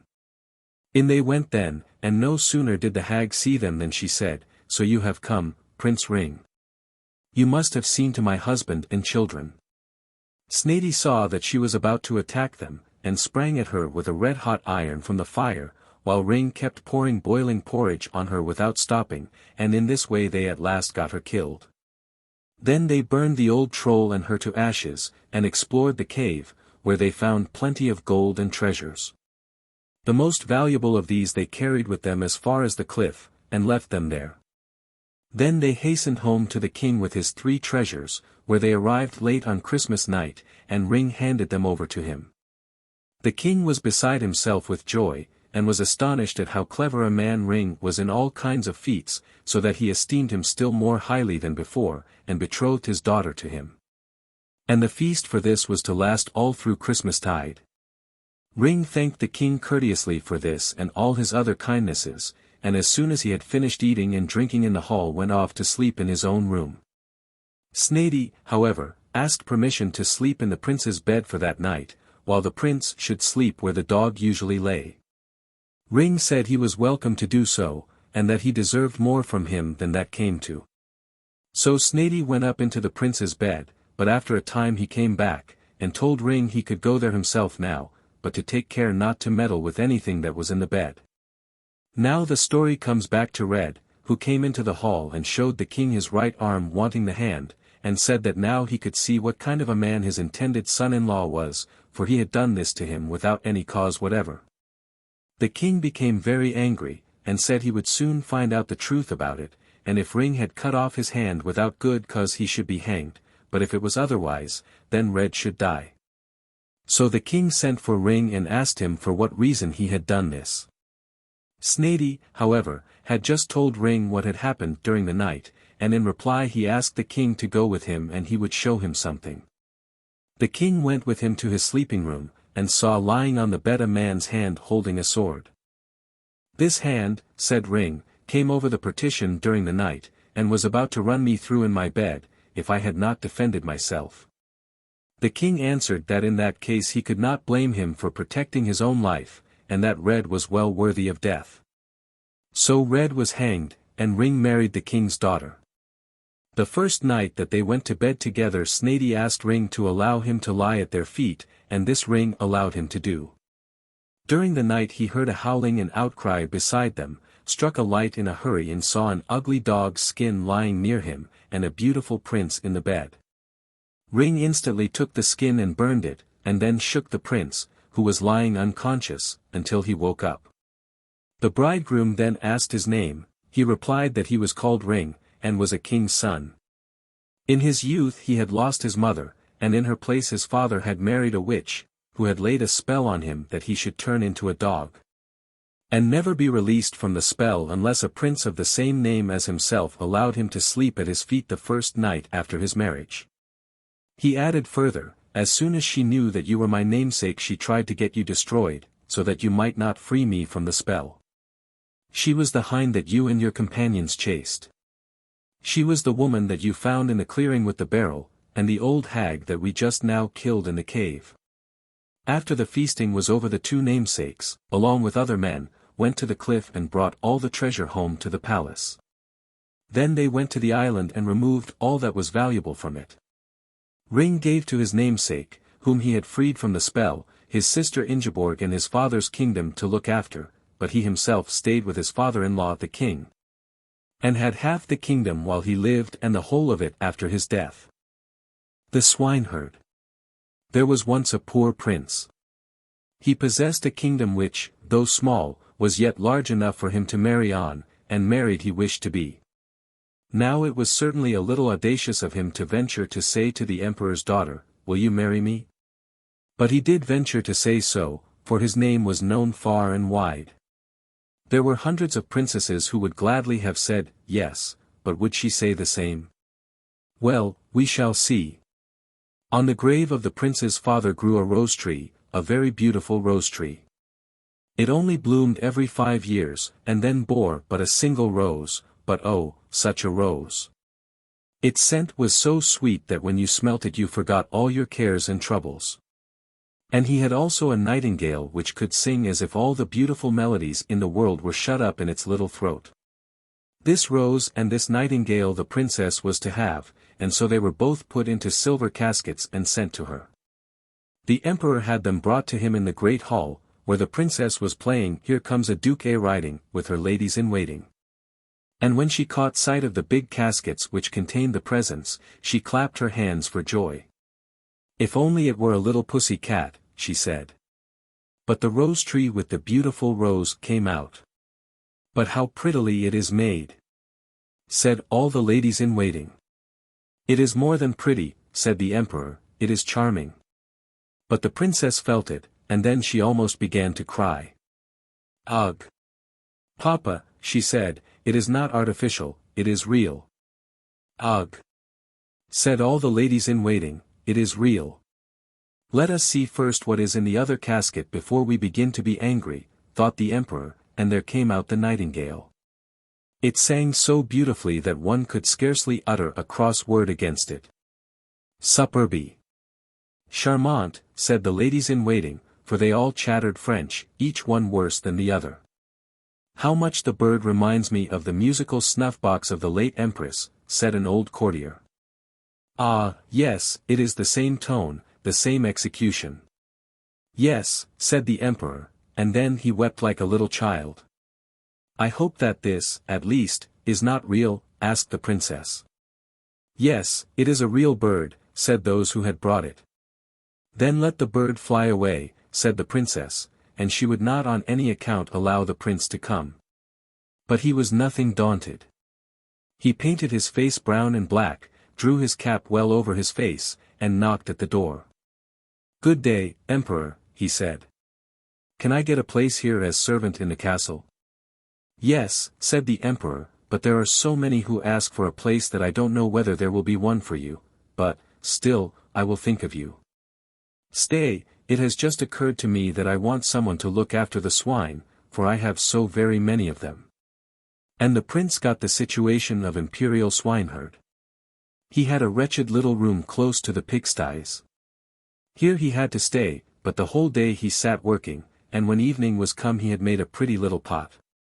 All round it were little bells, and when the pot boiled they jingled most beautifully and played the old tune. Where is Augustus dear? Alas! He's not here, here. But the most wonderful thing was, that when one held one's finger in the steam of the pot, then at once one could smell what dinner was ready in any fireplace in the town. That was indeed something quite different from the rose.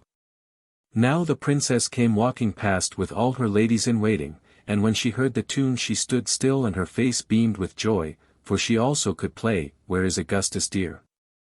It was the only tune she knew, but that she could play with one finger. Why, that is what I play, she said. He must be a most accomplished swineherd. Listen. Go down and ask him what the instrument costs. And one of the ladies-in-waiting had to go down, but she put on wooden clogs. What will you take for the pot? Asked the lady-in-waiting. I will have 10 kisses from the princess, answered the swineherd. Heaven forbid. Said the lady-in-waiting. Yes, I will sell it for nothing less, replied the swineherd. Well, what does he say? Asked the princess. I really hardly like to tell you, answered the lady-in-waiting. Oh, then you can whisper it to me. He is disobliging, said the princess, and went away. But she had only gone a few steps when the bells rang out so prettily. Where is Augustus dear? Alas! He's not here, here. Listen, said the princess. Ask him whether he will take 10 kisses from my ladies-in-waiting. No, thank you, said the swineherd. 10 kisses from the princess, or else I keep my pot. That is very tiresome, said the princess.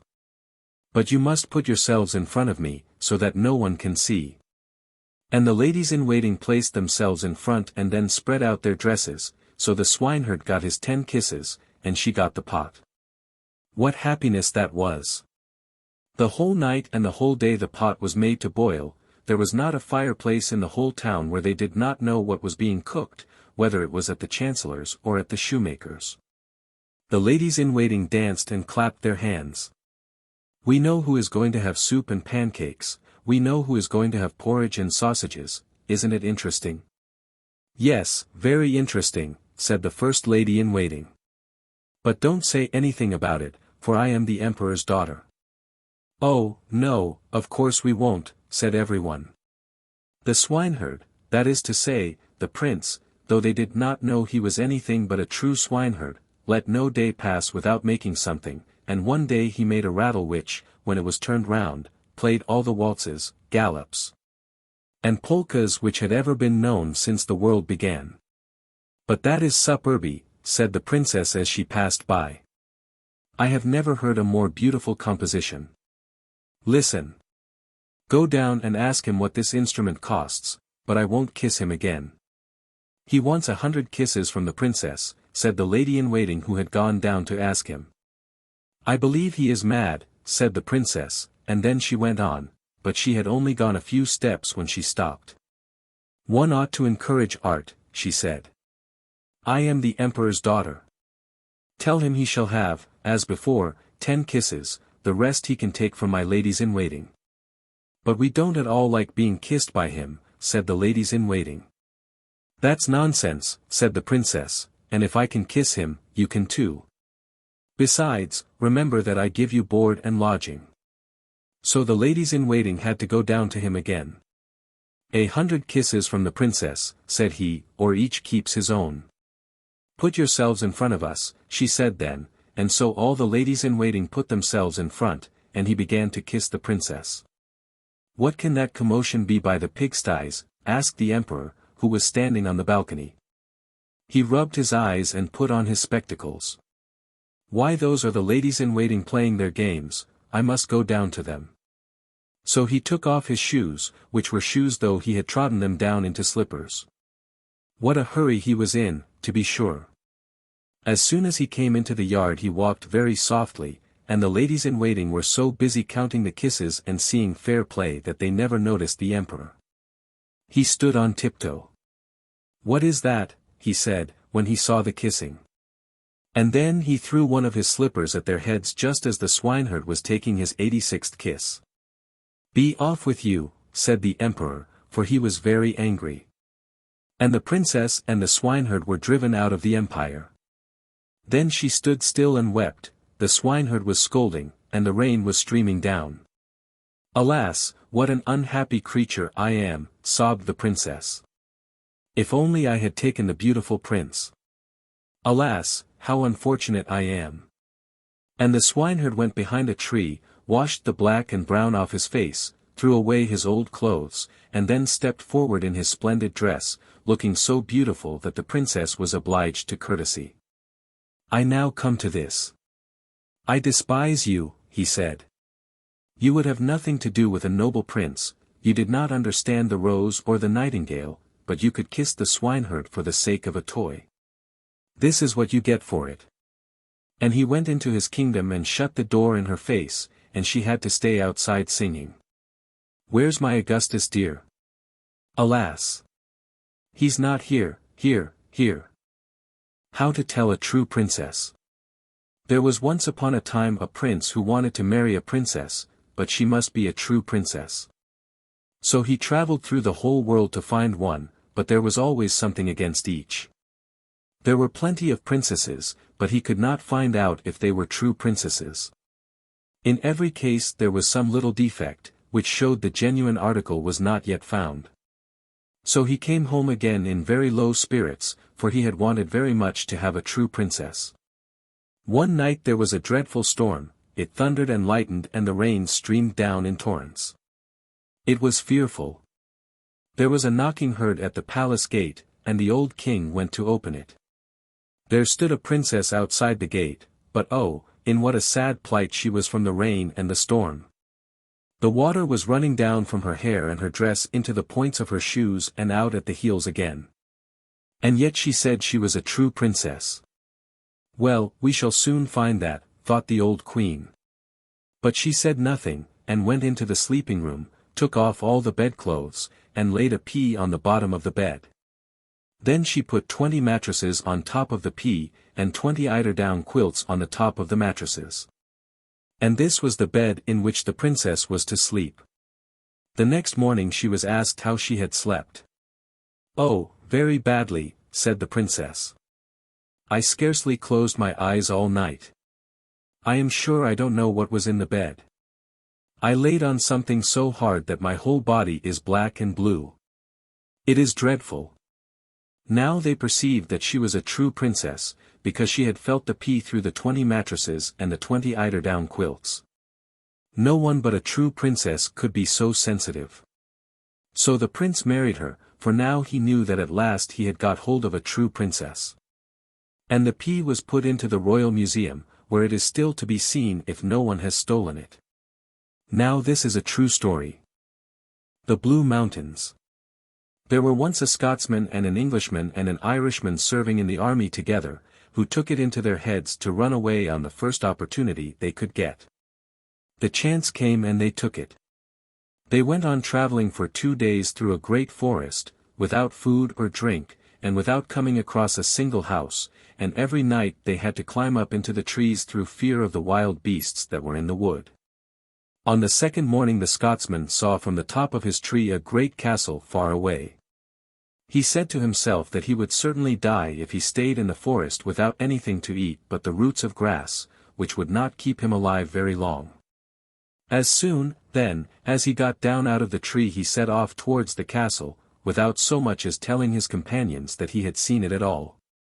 Perhaps the hunger and want they had suffered had changed their nature so much that the one did not care what became of the other if he could save himself. He travelled on most of the day, so that it was quite late when he reached the castle, and to his great disappointment found nothing but closed doors and no smoke rising from the chimneys. He thought there was nothing for it but to die after all, and had lain down beside the wall, when he heard a window being opened high above him. At this he looked up, and saw the most beautiful woman he had ever set eyes on. "Oh, it is fortune that has sent you to me," he said. "It is indeed," said she. "What are you in need of, or what has sent you here?" "Necessity," said he. "I am dying for want of food and drink." "Come inside, then," she said. "There is plenty of both here." Accordingly he went in to where she was, and she opened a large room for him, where he saw a number of men lying asleep. She then set food before him, and after that showed him to the room where the others were. He lay down on one of the beds and fell sound asleep. And now we must go back to the two that he left behind him in the wood. When nightfall and the time of the wild beasts came upon these, the Englishman happened to climb up into the very same tree on which the Scotsman was when he got a sight of the castle. And as soon as the day began to dawn and the Englishman looked to the four quarters of heaven, what did he see but the castle too? Off he went without saying a word to the Irishman, and everything happened to him just as it had done to the Scotsman. The poor Irishman was now left all alone, and did not know where the others had gone to, so he just stayed where he was, very sad and miserable. When night came he climbed up into the same tree as the Englishman had been on the night before. As soon as day came he also saw the castle, and set out towards it, but when he reached it he could see no signs of fire or living being about it. Before long, however, he heard the window opened above his head, looked up, and beheld the most beautiful woman he had ever seen. He asked if she would give him food and drink, and she answered kindly and heartily that she would, if he would only come inside. This he did very willingly, and she set before him food and drink that he had never seen the like of before. In the room there was a bed, with diamond rings hanging at every loop of the curtains, and everything that was in the room besides astonished him so much that he actually forgot that he was hungry. When she saw that he was not eating at all, she asked him what he wanted yet, to which he replied that he would neither eat nor drink until he knew who she was, or where she came from, or who had put her there. "I shall tell you that," said she. "I am an enchanted princess, and my father has promised that the man who releases me from the spell shall have the third of his kingdom while he is alive, and the whole of it after he is dead, and marry me as well. If ever I saw a man who looked likely to do this, you are the one. I have been here for 16 years now, and no one who ever came to the castle has asked me who I was, except yourself. Every other man that has come, so long as I have been here, lies asleep in the big room down there. Tell me, then," said the Irishman, "what is the spell that has been laid on you, and how you can be freed from it?" "There is a little room there," said the princess, "and if I could get a man to stay in it from 10 o'clock till midnight for 3 nights on end I should be freed from the spell." "I am the man for you, then," said he. "I will take on hand to do it." Thereupon she brought him a pipe and tobacco, and he went into the room, but before long he heard a hammering and knocking on the outside of the door, and was told to open it. "I won't," he said. The next moment the door came flying in, and those outside along with it.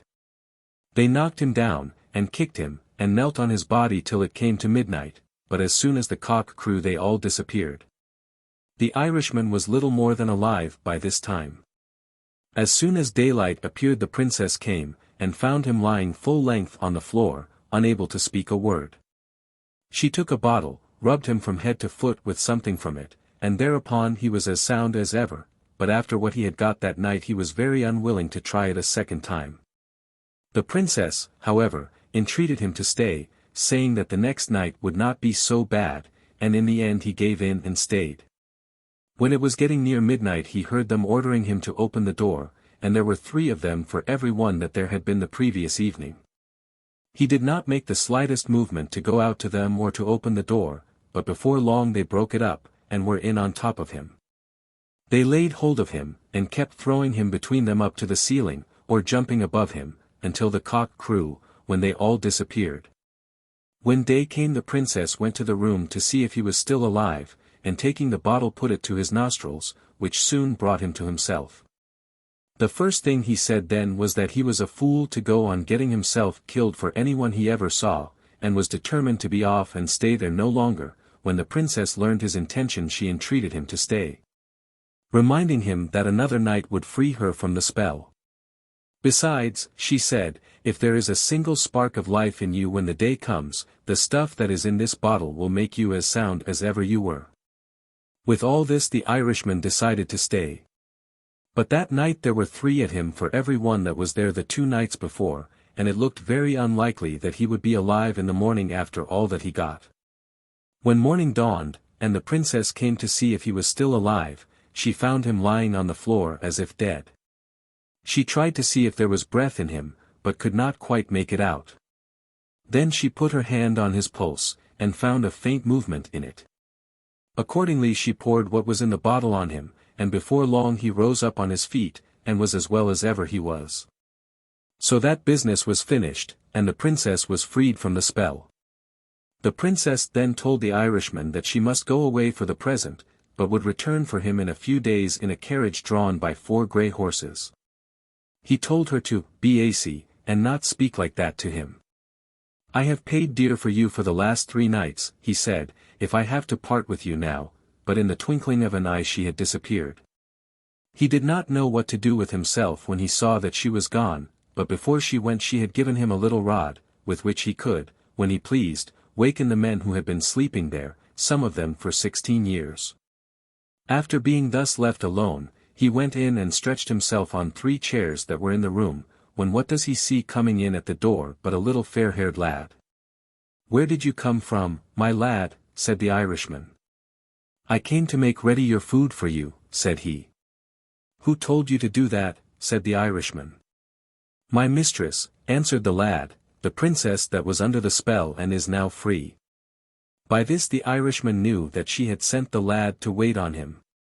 The lad also told him that his mistress wished him to be ready next morning at 9 o'clock, when she would come for him with the carriage, as she had promised. He was greatly pleased at this, and next morning, when the time was drawing near, went out into the garden. But the little fair-haired lad took a big pin out of his pocket, and stuck it into the back of the Irishman's coat without his noticing it, whereupon he fell sound asleep.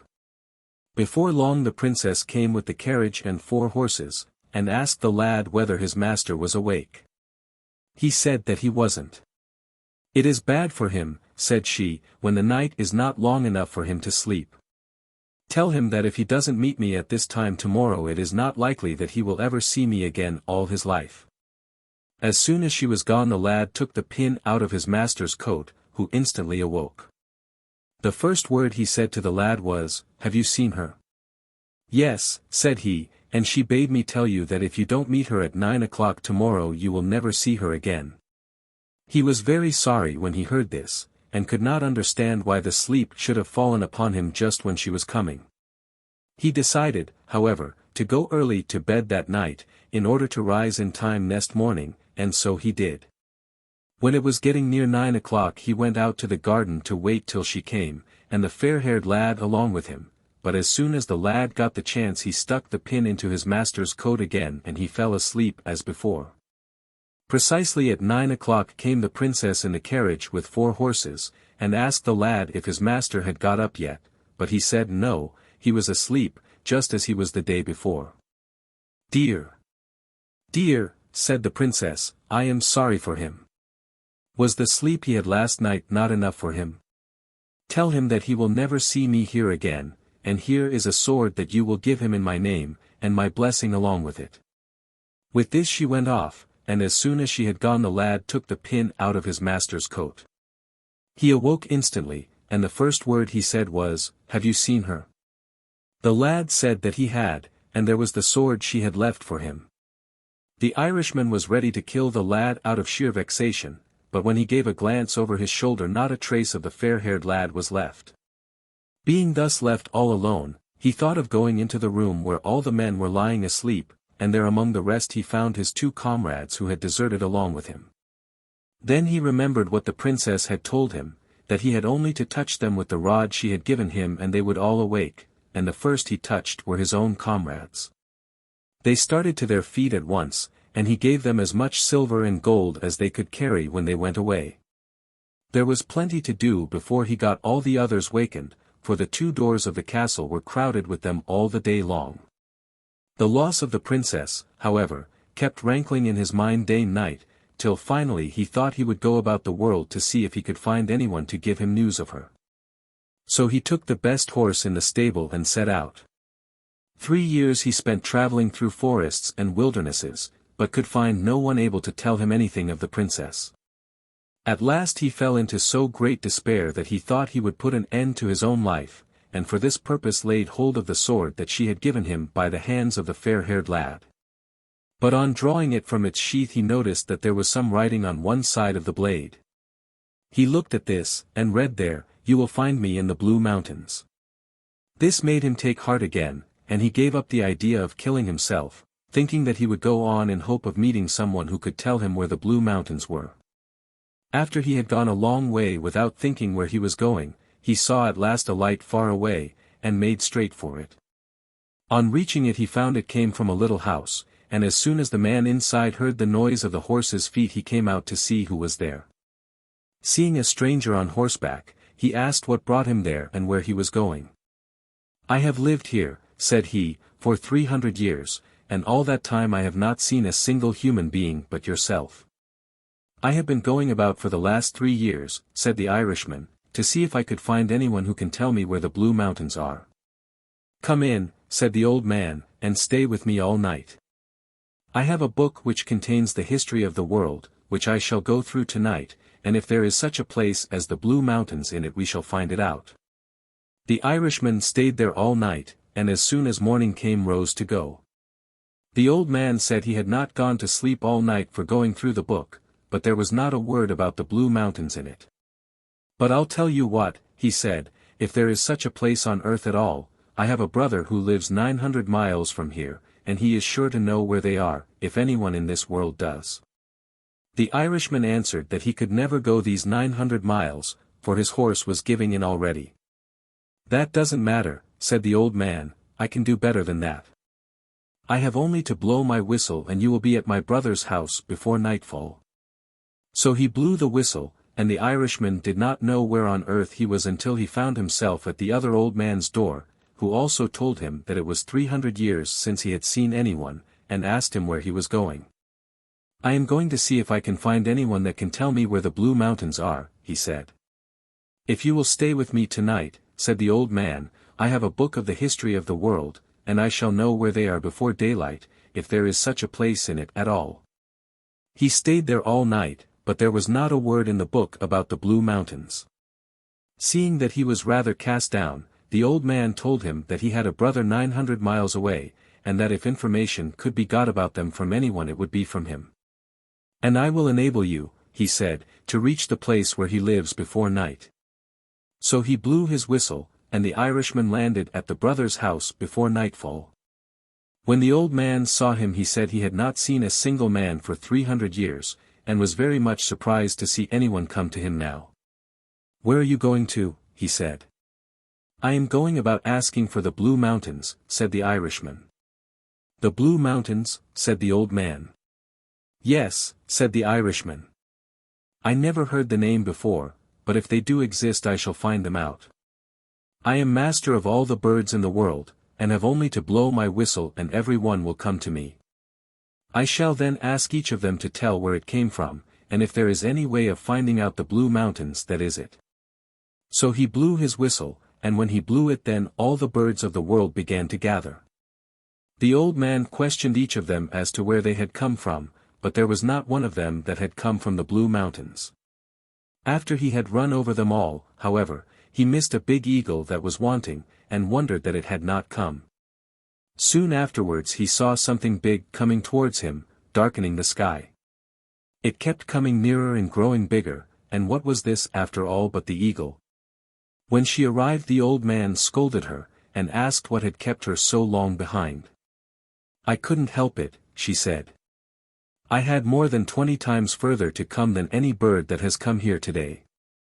"Where have you come from, then?" said the old man. "From the Blue Mountains," said she. "Indeed," said the old man, "and what are they doing there?" "They are making ready this very day," said the eagle, "for the marriage of the daughter of the king of the Blue Mountains. For 3 years now she has refused to marry anyone whatsoever, until she should give up all hope of the coming of the man who released her from the spell. Now she can wait no longer, for 3 years is the time that she agreed with her father to remain without marrying." The Irishman knew that it was for himself she had been waiting so long, but he was unable to make any better of it, for he had no hope of reaching the Blue Mountains all his life. The old man noticed how sad he grew, and asked the eagle what she would take for carrying this man on her back to the Blue Mountains. "I must have 80 cattle killed," said she, "and cut up into quarters, and every time I look over my shoulder he must throw one of them into my mouth." As soon as the Irishman and the old man heard her demand they went out hunting, and before evening they had killed 80 cattle.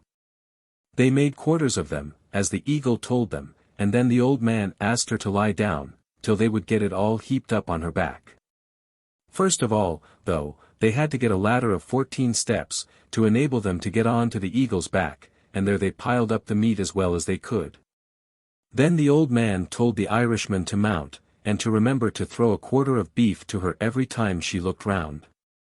He went up, and the old man gave the eagle the word to be off, which she instantly obeyed. And every time she turned her head the Irishman threw a quarter of beef into her mouth.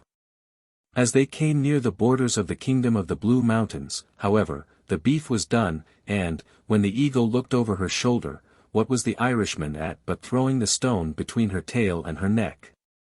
At this she turned a complete somersault, and threw the Irishman off into the sea, where he fell into the bay that was right in front of the king's palace. Fortunately the points of his toes just touched the bottom, and he managed to get ashore. When he went up into the town all the streets were gleaming with light, and the wedding of the princess was just about to begin. He went into the first house he came to, and this happened to be the house of the king's hen-wife. He asked the old woman what was causing all the noise and light in the town. "The princess," said she, "is going to be married tonight against her will, for she has been expecting every day that the man who freed her from the spell would come. There is a guinea for you," said he, "go and bring her here." The old woman went, and soon returned along with the princess. She and the Irishman recognized each other, and were married, and had a great wedding that lasted for a year and a day. The Tinder-box. A soldier came marching along the high road, left, right. A left, right. He had his knapsack on his back and a sword by his side, for he had been to the wars and was now returning home. An old witch met him on the road. She was very ugly to look at, her underlip hung down to her breast. "Good evening, soldier," she said. "What a fine sword and knapsack you have. You are something like a soldier. You ought to have as much money as you would like to carry." "Thank you, old witch," said the soldier. "Do you see that great tree there?" said the witch, pointing to a tree beside them. "It is hollow within. You must climb up to the top, and then you will see a hole through which you can let yourself down into the tree. I will tie a rope round your waist, so that I may be able to pull you up again when you call." "What shall I do down there?" asked the soldier. "Get money," answered the witch. "Listen. When you reach the bottom of the tree you will find yourself in a large hall. It is light there, for there are more than 300 lamps burning. Then you will see 3 doors, which you can open, the keys are in the locks. If you go into the first room, you will see a great chest in the middle of the floor with a dog sitting upon it. He has eyes as large as saucers, but you needn't trouble about him. I will give you my blue check apron, which you must spread out on the floor, and then go back quickly and fetch the dog and set him upon it. Open the chest and take as much money as you like. It is copper there. If you would rather have silver, you must go into the next room, where there is a dog with eyes as large as mill wheels. But don't take any notice of him. Just set him upon my apron, and help yourself to the money. If you prefer gold, you can get that too, if you go into the third room, and as much as you like to carry. But the dog that guards the chest there has eyes as large as the round tower at Copenhagen. He is a savage dog, I can tell you, but you needn't be afraid of him either. Only, put him on my apron and he won't touch you, and you can take out of the chest as much gold as you like." "Come, this is not bad," said the soldier.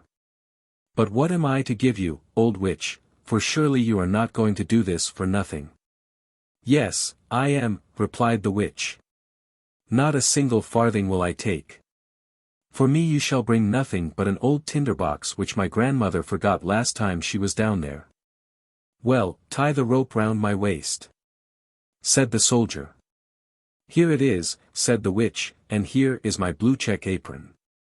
Then the soldier climbed up the tree, let himself down through the hole, and found himself standing, as the witch had said, underground in the large hall, where the 300 lamps were burning.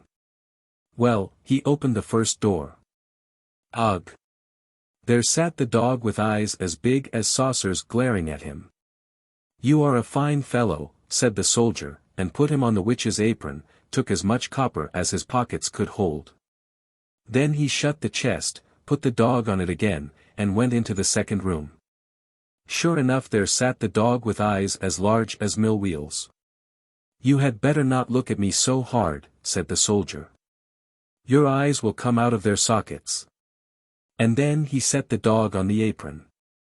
When he saw all the silver in the chest, he threw away the copper he had taken, and filled his pockets and knapsack with nothing but silver. Then he went into the third room. Horrors! The dog there had 2 eyes, each as large as the round tower at Copenhagen, spinning round in his head like wheels. "Good evening," said the soldier, and saluted, for he had never seen a dog like this before. But when he had examined him more closely, he thought to himself, "Now then, I've had enough of this," and put him down on the floor, and opened the chest. Heavens! What a heap of gold there was! With all that he could buy up the whole town, and all the sugar pigs, all the tin soldiers, whips and rocking horses in the whole world.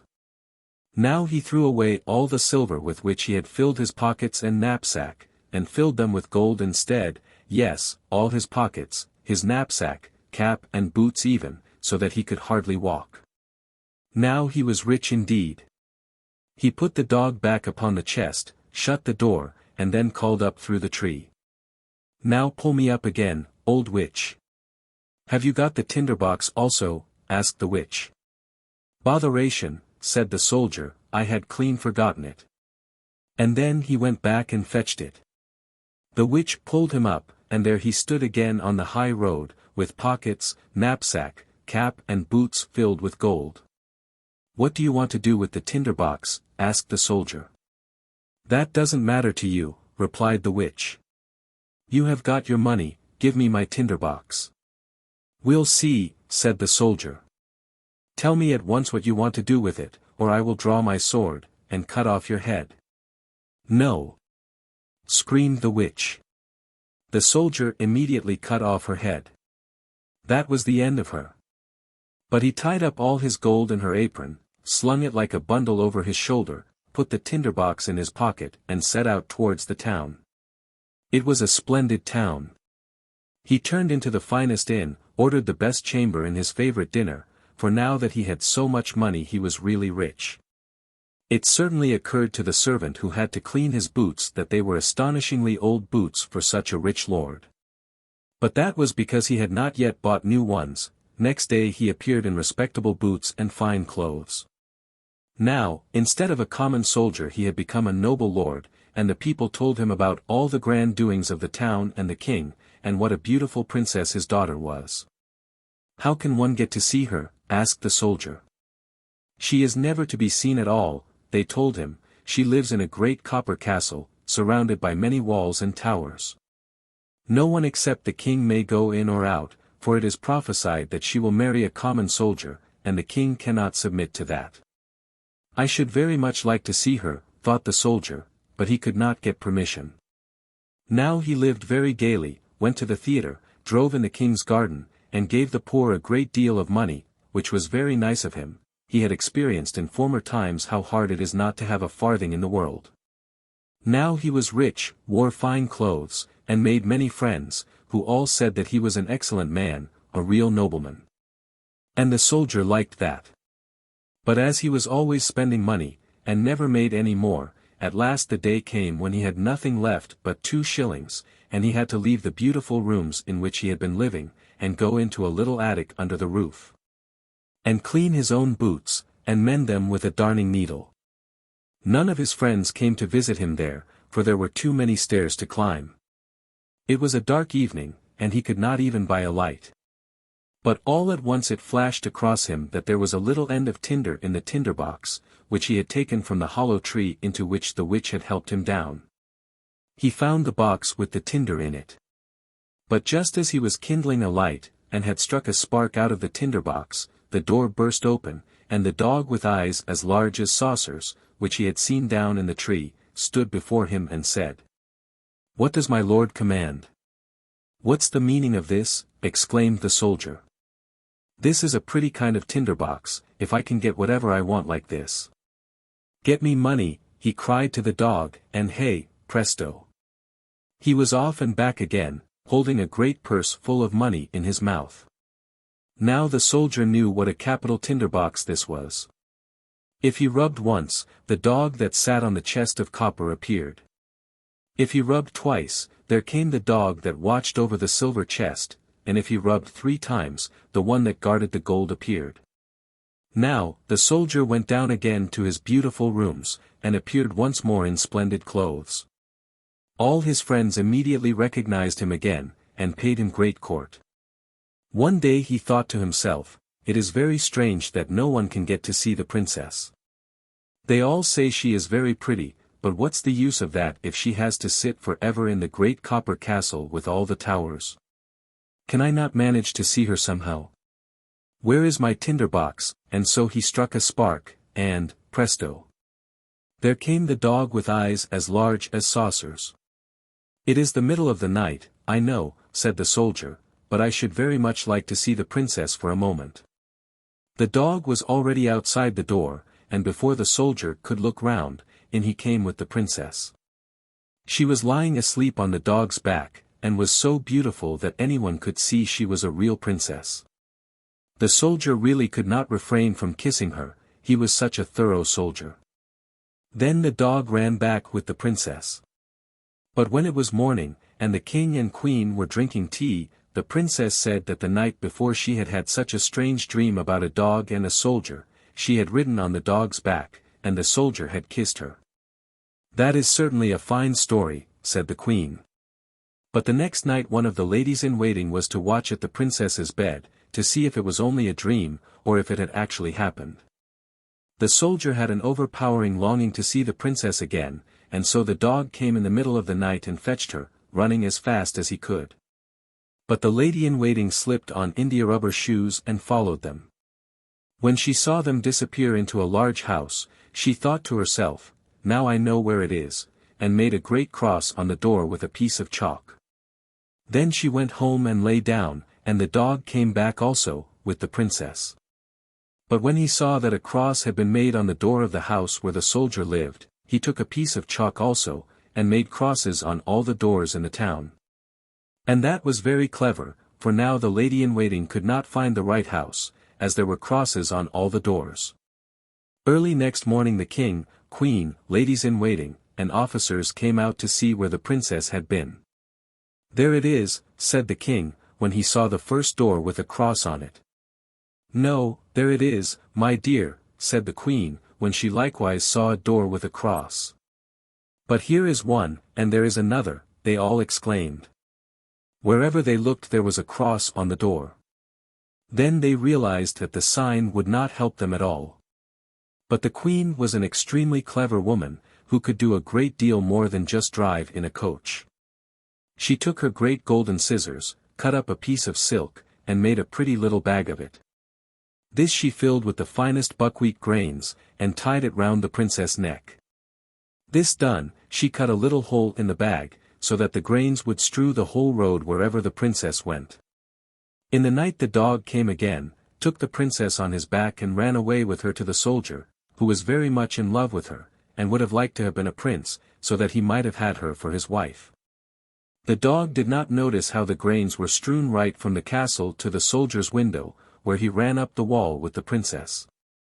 In the morning the king and the queen saw plainly where their daughter had been, and they took the soldier and put him into prison.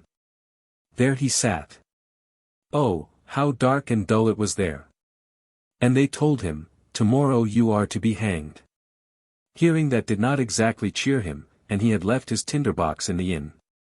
Next morning he could see through the iron grating in front of his little window how the people were hurrying out of the town to see him hanged.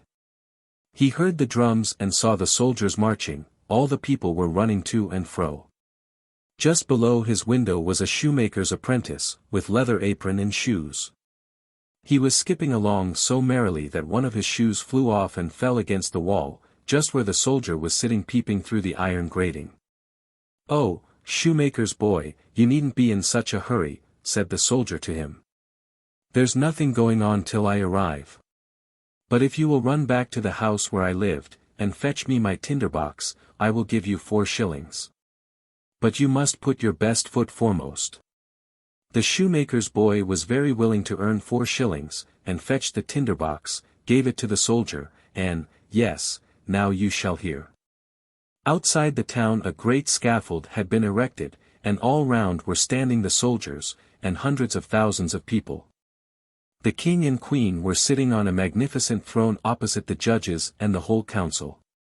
The soldier was already standing on the top of the ladder, but when they wanted to put the rope round his neck, he said that the fulfillment of one innocent request was always granted to a poor criminal before he underwent his punishment. He would so much like to smoke a small pipe of tobacco, it would be his last pipe in this world. The king could not refuse him this, and so he took out his tinder-box, and rubbed it once, twice, 3 times. And lo, and behold, there stood all 3 dogs, the one with eyes as large as saucers, the second with eyes as large as mill wheels, and the third with eyes each as large as the round tower of Copenhagen. "Help me now, so that I may not be hanged," cried the soldier. And thereupon the dogs fell upon the judges and the whole council, seized some by the legs, others by the nose, and threw them so high into the air that they fell and were smashed into pieces. "I won't stand this," said the king. But the largest dog seized him too, and the queen as well, and threw them up after the others. This frightened the soldiers, and all the people cried, "Good soldier, you shall be our king, and marry the beautiful princess." Then they put the soldier into the king's coach, and the 3 dogs danced in front, crying, "Hurrah!" And the boys whistled and the soldiers presented arms. The princess came out of the copper castle, and became queen. And that pleased her very much. The wedding festivities lasted for 8 days, and the dogs sat at table and made eyes at everyone. The Witch in the Stone Boat. There were once a king and a queen, and they had a son called Sigurd, who was very strong and active, and good-looking. When the king came to be bowed down with the weight of years, he spoke to his son, and said that now it was time for him to look out for a fitting match for himself, for he did not know how long he might last now. And he would like to see him married before he died. Sigurd was not averse to this, and asked his father where he thought it best to look for a wife. The king answered that in a certain country there was a king who had a beautiful daughter, and he thought it would be most desirable if Sigurd could get her. So the two parted, and Sigurd prepared for the journey, and went to where his father had directed him. He came to the king and asked his daughter's hand, which he readily granted him, but only on the condition that he should remain there as long as he could, for the king himself was not strong and not very able to govern his kingdom. Sigurd accepted this condition, but added that he would have to get leave to go home again to his own country when he heard news of his father's death. After that Sigurd married the princess, and helped his father-in-law to govern the kingdom. He and the princess loved each other dearly, and after a year a son came to them, who was 2 years old when word came to Sigurd that his father was dead. Sigurd now prepared to return home with his wife and child, and went on board ship to go by sea. They had sailed for several days, when the breeze suddenly fell, and there came a dead calm, at a time when they needed only 1 day's voyage to reach home. Sigurd and his queen were 1 day on deck, when most of the others on the ship had fallen asleep. There they sat and talked for a while, and had their little son along with them. After a time Sigurd became so heavy with sleep that he could no longer keep awake, so he went below and lay down, leaving the queen alone on the deck, playing with her son. A good while after Sigurd had gone below, the queen saw something black on the sea, which seemed to be coming nearer. As it approached she could make out that it was a boat, and could see the figure of someone sitting in it and rowing it. At last the boat came alongside the ship, and now the queen saw that it was a stone boat, out of which there came up on board the ship a fearfully ugly witch. The queen was more frightened than words can describe, and could neither speak a word or move from the place so as to awaken the king or the sailors. The witch came right up to the queen, took the child from her and laid it on the deck. Then she took the queen, and stripped her of all her fine clothes, which she proceeded to put on herself, and looked then like a human being. Last of all she took the queen, put her into the boat, and said, "This spell I lay upon you, that you slacken not your course until you come to my brother in the underworld." The queen sat stunned and motionless, but the boat at once shot away from the ship with her, and before long she was out of sight. When the boat could no longer be seen, the child began to cry, and though the witch tried to quiet it, she could not manage it. So she went below to where the king was sleeping with the child on her arm, and awakened him, scolding him for leaving them alone on deck, while he and all the crew were asleep. It was great carelessness of him, she said, to leave no one to watch the ship with her. Sigurd was greatly surprised to hear his queen scold him so much, for she had never said an angry word to him before. But he thought it was quite excusable in this case, and tried to quiet the child along with her, but it was no use. Then he went and wakened the sailors, and bade them hoist the sails, for a breeze had sprung up and was blowing straight towards the harbor. They soon reached the land which Sigurd was to rule over, and found all the people sorrowful for the old king's death, but they became glad when they got Sigurd back to the court, and made him king over them. The king's son, however, hardly ever stopped crying from the time he had been taken from his mother on the deck of the ship, although he had always been such a good child before. So that at last the king had to get a nurse for him, one of the maids of the court. As soon as the child got into her charge he stopped crying, and behaved well as before. After the sea voyage it seemed to the king that the queen had altered very much in many ways, and not for the better. He thought her much more haughty and stubborn and difficult to deal with than she used to be. Before long others began to notice this as well as the king. In the court there were two young fellows, one of 18 years old, the other of 19, who were very fond of playing chess, and often sat long inside playing at it. Their room was next the queen's, and often during the day they heard the queen talking. One day they paid more attention than usual when they heard her talk, and put their ears close to a crack in the wall between the rooms, and heard the queen say quite plainly, "When I yawn a little, then I am a nice little maiden. When I yawn halfway, then I am half a troll, and when I yawn fully, then I am a troll altogether." As she said this she yawned tremendously, and in a moment had put on the appearance of a fearfully ugly troll. Then there came up through the floor of the room a three-headed giant with a trough full of meat, who saluted her as his sister and set down the trough before her. She began to eat out of it, and never stopped till she had finished it. The young fellows saw all this going on, but did not hear the two of them say anything to each other. They were astonished though at how greedily the queen devoured the meat, and how much she ate of it, and were no longer surprised that she took so little when she sat at table with the king. As soon as she had finished it the giant disappeared with the trough by the same way as he had come, and the queen returned to her human shape. Now we must go back to the king's son after he had been put in charge of the nurse.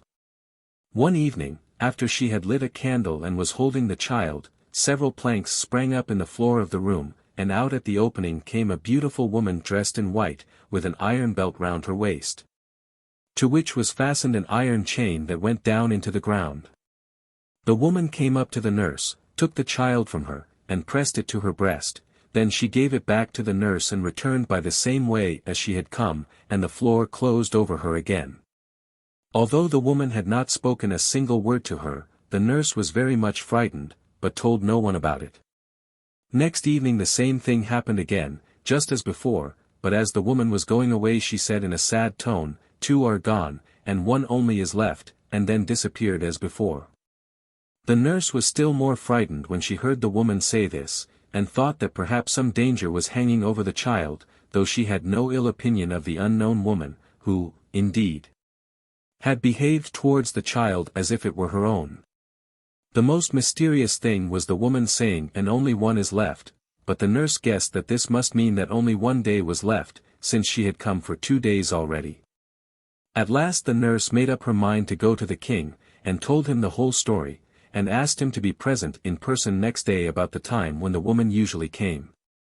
The king promised to do so, and came to the nurse's room a little before the time, and sat down on a chair with his drawn sword in his hand. Soon after the planks in the floor sprang up as before, and the woman came up, dressed in white, with the iron belt and chain. The king saw at once that it was his own queen, and immediately hewed asunder the iron chain that was fastened to the belt. This was followed by such noises and crashings down in the earth that all the king's palace shook, so that no one expected anything else than to see every bit of it shaken to pieces. At last, however, the noises and shaking stopped, and they began to come to themselves again. The king and queen embraced each other, and she told him the whole story, how the witch came to the ship when they were all asleep and sent her off in the boat. After she had gone so far that she could not see the ship, she sailed on through darkness until she landed beside a three-headed giant. The giant wished her to marry him, but she refused. Whereupon he shut her up by herself, and told her she would never get free until she consented. After a time she began to plan how to get her freedom, and at last told him that she would consent if he would allow her to visit her son on earth 3 days on end. This he agreed to, but put on her this iron belt and chain, the other end of which he fastened round his own waist. And the great noises that were heard when the king cut the chain must have been caused by the giants falling down the underground passage when the chain gave way so suddenly. The giant's dwelling, indeed, was right under the palace, and the terrible shakings must have been caused by him in his death throes. The king now understood how the queen he had had for some time past had been so ill-tempered. He at once had a sack drawn over her head and made her be stoned to death, and after that torn in pieces by untamed horses. The 2 young fellows also told now what they had heard and seen in the queen's room, for before this they had been afraid to say anything about it, on account of the queen's power. The real queen was now restored to all her dignity, and was beloved by all. The nurse was married to a nobleman, and the king and queen gave her splendid presents. Thumbelina. There was once a woman who wanted to have quite a tiny, little child, but she did not know where to get one from. So one day she went to an old witch and said to her, "I should so much like to have a tiny, little child. Can you tell me where I can get one?" "Oh, we have just got one ready," said the witch. "Here is a barley corn for you, but it's not the kind the farmer sows in his field, or feeds the cocks and hens with, I can tell you. Put it in a flower pot, and then you will see something happen." "Oh, thank you," said the woman, and gave the witch a shilling, for that was what it cost. Then she went home and planted the barley corn. Immediately there grew out of it a large and beautiful flower, which looked like a tulip, but the petals were tightly closed as if it were still only a bud. "What a beautiful flower," exclaimed the woman, and she kissed the red and yellow petals. But as she kissed them the flower burst open. It was a real tulip, such as one can see any day, but in the middle of the blossom, on the green velvety petals, sat a little girl, quite tiny, trim, and pretty. She was scarcely half a thumb in height, so they called her Thumbelina. An elegant polished walnut shell served Thumbelina as a cradle, the blue petals of a violet were her mattress, and a rose leaf her coverlet. There she lay at night, but in the daytime she used to play about on the table. Here the woman had put a bowl, surrounded by a ring of flowers, with their stalks in water, in the middle of which floated a great tulip petal, and on this Thumbelina sat, and sailed from one side of the bowl to the other, rowing herself with 2 white horsehairs for oars. It was such a pretty sight. She could sing, too, with a voice more soft and sweet than had ever been heard before. One night, when she was lying in her pretty little bed, an old toad crept in through a broken pane in the window. She was very ugly, clumsy, and clammy. She hopped on to the table where Thumbelina lay asleep under the red rose leaf. "This would make a beautiful wife for my son," said the toad, taking up the walnut shell, with Thumbelina inside, and hopping with it through the window into the garden. There flowed a great wide stream, with slippery and marshy banks. Here the toad lived with her son. Ugh! How ugly and clammy he was, just like his mother. "Croak, croak, croak," was all he could say when he saw the pretty little girl in the walnut shell. "Don't talk so loud, or you'll wake her," said the old toad. "She might escape us even now, she is as light as a feather." We will put her at once on a broad water-lily leaf in the stream. That will be quite an island for her. She is so small and light. She can't run away from us there, whilst we are preparing the guest chamber under the marsh where she shall live. Outside in the brook grew many water lilies, with broad green leaves, which looked as if they were swimming about on the water.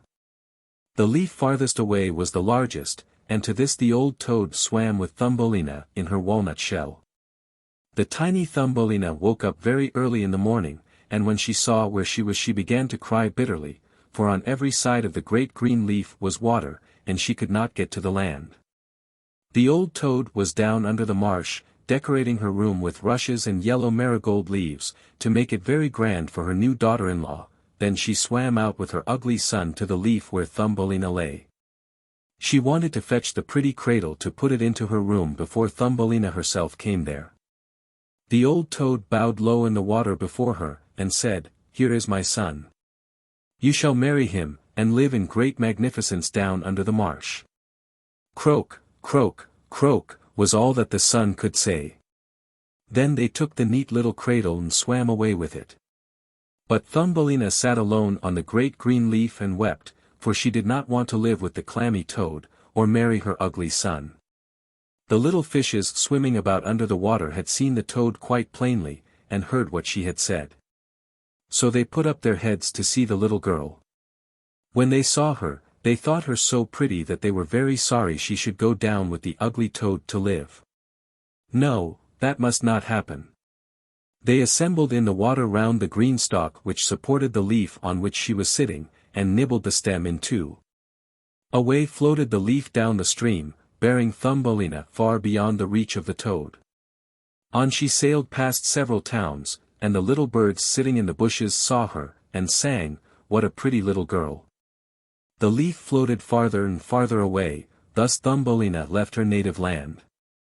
A beautiful little white butterfly fluttered above her, and at last settled on the leaf. Thumbelina pleased him, and she, too, was delighted, for now the toads could not reach her, and it was so beautiful where she was traveling. The sun shone on the water and made it sparkle like the brightest silver. She took off her sash, and tied one end round the butterfly, the other end she fastened to the leaf, so that now it glided along with her faster than ever. A great cockchafer came flying past. He caught sight of Thumbelina, and in a moment had put his arms round her slender waist, and had flown off with her to a tree. The green leaf floated away down the stream, and the butterfly with it, for he was fastened to the leaf and could not get loose from it. Oh, dear! How terrified poor little Thumbelina was when the cockchafer flew off with her to the tree. But she was especially distressed on the beautiful white butterfly's account, as she had tied him fast, so that if he could not get away he must starve to death. But the cockchafer did not trouble himself about that. He sat down with her on a large green leaf, gave her the honey out of the flowers to eat, and told her that she was very pretty, although she wasn't in the least like a cockchafer. Later on, all the other cockchafers who lived in the same tree came to pay calls. They examined Thumbelina closely, and remarked, "Why, she has only 2 legs. How very miserable!" "She has no feelers," cried another. "How ugly she is," said all the lady chafers, and yet Thumbelina was really very pretty. The cockchafer who had stolen her knew this very well, but when he heard all the ladies saying she was ugly, he began to think so too, and would not keep her. She might go wherever she liked. So he flew down from the tree with her and put her on a daisy. There she sat and wept, because she was so ugly that the cockchafer would have nothing to do with her. And yet she was the most beautiful creature imaginable, so soft and delicate, like the loveliest rose leaf. The whole summer poor little Thumbelina lived alone in the great wood. She plaited a bed for herself of blades of grass, and hung it up under a clover leaf, so that she was protected from the rain. She gathered honey from the flowers for food, and drank the dew on the leaves every morning. Thus the summer and autumn passed, but then came winter, the long, cold winter. All the birds who had sung so sweetly about her had flown away, the trees shed their leaves, the flowers died. The great clover leaf under which she had lived curled up, and nothing remained of it but the withered stalk. She was terribly cold, for her clothes were ragged, and she herself was so small and thin. Poor little Thumbelina! She would surely be frozen to death. It began to snow, and every snowflake that fell on her was to her as a whole shovelful thrown on one of us, for we are so big, and she was only an inch high. She wrapped herself round in a dead leaf, but it was torn in the middle and gave her no warmth. She was trembling with cold. Just outside the wood where she was now living lay a great cornfield. But the corn had been gone a long time. Only the dry, bare stubble was left standing in the frozen ground. This made a forest for her to wander about in. All at once she came across the door of a field mouse, who had a little hole under a cornstalk. There the mouse lived warm and snug, with a storeroom full of corn, a splendid kitchen and dining room. Poor little Thumbelina went up to the door and begged for a little piece of barley, for she had not had anything to eat for the last 2 days. Poor little creature, said the field mouse, for she was a kind-hearted old thing at the bottom. Come into my warm room and have some dinner with me. As Thumbelina pleased her, she said, as far as I am concerned you may spend the winter with me, but you must keep my room clean and tidy, and tell me stories, for I like that very much. And Thumbelina did all that the kind old field mouse asked, and did it remarkably well too. Now I am expecting a visitor, said the field mouse. My neighbor comes to call on me once a week. He is in better circumstances than I am, has great, big rooms, and wears a fine black velvet coat. If you could only marry him, you would be well provided for. But he is blind. You must tell him all the prettiest stories you know. But Thumbelina did not trouble her head about him, for he was only a mole. He came and paid them a visit in his black velvet coat. He is so rich and so accomplished, the field mouse told her, his house is 20 times larger than mine. He possesses great knowledge, but he cannot bear the sun and the beautiful flowers, and speaks slightingly of them, for he has never seen them. Thumbelina had to sing to him, so she sang Lady Bird, fly away home. And other songs so prettily that the mole fell in love with her, but he did not say anything. He was a very cautious man. A short time before he had dug a long passage through the ground from his own house to that of his neighbor. In this he gave the field mouse and Thumbelina permission to walk as often as they liked. But he begged them not to be afraid of the dead bird that lay in the passage. It was a real bird with beak and feathers, and must have died a little time ago, and now lay buried just where he had made his tunnel. The mole took a piece of rotten wood in his mouth, for that glows like fire in the dark, and went in front, lighting them through the long dark passage. When they came to the place where the dead bird lay, the mole put his broad nose against the ceiling and pushed a hole through, so that the daylight could shine down. In the middle of the path lay a dead swallow, his pretty wings pressed close to his sides, his claws and head drawn under his feathers. The poor bird had evidently died of cold. Thumbelina was very sorry, for she was very fond of all little birds. They had sung and twittered so beautifully to her all through the summer. But the mole kicked him with his bandy legs and said, "Now he can't sing any more. It must be very miserable to be a little bird. I'm thankful that none of my little children are. Birds always starve in winter." "Yes, you speak like a sensible man," said the field mouse. "What has a bird, in spite of all his singing, in the winter time? He must starve and freeze, and that must be very pleasant for him, I must say." Thumbelina did not say anything. But when the other two had passed on she bent down to the bird, brushed aside the feathers from his head, and kissed his closed eyes gently. "Perhaps it was he that sang to me so prettily in the summer," she thought. "How much pleasure he did give me, dear little bird." The mole closed up the hole again which let in the light, and then escorted the ladies home. But Thumbelina could not sleep that night. So she got out of bed, and plaited a great big blanket of straw, and carried it off, and spread it over the dead bird, and piled upon it thistledown as soft as cotton wool, which she had found in the field mouse's room. So that the poor little thing should lie warmly buried. "Farewell, pretty little bird," she said. "Farewell, and thank you for your beautiful songs in the summer, when the trees were green, and the sun shone down warmly on us. Then she laid her head against the bird's heart. But the bird was not dead, he had been frozen, but now that she had warmed him, he was coming to life again. In autumn the swallows fly away to foreign lands. But there are some who are late in starting, and then they get so cold that they drop down as if dead, and the snow comes and covers them over. Thumbelina trembled, she was so frightened. For the bird was very large in comparison with herself, only an inch high. But she took courage, piled up the down more closely over the poor swallow, fetched her own coverlet and laid it over his head. Next night she crept out again to him. There he was alive, but very weak, he could only open his eyes for a moment and look at Thumbelina, who was standing in front of him with a piece of rotten wood in her hand, for she had no other lantern. "Thank you, pretty little child," said the swallow to her. "I am so beautifully warm. Soon I shall regain my strength, and then I shall be able to fly out again into the warm sunshine." "Oh," she said, "it is very cold outside, it is snowing and freezing. Stay in your warm bed. I will take care of you."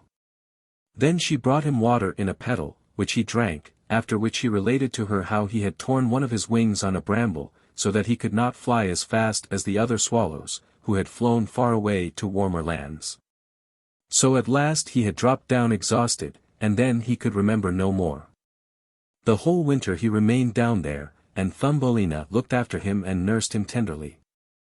Neither the mole nor the field mouse learnt anything of this, for they could not bear the poor swallow. When the spring came, and the sun warmed the earth again, the swallow said farewell to Thumbelina, who opened the hole in the roof for him which the mole had made. The sun shone brightly down upon her, and the swallow asked her if she would go with him, she could sit upon his back. Thumbelina wanted very much to fly far away into the green wood, but she knew that the old field mouse would be sad if she ran away. "No, I mustn't come," she said. "Farewell, dear good little girl," said the swallow, and flew off into the sunshine. Thumbelina gazed after him with the tears standing in her eyes, for she was very fond of the swallow. "Tweet, tweet," sang the bird, and flew into the green wood. Thumbelina was very unhappy. She was not allowed to go out into the warm sunshine. The corn which had been sowed in the field over the field mouse home grew up high into the air, and made a thick forest for the poor little girl, who was only an inch high. "Now you are to be a bride, Thumbelina," said the field mouse, "for our neighbor has proposed for you. What a piece of fortune for a poor child like you! Now you must set to work at your linen for your dowry, for nothing must be lacking if you are to become the wife of our neighbor, the mole." Thumbelina had to spin all day long, and every evening the mole visited her, and told her that when the summer was over the sun would not shine so hot, now it was burning the earth as hard as a stone. Yes, when the summer had passed, they would keep the wedding. But she was not at all pleased about it, for she did not like the stupid mole. Every morning when the sun was rising, and every evening when it was setting, she would steal out of the house door, and when the breeze parted the ears of corn so that she could see the blue sky through them. She thought how bright and beautiful it must be outside, and longed to see her dear swallow again. But he never came, no doubt he had flown away far into the great green wood. By the autumn Thumbelina had finished the dowry. "In 4 weeks you will be married," said the field mouse. "Don't be obstinate, or I shall bite you with my sharp white teeth. You will get a fine husband. The king himself has not such a velvet coat. His storeroom and cellar are full, and you should be thankful for that." Well, the wedding day arrived. The mole had come to fetch Thumbelina to live with him deep down under the ground, never to come out into the warm sun again, for that was what he didn't like. The poor little girl was very sad. For now she must say goodbye to the beautiful sun. "Farewell, bright sun," she cried, stretching out her arms towards it, and taking another step outside the house, for now the corn had been reaped, and only the dry stubble was left standing. "Farewell, farewell," she said, and put her arms round a little red flower that grew there. "Give my love to the dear swallow when you see him." "Tweet, tweet," sounded in her ear all at once. She looked up. There was the swallow flying past. As soon as he saw Thumbelina, he was very glad. She told him how unwilling she was to marry the ugly mole, as then she had to live underground where the sun never shone, and she could not help bursting into tears. "The cold winter is coming now," said the swallow. "I must fly away to warmer lands. Will you come with me? You can sit on my back, and we will fly far away from the ugly mole and his dark house, over the mountains, to the warm countries where the sun shines more brightly than here, where it is always summer, and there are always beautiful flowers. Do come with me, dear little Thumbelina, who saved my life when I lay frozen in the dark tunnel." "Yes, I will go with you," said Thumbelina, and got on the swallow's back, with her feet on one of his outstretched wings. Up he flew into the air, over woods and seas, over the great mountains where the snow is always lying. And if she was cold she crept under his warm feathers, only keeping her little head out to admire all the beautiful things in the world beneath. At last they came to warm lands. There the sun was brighter, the sky seemed twice as high, and in the hedges hung the finest green and purple grapes. In the woods grew oranges and lemons, the air was scented with myrtle and mint, and on the roads were pretty little children running about and playing with great gorgeous butterflies.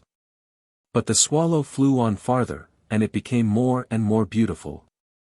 Under the most splendid green trees besides a blue lake stood a glittering white marble castle. Vines hung about the high pillars. There were many swallows' nests, and in one of these lived the swallow who was carrying Thumbelina. "Here is my house," said he. "But it won't do for you to live with me, I am not tidy enough to please you. Find a home for yourself in one of the lovely flowers that grow down there. Now I will set you down, and you can do whatever you like." "That will be splendid," said she, clapping her little hands.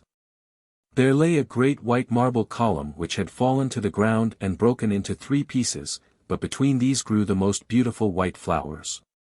The swallow flew down with Thumbelina, and set her upon one of the broad leaves.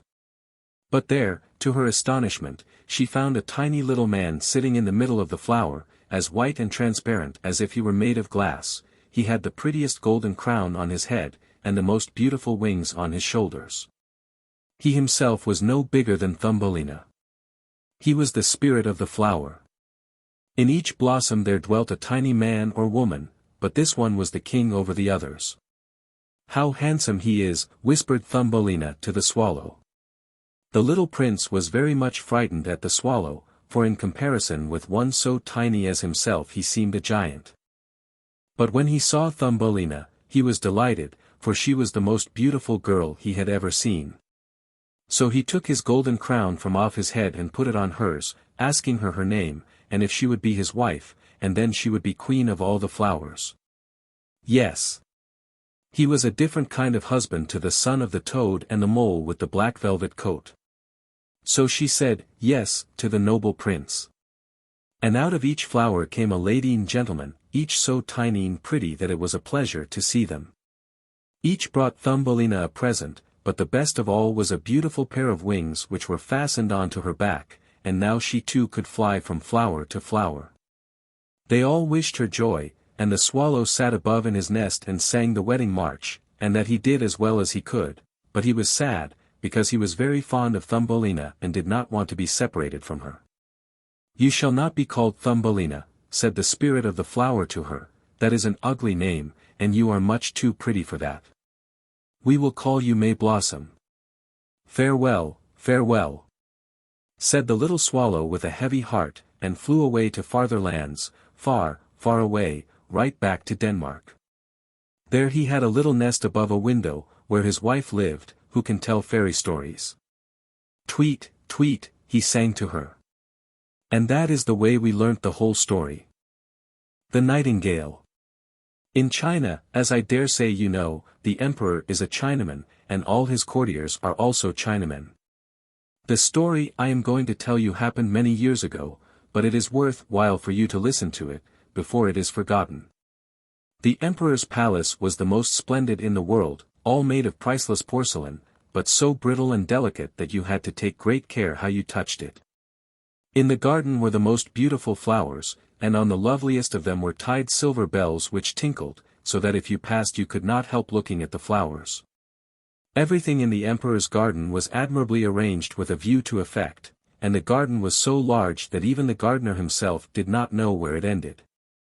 If you ever got beyond it, you came to a stately forest with great trees and deep lakes in it. The forest sloped down to the sea, which was a clear blue. Large ships could sail under the boughs of the trees, and in these trees there lived a nightingale. She sang so beautifully that even the poor fisherman who had so much to do stood and listened when he came at night to cast his nets. "How beautiful it is," he said, but he had to attend to his work, and forgot about the bird. But when she sang the next night and the fisherman came there again, he said the same thing, "How beautiful it is." From all the countries round came travelers to the emperor's town, who were astonished at the palace and the garden.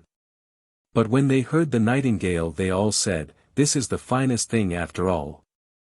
The travelers told all about it when they went home, and learned scholars wrote many books upon the town, the palace, and the garden. But they did not forget the nightingale. She was praised the most, and all the poets composed splendid verses on the nightingale in the forest by the deep sea. The books were circulated throughout the world, and some of them reached the emperor. He sat in his golden chair, and read and read.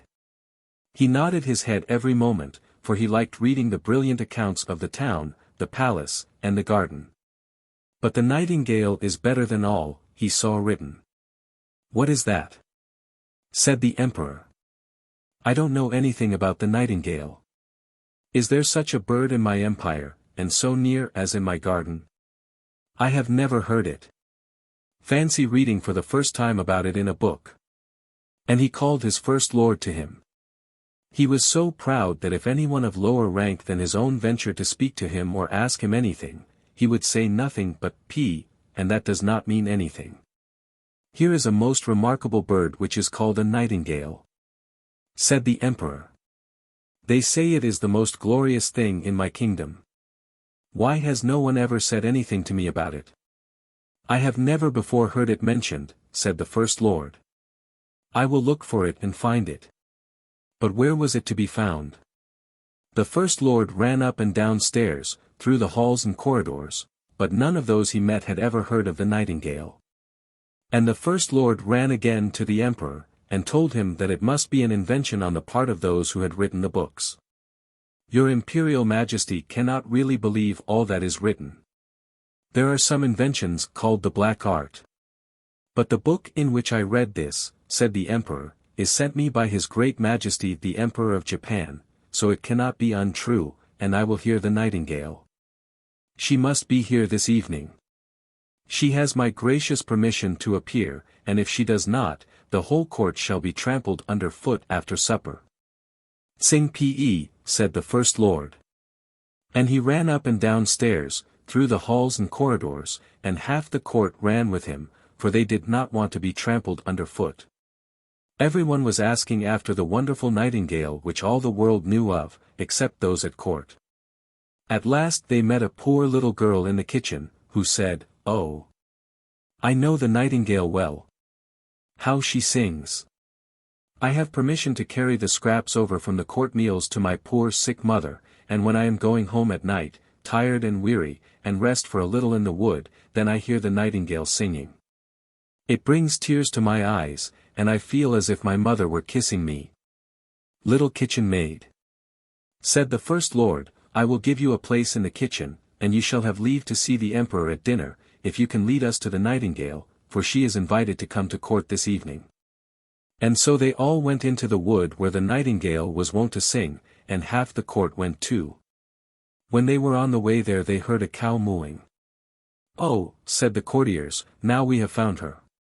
What a wonderful power for such a small beast to have. I am sure we have heard her before." "No, that is a cow mooing," said the little kitchen maid. "We are still a long way off." Then the frogs began to croak in the marsh. "Splendid," said the Chinese chaplain. "Now we hear her, it sounds like a little church bell." "No, no, "Those are frogs," said the little kitchen maid. "But I think we shall soon hear her now." Then the nightingale began to sing. "There she is!" cried the little girl. "Listen! She is sitting there." And she pointed to a little dark grey bird up in the branches. "Is it possible?" said the First Lord. "I should never have thought it. How ordinary she looks. She must surely have lost her feathers because she sees so many distinguished men round her." "Little Nightingale," called out the little kitchen maid, "our gracious Emperor wants you to sing before him." "With the greatest of pleasure," said the nightingale, and she sang so gloriously that it was a pleasure to listen. "It sounds like glass bells," said the First Lord. "And look how her little throat works. It is wonderful that we have never heard her before. She will be a great success at court." "Shall I sing once more for the Emperor?" asked the nightingale, thinking that the Emperor was there. "My esteemed little nightingale," said the First Lord, "I have the great pleasure to invite you to court this evening, where His Gracious Imperial Highness will be enchanted with your charming song." "It sounds best in the green wood," said the nightingale, but still, she came gladly when she heard that the Emperor wished it. At the palace everything was splendidly prepared. The porcelain walls and floors glittered in the light of many thousand gold lamps, the most gorgeous flowers which tinkled out well were placed in the corridors. There was such a hurrying and draught that all the bells jingled so much that one could not hear oneself speak. In the center of the great hall where the Emperor sat was a golden perch, on which the nightingale sat. The whole court was there, and the little kitchen maid was allowed to stand behind the door, now that she was a court cook. Everyone was dressed in his best, and everyone was looking towards the little grey bird to whom the Emperor nodded. The nightingale sang so gloriously that the tears came into the Emperor's eyes and ran down his cheeks. Then the nightingale sang even more beautifully, it went straight to all hearts. The Emperor was so delighted that he said she should wear his gold slipper round her neck. But the nightingale thanked him, and said she had had enough reward already. "I have seen tears in the Emperor's eyes, that is a great reward. An emperor's tears have such power." Then she sang again with her gloriously sweet voice. "That is the most charming coquetry I have ever seen," said all the ladies round. And they all took to holding water in their mouths that they might gurgle whenever anyone spoke to them. Then they thought themselves nightingales. Yes, the lackeys and chambermaids announced that they were pleased. Which means a great deal, for they are the most difficult people of all to satisfy. In short, the nightingale was a real success. She had to stay at court now, she had her own cage, and permission to walk out twice in the day and once at night. She was given 12 servants, who each held a silken string which was fastened round her leg. There was little pleasure in flying about like this. The whole town was talking about the wonderful bird, and when two people met each other one would say, "Nightin," and the other, "Gale," and then they would both sigh and understand one another. Yes, and 11 grocers' children were called after her, but not one of them could sing a note. One day the Emperor received a large parcel on which was written, "The Nightingale." "Here is another new book about our famous bird," said the Emperor. But it was not a book, but a little mechanical toy, which lay in a box, an artificial nightingale which was like the real one, only that it was set all over with diamonds, rubies, and sapphires. When it was wound up, it could sing the piece the real bird sang, and moved its tail up and down, and glittered with silver and gold. Round its neck was a little collar on which was written, "The nightingale of the Emperor of Japan is nothing compared to that of the Emperor of China." "This is magnificent," they all said, and the man who had brought the clockwork bird received on the spot the title of Bringer of the Imperial First Nightingale. "Now they must sing together, what a duet we shall have." And so they sang together, but their voices did not blend, for the real nightingale sang in her way and the clockwork bird sang waltzes. "It is not its fault," said the bandmaster, "it keeps very good time and is quite after my style." Then the artificial bird had to sing alone. It gave just as much pleasure as the real one, and then it was so much prettier to look at, it sparkled like bracelets and necklaces. 330 times it sang the same piece without being tired. People would like to have heard it again, but the emperor thought that the living nightingale should sing now, but where was she? No one had noticed that she had flown out of the open window away to her green woods. "What shall we do?" said the emperor. And all the court scolded, and said that the nightingale was very ungrateful. "But we have still the best bird," they said, and the artificial bird had to sing again, and that was the 34th time they had heard the same piece. But they did not yet know it by heart, it was much too difficult. And the bandmaster praised the bird tremendously. Yes, he assured them it was better than a real nightingale, not only because of its beautiful plumage and diamonds, but inside as well. "For see, my lords and ladies and your imperial majesty, with the real nightingale one can never tell what will come out, but all is known about the artificial bird. You can explain it, you can open it and show people where the waltzes lie, how they go, and how one follows the other." "That's just what we think," said everyone. And the bandmaster received permission to show the bird to the people the next Sunday. They should hear it sing, commanded the emperor. And they heard it, and they were as pleased as if they had been intoxicated with tea, after the Chinese fashion, and they all said, "Oh," and held up their forefingers and nodded time. But the poor fisherman who had heard the real nightingale said, "This one sings well enough, the tunes glide out, but there is something wanting, I don't know what." The real nightingale was banished from the kingdom. The artificial bird was put on silken cushions by the emperor's bed, all the presents which it received, gold and precious stones, lay round it, and it was given the title of Imperial Night Singer, first from the left.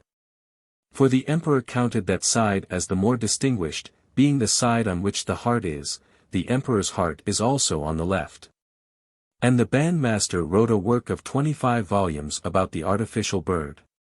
It was so learned, long, and so full of the hardest Chinese words that everyone said they had read it and understood it, for once they had been very stupid about a book, and had been trampled underfoot in consequence. So a whole year passed. The emperor, the court, and all the Chinese knew every note of the artificial bird's song by heart. That they liked it all the better for this, they could even sing with it, and they did. The street boys sang tra-la-la-la-la, and the emperor sang too sometimes. It was indeed delightful. But one evening, when the artificial bird was singing its best, and the emperor lay in bed listening to it, something in the bird went crack. Something snapped. Whirr! All the wheels ran down and then the music ceased. The emperor sprang up, and had his physician summoned, but what could he do? Then the clockmaker came, and, after a great deal of talking and examining, he put the bird somewhat in order, but he said that it must be very seldom used as the works were nearly worn out, and it was impossible to put in new ones. Here was a calamity. Only once a year was the artificial bird allowed to sing, and even that was almost too much for it. But then the bandmaster made a little speech full of hard words, saying that it was just as good as before. And so, of course, it was just as good as before. So 5 years passed, and then a great sorrow came to the nation. The Chinese look upon their emperor as everything, and now he was ill, and not likely to live, it was said. Already a new emperor had been chosen, and the people stood outside in the street and asked the first lord how the old emperor was. Said he, and shook his head. Cold and pale lay the emperor in his splendid great bed. The whole court believed him dead, and one after the other left him to pay their respects to the new emperor.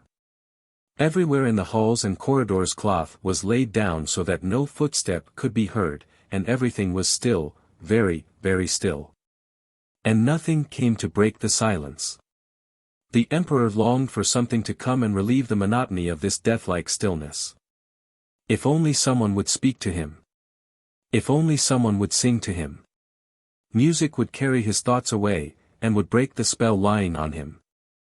The moon was streaming in at the open window, but that, too, was silent, quite silent. Music! Music! Cried the emperor. You little bright golden bird, sing! Do sing! I gave you gold and jewels, I have hung my gold slipper round your neck with my own hand, sing. Do sing. But the bird was silent. There was no one to wind it up, and so it could not sing. And all was silent, so terribly silent. All at once there came in at the window the most glorious burst of song. It was the little living nightingale, who, sitting outside on a bough, had heard the need of her emperor and had come to sing to him of comfort and hope. And as she sang the blood flowed quicker and quicker in the emperor's weak limbs, and life began to return. Thank you, said the emperor. You divine little bird. I know you. I chased you from my kingdom, and you have given me life again. How can I reward you? You have done that already, said the nightingale. I brought tears to your eyes the first time I sang. I shall never forget that. They are jewels that rejoice a singer's heart. But now sleep and get strong again, I will sing you a lullaby. And the emperor fell into a deep, calm sleep as she sang. The sun was shining through the window when he awoke, strong and well. None of his servants had come back yet, for they thought he was dead. But the nightingale sat and sang to him. You must always stay with me, said the emperor. You shall sing whenever you like, and I will break the artificial bird into 1,000 pieces. Don't do that, said the nightingale. He did his work as long as he could. Keep him as you have done. I cannot build my nest in the palace and live here, but let me come whenever I like. I will sit in the evening on the bough outside the window, and I will sing you something that will make you feel happy and grateful. I will sing of joy, and of sorrow, I will sing of the evil and the good which lies hidden from you.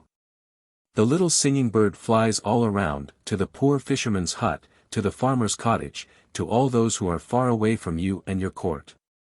I love your heart more than your crown, though that has about it a brightness as of something holy. Now I will sing to you again, but you must promise me one thing.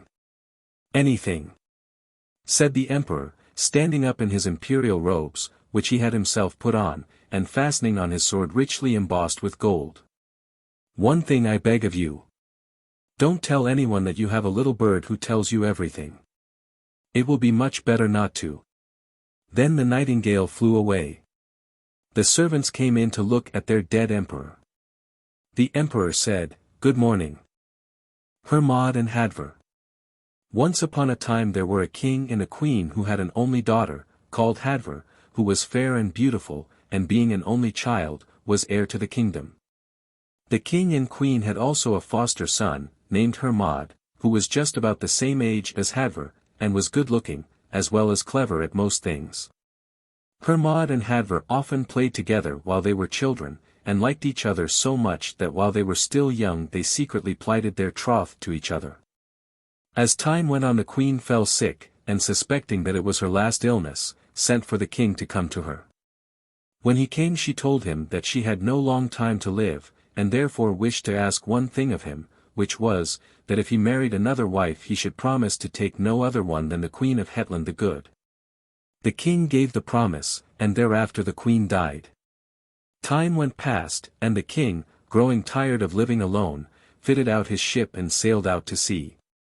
As he sailed there came upon him so thick a mist that he altogether lost his bearings, but after long trouble he found land. There he laid his ship to, and went on shore all alone. After walking for some time he came to a forest, into which he went a little way and stopped.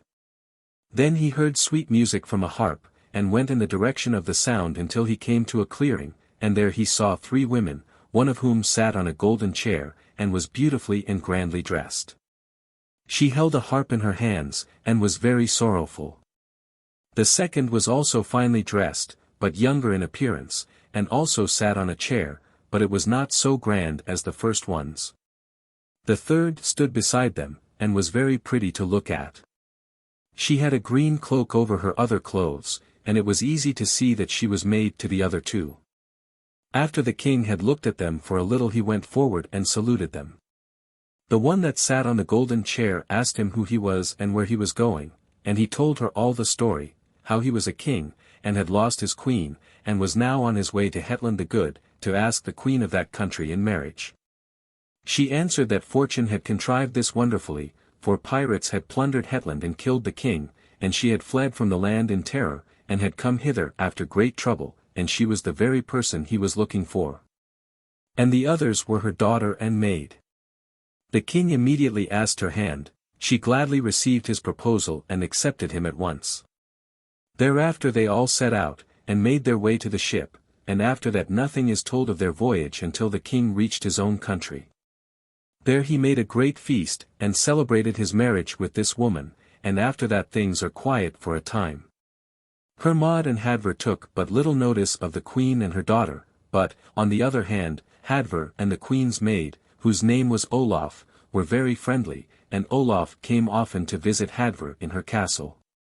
Before long the king went out to war, and no sooner was he away than the queen came to talk with Hermod, and said that she wanted him to marry her daughter. Hermod told her straight and plain that he would not do so, at which the queen grew terribly angry, and said that in that case neither should he have Hadvor, for she would now lay this spell on him. That he should go to a desert island and there be a lion by day and a man by night. He should also think always of Hadvor, which would cause him all the more sorrow, and from this spell he should never be freed until Hadvor burned the lion's skin, and that would not happen very soon. As soon as the queen had finished her speech Hermod replied that he also laid a spell on her, and that was, that as soon as he was freed from her enchantments she should become a rat and her daughter a mouse, and fight with each other in the hall until he killed them with his sword. After this Hermod disappeared, and no one knew what had become of him. The queen caused search to be made for him, but he could nowhere be found. One time, when Olaf was in the castle beside Hadvor, she asked the princess if she knew where Hermod had gone to. At this Hadvor became very sad, and said that she did not. "I shall tell you then," said Olaf, "for I know all about it. Hermod has disappeared through the wicked devices of the queen, for she is a witch, and so is her daughter, though they have put on these beautiful forms. Because Hermod would not fall in with the queen's plans, and marry her daughter, she has laid a spell on him, to go on an island and be a lion by day and a man by night, and never be freed from this until you burn the lion's skin. Besides," said Olaf, "she has looked out a match for you. She has a brother in the underworld, a three-headed giant, whom she means to turn into a beautiful prince and get him married to you. This is no new thing for the queen. She took me away from my parents' house and compelled me to serve her, but she has never done me any harm, for the green cloak I wear protects me against all mischief." Hadvor now became still sadder than before at the thought of the marriage destined for her, and entreated Olaf to think of some plan to save her.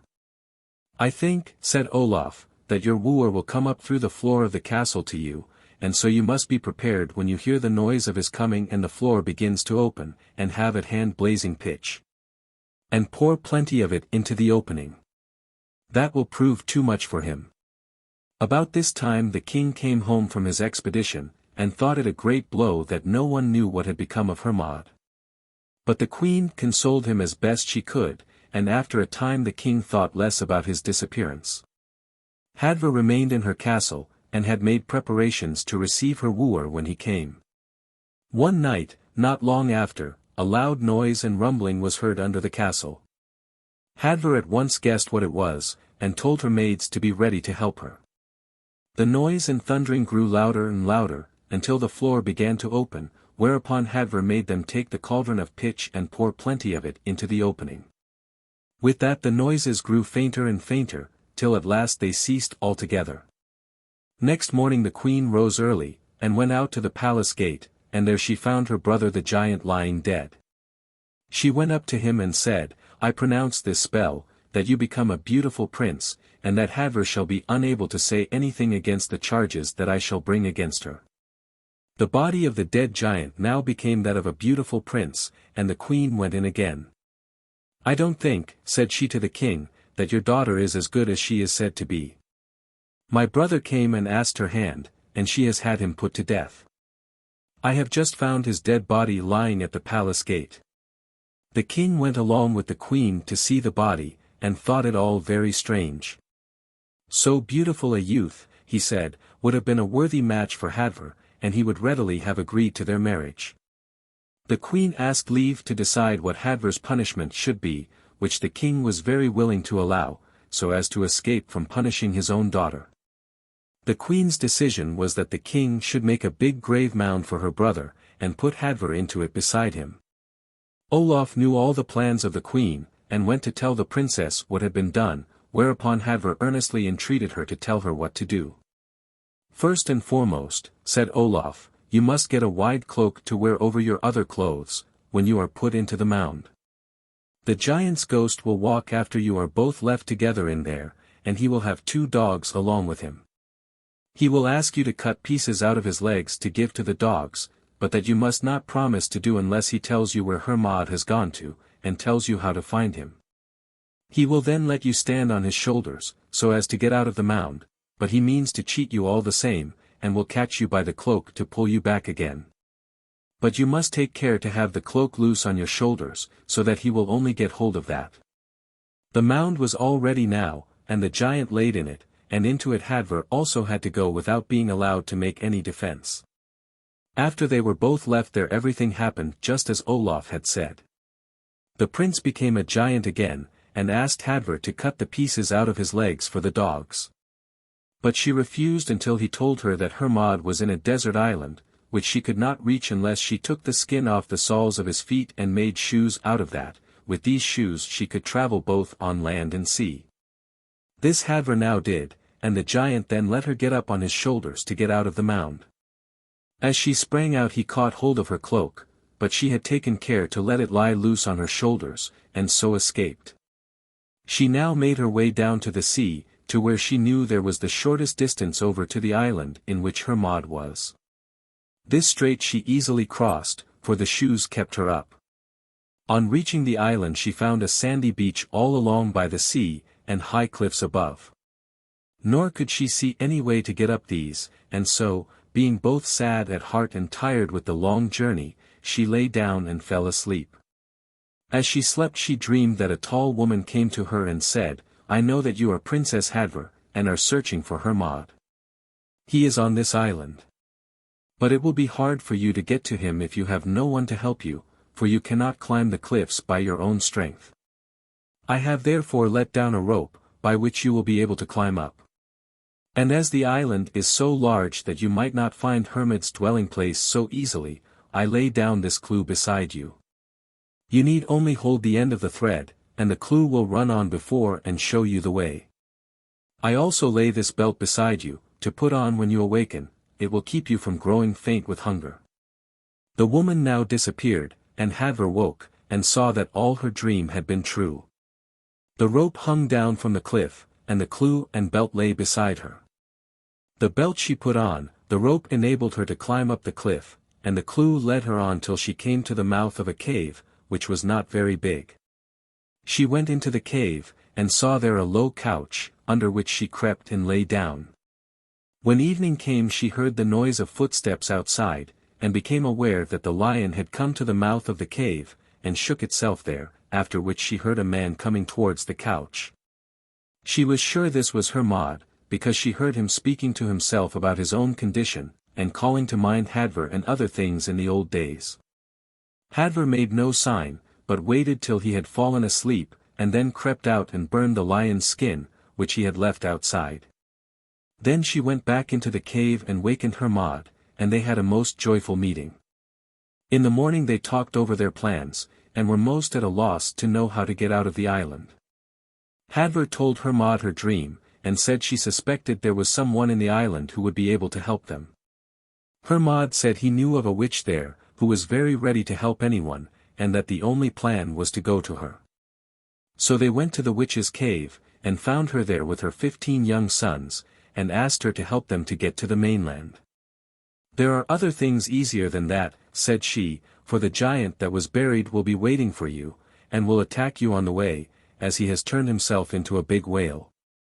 I shall lend you a boat, however, and if you meet the whale and think your lives are in danger, then you can name me by name." They thanked her greatly for her help and advice, and set out from the island, but on the way they saw a huge fish coming towards them, with great splashing and dashing of waves. They were sure of what it was, and thought they had as good reason as ever they would have to call on the witch, and so they did. The next minute they saw coming after them another huge whale, followed by 15 smaller ones. All of these swam past the boat and went on to meet the whale. There was a fierce battle then, and the sea became so stormy that it was not very easy to keep the boat from being filled by the waves.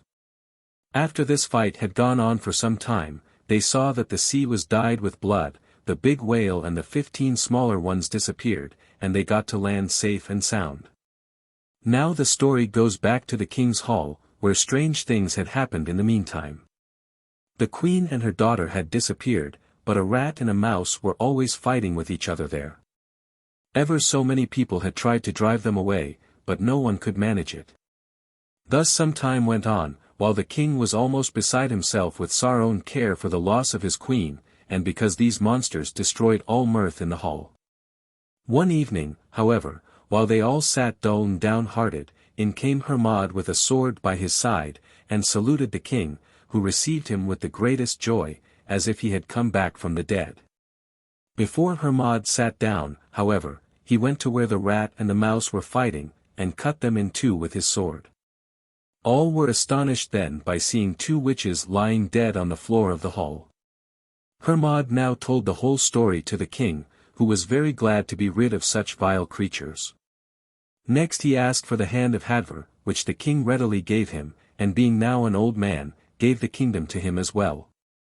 And so Hermod became king. Olaf married a good-looking nobleman, and that is the end of the story. The Steadfast Tin-Soldier.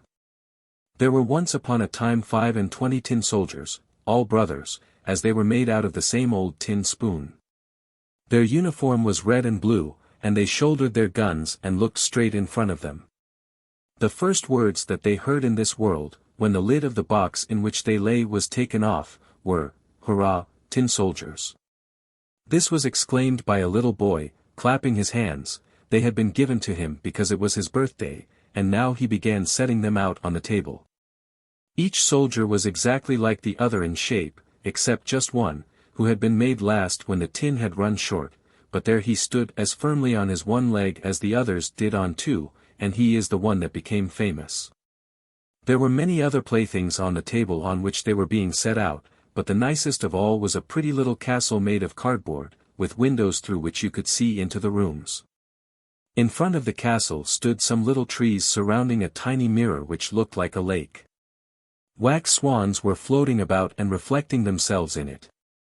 That was all very pretty. But the most beautiful thing was a little lady, who stood in the open doorway. She was cut out of paper, but she had on a dress of the finest muslin, with a scarf of narrow blue ribbon round her shoulders, fastened in the middle with a glittering rose made of gold paper, which was as large as her head. The little lady was stretching out both her arms, for she was a dancer, and was lifting up one leg so high in the air that the tin soldier couldn't find it anywhere, and thought that she, too, had only one leg. "That's the wife for me," he thought, "but she is so grand, and lives in a castle, whilst I have only a box with 24 others. This is no place for her. But I must make her acquaintance."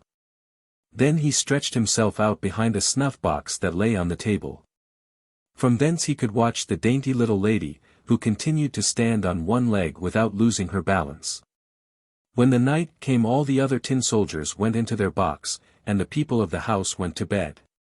Then the toys began to play at visiting, dancing, and fighting. The tin soldiers rattled in their box, for they wanted to be out too, but they could not raise the lid. The nutcrackers played at leapfrog, and the slate pencil ran about the slate. There was such a noise that the canary woke up and began to talk to them, in poetry too. The only two who did not stir from their places were the tin soldier and the little dancer.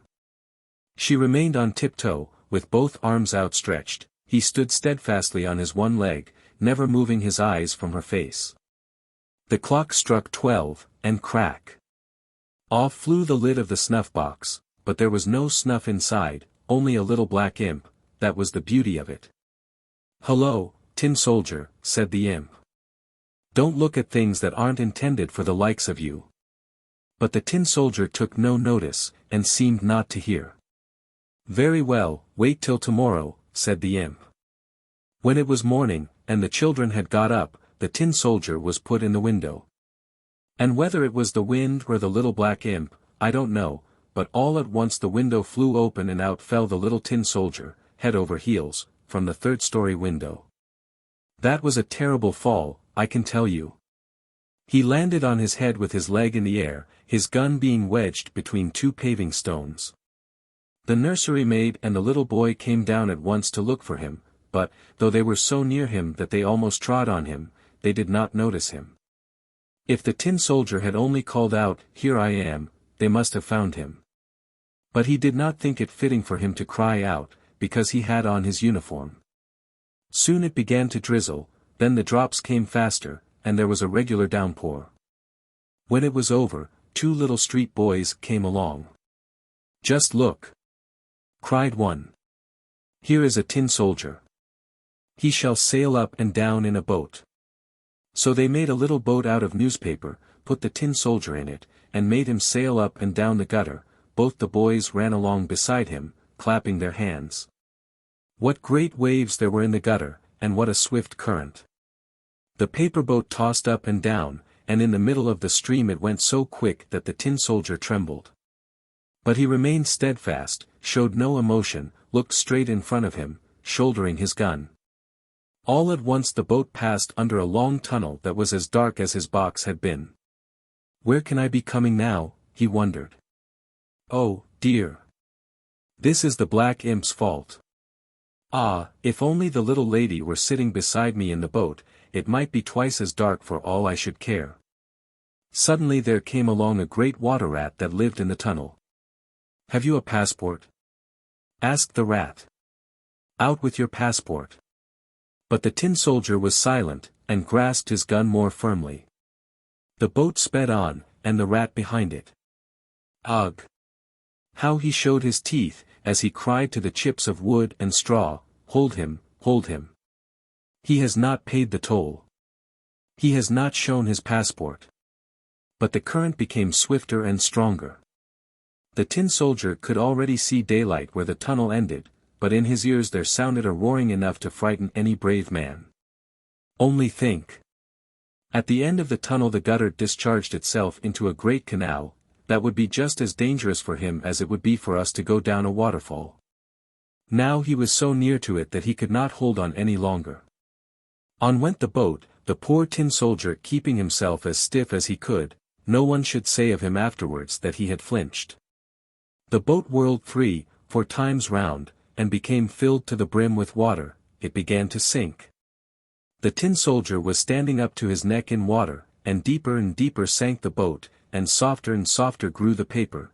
Now the water was over his head. He was thinking of the pretty little dancer, whose face he should never see again, and there sounded in his ears, over and over again, "Forward, forward, soldier bold. Death's before thee, grim and cold." The paper came in two, and the soldier fell, but at that moment he was swallowed by a great fish. Oh! How dark it was inside, even darker than in the tunnel, and it was really very close quarters. But there the steadfast little tin soldier lay full length, shouldering his gun. Up and down swam the fish, then he made the most dreadful contortions, and became suddenly quite still. Then it was as if a flash of lightning had passed through him, the daylight streamed in, and a voice exclaimed, "Why, here is the little tin soldier." The fish had been caught, taken to market, sold, and brought into the kitchen, where the cook had cut it open with a great knife. She took up the soldier between her finger and thumb, and carried him into the room, where everyone wanted to see the hero who had been found inside a fish, but the tin soldier was not at all proud. They put him on the table, and, no, but what strange things do happen in this world, the tin soldier was in the same room in which he had been before. He saw the same children, and the same toys on the table. And there was the same grand castle with the pretty little dancer. She was still standing on one leg with the other high in the air. She too was steadfast. That touched the tin soldier. He was nearly going to shed tin tears. But that would not have been fitting for a soldier. He looked at her, but she said nothing. All at once one of the little boys took up the tin soldier, and threw him into the stove, giving no reasons. But doubtless the little black imp in the snuff-box was at the bottom of this too. There the tin soldier lay, and felt a heat that was truly terrible. But whether he was suffering from actual fire, or from the ardor of his passion, he did not know. All his color had disappeared, whether this had happened on his travels or whether it was the result of trouble, who can say? He looked at the little lady, she looked at him, and he felt that he was melting, but he remained steadfast, with his gun at his shoulder. Suddenly a door opened, the draught caught up the little dancer, and off she flew like a sylph to the tin soldier in the stove, burst into flames, and that was the end of her. Then the tin soldier melted down into a little lump, and when next morning the maid was taking out the ashes, she found him in the shape of a heart. There was nothing left of the little dancer but her gilt rose, burnt as black as a cinder. Blockhead-Hans.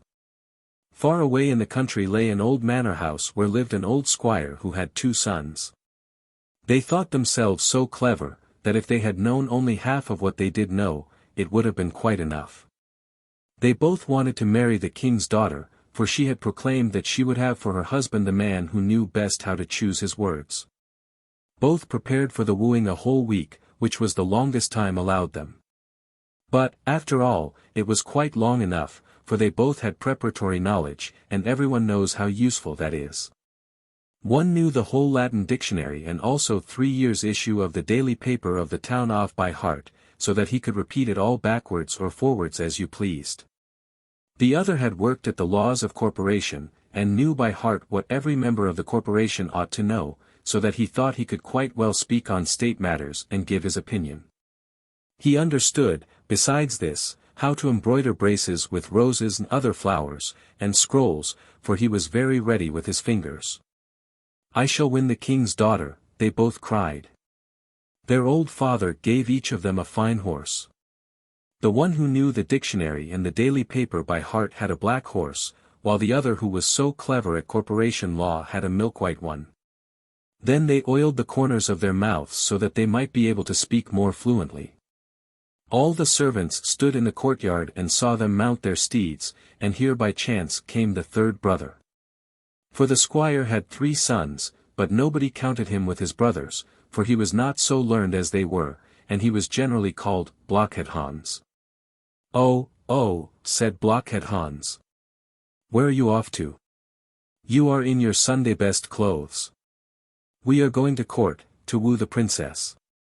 Don't you know what is known throughout all the countryside?" And they told him all about it. "Hurrah! I'll go too," cried Blockhead-Hans.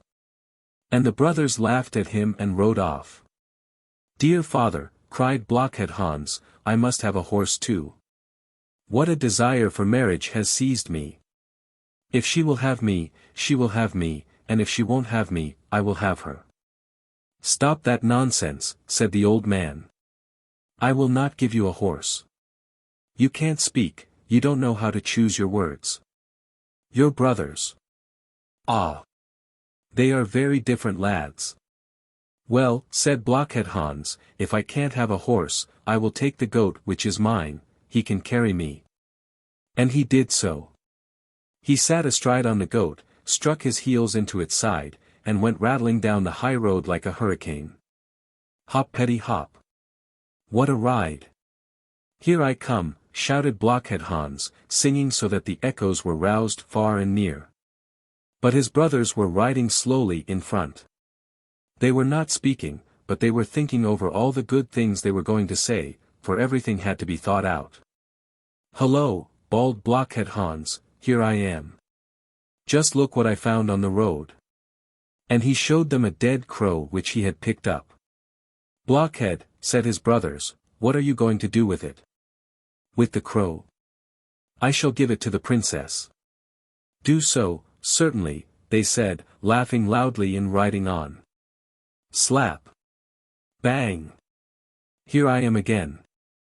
Look what I have just found. You don't find such things every day on the road." And the brothers turned round to see what in the world he could have found. "Blockhead," said they, "that is an old wooden shoe without the top."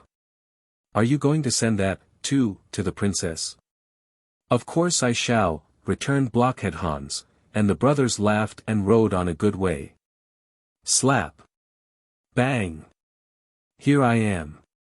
Cried Blockhead-Hans, better and better, it is really famous. What have you found now? Asked the brothers. Oh, said Blockhead-Hans, it is really too good. How pleased the princess will be. Why? Said the brothers, this is pure mud, straight from the ditch. Of course it is, said Blockhead-Hans, and it is the best kind. Look how it runs through one's fingers, and, so saying, he filled his pocket with the mud.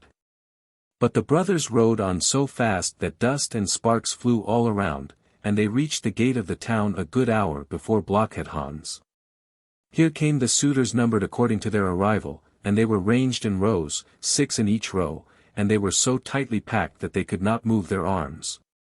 This was a very good thing, for otherwise they would have torn each other in pieces, merely because the one was in front of the other. All the country people were standing round the king's throne, and were crowded together in thick masses almost out of the windows to see the princess receive the suitors. And as each one came into the room all his fine phrases went out like a candle. It doesn't matter, said the princess. Away! Out with him! At last she came to the row in which the brother who knew the dictionary by heart was, but he did not know it any longer, he had quite forgotten it in the rank and file. And the floor creaked, and the ceiling was all made of glass mirrors, so that he saw himself standing on his head, and by each window were standing 3 reporters and an editor. And each of them was writing down what was said, to publish it in the paper that came out and was sold at the street corners for a penny. It was fearful, and they had made up the fire so hot that it was grilling.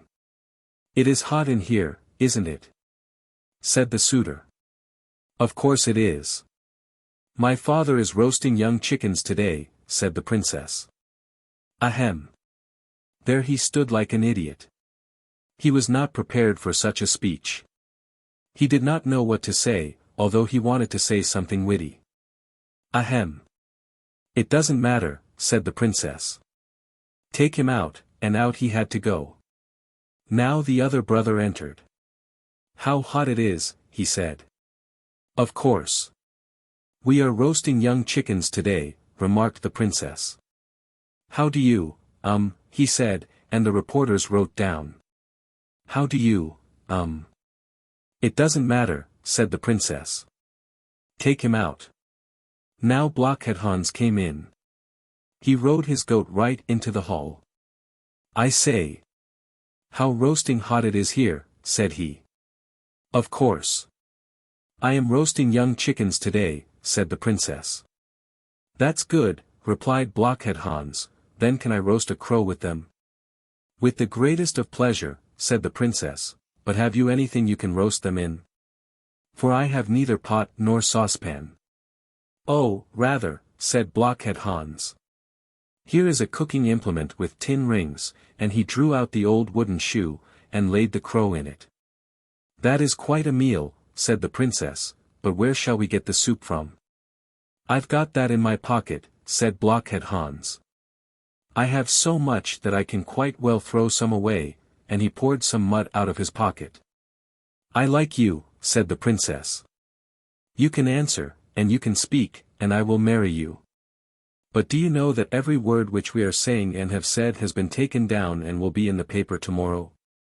By each window do you see there are standing 3 reporters and an old editor, and this old editor is the worst, for he doesn't understand anything, but she only said this to tease Blockhead-Hans.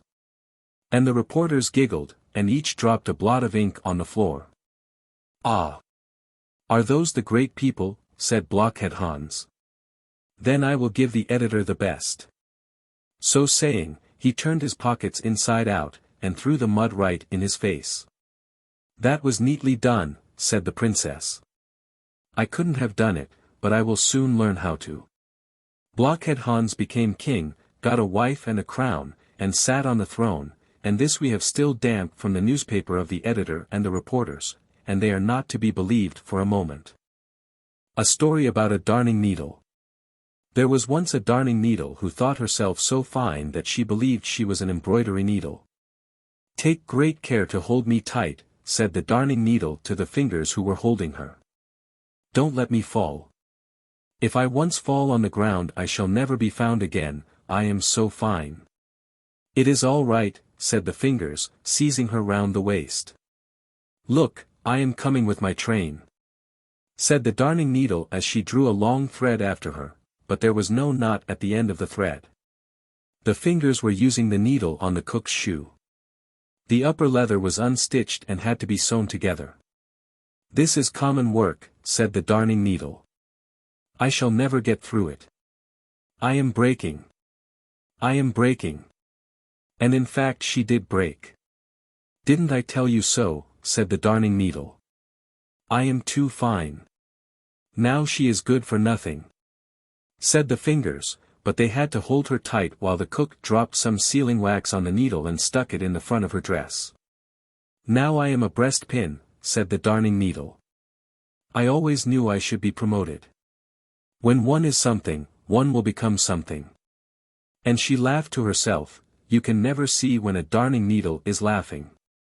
Then she sat up as proudly as if she were in a state coach, and looked all round her. "May I be allowed to ask if you are gold?" she said to her neighbor, the pin. "You have a very nice appearance, and a peculiar head, but it is too small. You must take pains to make it grow, for it is not everyone who has a head of sealing wax."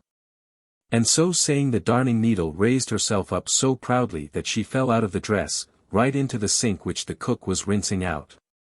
"Now I am off on my travels," said the darning needle.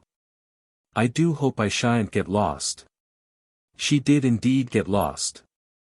"I am too fine for this world," said she as she lay in the gutter, "but I know who I am, and that is always a little satisfaction." And the darning needle kept her proud bearing and did not lose her good temper. All kinds of things swam over her, shavings, bits of straw, and scraps of old newspapers. "Just look how they sail along," said the darning needle. "They don't know what is underneath them. Here I am sticking fast. There goes a shaving thinking of nothing in the world but of itself, a mere chip. There goes a straw, well, how it does twist and twirl, to be sure. Don't think so much about yourself, or you will be knocked against a stone. There floats a bit of newspaper. What is written on it is long ago forgotten, and yet how proud it is. I am sitting patient and quiet. I know who I am, and that is enough for me." One day something thick lay near her which glittered so brightly that the darning needle thought it must be a diamond. But it was a bit of bottle glass, and because it sparkled the darning needle spoke to it, and gave herself out as a breastpin. "No doubt you are a diamond." "Yes, something of that kind." And each believed that the other was something very costly, and they both said how very proud the world must be of them. "I have come from a lady's workbox," said darning needle, and this lady was a cook. She had 5 fingers on each hand. Anything so proud as these fingers I have never seen. And yet they were only there to take me out of the workbox and to put me back again. "Were they of noble birth, then?" asked the bit of bottle glass. "Of noble birth," said the darning needle, "no indeed, but proud. They were 5 brothers, all called fingers. They held themselves proudly one against the other, although they were of different sizes. The outside one, the thumb, was short and fat. He was outside the rank, and had only one bend in his back, and could only make one bow, but he said that if he were cut off from a man that he was no longer any use as a soldier. Dip into everything, the second finger, dipped into sweet things as well as sour things, pointed to the sun and the moon, and guided the pen when they wrote. Longman, the third, looked at the others over his shoulder. Goldband, the fourth, had a gold sash round his waist, and little Playman did nothing at all, and was the more proud. There was too much ostentation, and so I came away. And now we are sitting and shining here, said the bit of bottle glass. At that moment more water came into the gutter, it streamed over the edges and washed the bit of bottle glass away. Ah! Now he has been promoted, said the darning needle. I remain here, I am too fine. But that is my pride, which is a sign of respectability. And she sat there very proudly, thinking lofty thoughts. I really believe I must have been born a sunbeam, I am so fine. It seems to me as if the sunbeams were always looking under the water for me. Ah, I am so fine that my own mother cannot find me. If I had my old eye which broke off, I believe I could weep, but I can't, it is not fine to weep. One day 2 street urchins were playing and wading in the gutter, picking up old nails, pennies, and such things. It was rather dirty work, but it was a great delight to them. Oh, oh! Cried out one, as he pricked himself with the darning needle, he is a fine fellow though. I am not a fellow, I am a young lady, said the darning needle, but no one heard. The sealing wax had gone, and she had become quite black. But black makes one look very slim, and so she thought she was even finer than before. Here comes an eggshell sailing along, said the boys, and they stuck the darning needle into the eggshell. The wall's white and I black, what a pretty contrast it makes, said the darning needle. Now I can be seen to advantage. If only I am not seasick. I should give myself up for lost. But she was not seasick, and did not give herself up. It is a good thing to be steeled against seasickness, here one has indeed an advantage over man. Now my qualms are over. The finer one is the more one can beat. Crack, said the eggshell as a wagon wheel went over it. Oh! How it presses, said the darning needle. I shall indeed be seasick now. I am breaking. But she did not break, although the wagon wheel went over her, she lay there at full length, and there she may lie.